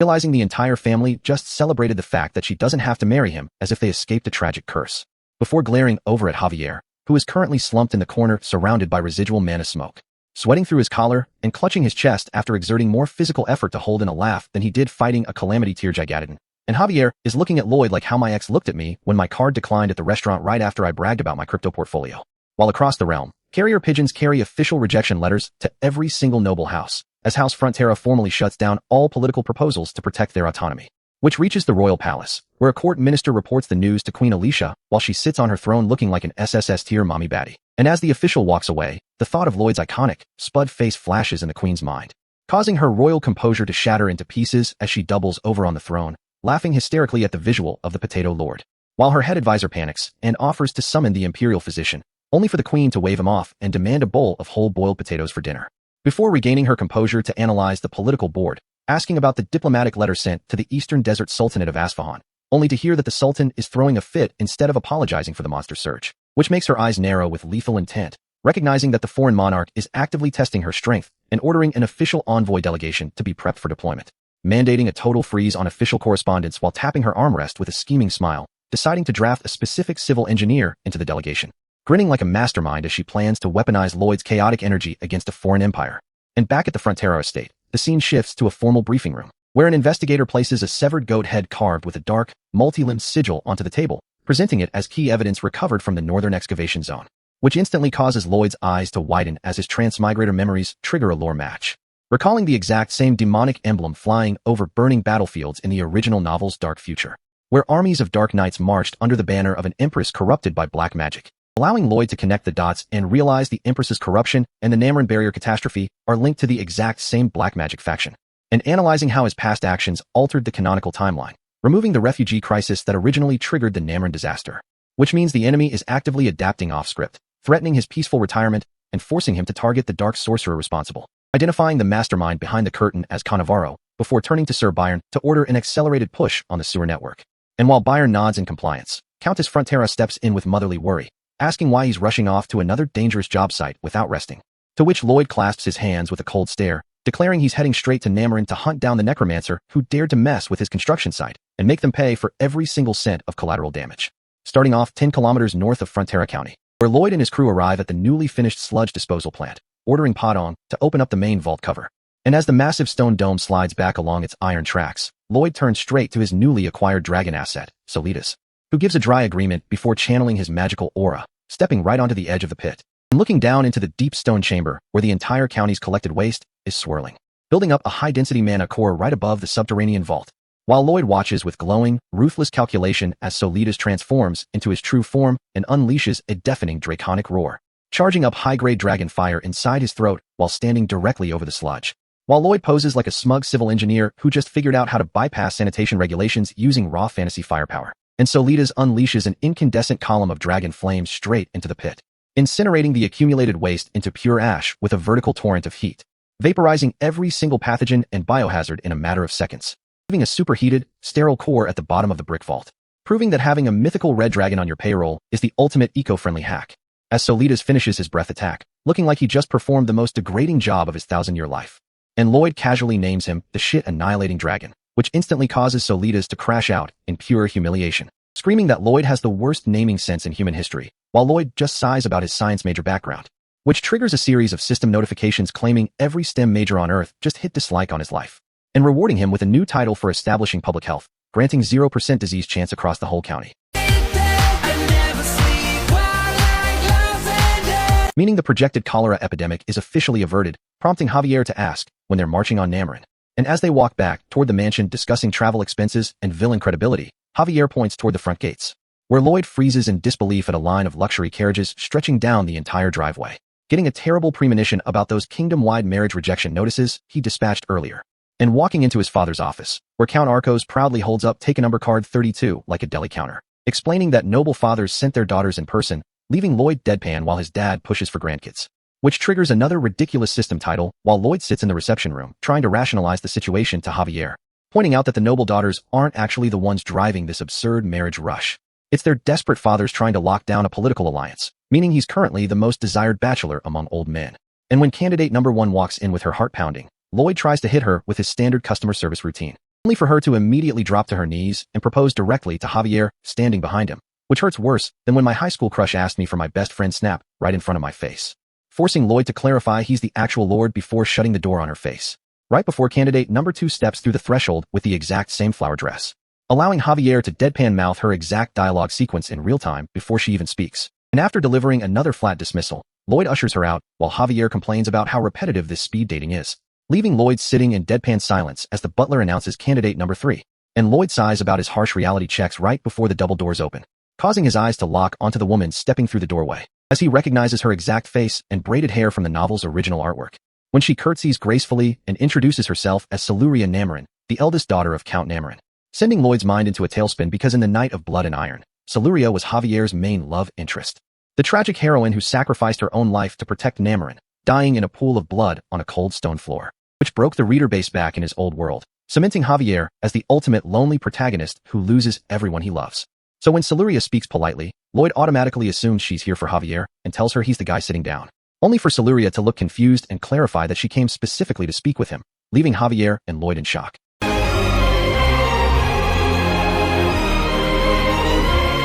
As Siluria explains that she saw all his ongoing construction and clean roads on her way into the county, realizing he's far too busy for marriage, praising his massive infrastructure work and offering to leave without wasting any more of his time, which makes Lloyd jump up from his couch to stop her, immediately probing about Namarin's current situation and asking if they've had a sudden population spike. And Siluria confirms his fears, revealing that 400 refugees fled to Namarin after losing their homes to monster attacks, causing cold sweat to break across Lloyd's face as the horrific butterfly effect clicks into place, realizing that Cannavaro intentionally herded those refugees into Namarin to satisfy the human sacrifice quota for his life-draining barrier, because Lloyd had gathered all the regional refugees into Frontera County, forcing the Dark Sorcerer to adapt his timeline off-script. Which means if Cannavaro's ritual completes, thousands of souls in Namarin will be consumed in an instant, summoning the Hell Knight, a god-level entity riding a spectral nightmare that wipes out entire regions. A threat so absurdly broken that not even Javier as a high sword master can stop it from burning the territory to the ground, leaving Lloyd panicking in sheer terror as he realizes his butterfly effect didn't destroy the threat,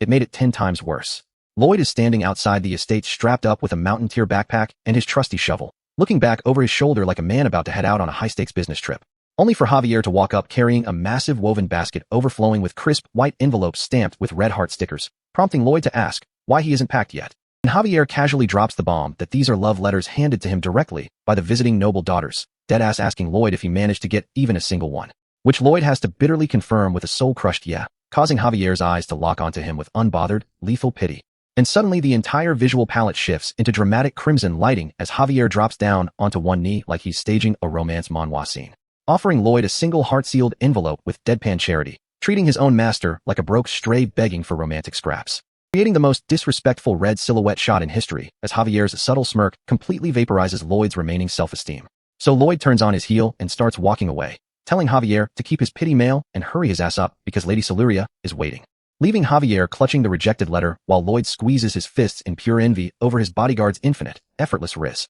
And soon enough, heavy wooden wheels are grinding against the dirt road as their dark carriage rolls out toward Nameron County, where inside the cabin, Lloyd is breaking down structural slope physics to Siluria and her father, explaining how mountain cities naturally suffer from slope failure over time. Which makes Siluria, a top-tier waifu with immaculate manners, clasp her hands in genuine gratitude that Lloyd is willing to solve her family's generational headache. While inside Lloyd's head, the predatory capitalist gears are spinning at light speed because this work trip lets him farm massive construction profits while secretly investigating dark sorcerer Cannavaro. As the carriage enters Nameron City past grand Gothic cathedral towers, Siluria points out the window to highlight their local hero, showing Cannavaro running a public soup kitchen for 400 refugees, putting on a saintly show of feeding the poor with his own money. Until his sleeve shifts, exposing a winged goat-head demon tattoo on his shoulder that Lloyd instantly recognizes from his novel memories. Triggering a wave of blood-red malice in Lloyd's eyes as he realizes this fake saint is intentionally fattening up refugees to harvest their souls for a Hell Night ritual. Grinding his teeth in pure rage while the carriage pulls up to Count Nameron's marble estate, where the old noble runs out with open arms,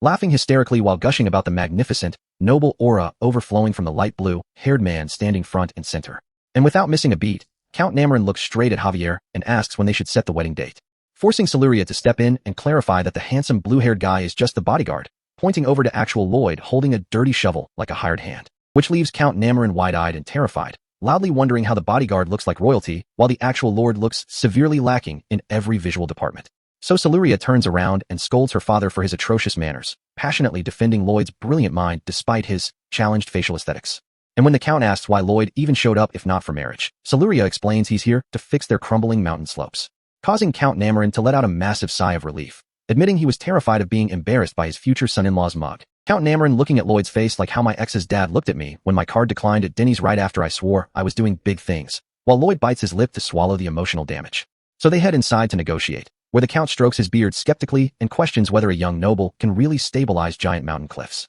And when the Count hesitates over the massive cost, Lloyd closes the trap with an irresistible capitalist guarantee, promising a 300% cash refund if the construction fails, which instantly hooks the Count's greed. But behind his back, Lloyd and Javier grip a metal construction rod while radiating a terrifying red aura that looks like a mob shakedown, leaving the old noble backing away in total confusion before the scene cuts to the quiet full moon hanging over the estate, where inside their private quarters, Lloyd drops the act and confirms Javier spotted the dark goat-head mark on Cannavaro's shoulder, laying out a slick tactical plan to expose the mark as dark magic, so Count Nameron's guards arrest the cultists without House Frontera throwing a single punch. But when Lloyd notices Javier smirking, Javier dryly admits he was just reminiscing about the Count calling Lloyd lacking in several aspects, provoking Lloyd to instantly crash out and grab Javier by the collar in a comedic brawl as night turns to morning. And down in the crowded market square, a loud street vendor is clapping his hands and yelling that every clothing item on his rack costs 200 copper, sending Lloyd into instant cold sweat as he looks over and sees the merchant holding up gray tunics printed with the exact same winged demon symbol,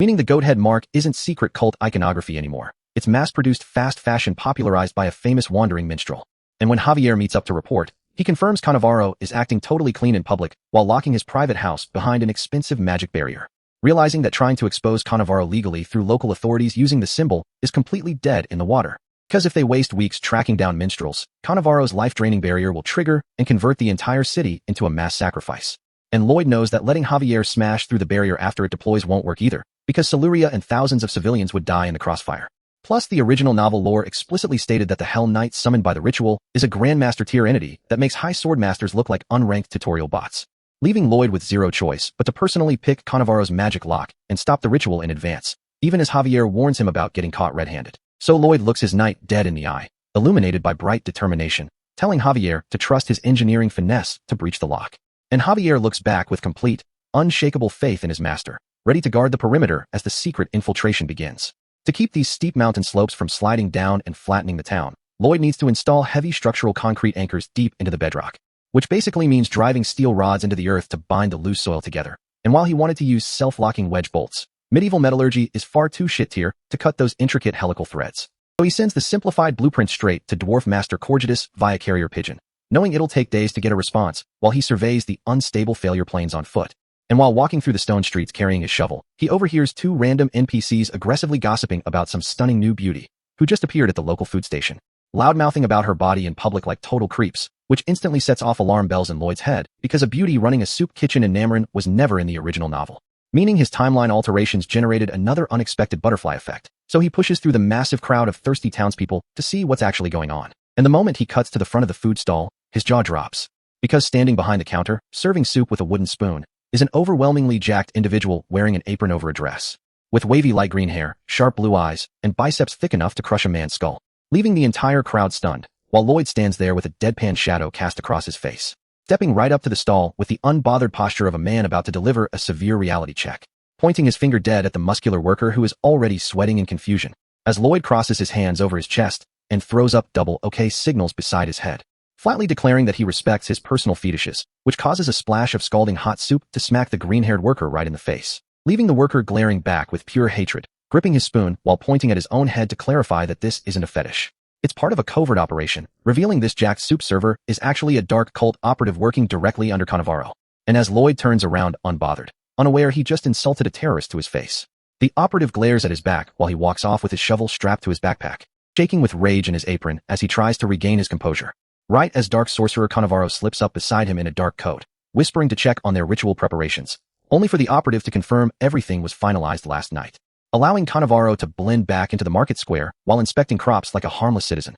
unaware that his secret dark magic infrastructure is about to get dismantled by a civil engineer with zero respect for cultists, because Lloyd is already hiking up the steep, barren hill outside the city, staring up at the sheer dirt wall to map out where the soil shear failure is most critical, climbing up the rocky slope with his shovel to inspect the expected rupture line, when his spatial sensing skill suddenly blinks, highlighting a glowing green human skull partially embedded in the dirt, making him kneel down in confusion, wondering why a single isolated skull is buried here without a skeleton attached, until his system UI highlights 2 more skulls buried exactly 50 centimeters deep at identical intervals around the mountain peak, forming a perfect geometric array designed to channel spatial mana across the entire mountain. So Lloyd digs his shovel into the rocky soil, realizing this isn't an ancient grave. While deep underground in a hidden stone sanctum, Cannavaro raises a glass of wine before a table of robed cultists under a demon banner, toasting to the descent of the Grandmaster tier Hell Knight, completely unaware that the buried skulls serving as catalyst anchors for his life-draining barrier are currently being crouched over by Lloyd on the hillside, looking at the purple dark magic pulsing through the bone, as Cannavaro cackles in his lair, convinced his grand sacrifice is set in stone, while Lloyd flashes a devious, menacing smirk right back, muttering that their entire master plan is cooked, reaching out his hand and activating his core abilities to siphon the dark magic straight out of the ground, flashing a bright purification wave that neutralizes the curse and cleanses the bone back to pure white, only for a glowing purple crystal to drop right out of the cranial cavity onto the dirt, showing that the skull was literally just a container for a high-density mana catalyst. So Lloyd triggers his scan skill, and his eyes blow wide open as the system window pops up with an estimated value of 500 million gold, realizing one single gem is worth Sir Byron's entire annual administrative salary, which means the rest of the buried skulls around this peak are holding the exact same payout, popping another 500 million gold crystal out of the dirt like a human metal detector, and instantly crashing out into pure, unhinged greed, cackling maniacally with bloodshot eyes as he swings his shovel like a demon, panting heavily while sprinting across the mountain, yelling that money is sprouting from everywhere he digs, causing the system itself to break the fourth wall and ask if he cares more about cash than stopping the life-draining barrier, only for Lloyd to bark back that free money comes first, excavating all 30 buried ritual skulls until a system rank-up notification flashes for Azrahan Core Technique Triple Circle Level 3 over a bag bursting with glowing purple gems, standing atop the mountain peak at sunset, holding 15 billion gold worth of crystals, roaring that he just secured 30 Byrons and has enough wealth to make 30 Byrons his personal slaves, which cuts to a vision of poor Sir Byron hunched over a mountain of paperwork at his desk in Frontera County, coughing his lungs out while a co-worker begs him to take a break, as Lloyd chuckles happily on the hillside, plotting to raise Byron's salary just a tiny bit, so he works 20 years and squeezes 30 years of administrative labor out of him, before pausing in his tracks and looking back over his shoulder at one of the cleansed white skulls resting on the dirt, his manic corporate greed completely vanishing as he kneels beside the remains, softly asking if they died naturally or were murdered for this dark magic ritual, bowing his head in sincere gratitude for blessing his bank account with 1 Byron per minute before picking up the skull, carrying his massive bag of gems and shovel while whispering that he'll bring them to a peaceful spot full of bright sunlight where they can finally rest, tenderly wrapping the skull in a clean white cloth to afford it the dignity it was denied in life, disarming a realm-threatening dark ritual not just by stealing its entire budget, but by giving the victims a proper burial under the open sky, under the quiet glow of a full moon hanging over the stone eaves of Namarin. 2 men are sitting in a dimly lit guest room late at night, and while Javier leans forward in his chair trying to explain why he was forced into a dress earlier, Lloyd just sits on the bed with the most patronizing look of fake empathy you have ever seen on a human face, gently waving his hand to shut him down while claiming he fully understands Javier's alternative lifestyle choices and respects all personal preferences without judgment, leaning back against his pillow to assure him that since the entire city already knows Javier is a foreign knight, cross-dressing was obviously a brilliant tactical cover story that he completely validates. leaving Javier sitting there in total, speechless agony, staring at the floor while his soul slowly leaves his body. Until Lloyd leans in with a deadpan face to ask when exactly he first discovered this personal hobby, causing Javier to crash out so hard his roar shakes the entire room as he screams that is not what happened, which only makes Lloyd recoil in fake panic, asking why he's getting so defensive and if he's publicly shaming everyone who shares that preference, forcing Javier to forcefully pivot back to business and explain how he used soup kitchen duty to infiltrate the main house. And when Lloyd asks if he actually found anything useful, Javier reveals that tucked deep inside the mansion, there was a hidden door leading straight underground. Admitting that while he originally thought Cannavaro was just a saintly guy running a soup kitchen for refugees, seeing a heavy fortified gate hidden behind multiple secret seals proved Lloyd's ugly paranoia was right once again, prompting Lloyd to harden his face with grim resolve, swearing to drag out hard physical evidence no matter what it takes, before closing his eyes with a satisfied smirk, only to drop one final parting shot telling Javier to always trust his instincts and be proud of who he is, which triggers another furious roar echoing straight through the mansion roof. Meanwhile, across town inside a locked underground conference hall, Dark Sorcerer Cannavaro is standing at the head of a long table, sweating through his tunic as he stammers out that all 30 Noctanium gems have vanished without a trace, sending a bearded aristocrat into a violent panic as he slams his hands on the table, yelling that their entire world-ending ritual just lost its entire power grid. While Cannavaro's brain melts in total internal horror, wondering how some random thief dug up 30 buried catalyst skulls by pure coincidence, right before a gray-haired investor leans straight over the table to scream in his face, demanding to know how he's going to fix this shit after taking millions of gold in investor capital under the promise that dark sorcery was going to rewrite the global power balance, forcing Cannavaro to throw his hands up in desperate damage control, plastering a fake, sinister grin over his pale face while claiming that Noctanium was just an emergency backup reserve anyway. And if they just throw in one last round of funding, the descent of the Grandmaster Tier Hell Knight will still drop right on schedule, which brings us back to how Javier actually pulled off this infiltration earlier that afternoon, starting with a heavy wooden water bucket dropping through midair and splashing direct hit over MS Javier, drenching his dress in front of the local soup kitchen staff, while the head volunteer gasps in shock at what just happened, allowing Javier to deadpan that his hand simply slipped, which immediately prompts the woman to send him straight to Cannavaro's private guest room inside the mansion to change into dry clothes before all the local men burn their retinas staring at his back. And as Javier walks up to the estate security post, the local guys are standing in the back blushing out of their minds, muttering about how stacked her shoulders are while Javier flatly commands the guard to open the gate. And once he locks the door to the guest room, he strips off the soaked dress, throws on his dark coat and trousers, and takes a slow breath to reset his focus, channeling his internal core technique until his blue aura compresses into a faint outline, suppressing his presence to make himself virtually invisible to ambient mana detection. Slipping over the balcony edge without a sound and dropping toward the lower railings while estate guards walk past on the ground floor completely unaware, navigating through the interior brick corridors until he arrives at a heavy, reinforced iron-studded gate leading down into basement level 2. Looking down from an overhead vantage point while trying to figure out how to bypass a high-security lock mechanism without triggering alarms, when footsteps echo down the hall, forcing him to duck behind a wooden door frame just as Cannavaro himself walks up to the gate, allowing Javier to watch silently from the dark as Cannavaro places his hand over the central lock, channeling a purple dark magic seal that hums with necrotic energy, causing the concentric metallic rings on the lock to rotate, align, and retract the main sliding bolt with a heavy mechanical click, which Javier records with analytical precision,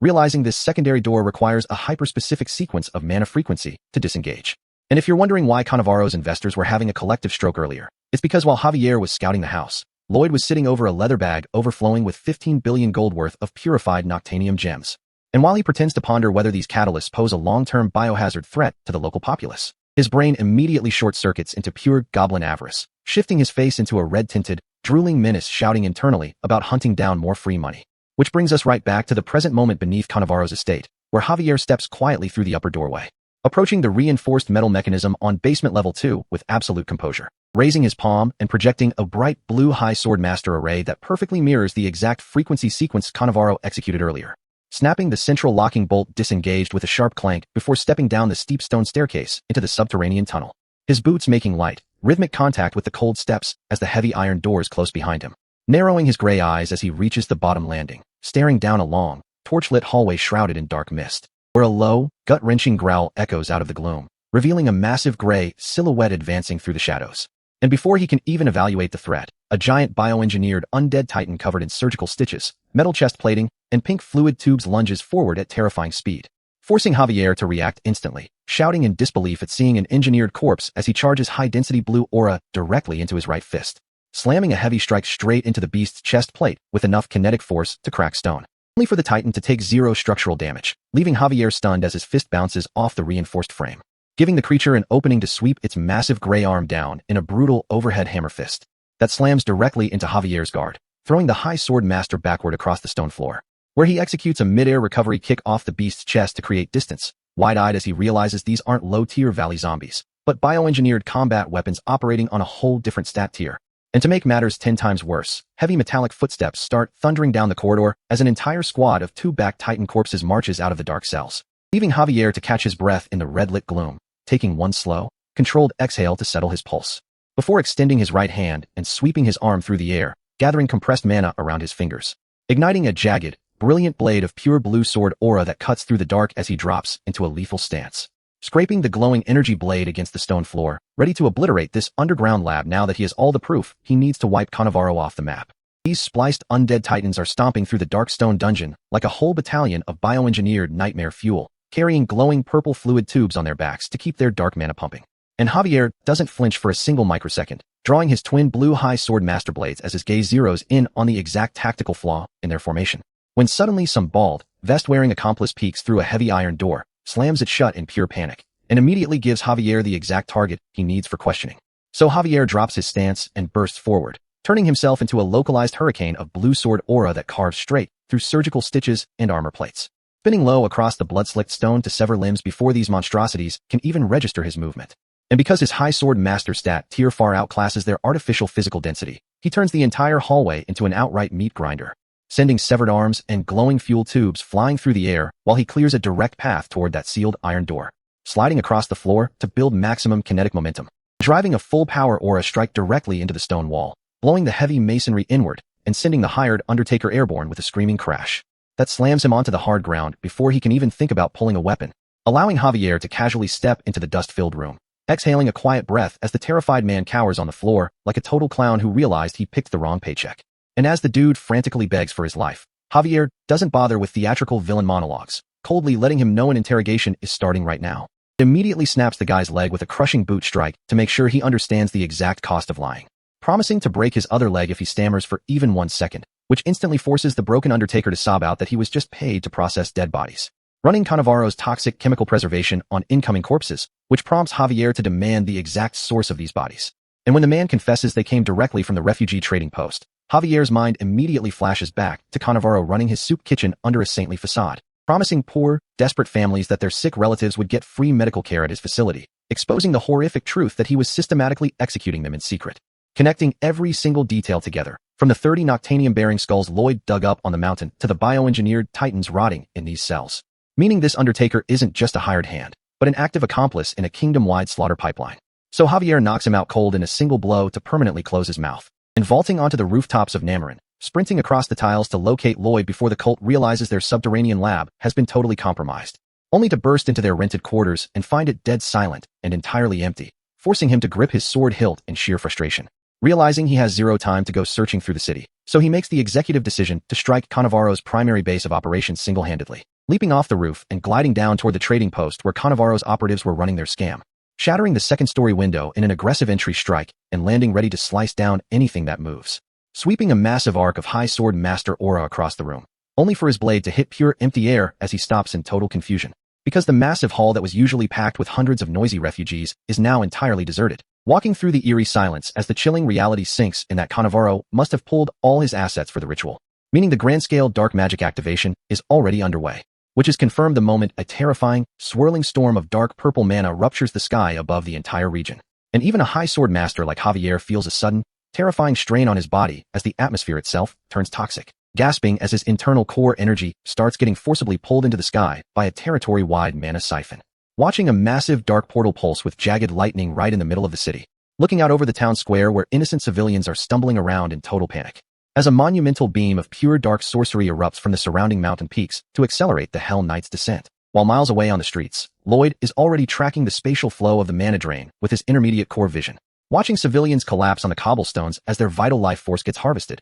making Javier realize Lloyd might be getting drained alive right now. And the scale of this dark ritual is so absurdly massive that even the royal palace is getting enveloped by the purple aura, causing Queen Alicia to look out into her courtyard in horror as noble guests and palace guards drop to their knees gasping for air. And without a single thought for her own royal safety, she grabs her dress and sprints straight into the chaos to save her people. While up on the barren cliffside, 30 individual cult operatives are holding glowing spatial catalysts to lock the spell in place. And the lead cultist stands on the highest peak, pumping raw channeled life force into the sky like an absolute maniac, gloating with a disgusting, bug-eyed grin about how the Hell Knight is about to manifest and wipe out the entire kingdom, until a casual, deadpan voice speaks up directly behind his left shoulder, instantly freezing the sweat on his face. Because Lloyd is standing right there with an iron shovel slung over his back, casually asking if they're performing some kind of budget rain dance, which causes the cultist to totally crash out, screaming about being disrespectfully ignored while Lloyd is internally gagging at how horrific this guy's face looks up close. And while the cultist prepares a dark magic spell in his palm, Lloyd freezes his face in a deadpan stone expression, trying not to ruin his element of surprise. But before the villain can even finish his arrogant speech, Lloyd drops all talking, pulls back his shovel, and swings it down like he's trying to hit a home run, catching the cultist completely off guard as the metal tool cuts through the air, slapping straight into a translucent magical barrier that sparks with white energy. And the cultist smirks with total arrogance, relying on Cannavaro's high-tier protection of steel ward to block the strike, thinking a simple piece of construction equipment can't scratch him, totally unaware that Lloyd isn't using a normal shovel. He's channeling his full intermediate core mana directly through the steel handle, causing the cultist's face to melt into pure bug-eyed horror as radial cracks shatter the barrier. And with one brutal, disrespectful flex of pure engineering power, Lloyd utterly obliterates the ward and crushes the ritual station in a single hit. Lloyd drives his Azrahan core-infused shovel straight into the spell array with zero hesitation, leaving the cultist goggling like a hooked fish as high-density mana fractures his defensive ward, and the surrounding air violently collapses into a turbulent purple vortex, smoking metal pushing through the magical backlash without a single scratch, which lets Lloyd inspect his slightly bent tool with a deadpan stare while the cultist desperately copes behind his barrier,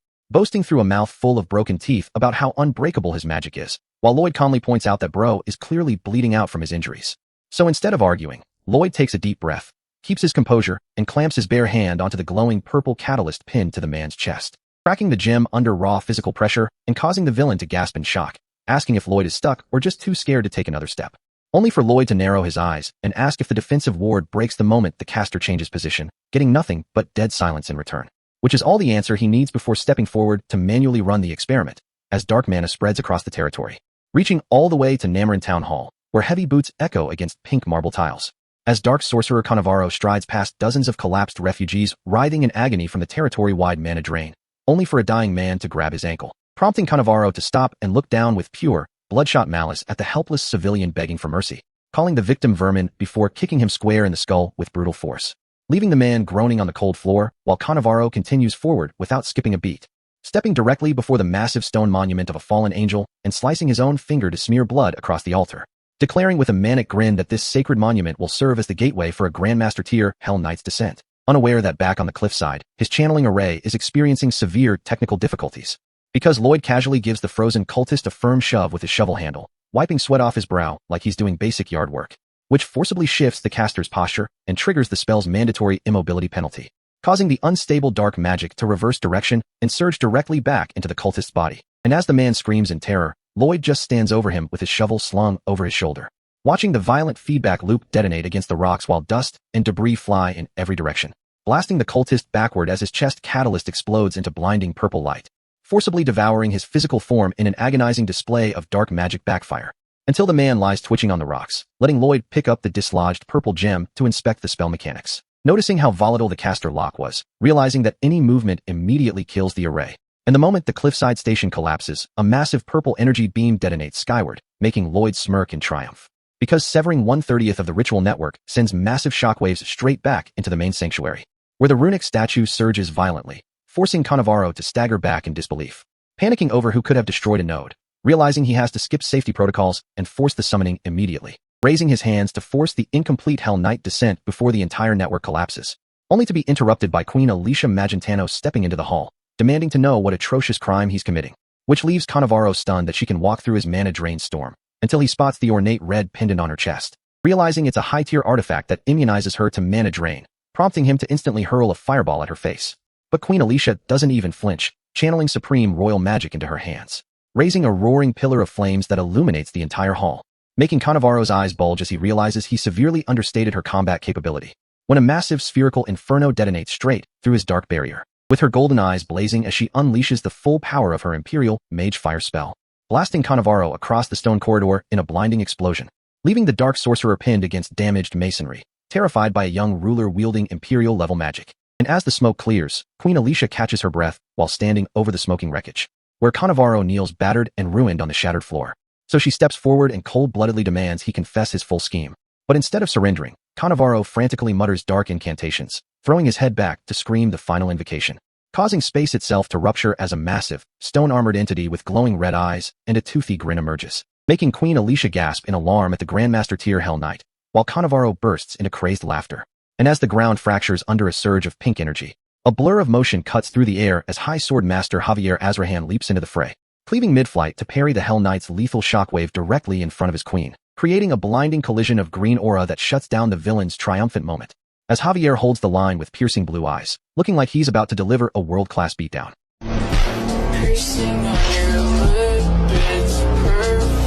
Javier doesn't give this dark sorcerer a single second to catch his breath, reaching out before the man can touch his backup catalyst, swinging his sword through the air in one fluid motion, cutting straight through Cannavaro's defenses and making the man shriek in pure agony as the green aura cleaves right into his chest, which shatters the dark magic matrix tied to his body, causing energy feedback to rip through his entire spell array, fracturing the fallen angel altar into thousands of glowing stone splinters as the stolen catalysts violently detonate. And Lloyd can only watch the visual chaos unfold, as a massive pillar of white-hot mana blows straight through the roof of Namarin Town Hall, punching directly into the purple storm cloud above, sending shockwaves ripping across the entire chamber and blowing the floorboards to pieces, which sends tons of stone debris raining down directly onto the helpless civilians cowering below. So Siluria Namarin instantly drops to her knees and slams both hands onto the tile floor, casting Earth God's shield to manifest a bright cyan dome that catches every single piece of falling rock before it crushes the refugees, holding the defensive barrier firm even as dark magic continues to crackle beneath their feet. While Javier steps right over the wreckage, locking eyes with Cannavaro as the sorcerer's face twists into manic rage,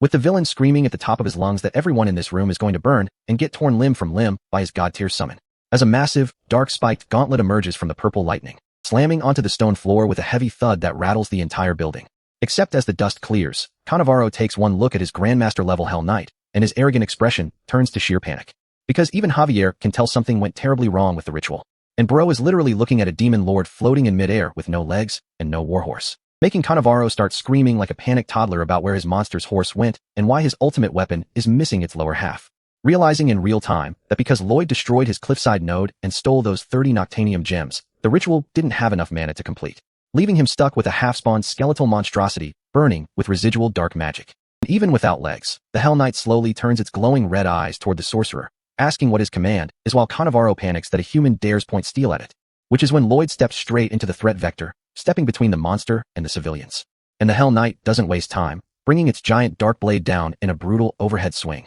that Lloyd parries head-on, creating a blinding explosion of green and white light that lights up the entire room, sending a kinetic shockwave straight through Lloyd's arms that rattles his entire skeleton, making him realize his combined aura and mana body strengthening is barely holding up, forcing his feet to slide back across the cracking floor tiles as he barely redirects a high-speed, horizontal slash from the giant, looking straight into the monster's hollow skull mask while trying not to get cleaved in half. So Siluria locks in from the side, extending her hand to launch sharp arcs of wind magic that slice across the room like cutting blades, peppering the Hell Knight's spiked plate armor and drawing its aggro away from Lloyd, which makes the entity glare at her with pure hatred, completely forgetting about the knight behind it, driving its red broadsword into the tile floor as it turns to wipe her out, roaring with demonic rage while Siluria recoils in fear, as the giant monster leaps through midair to crush her with a lethal downward strike. But Javier's internal reaction speed is unmatched, his eyes flaring bright blue as he channels maximum aura, shouting at the top of his lungs while gathering High Sword Master energy into a single point, launching himself off the ground and swinging his blade to unleash a massive, radiant wave of blue energy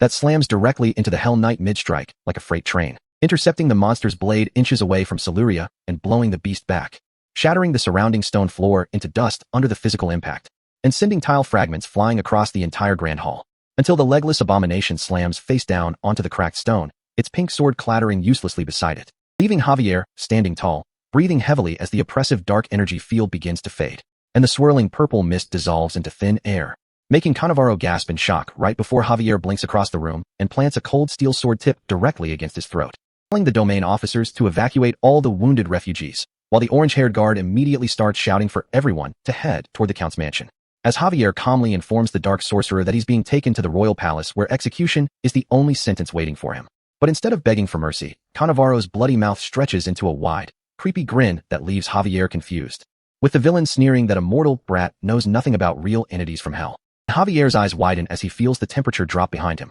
turning around just as the puddle of dark slime on the floor begins to churn. Watching in disbelief as the skeletal Hell Knight pulls itself back together out of the viscous purple sludge, while Cannavaro breaks into hysterical laughter, boasting that cutting the monster down is pointless because demonic captains are undying. And the reformed Hell Knight raises its massive pink blade, turning its glowing red eyes back toward Javier, kneeling on the cracked stone floor like a dark warlord as it formally introduces itself as Xirexius, first corps captain of Hell, to which Javier doesn't flinch for a second, flaring his green aura blade and proudly declaring his name as a knight of House Frontura. As their physical pressure collides, shockwaves punch deep circular craters straight into the floor tiles, setting the stage for a duel between a high sword master and a commander from the abyss, vibrating the room with pure martial force. As Lloyd joins the clash, gritting his teeth while parrying high-speed energy arcs alongside his knight, with red demon slashes tearing through the hall, and Lloyd swinging hard, letting out a roar as he barely keeps pace with the battle, dodging a sweeping wave of green aura that cuts right through the background, as Xirexius lunges forward with his blade,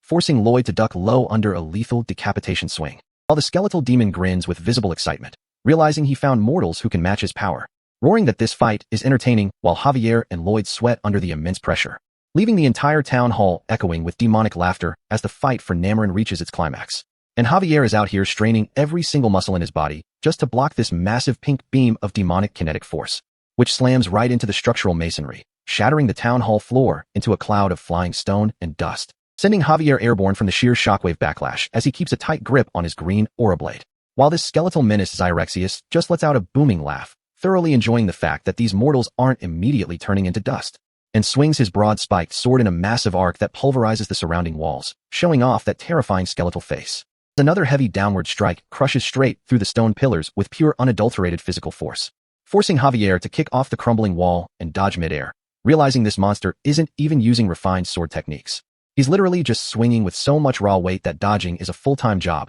so Javier dashes across the tiled floor looking for an opening, while Xirexius keeps raining down pink shockwaves that send sparks flying off the stone. And Javier realizes the critical structural flaw from earlier when Lloyd blew up those cliffside ritual nodes, because without lower limbs or his Hell Warhorse, this demon is grounded with only one predictable path of movement, meaning Javier can read his exact landing trajectory across the shattered room, and know precisely where to position himself for a high-tier counterattack. So he leaps into the air, bringing his glowing green blade down with full high sword master power, only for Xirexius to react with ridiculous speed, catching the downward swing, and reaching upward with a spiked dark gauntlet, snatching Javier right out of the sky by his leg, anchoring his grip firm against the floor tiles, before flooding Javier's limb with necrotic dark mana that actively smothers Javier's internal pathways, blocking his body reinforcement, leaving the kingdom's greatest knight unable to circulate his aura while trapped in midair. And Xirexius uses that leverage to slam Javier brutally into the floor, shattering the tile work and forcing a pain scream out of him, holding the helpless knight suspended by the ankle like a trophy, before smashing him back down into the stone debris,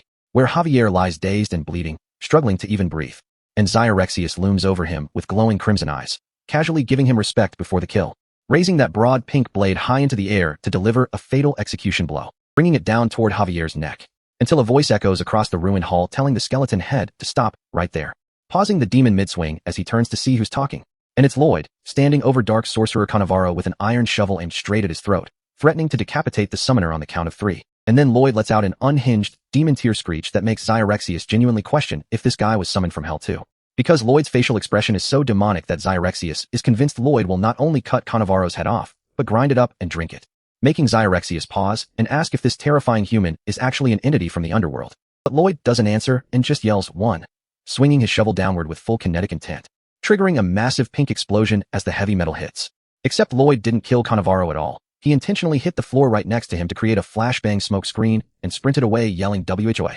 only to freeze in place as the smoke clears and Xirexius stands completely unbothered behind a barrier, with Cannavaro still breathing on the floor, as Xirexius smirks and explains that even if the sorcerer dies, a reverse summon takes 40 minutes, so he can easily destroy the whole city before leaving Lloyd sweating because his bluff failed, giving Javier just enough time to recover and leap in from above with his green aura blade, delivering a massive vertical strike that illuminates the entire hall. But Xirexius parries it easily, countering with a heavy strike that knocks Javier backward into the stone, leaving Javier hunched over on his knees, groggy and at his physical limit, which causes Lloyd to step between them and scream at the demon to fight him while ordering Javier to stay down. And Javier looks at Lloyd's back, feeling an immense wave of trust because he knows his chief engineer is taking the field. So Lloyd locks his eyes on the target, resolving to draw all aggro no matter what, shouting at Xirexius to look at him. And the demon obliges, unleashing a massive column of demonic fire right through the center of the hall, blowing structural stone everywhere as Lloyd gets pushed back by the heat shockwave, while Xyrexius winds up a lethal pink aura strike, and Lloyd blocks it with his sword, stepping right into close combat,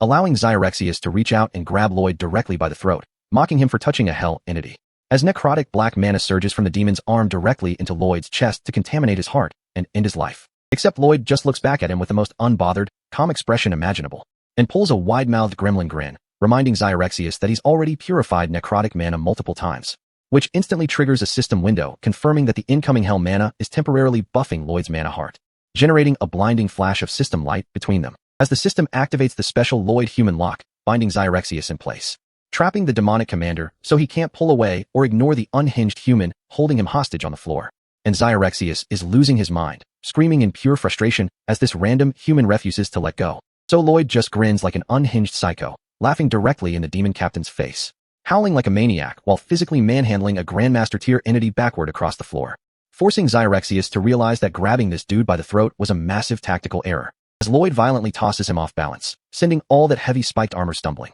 which forces Xyrexius to crash out, swinging his massive pink aura blade downward in sheer panic. And Lloyd slips right under the arc, letting the blade shatter the tiles where his head just was, only for Xyrexius to wrap his arms around Lloyd from behind, trying to lock him down with a grim greeting, laughing like he caught his prey and thinks he's about to crush his ribs, whispering point blank into Lloyd's ear, thinking he holds all the tactical leverage, until Javier drops from above like a green glowing meteor, sword raised high for execution, leaving Xyrexius stunned that the guard knight already purged the dark mana from his system and braced to defend, as Javier's aura blade slams violently into the demon's barrier with full physical force, carving a massive arc of high-density energy through the air, piercing right through the defensive shell and shocking Xyrexius to his core, making the Hell Commander roar in agony as his defenses crumble under pressure, while Javier instantly resets in midair, trailing brilliant green aura for another strike, cutting through spatial shockwaves before the demon can even recalibrate his stance, weaving past Xyrexius's counterattacks with zero wasted motion while the demon leaps above, bringing his blade down to create a massive crater across the stone floor, which leaves Xyrexius panicking, screaming about why Lloyd won't unhand him while he tries to warp away, raging in pure disbelief because Lloyd is still physically attached while spatial blue aura sparks, allowing Javier to strike upside down from above, moving faster than any normal human. That spatial teleportation is still instantaneous, and Lloyd is reaching his limit trying to purify dark mana, when a blue system notification pops up in front of his eyes, leaving him confused, confirming that Messenger Contract Clause 37 allows the system to give direct tactical advice. And the system drops the most absurd command possible, telling Suho that if he sings, he wins, leaving Suho in total disbelief, while Javier continues clashing with energy blades in the background, watching the demon prepare his final spatial escape route, until Suho opens his mouth, draws a deep breath, and belts out a Christian hymn at maximum volume. And the ear-destroying, completely off-pitch noise hits Xyrexius's ears like a physical explosion, making the demon clutch his head in agony, thinking someone is scratching his brain with an iron nail, as Suho doubles down, screaming the next verse into the cavern, forcing Xyrexius to realize in pure terror that this isn't high-level sound magic, bro just cannot sing, shrieking for him to stop because high-tier hell entities are hypersensitive to acoustic mana pollution, giving Lloyd the opening to yell for Javier to attack while keeping his vocal assault going, remembering his past life on Earth, where even his kind parents gently asked him never to sing out loud, and his middle school music teacher threw an entire organ at him during an exam after one syllable, and an army pastor splashed holy water on him thinking a demon possessed the chapel, proving no flaw is useless. So Suho cries tears of pure release, embracing his weaponized tone deafness with every breath, grabbing Xyrexius in a death grip while screaming for the demon to go straight back to hell, while Javier joins the vocal chorus, channeling his entire aura pool into his hands, and Lloyd flips the Grandmaster demon upside down in midair, to face so terrifyingly unhinged it belongs on a wanted poster, suplexing the first core captain of hell headfirst into the stone floor with shattered tiles, setting up Javier as he drops straight down from the ceiling like a guided missile, while Lloyd kneels next to the cratered demon, softly whispering hallelujah, and Javier drives his green aura blade straight through Xyrexius' spine, leaving the demon coughing blood as his physical shell shatters into pieces, while Javier roars at the top of his lungs, channeling a point-blank aura blast, exploding through the dark armor and obliterating the demon's physical vessel, dissolving the skull-shaped aura into glowing particles across the hall, as a massive shockwave shatters every remaining floor tile in the subterranean chamber, leaving both of them standing in the smoke, gasping for air after burning through their mana. And Lloyd mutters that he won't ask if the boss is dead, because saying that out loud always triggers a phase 2, which Javier confirms with a deadpan stare, pointing out that the threat hasn't vanished, telling Lloyd to look closely at the ambient mana surrounding the floor, where thick streams of dark purple demonic sludge are already creeping across the stone, swirling together as Xyrexius begins his spiritual reconstitution protocol, forcing Javier to step in front and draw his blade, telling Lloyd to fall back. Except Lloyd pulls the most menacing, toothy gremlin grin, assuring him the demon is done for, leaving Javier completely baffled since his aura blast literally went straight through the dude's skull. As Lloyd's face contorts into pure unhinged confidence under the crimson glow, placing his final vote that the first corps captain is already a dead man walking, and with his hands locked firmly onto that metal shovel handle. Lloyd is out here floating in midair right alongside Javier, who casually decides this exact life or death moment is the perfect time to propose a high-stakes bet, telling Lloyd that if the demon somehow survives this, he'll work as his subordinate for a full year, but if the demon dies, Lloyd has to cross-dress as Javiella all the way back to the county, which gets Lloyd screaming at him to stop jumping ahead. While Queen Alicia is in the back flashing the most demonic, toothy grin you'll ever see on a royal, locking in the wager right as Lloyd swings his massive shovel with every bit of kinetic output he can muster, calling out 3 consecutive blasts that trigger a chain of raw explosions taking out half the domed roof above them. Though instead of retreating from the falling debris, Lloyd reaches straight forward into the smoke, because Xyrexius is already pulling his physical shell back together, forming a giant skeletal purple menace in the middle of the room, which is why Lloyd instantly hits the gas on his internal core, screaming supercharge at the top of his lungs, and diving headfirst into a swirling ocean of dark necrotic mana with zero hesitation, leaving Javier coughing up blood on the floor, looking completely horrified as he realizes Lloyd is deadass trying to force-feed himself the demon's entire supply of necrotic energy, while Xyrexius just sneers from inside his purple aura barrier, calling him a pathetic fool, and taunting him that no human body can process this much demonic poison, which immediately forces Lloyd to spit blood all over the tiles as his internal pathways start tearing apart. Because deep inside his core, the purple necrotic orb is spinning completely out of control, making him panic for a split second that his math was wrong and the volume is just way too massive to handle. But with his face caked in combat dirt and blood dripping down his chin, Lloyd grits his teeth, thrusts a glowing hand directly into the storm, and roars back that this is the only play on the board, so they're going to see who crashes out first. Holding his ground like an immovable object while mocking the demon for realizing he's already lost the battle of endurance, burying his blood-soaked teeth as the sheer physical friction of the purification loop cooks his body from the inside out, right until a hand lands directly on his back, revealing Queen Alicia stepping up into the front line alongside Javier, holding her royal red pendant high to channel high-tier royal purification magic that slices straight through the swirling dark vortex, detonating a blinding flash of divine light as she roars out the blessing of life, throwing a massive green cross sigil directly into the center of the demon's spatial anchor, which gives Lloyd the exact window he needs to drive a purified pink energy fist right through the middle, shouting that the win belongs to them, you bastard, forcing Xyrexius to let out one final agonized shriek as his entire spiritual shell explodes into harmless dust, sending a shockwave that cracks the floor tiles into a grid of residual pink light, where Javier catches Queen Alicia on the slippery stone, keeping her steady as the kinetic pressure settles, while Lloyd stands tall for one victorious second, his right fist burning with leftover aura, before his brain completely shuts down and he faceplants directly onto the cracked floor, triggering a system window that officially marks the exorcism as complete. And while the lingering necrotic magic dissolves into purple sparks, Queen Alicia instantly rushes over in a panic, looking down at his motionless body on the floor, screaming out his name like he just died, only for Javier to sheath his sword with zero urgency, casually telling her not to worry, because collapsing face first into dirt is just Lloyd's personal victory ceremony, which gets the Queen yelling at him for being the most unbothered guard knight on the continent. And Javier just stands there with a deadpan expression saying he's actually super worried, even though his face looks like he's waiting for a bus, while Lloyd's consciousness drifts somewhere in the void, reading a series of blue system pop-ups that inform him he successfully killed a core commander of Hell, and that his battle performance was so disrespectful. The King of Hell himself is impressed and officially wants him, which is a terrifying sign for the future, but right now the night settles over the kingdom's mountain fortress, where royal knights lock dark sorcerer Cannavaro in heavy chains inside a subterranean cell, leaving the Queen to handle the political cleanup while a much worse problem brews in the background. Because days later in his guest room, Lloyd sits on his bed clutching his head in deep stress, realizing that Cannavaro's territory-wide mana storm completely drained the physical stamina of every local worker, bringing all slope stabilization construction to a complete halt. And with zero labor available, his timeline is ruined, forcing him to clutch his hair in frustration while Javier sits in the corner, holding a pink plush toy like a distressed toddler, leaving Lloyd desperate to find a cheap workaround so he doesn't lose money on this contract, which is when a blue system interface materializes in front of his face, notifying him that absorbing Xyrexius's dust just upgraded his undead domination skill into a standalone ability. And as he reads the fine print, he realizes all the level restrictions and core requirements were deleted, meaning if he gets his hands on undead entities, he just unlocked unlimited zero-cost labor, causing a predatory, unhinged grin to spread across his face as he cups his chin, realizing he hit the ultimate financial jackpot, right as a title notification pops up, awarding him the official title of demon-possessed atrocious singer, which makes him deadpan at the system for dropping pure sarcasm after he literally saved the country with his acoustic torture. So he walks over to the mirror to check out his stats, watching his eye glow with a dark purple demonic light, flexing his reflection and wondering where he's supposed to harvest undead workers. when suddenly a loud knock echoes from his front door, making him pause his villain monologue to call out. And when nobody answers, he swings the door wide open, only to freeze dead in his tracks, staring down a hallway completely packed with glowing purple spectral skeletons floating in an orderly line outside his room, asking them who they are, right as the lead spirit's ribcage starts squirming, and its head melts into a blob of purple goo to speak, making Lloyd instantly cover his eyes in disgust, because the visual is way too horrific to look at. So the spirit quickly reshapes its head and apologizes,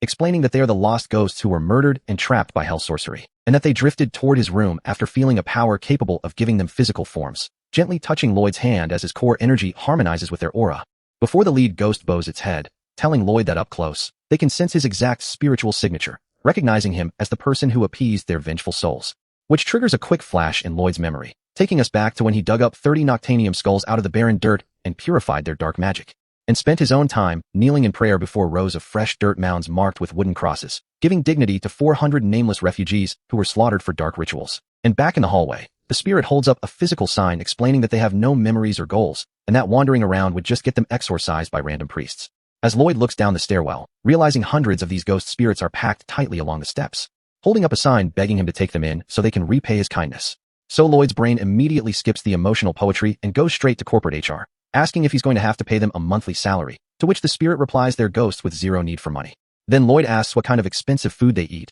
and the spirit reminds him they don't have digestive systems, so Lloyd asks about housing requirements. And when the ghost asks for a simple 10 cubic meter coffin to share, Lloyd stands in complete dead silence for 3 seconds, before his face cracks open into the most unhinged, wide-mouthed gremlin grin on the planet, welcoming them all to House Frontera's official skeleton worker squad, which gets the ghosts cheering in unison. And Lloyd throws his arms back in a manic villain pose, laughing like a dark lord because he just secured the ultimate capitalist dream of zero payroll labor. While Javier stands in the doorway holding a soft pink bow-adorned plushie under his arm, looking at Lloyd with soul-crushed, deadpan eyes while spectral skeletons shriek in background celebration. And as the camera zooms in on Javier's exhausted face, you can see every single shred of his sanity evaporating in real time, leaving him slumped sideways in a chair, clutching that pink plush toy like a security blanket after a traumatic day at daycare, muttering to himself that he doesn't give a single fuck about what his lord does anymore. And these spectral workers are putting in overtime without a single complaint, hauling massive timber logs across the construction site like a fully automated workforce, which has Lloyd standing there with a shovel, looking like an unhinged corporate executive who just realized he bypassed every single labor law in human history.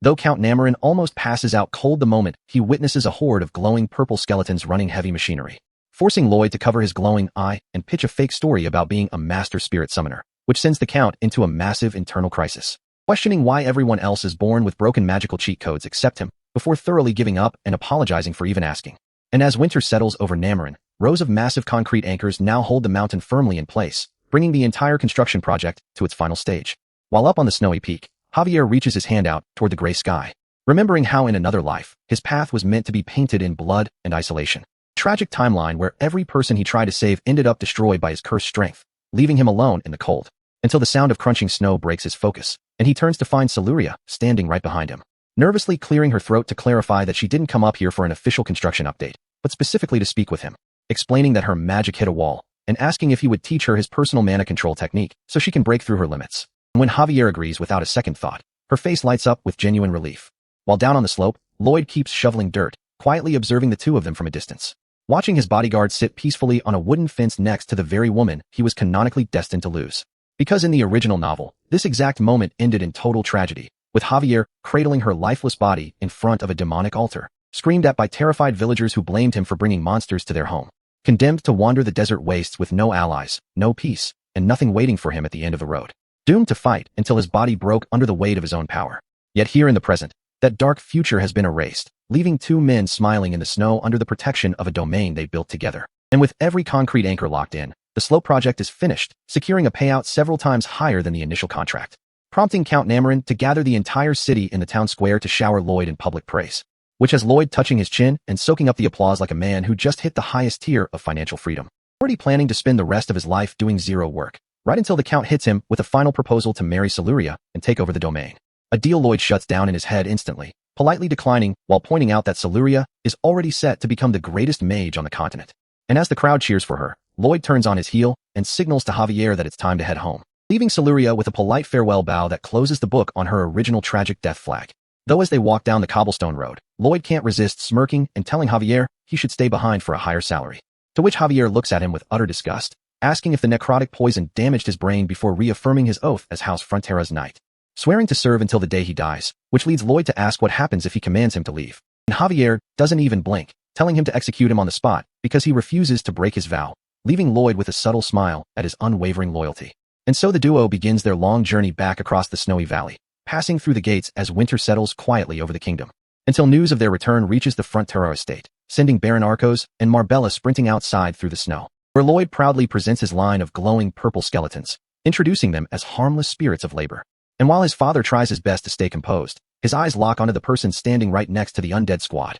as Javier stands there in a full-laced ball gown, looking like my buddy when his girl forced him to wear matching outfits at brunch after he promised his boys he was staying home, paying the ultimate price for losing that mid-battle wager back during the Hell Knight fight, which gives Lloyd the perfect excuse to walk over and wrap his arm around his chief knight in a gentle embrace, gently gaslighting him about coming out of the closet while Javier screams at the top of his lungs in total humiliation, trying desperately to explain that this was just a bet while Lloyd continues to pat him on the back with patronizing warmth. And as his father laughs hysterically in the background, Lloyd feels deep contentment, knowing he made it back home alive, with enough gold loaded into supply carts to fund a multi-generational retirement, meaning he can finally lie down and do nothing for the rest of his natural life. Right until a loud booming voice shatters the sky, announcing an emergency royal decree. And a royal messenger comes somersaulting down a massive red carpet unrolled across the snow, unfurling an official scroll to announce that Lloyd Frontera has been drafted into a special diplomatic mission to the Asfahan Desert, leaving Lloyd reaching out in panic as the messenger demands he depart this exact second. And before he can even argue, two heavily armored royal knights grab him under his arms and lift him straight off his feet,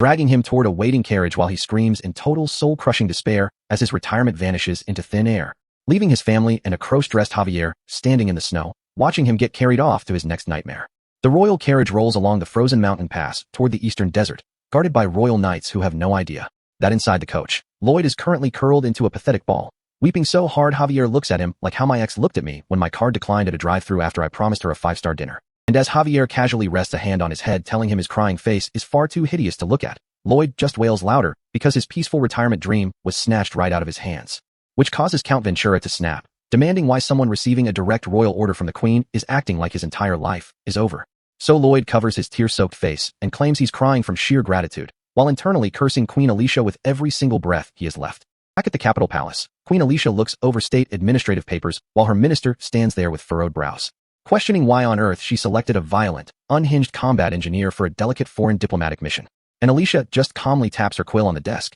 telling him that official diplomatic protocol has zero to do with her decision, guaranteeing that the second Lloyd got that draft notice, he threw a massive temper tantrum over losing his lazy noble retirement. He brings up the official military report sent from Namarin, which claimed the local knights heroically slayed the Hell Knight, while Lloyd just gathered intel, calling the entire document total garbage, because an incomplete high-tier demon manifestation is way beyond basic regional knights, meaning Lloyd forced Count Namarin to cover up his involvement to avoid unwanted fame, explaining that Lloyd cares nothing for noble glory or military titles, desiring only to eat rich food and laze around all day, which makes his relentless self-interest uniquely unstoppable, depicting him as a petty, materialistic force of nature who holds grudges forever and turns into a terrifying gremlin the second money is on the line, leaving her minister sweating in pure confusion over whether she's praising the man or slandering his entire lineage, while Alicia orders everyone to ignore Lloyd even if he looks like he's dying on the road. Knowing his sharp financial brain will eventually calculate the pros and cons, realize Asfahan has resources he wants, and exploit the situation for maximum profit.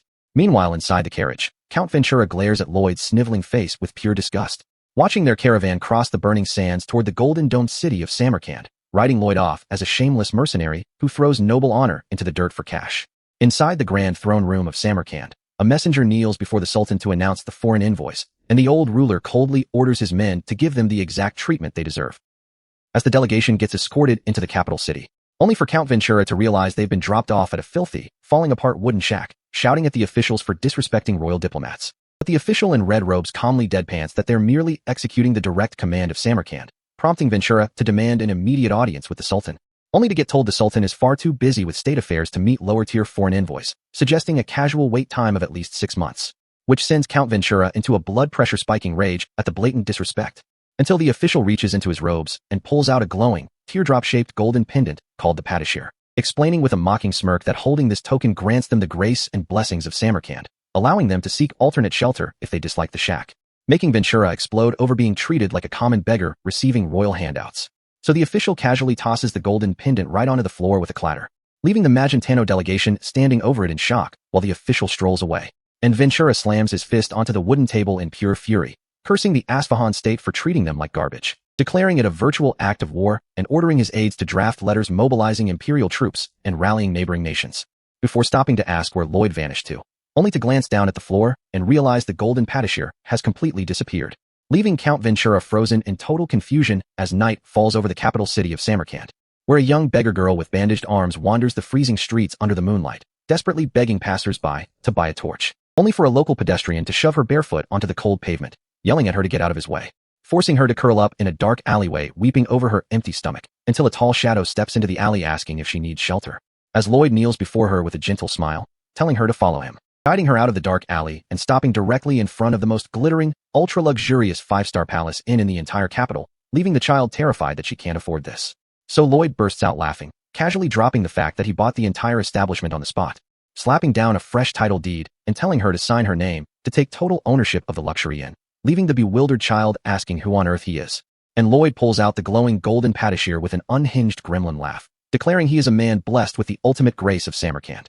He charges straight into the capital's top luxury restaurant, raising the glowing token high and commanding the kitchen to serve the most expensive meals to every single customer present. As the crowd goes wild, Lloyd steps onto a table shouting for everyone to call their relatives and neighbors, guaranteeing nobody in the city goes hungry tonight on Samarkand's tab, before dragging Javier into the capital's premier textile market, pulling out the glowing token to inspect the highest-end fabrics. And when the merchant brags that this silk is the most expensive in the entire world, Lloyd points at 2 specific rolls, screaming with manic joy to exclude those 2 rolls and wrap up literally every single other roll in the entire store. Marching down to the docks where a bald ship captain asks if he wants to rent a sailing boat, only for Lloyd to yell back that he's buying the vessel outright, flashing the patashir to purchase 6 massive sailing ships along with every single bottle of rare perfume and spice in the harbor to load them to capacity, ordering the merchant fleet to set sail through Cremo and deliver a fortune in luxury goods straight back to House Frontera, leaving Javier watching in total mental exhaustion as Lloyd poses dramatically over his new private fleet at sunset, setting up a procurement table in the market square where a roaring crowd of desert merchants wave chests of jewels and weapons, as Lloyd tells them to form an orderly line because Samarkand's credit is limitless. Right until heavy armored palace guards wielding curved scimitars swarm the square, screaming to arrest Lloyd on the spot, dragging Lloyd and Javier straight into the grand throne room, slamming them onto their knees on an ornate red carpet with steel blades at their necks, as the Sultan glares down from his throne with veins bulging on his forehead. Identifying the bound captive as Arcos Frontera's son, Lloyd Frontera, the maniac who drained an entire year's worth of the royal palace budget in a single afternoon. And Lloyd tilts his head up with a smooth, ridiculously confident smile, offering his polite greetings to the great Samarkand, as a sudden shockwave of realization hits the Sultan, recognizing that this is the same tactical monster who flipped the continent's monster domino. Realizing Lloyd intentionally exploited their credit token to bankrupt the state treasury, forcing an immediate arrest and bypassing a 6-month diplomatic wait for a direct, face-to-face audience with the ruler of Asfahan. Bound tightly in thick red ropes right in front of the throne, Lloyd stands his ground while gazing up at the Sultan of Asfahan, who is glaring down with veins bulging on his forehead, weighing the sheer geopolitical catastrophe of executing this guy. Because if war breaks out, the Frontera territory becomes the frontline meat grinder, burning the entire border to ash. And Sultan Samarkand knows that even if he mobilizes his kingdom's entire army against Lloyd, victory is far from guaranteed. Given Lloyd's unhinged tactical reputation, making the old monarch genuinely debate whether he should just cut off Lloyd's head right here and now. While right beside him, Javier keeps his composure in his own bindings, fully aware that Lloyd has already planted a psychological bomb inside this palace. As Lloyd looks the Sultan dead in the eyes and casually reminds him that this entire golden capital could end up burned to cinder, giving the monarch a cold-blooded ultimatum to think real hard about his options, which sends the Sultan into a silent, rage-filled panic, realizing he just walked into a trap where executing his prisoner means total destruction. Forcing the old king to swallow his pride, let out a heavy sigh, and command his guards to cut the ropes, immediately dropping the system notification for one win. And as the ropes fall away, Samarkand tries to press Lloyd about abusing his royal credit token, the patashir, only for Lloyd to instantly throw his hands into the air in a theatrical, over-the-top praise gesture, shouting praise to the Sultan,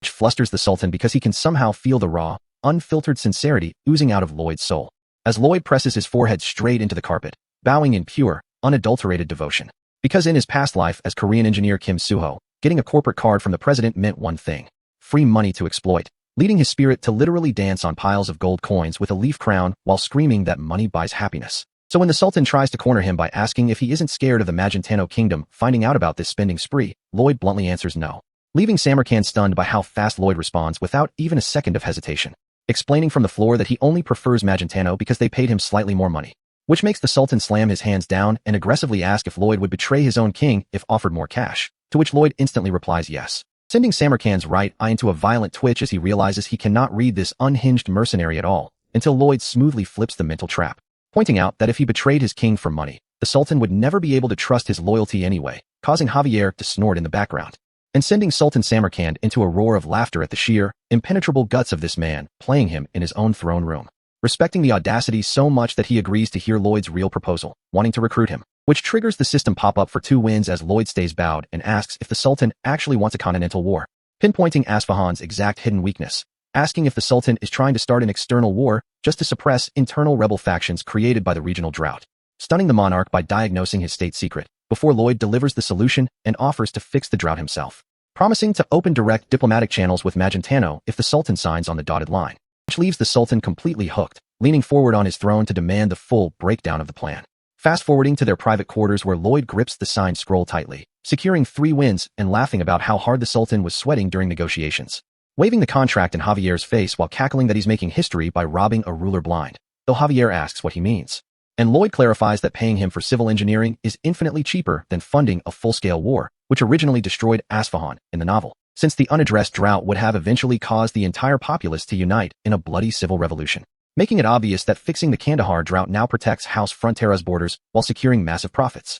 Meanwhile, deep in the moonlit inner palace, a warrior woman in white steps through the marble hall toward the Sultan, who reveals her as his daughter, Princess Sarajard, and prepares to assign her a critical royal mission, ordering her to escort Lloyd to the Kandahar construction site tomorrow morning, and shifting his expression into pure, aggressive determination as he commands her to seduce Lloyd and capture his heart at all costs, which Sarajard calmly accepts with a bow, ready to carry out her father's orders, leading to the next morning outside the capital gates, where Princess Sarajard introduces herself beside her camel, leaving Lloyd super confused while adjusting his desert wraps, pointing out that he already has Javier as his escort knight, gazing back at Sarajard's intense, unblinking eyes and wondering if she was sent as a spy to monitor his construction work, until her name suddenly clicks in his head, realizing that she's the actual royal princess of Asfahan and questioning why royalty is going to a dusty job site. And as he blurts out in surprise, Sarajard remembers her dad's orders and tries to execute a flirtatious pose, but her warrior instincts make her body creak like a broken robot, attempting an awkward, high-fashion model pose with one hand behind her head, which instantly sends Lloyd into a mental panic at her sudden attempt to act cute,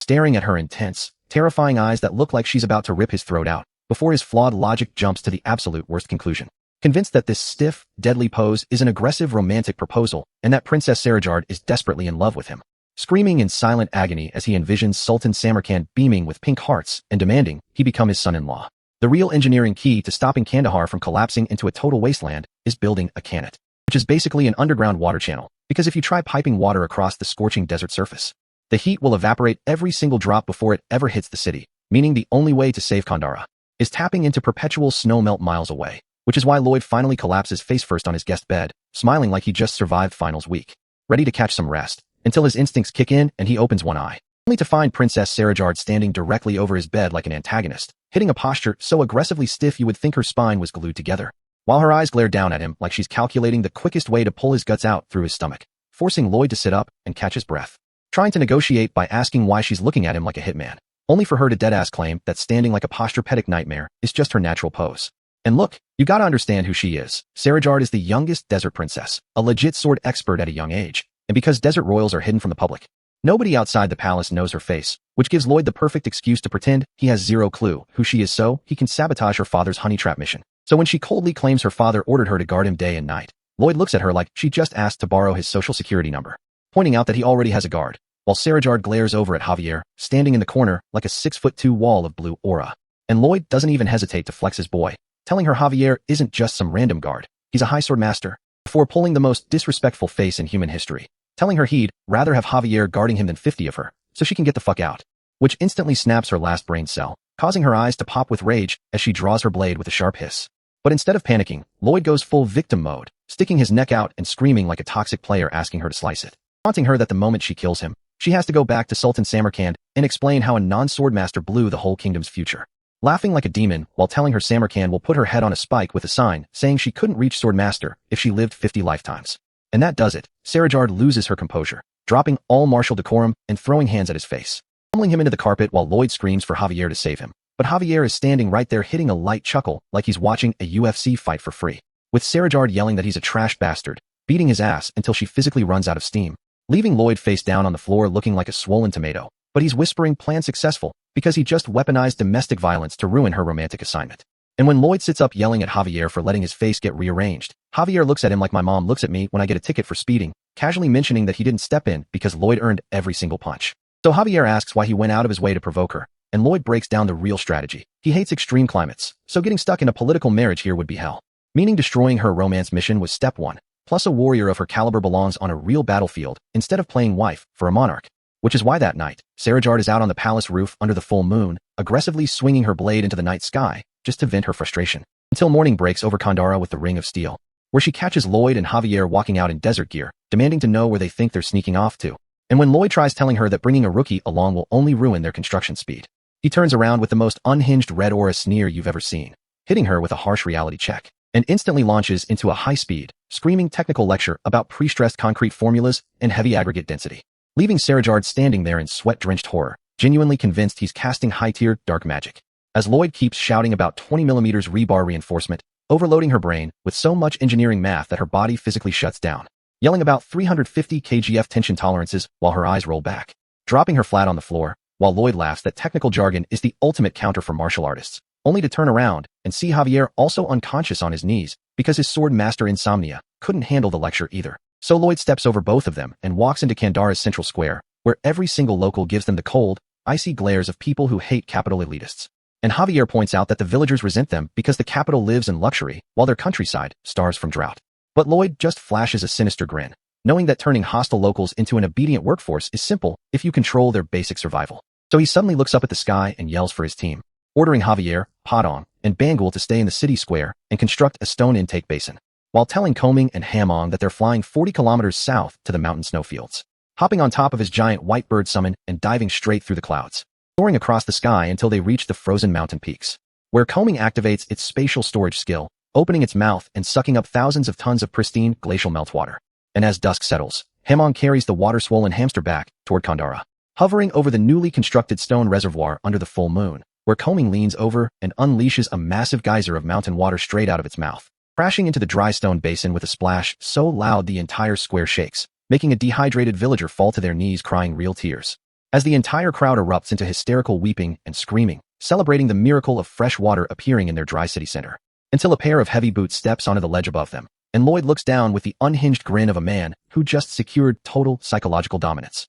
watching their desperate joy while screaming at the top of his lungs, telling them to be grateful and spread the word, because by giving them this instant miracle, he just bought their absolute loyalty to dig his subterranean cannet tunnels for free. And right after pulling off that water miracle, Lloyd stands elevated in front of the crowd with his arms stretched out, demanding that every single person engraves his name into their souls forever, which immediately pisses off the local desert dwellers, who start throwing rocks at his head while calling him an imperial dog. Except he dodges every throw with zero effort, making them realize this dude isn't just a noble, he's a slippery menace. And even though some stubborn citizens refuse to drink out of pure spite, Lloyd keeps the stone reservoir filled to the brim every morning, forcing them to notice the endless supply, loudly proclaiming that he'll deliver fresh water daily until every man, woman, and child in Kandara yields to him, while low-key raging on the inside because none of those rocks actually hit his dodge counter. So he pivots to a psychological campaign, letting families enjoy clean drinking water inside their homes, until Javier suddenly appears right outside their window like a sleep-deprived horror villain, followed immediately by Lloyd's unhinged smile barging into their minds to claim credit,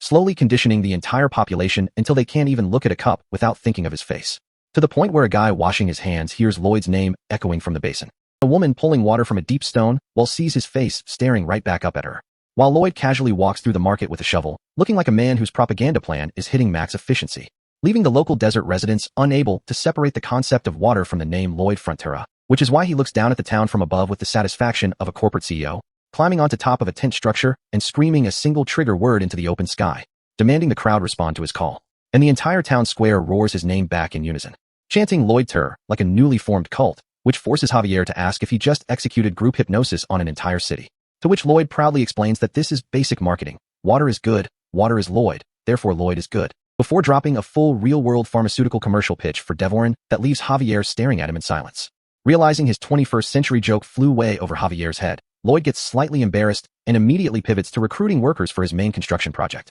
And because of the psychological conditioning, thousands of local residents line up to sign excavation contracts, only asking if food will be provided. which causes Lloyd to pull out the golden patisserie pendant with a smile so sinister it should be illegal. Cutting straight to Sultan Samarkand in the royal palace, who is unrolling a receipt scroll 400 meters long detailing Lloyd's luxury charges. And the financial damage is so severe that the Sultan literally clutches his chest in physical agony, while Lloyd flies overhead on Padang without a care in the world. Using his green mana vision to scan the desert soil, realizing the water table lies far too deep for simple surface digging, meaning manual excavation of a 35-kilometer canal would take years, so he targets the ancient subterranean rebel tunnels hidden deep underground, gliding back toward Kandara under the full moon to execute the next phase of his plan, where Princess Sarajard approaches his private room late at night, only to find an exhausted Javier standing guard at the door, warning him that rebel forces are operating in the city while Lloyd sits alone in the dim candlelight, unaware that armed rebel assassins are already scaling the exterior walls and sneaking right through his window. And when Sarajard insists on guarding him, Javier hits her with a cold,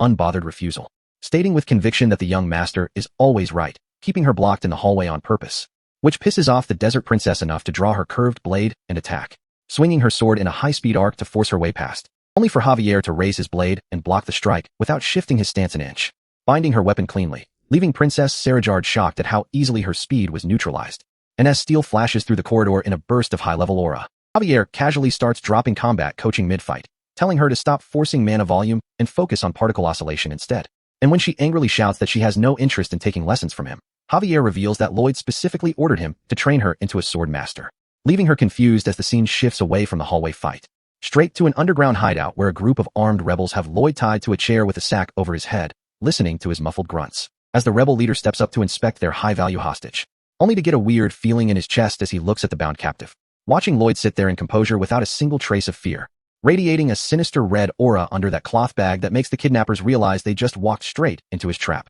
So instead of begging for his life while tied to a chair in an underground warehouse, Lloyd just sits there looking at 5 armed insurgents with the calmest expression on his face, and offers to explain the exact series of events that brought him into their territory, provided they do him one tiny favor first, asking them to untie his hands because the ropes are wrecking his posture, casually reminding Termez that a weak dunce like him wouldn't dare pull anything foolish against elite rebels who are actively plotting a coup against Sultan Samarkand, which gets a chuckle out of him as he points out that causing a massive scene in the capital was guaranteed to draw them out of hiding, while secretly locking eyes on Termez, fully aware from his novel knowledge that this man is destined to die in a botched uprising, a tragic death that will trigger a bloody, continent-wide civil war across all of Asfahan. And Termez actually falls for the disarming routine, ordering his second-in-command to cut the ropes despite the guy screaming that they are handing a royal operative total freedom. Because deep down, Termez remembers the massive emotional debt he owes the man who brought freshwater back to Kandara. Flashing back to 2 years ago when he was kneeling in a dusty room, watching his young daughter Samilda slowly fade away from severe dehydration, listening to her apologize for being too weak to survive the relentless desert drought, weeping as he blamed himself for sharing their last meager drops of gathered water with neighbors instead of saving it for his own child, right before shouts echoed through the streets. Remembering how Lloyd's miracle beast drew thousands of gallons of glacial water into the city plaza, giving his family and countless starving refugees a second chance at life. Which is why Termez feels morally bound to show him basic human respect, even if they stand on opposite sides of a bloody rebellion. Though he still drops a stern warning, telling Lloyd that the second he makes one suspicious move, his head is coming off. Right on cue, Lloyd responds by twisting his face into the most menacing, demon-possessed grin you will ever see, instantly triggering a full-blown panic among the rebels, who draw their curved blades and scream to cut this menace down before he executes whatever evil plan is running through his head. So how does Lloyd dodge a dozen incoming swords without casting a single spell? He throws his hands in the air, flops backward, and launches into a high-volume, theatrical recap of his entire life story, bellowing about how the Frontera barony was buried in severe financial debt 2.5 years ago, telling about how the sky was falling and the earth was splitting, only for him to single-handedly engineer Ondal floor heating systems to save the peasantry, screaming about clearing out monster-infested mines, finding pure gold, and traveling to Cremoport, where a colossal giant lobster disrupted global shipping lanes, acting out the exact moment the giant lobster rose from the ocean depths with so much dramatic force that every single rebel assassin freezes in place, completely hooked as Lloyd starts reenacting Javier's duel against Sir Kyle, mimicking the steel clashing and shouting that Kyle's blade struck Javier's shoulder. And these hardened anti-royal terrorists are sitting on the floor in rows with striped buckets of popcorn, erupting into wild cheers when Javier awakens as a high sword master, leaving Termez standing in the middle of his own hideout, holding a handful of popcorn, staring at his men in total, sweat-drenched bewilderment. And when Termez screams at them to stop watching bedtime stories because they are supposed to be high-risk political insurgents, his own men turn around and boo him for ruining the climax of the fight. So Lloyd instantly capitalizes on the crowd's energy, striking a dramatic pose and shouting about giant dog-sized locusts darkening the skies, making the entire squad shriek in cinematic terror before announcing his own grand entry as Captain Frontera, hitting them with a blinding burst of pure theatrical flair. And before Termez can process what just happened, the scene cuts straight to the open sky, where he is suddenly flying through the clouds on top of Padong, screaming for his life and asking how a prisoner interrogation turned into airborne transportation, to which Lloyd casually offers to restart the story from 2 years ago until Termez begs him to stop, allowing Lloyd to smoothly lay out the actual trade. He needs their ancient 35-kilometer subterranean rebel tunnel network to shortcut the Kandara Khanate irrigation canal, and in return, he will secure full political asylum for every rebel and their families in the Magentano kingdom, leaving Termez so emotionally drained that he just nods along, trusting this unhinged engineer to somehow broker a treaty with a foreign monarch. While back at the Magentano royal palace, 2 black wizards are channeling glowing pink geometric arrays in a secluded underground chamber, keeping the dark sorcerer Cannavaro bound in glowing magic chains above a glowing floor glyph. As SSS tier mommy Queen Alicia stands above him in her white and gold military uniform with a red cape, watching coldly as Cannavaro stammers about Lord Targa's Shadow Syndicate. And when the dark sorcerer starts coughing up blood from the mana strain, the queen casually halts the interrogation for the day without blinking an eye, only for a high official to enter the hall moments later, announcing that Lloyd Frontera is waiting outside requesting an immediate private audience, leaving the queen genuinely baffled since he was supposed to be in the desert. As sunlight pours down through the grand stone pillars of the throne room, Lloyd and Termez kneel at the base of the massive red carpeted staircase, presenting their terms to the crown. And without hesitation, Queen Alicia grants complete political asylum and royal protection to Termez, his fighters, and their families, leaving Termez in sheer shock that Lloyd casually walked him straight to a foreign ruler and secured a binding royal decree in less than 2 minutes, while Queen Alicia smiles down at her favorite problem solver, praising Lloyd for executing her strategic orders with such aggressive competence, prompting Lloyd to drop a pained, humble response about how skilled people are cursed to work themselves to the bone, just so ordinary citizens can live in peace, though his internal soul is crying. Especially when Queen Alicia casually drops that Cannavaro's interrogation is making progress, meaning she will have a fresh batch of life-threatening tasks ready for him very soon, making Lloyd force out a polite response while cold sweat pours down his face, prompting the queen to tease his horrified expression and ask if he missed her so badly that he flew 10 days straight. As she steps down from her throne, her boots clicking against the marble stairs, and walks right up to Lloyd, grabbing his face with her hand and towering over him like the ultimate dominant ruler, squeezing his cheeks while Lloyd's entire face gets squished in panic against a red background. As he stares up at Queen Alicia, realizing with horrific clarity that the single greatest obstacle standing between him and his peaceful, lazy retirement is the queen herself. A serene night hangs over the city of Asfahan, the full moon casting a cool glow across stone balconies. While inside the guest residence, Javier is running on pure exhaustion, watching Princess Sarajard struggle through high-level mana sparring. And just as she nods off on the stone floor, she forces her eyes open with stubborn determination, declaring she is done sleeping, and lunges forward with a purple mana streak, though Javier parries her blade like he's shooing away a minor inconvenience, silently wondering how much longer he has to act as an unpaid fencing instructor while waiting for Lloyd to return. Yet as Sarajard pours everything into her next strike, her mana output spikes violently, forcing Javier to actually pay attention as their aura-infused steel collides in midair, sending shockwaves straight through the room, as she follows through with relentless momentum,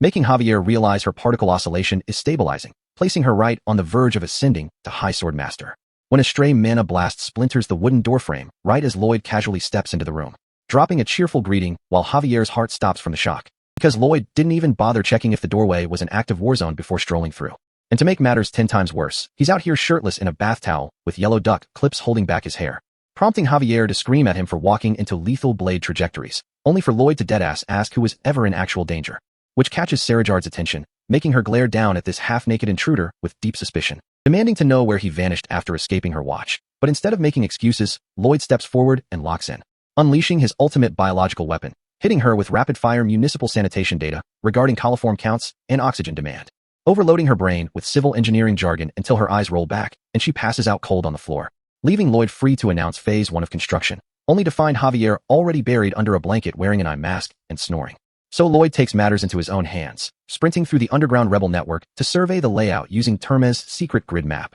pinpointing every ancient intersection that needs to be sealed or carved to form a direct high-volume aqueduct, putting local labor crews to work during the day to seal off useless side paths with pre-stressed masonry, and forcing Javier to spend his night shifts executing surgical aura detonations to expand the main canal without bringing the ceiling down, which brings them straight to step 4, meeting a shadowy contact deep within the subterranean caverns. And when Javier asks who these mysterious hooded figures are, Lloyd smugly admits he wrote back home to summon his elite division, revealing the ghost skeleton worker squad as they emerge from the mist, glowing with purple necromantic energy and shouting devotion to their boss, who gathers them before the final rock bulkhead, warning them about the massive hydraulic reservoir sitting right behind the stone, asking what happens if someone breaches the rock, to which a skeleton points out the raw water pressure will flush the worker into oblivion, prompting Lloyd to nod sagely, and start telling a dramatic story about ancient engineers who willingly threw their lives away, conjuring a heroic vision of an ancient elder stepping forward with a pickaxe, swinging with every ounce of his soul to grant his people eternal life, shattering the barrier in a blinding surge of energy,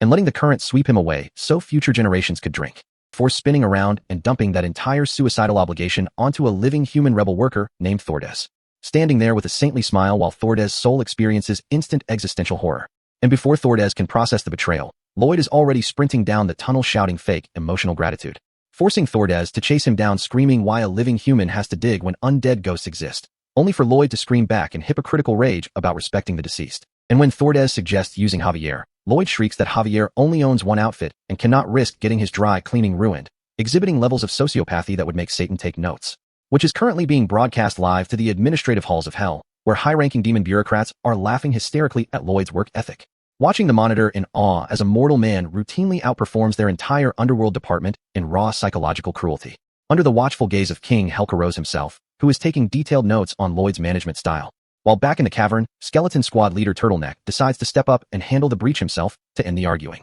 driving his pickaxe into the stone bulkhead and unleashing a massive wall of glacial water that sweeps his bones down the channel, flushing the skeleton crew through the newly constructed filter grates and directly into the primary distribution pipes, until the crystal-clear mountain stream shoots out into Kandara's central reservoir under the desert sun, sending the entire drought-stricken population into wild celebration as thousands reach out with wooden bowls to collect the fresh supply, weeping tears of relief as an infinite supply flows through their city streets, prompting a grateful young resident to scoop up a bowl and offer the very first sip to Lloyd as a tribute, who accepts the gesture with a warm smile and pats the kid's head while Javier stands guard in the background, until the kid looks up and asks why the great savior of their nation is strolling through the public square completely shirtless, making Lloyd drop a smooth, playful wink, and explain with pure capitalist sincerity that buying a shirt is a total waste of money when he can just walk around for free. With the central waterway fully established in Kandara, clean water instantly branches out to every single surrounding village, turning a dried-up wasteland into a functional regional trade hub, which immediately triggers the system to hand Lloyd a brand new title, basically calling him a high-ranking noble who actually wears boxers, and bro is sitting here wondering why the game interface is actively roasting his outfit choices. Though the passive buff gives his entire territory a full heatwave immunity, Lloyd dismisses it on the spot because his grand retirement plan involves never stepping foot in a desert ever again. Before he can plan his nap schedule, Rebel Commander Termez walks up fully packed for their migration, leading Lloyd to check if the desert refugees are ready for the multi-day march back to Frontera County. And Termez looks at him like he's a living saint, pointing out that Lloyd single-handedly stopped the civil war, cured a regional drought, and guaranteed political asylum for hundreds of starving families. The man is speaking with pure, unfiltered reverence, fully convinced that Lloyd operated out of heroics rather than a cold, calculated strategy to hijack state infrastructure. And on his command, every single rebel soldier drops to their knees on the hot sand to pledge their lives to House Frontera, making Lloyd awkwardly tell them to just work hard on the farm instead. Lloyd is out here feeling a tiny microsecond of actual human guilt for exploiting their desperation, but the second the system pops up with a 50-point relationship bonus, his conscience disappears, his face twisting into a villainous, greed-fueled goblin grin that leaves Termez's little daughter asking if the savior of their nation has a neurological condition, only for her dad to defend him like a loyal NPC. That night, the Undead Skeleton Squad leads the entire rebel faction across the border toward Frontera County, wrapping up what seems like a clean, peaceful resolution to a massive diplomatic disaster. Except Lloyd still has to face Sultan Samarkand inside the royal palace of Ahinsha, where the desert monarch sits on his throne and drops a direct, heavy demand right out of nowhere, telling Lloyd to submit and become his personal asset, which Lloyd dodges with the ultimate disrespectful flex by telling the monarch to his face that he prefers slimmer men. Samarkand gets irritated and brings up his daughter Princess Sarajard, but Lloyd plays the ultimate humble card, claiming a lowly peasant like him wouldn't dare force a marriage on a royal warrior, which reminds the Sultan of the exact moment Sarajard screamed that she'd rather be executed than marry a man with a face like a defective goblin, forcing the Sultan to drop the proposal entirely. Realizing the marriage route is dead, Samarkand agrees to uphold his end of the bargain by sitting down with the Magentano Kingdom's peace delegation to settle their border dispute. Lloyd bows down in nothing but his boxer shorts, exhaling in exhaustion after spending days pulling complex diplomatic strings just to force this stubborn old king to the negotiating table, unaware that Samarkand is staring at his back with the determination of a man who refuses to lose his prize asset, swearing under his breath that Lloyd belongs to him no matter what. Because in the Sultan's mind, a civil engineer who can summon rivers and manipulate entire armies is way too valuable to let walk back to a rival nation. The formal peace talks open in the Grand Hall, where Magentano's head diplomatic envoy sits across from Samarkand, his heart pounding out of his chest at this massive opportunity, knowing that if these talks break down, Magentano faces a catastrophic multi-front war, meaning Lloyd's engineering miracles save the entire kingdom's diplomatic standing. The envoy grips his documents so hard his knuckles turn white, bracing for harsh demands, only for Samarkand to open the meeting by formally apologizing for the border damage. The entire Magentano delegation nearly chokes on their breath in utter disbelief, because a proud desert sultan admitting fault first is something that never happens in regional politics. And Samarkand goes even further, offering full financial restitution and a joint task force to ensure zero monster incursions cross the border ever again. He even guarantees double damages for any future incident, which sends the Magentano envoy into a panic because terms this generous mean the catch is going to be absurdly expensive.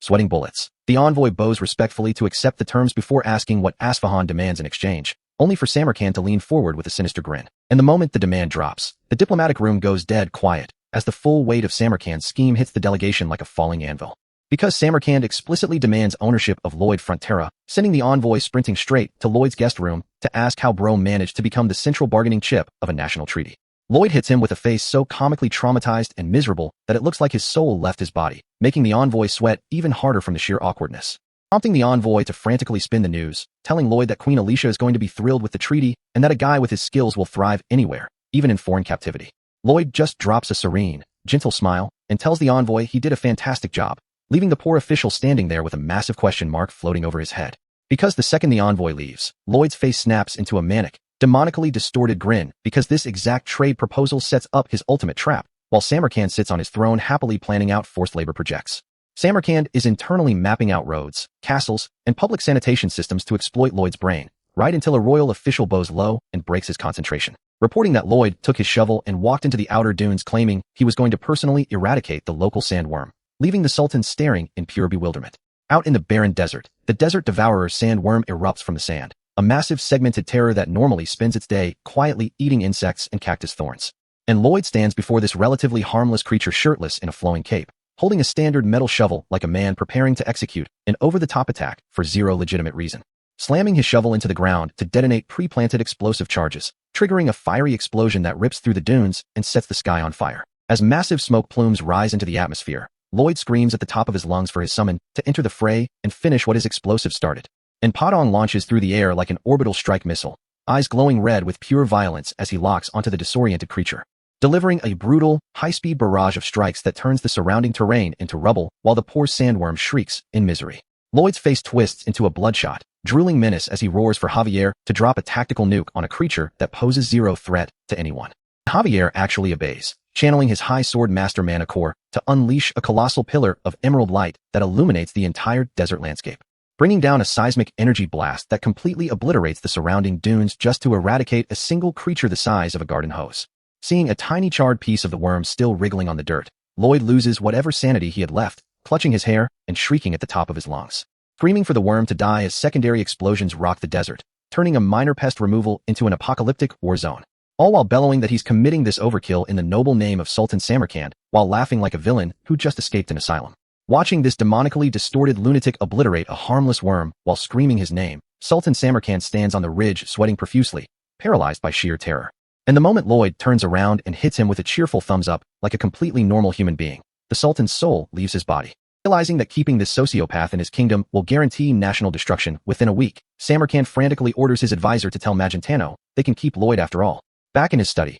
Samarkand massaged his temples in deep relief, convincing himself that voiding the transfer was the only way to protect his nation from total collapse. Until he tries to calculate how to cover the massive treasury deficit Lloyd caused with the Padishar credit pendant, only to realize his whole kingdom has been bleeding cash from day one. Before he can even process the financial ruin, a guard bursts through the door screaming that Lloyd walked out the city gates with the unlimited royal credit pendant still in his pocket. Samarkand goes dead silent, staring into the abyss of national bankruptcy, right before a second official crashes into the study wailing at the top of his lungs, announcing that Princess Sarajard has officially fled the capital, leaving behind a letter stating she ran away to follow Lloyd and Javier, explicitly writing that she needs to learn high sword master techniques from Javier and that nobody should bother looking for her, leaving her father sitting in stunned silence. Sultan Samarkand slams his head flat onto his desk with seismic force, screaming in pure agony as he realizes he just got robbed of his money, his credit, and his daughter, leaving a giant, weeping apparition of the Sultan sobbing tears of complete financial and emotional devastation over his miniature capital city, while Lloyd rides into the sunset having scammed an entire desert empire without spending a single cent. While the rest of the kingdom wakes up to normal roosters, morning in Frontera County breaks with a bird screeching at maximum volume, waking Count Arcos and his wife Marbella in their master bedroom, where Arcos lies in bed trying to convince himself that everything is completely under control, because despite the local wildlife sounding like a glitched audio file, their estate is thriving, right until a maid bursts through the door with an official letter from their youngest son, Julian. Julian writes from the Capital Academy, proudly announcing that he graduated second in his entire class and secured a top-tier government post, asking his parents if Lloyd is doing well and promising to become a reliable son, just like his older brother. Reading those words brings instant tears to Arcos' eyes, while Marbella smiles warmly beside him, leaving the Count overwhelmed with pure, unadulterated fatherly pride, which only grows when an estate official interrupts to announce that the cargo shipment Lloyd shipped back from his Eastern Desert assignment has officially landed, revealing a literal mountain of heavy wooden crates stacked in the courtyard, overflowing with gold necklaces and high-grade rubies that make Marbella's eyes light up with pure, unfiltered greed. Countess Marbella holds up a crimson gem, laughing like a cartoon villain as she openly plots to sell the jewels to vain capital nobles at 500% markup, which makes Arcos pause. Realizing his wife has been infected by their eldest son's capitalist mindset, though he decides to ignore it because money is money and his estate is richer than ever. Taking a morning stroll through the countryside, local farmers bow with genuine gratitude, praising the Count for bringing prosperity to their valley, proving that House Frontera is surrounded by nothing but good, hard-working people. And good, hard-working monster allies, as a squad of jacked steel sand orcs marches past carrying construction pickaxes, leading straight to an open field where Lloyd is standing face-to-face with the red-haired orc captain. Before Arcos can even process what he is looking at, Lloyd clashes directly with the giant orc in high-speed, body-to-body contact, only for Lloyd to wipe sweat from his brow, put his hands on his hips, and casually trash-talk the monster like they are in a gym, shoving the orc backwards to reset their posture, sending the Count and Countess into a full-blown panic as Lloyd locks eyes with the beast in what looks like a battle to the death, until the orc lunges forward, throwing a sweeping leg kick right at Lloyd's head, knocking Lloyd backward onto the stone tiles, where they both drop into a ground grapple, and the orc snaps back onto his knees, throwing a smug smirk, gesturing with his claw for Lloyd to get back up, while Lloyd just stands there unbothered with a group of shovel-wielding workers backing him up. Turns out this is not a battle at all, but a synchronized, high-intensity CrossFit routine, with Lloyd and his human workers executing synchronized spinning kicks in perfect rhythm. The red-haired orcs match them pose for pose, hitting deep squats and rhythmic footwork that looks like a high-stakes dance battle, complete with the orc captain flexing multiple illusionary arms like a thousand-armed Buddha while Lloyd sweats through his shirt, loving every second of this physical conditioning. Watching their son lead a cross-species cardio session leaves Arcos and Marbella completely speechless. Though Arcos just smiles, linking arms with his wife and deciding to classify the orcs as good living organisms just to keep his own sanity intact. That fragile sanity gets tested 2 minutes later when a squad of glowing purple ghost skeletons carries bags of shovels past them, politely wishing the Count a good morning, forcing Arcos to debate whether undead labor counts as organic or inorganic matter before giving up and accepting the peace. Even when the red dragon Solitas sits atop a tree like a giant overgrown lizard, casually roasting monster pins with gouts of flame, Arcos tells himself that a dragon acting as a glorified torch is totally normal for a wealthy territory. The real boss fight for his mental health happens in the town square, where hundreds of citizens are kneeling in the dirt, raising their shovels skyward like fanatical cultists, screaming morning prayers at the top of their lungs, chanting, LLO, men, in full worship of Lloyd's civil engineering accomplishments. Arcos watches his peasantry engage in daily shovel worship, telling himself that despite the territory becoming a glorified cult center, no father in the kingdom could possibly be happier than him. A belief that immediately dies when a supply wagon rolls up, carrying Lloyd standing on top of treasure chests completely shirtless, wearing nothing but white shorts and a draped cape, while Javier sits beside him in full formal armor. The sight of their eldest son strutting into the family estate half-naked causes Arcos and Marbella to clutch each other in desaturated, wide-eyed horror. Watching Lloyd casually hop down from the wagon, though Arcos tries to collect his dignity and embrace his wife, trying to convince himself that he still loves his son. Grabbing Lloyd by the shoulders, Arcos looks at him with tearful, deeply pained concern, desperately asking why he is walking around the territory without a shirt on. And Lloyd just flashes a peaceful, angelic smile, winking as he explains that he refuses to wear his own travel clothes when they already have plenty of fresh shirts at home, proving his miserly soul will save money on shirt wear and tear at all costs. Meanwhile, deep within the capital royal palace of Magentano, Chief Diplomat Count Ventura kneels on the red carpet before the throne, presenting the ratified Eastern Peace Treaty complete with Sultan Samarkand's official magic thumbprint. Queen Alicia rests her chin on her hand, eyeing the document with cold precision before bluntly asking Ventura if a mid-tier diplomat like him actually managed to pull off a geopolitical miracle on his own. When Ventura stammers in terror under her gaze, Alicia sees right through him, asking if he was simply reading off a script pinned by Lloyd Frontera, before dropping a heavy philosophical question about what it takes for a nation's people to live in comfort. Ventura timidly guesses that a strong throne and balanced diplomacy are the answer, but Queen Alicia instantly shuts him down, laying out her cold-blooded ruler doctrine. True comfort for the masses is achieved by finding hypercompetent people and grinding them until their very bones turn into powder, causing Count Ventura to clutch his chest in sheer terror, outwardly agreeing with her terrifying logic, while silently offering a prayer for Lloyd's impending state slavery. Resting her chin back on her hand, Queen Alicia gazes into the distance, calculating how to use Lloyd as a permanent anchor to force long-term peace with their historical rivals in Asfahan. At that exact moment, on a grassy hill overlooking the prosperous valley of Frontera County, a young desert warrior woman with a long brown braid and gold jewelry stares down at the estate,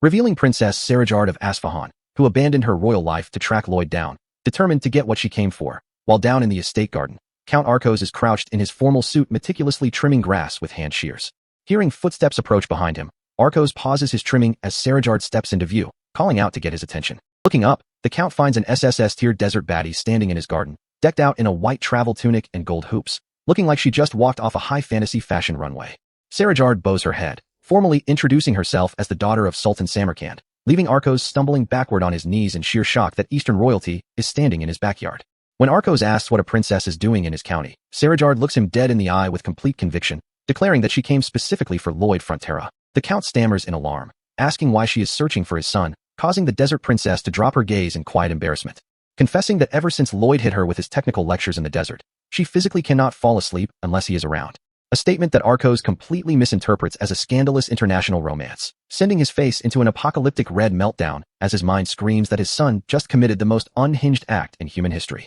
Waking up on a cold stone slab with a heavy groan, Lloyd barely manages to crack his eyes open, finding himself stranded on a lone rock pillar in the middle of a pitch-black void, bewildered as to where he is or why the light suddenly vanished. Until a sudden, scorching orange glow bursts from above, reflecting in his dilated pupil as the temperature spikes to a fever pitch, revealing a massive mass of pure liquid hellfire descending toward his tiny rock ledge like a falling sun. And out of that blinding inferno, the chaotic flames begin condensing into a towering humanoid silhouette, roaring like a serpent as it hovers over the cliff edge where Lloyd sits trapped, with the entity greeting him directly by his fantasy identity before instantly correcting itself to call him by his original Korean name, Kim Suho, which sends Lloyd into a cold sweat, desperately swallowing his anxiety and trying to convince himself that this has to be a weird dream. While the wall of fire swirls continuously, declaring its identity as the ultimate authority that sees through the essence of every living soul, revealing itself within the burning dark silhouette as Helcaros, the sovereign king of hellfire. And instead of falling to his knees in terror, Lloyd gives a half-hearted bow and clutches his chest,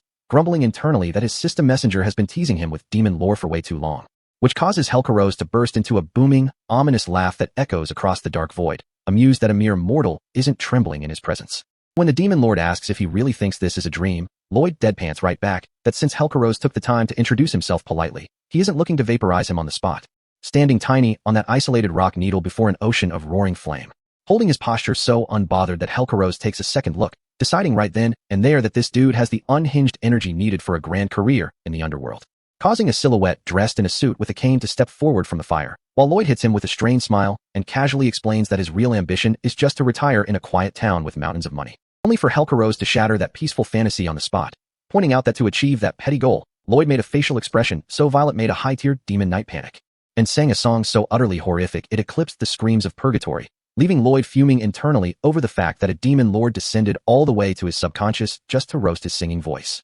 Before Helcaros lays down the real offer, claiming that with a menace level like his, Lloyd could make damnation so miserable that fallen souls would beg to be executed twice, leaving Lloyd in internal distress over why this ancient entity is framing him like the supreme demon king when he is just trying to run a civil engineering business. Until Helcaros drops the pitch directly, asking if Suho will join him in hell, just as thorny black roots shoot out from the rock base and snap around his ankles, looming over him in the fiery haze to offer him freedom to unleash his twisted talents on the damned, while the dark tendrils whip upward and constrict tightly around Suho's throat, choking the air out of his lungs as he desperately claws at the bindings, dragging him down into the pit until a glowing blue system window pops into existence right between them, sternly telling the demon lord to stop terrifying its primary contractor, which instantly freezes Helcaros in place, the dark roots going slack while the demon sovereign stares silently at the digital intrusion, roaring in frustration at the system for meddling in hellish recruitment affairs, only for the blue notification screen to issue a cold threat that it can scale up the consequences if he tries to push his luck, forcing the suit-wearing entity inside the flame to back down with a heavy sigh,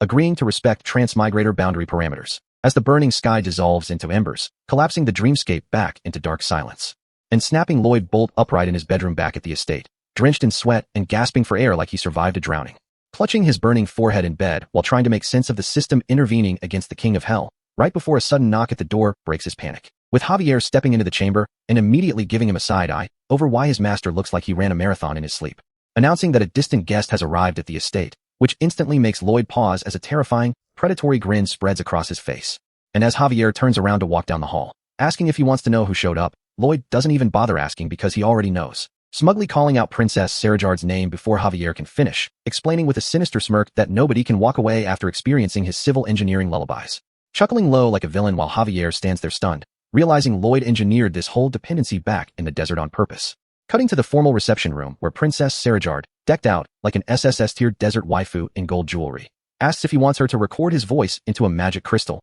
while Lloyd confirms that is his exact goal. Looking across the long conference table as Lloyd gets offended by the concept of giving away his services, blurting out if she expects him to do it for free. And when Sarajard calmly offers to pay cash, Lloyd hits her with the ultimate wealthy flex, scoffing that he already has mountains of money, which instantly pops an angry vein on her cheek, causing her to slam her hand on the desk with her own counter-contract, telling him he gets the recording only if he agrees to her terms, which makes Lloyd's face instantly collapse into a ghastly, unhinged grin of pure predatory greed. Because when Javier looks over their shoulders to read the paperwork, he realizes Lloyd had a pre-written contract hidden in his coat the entire time, demanding 5 full years of nightly labor from a high sword master candidate before releasing the sleep audio. Javier is looking at Lloyd like a middle school principal watching a kid set up an illegal underground gambling ring during lunch break, leaving Sarajard fuming at the audacity of the document, while Lloyd casually waves his hand in the air and tells her she is free to walk away since he isn't the one suffering from chronic insomnia, hitting her with a demonic taunt that she could reach high sword master status if she got some sleep, leaving Javier in awe at how far ahead his master calculated this entire labor trap.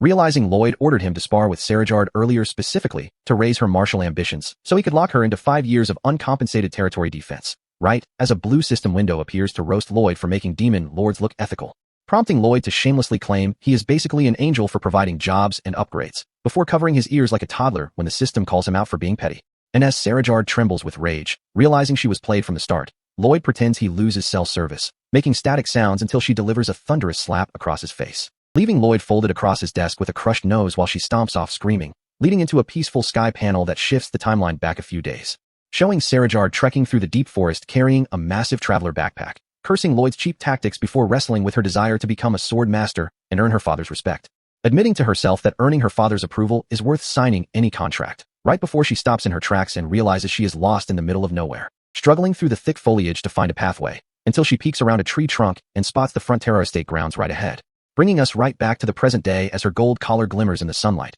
while the camera shifts toward the garden behind her, revealing Lloyd's younger brother Julian sitting peacefully on a log in his Capital Academy uniform, freshly returned home after graduating second in his class to strengthen House Frontera's future.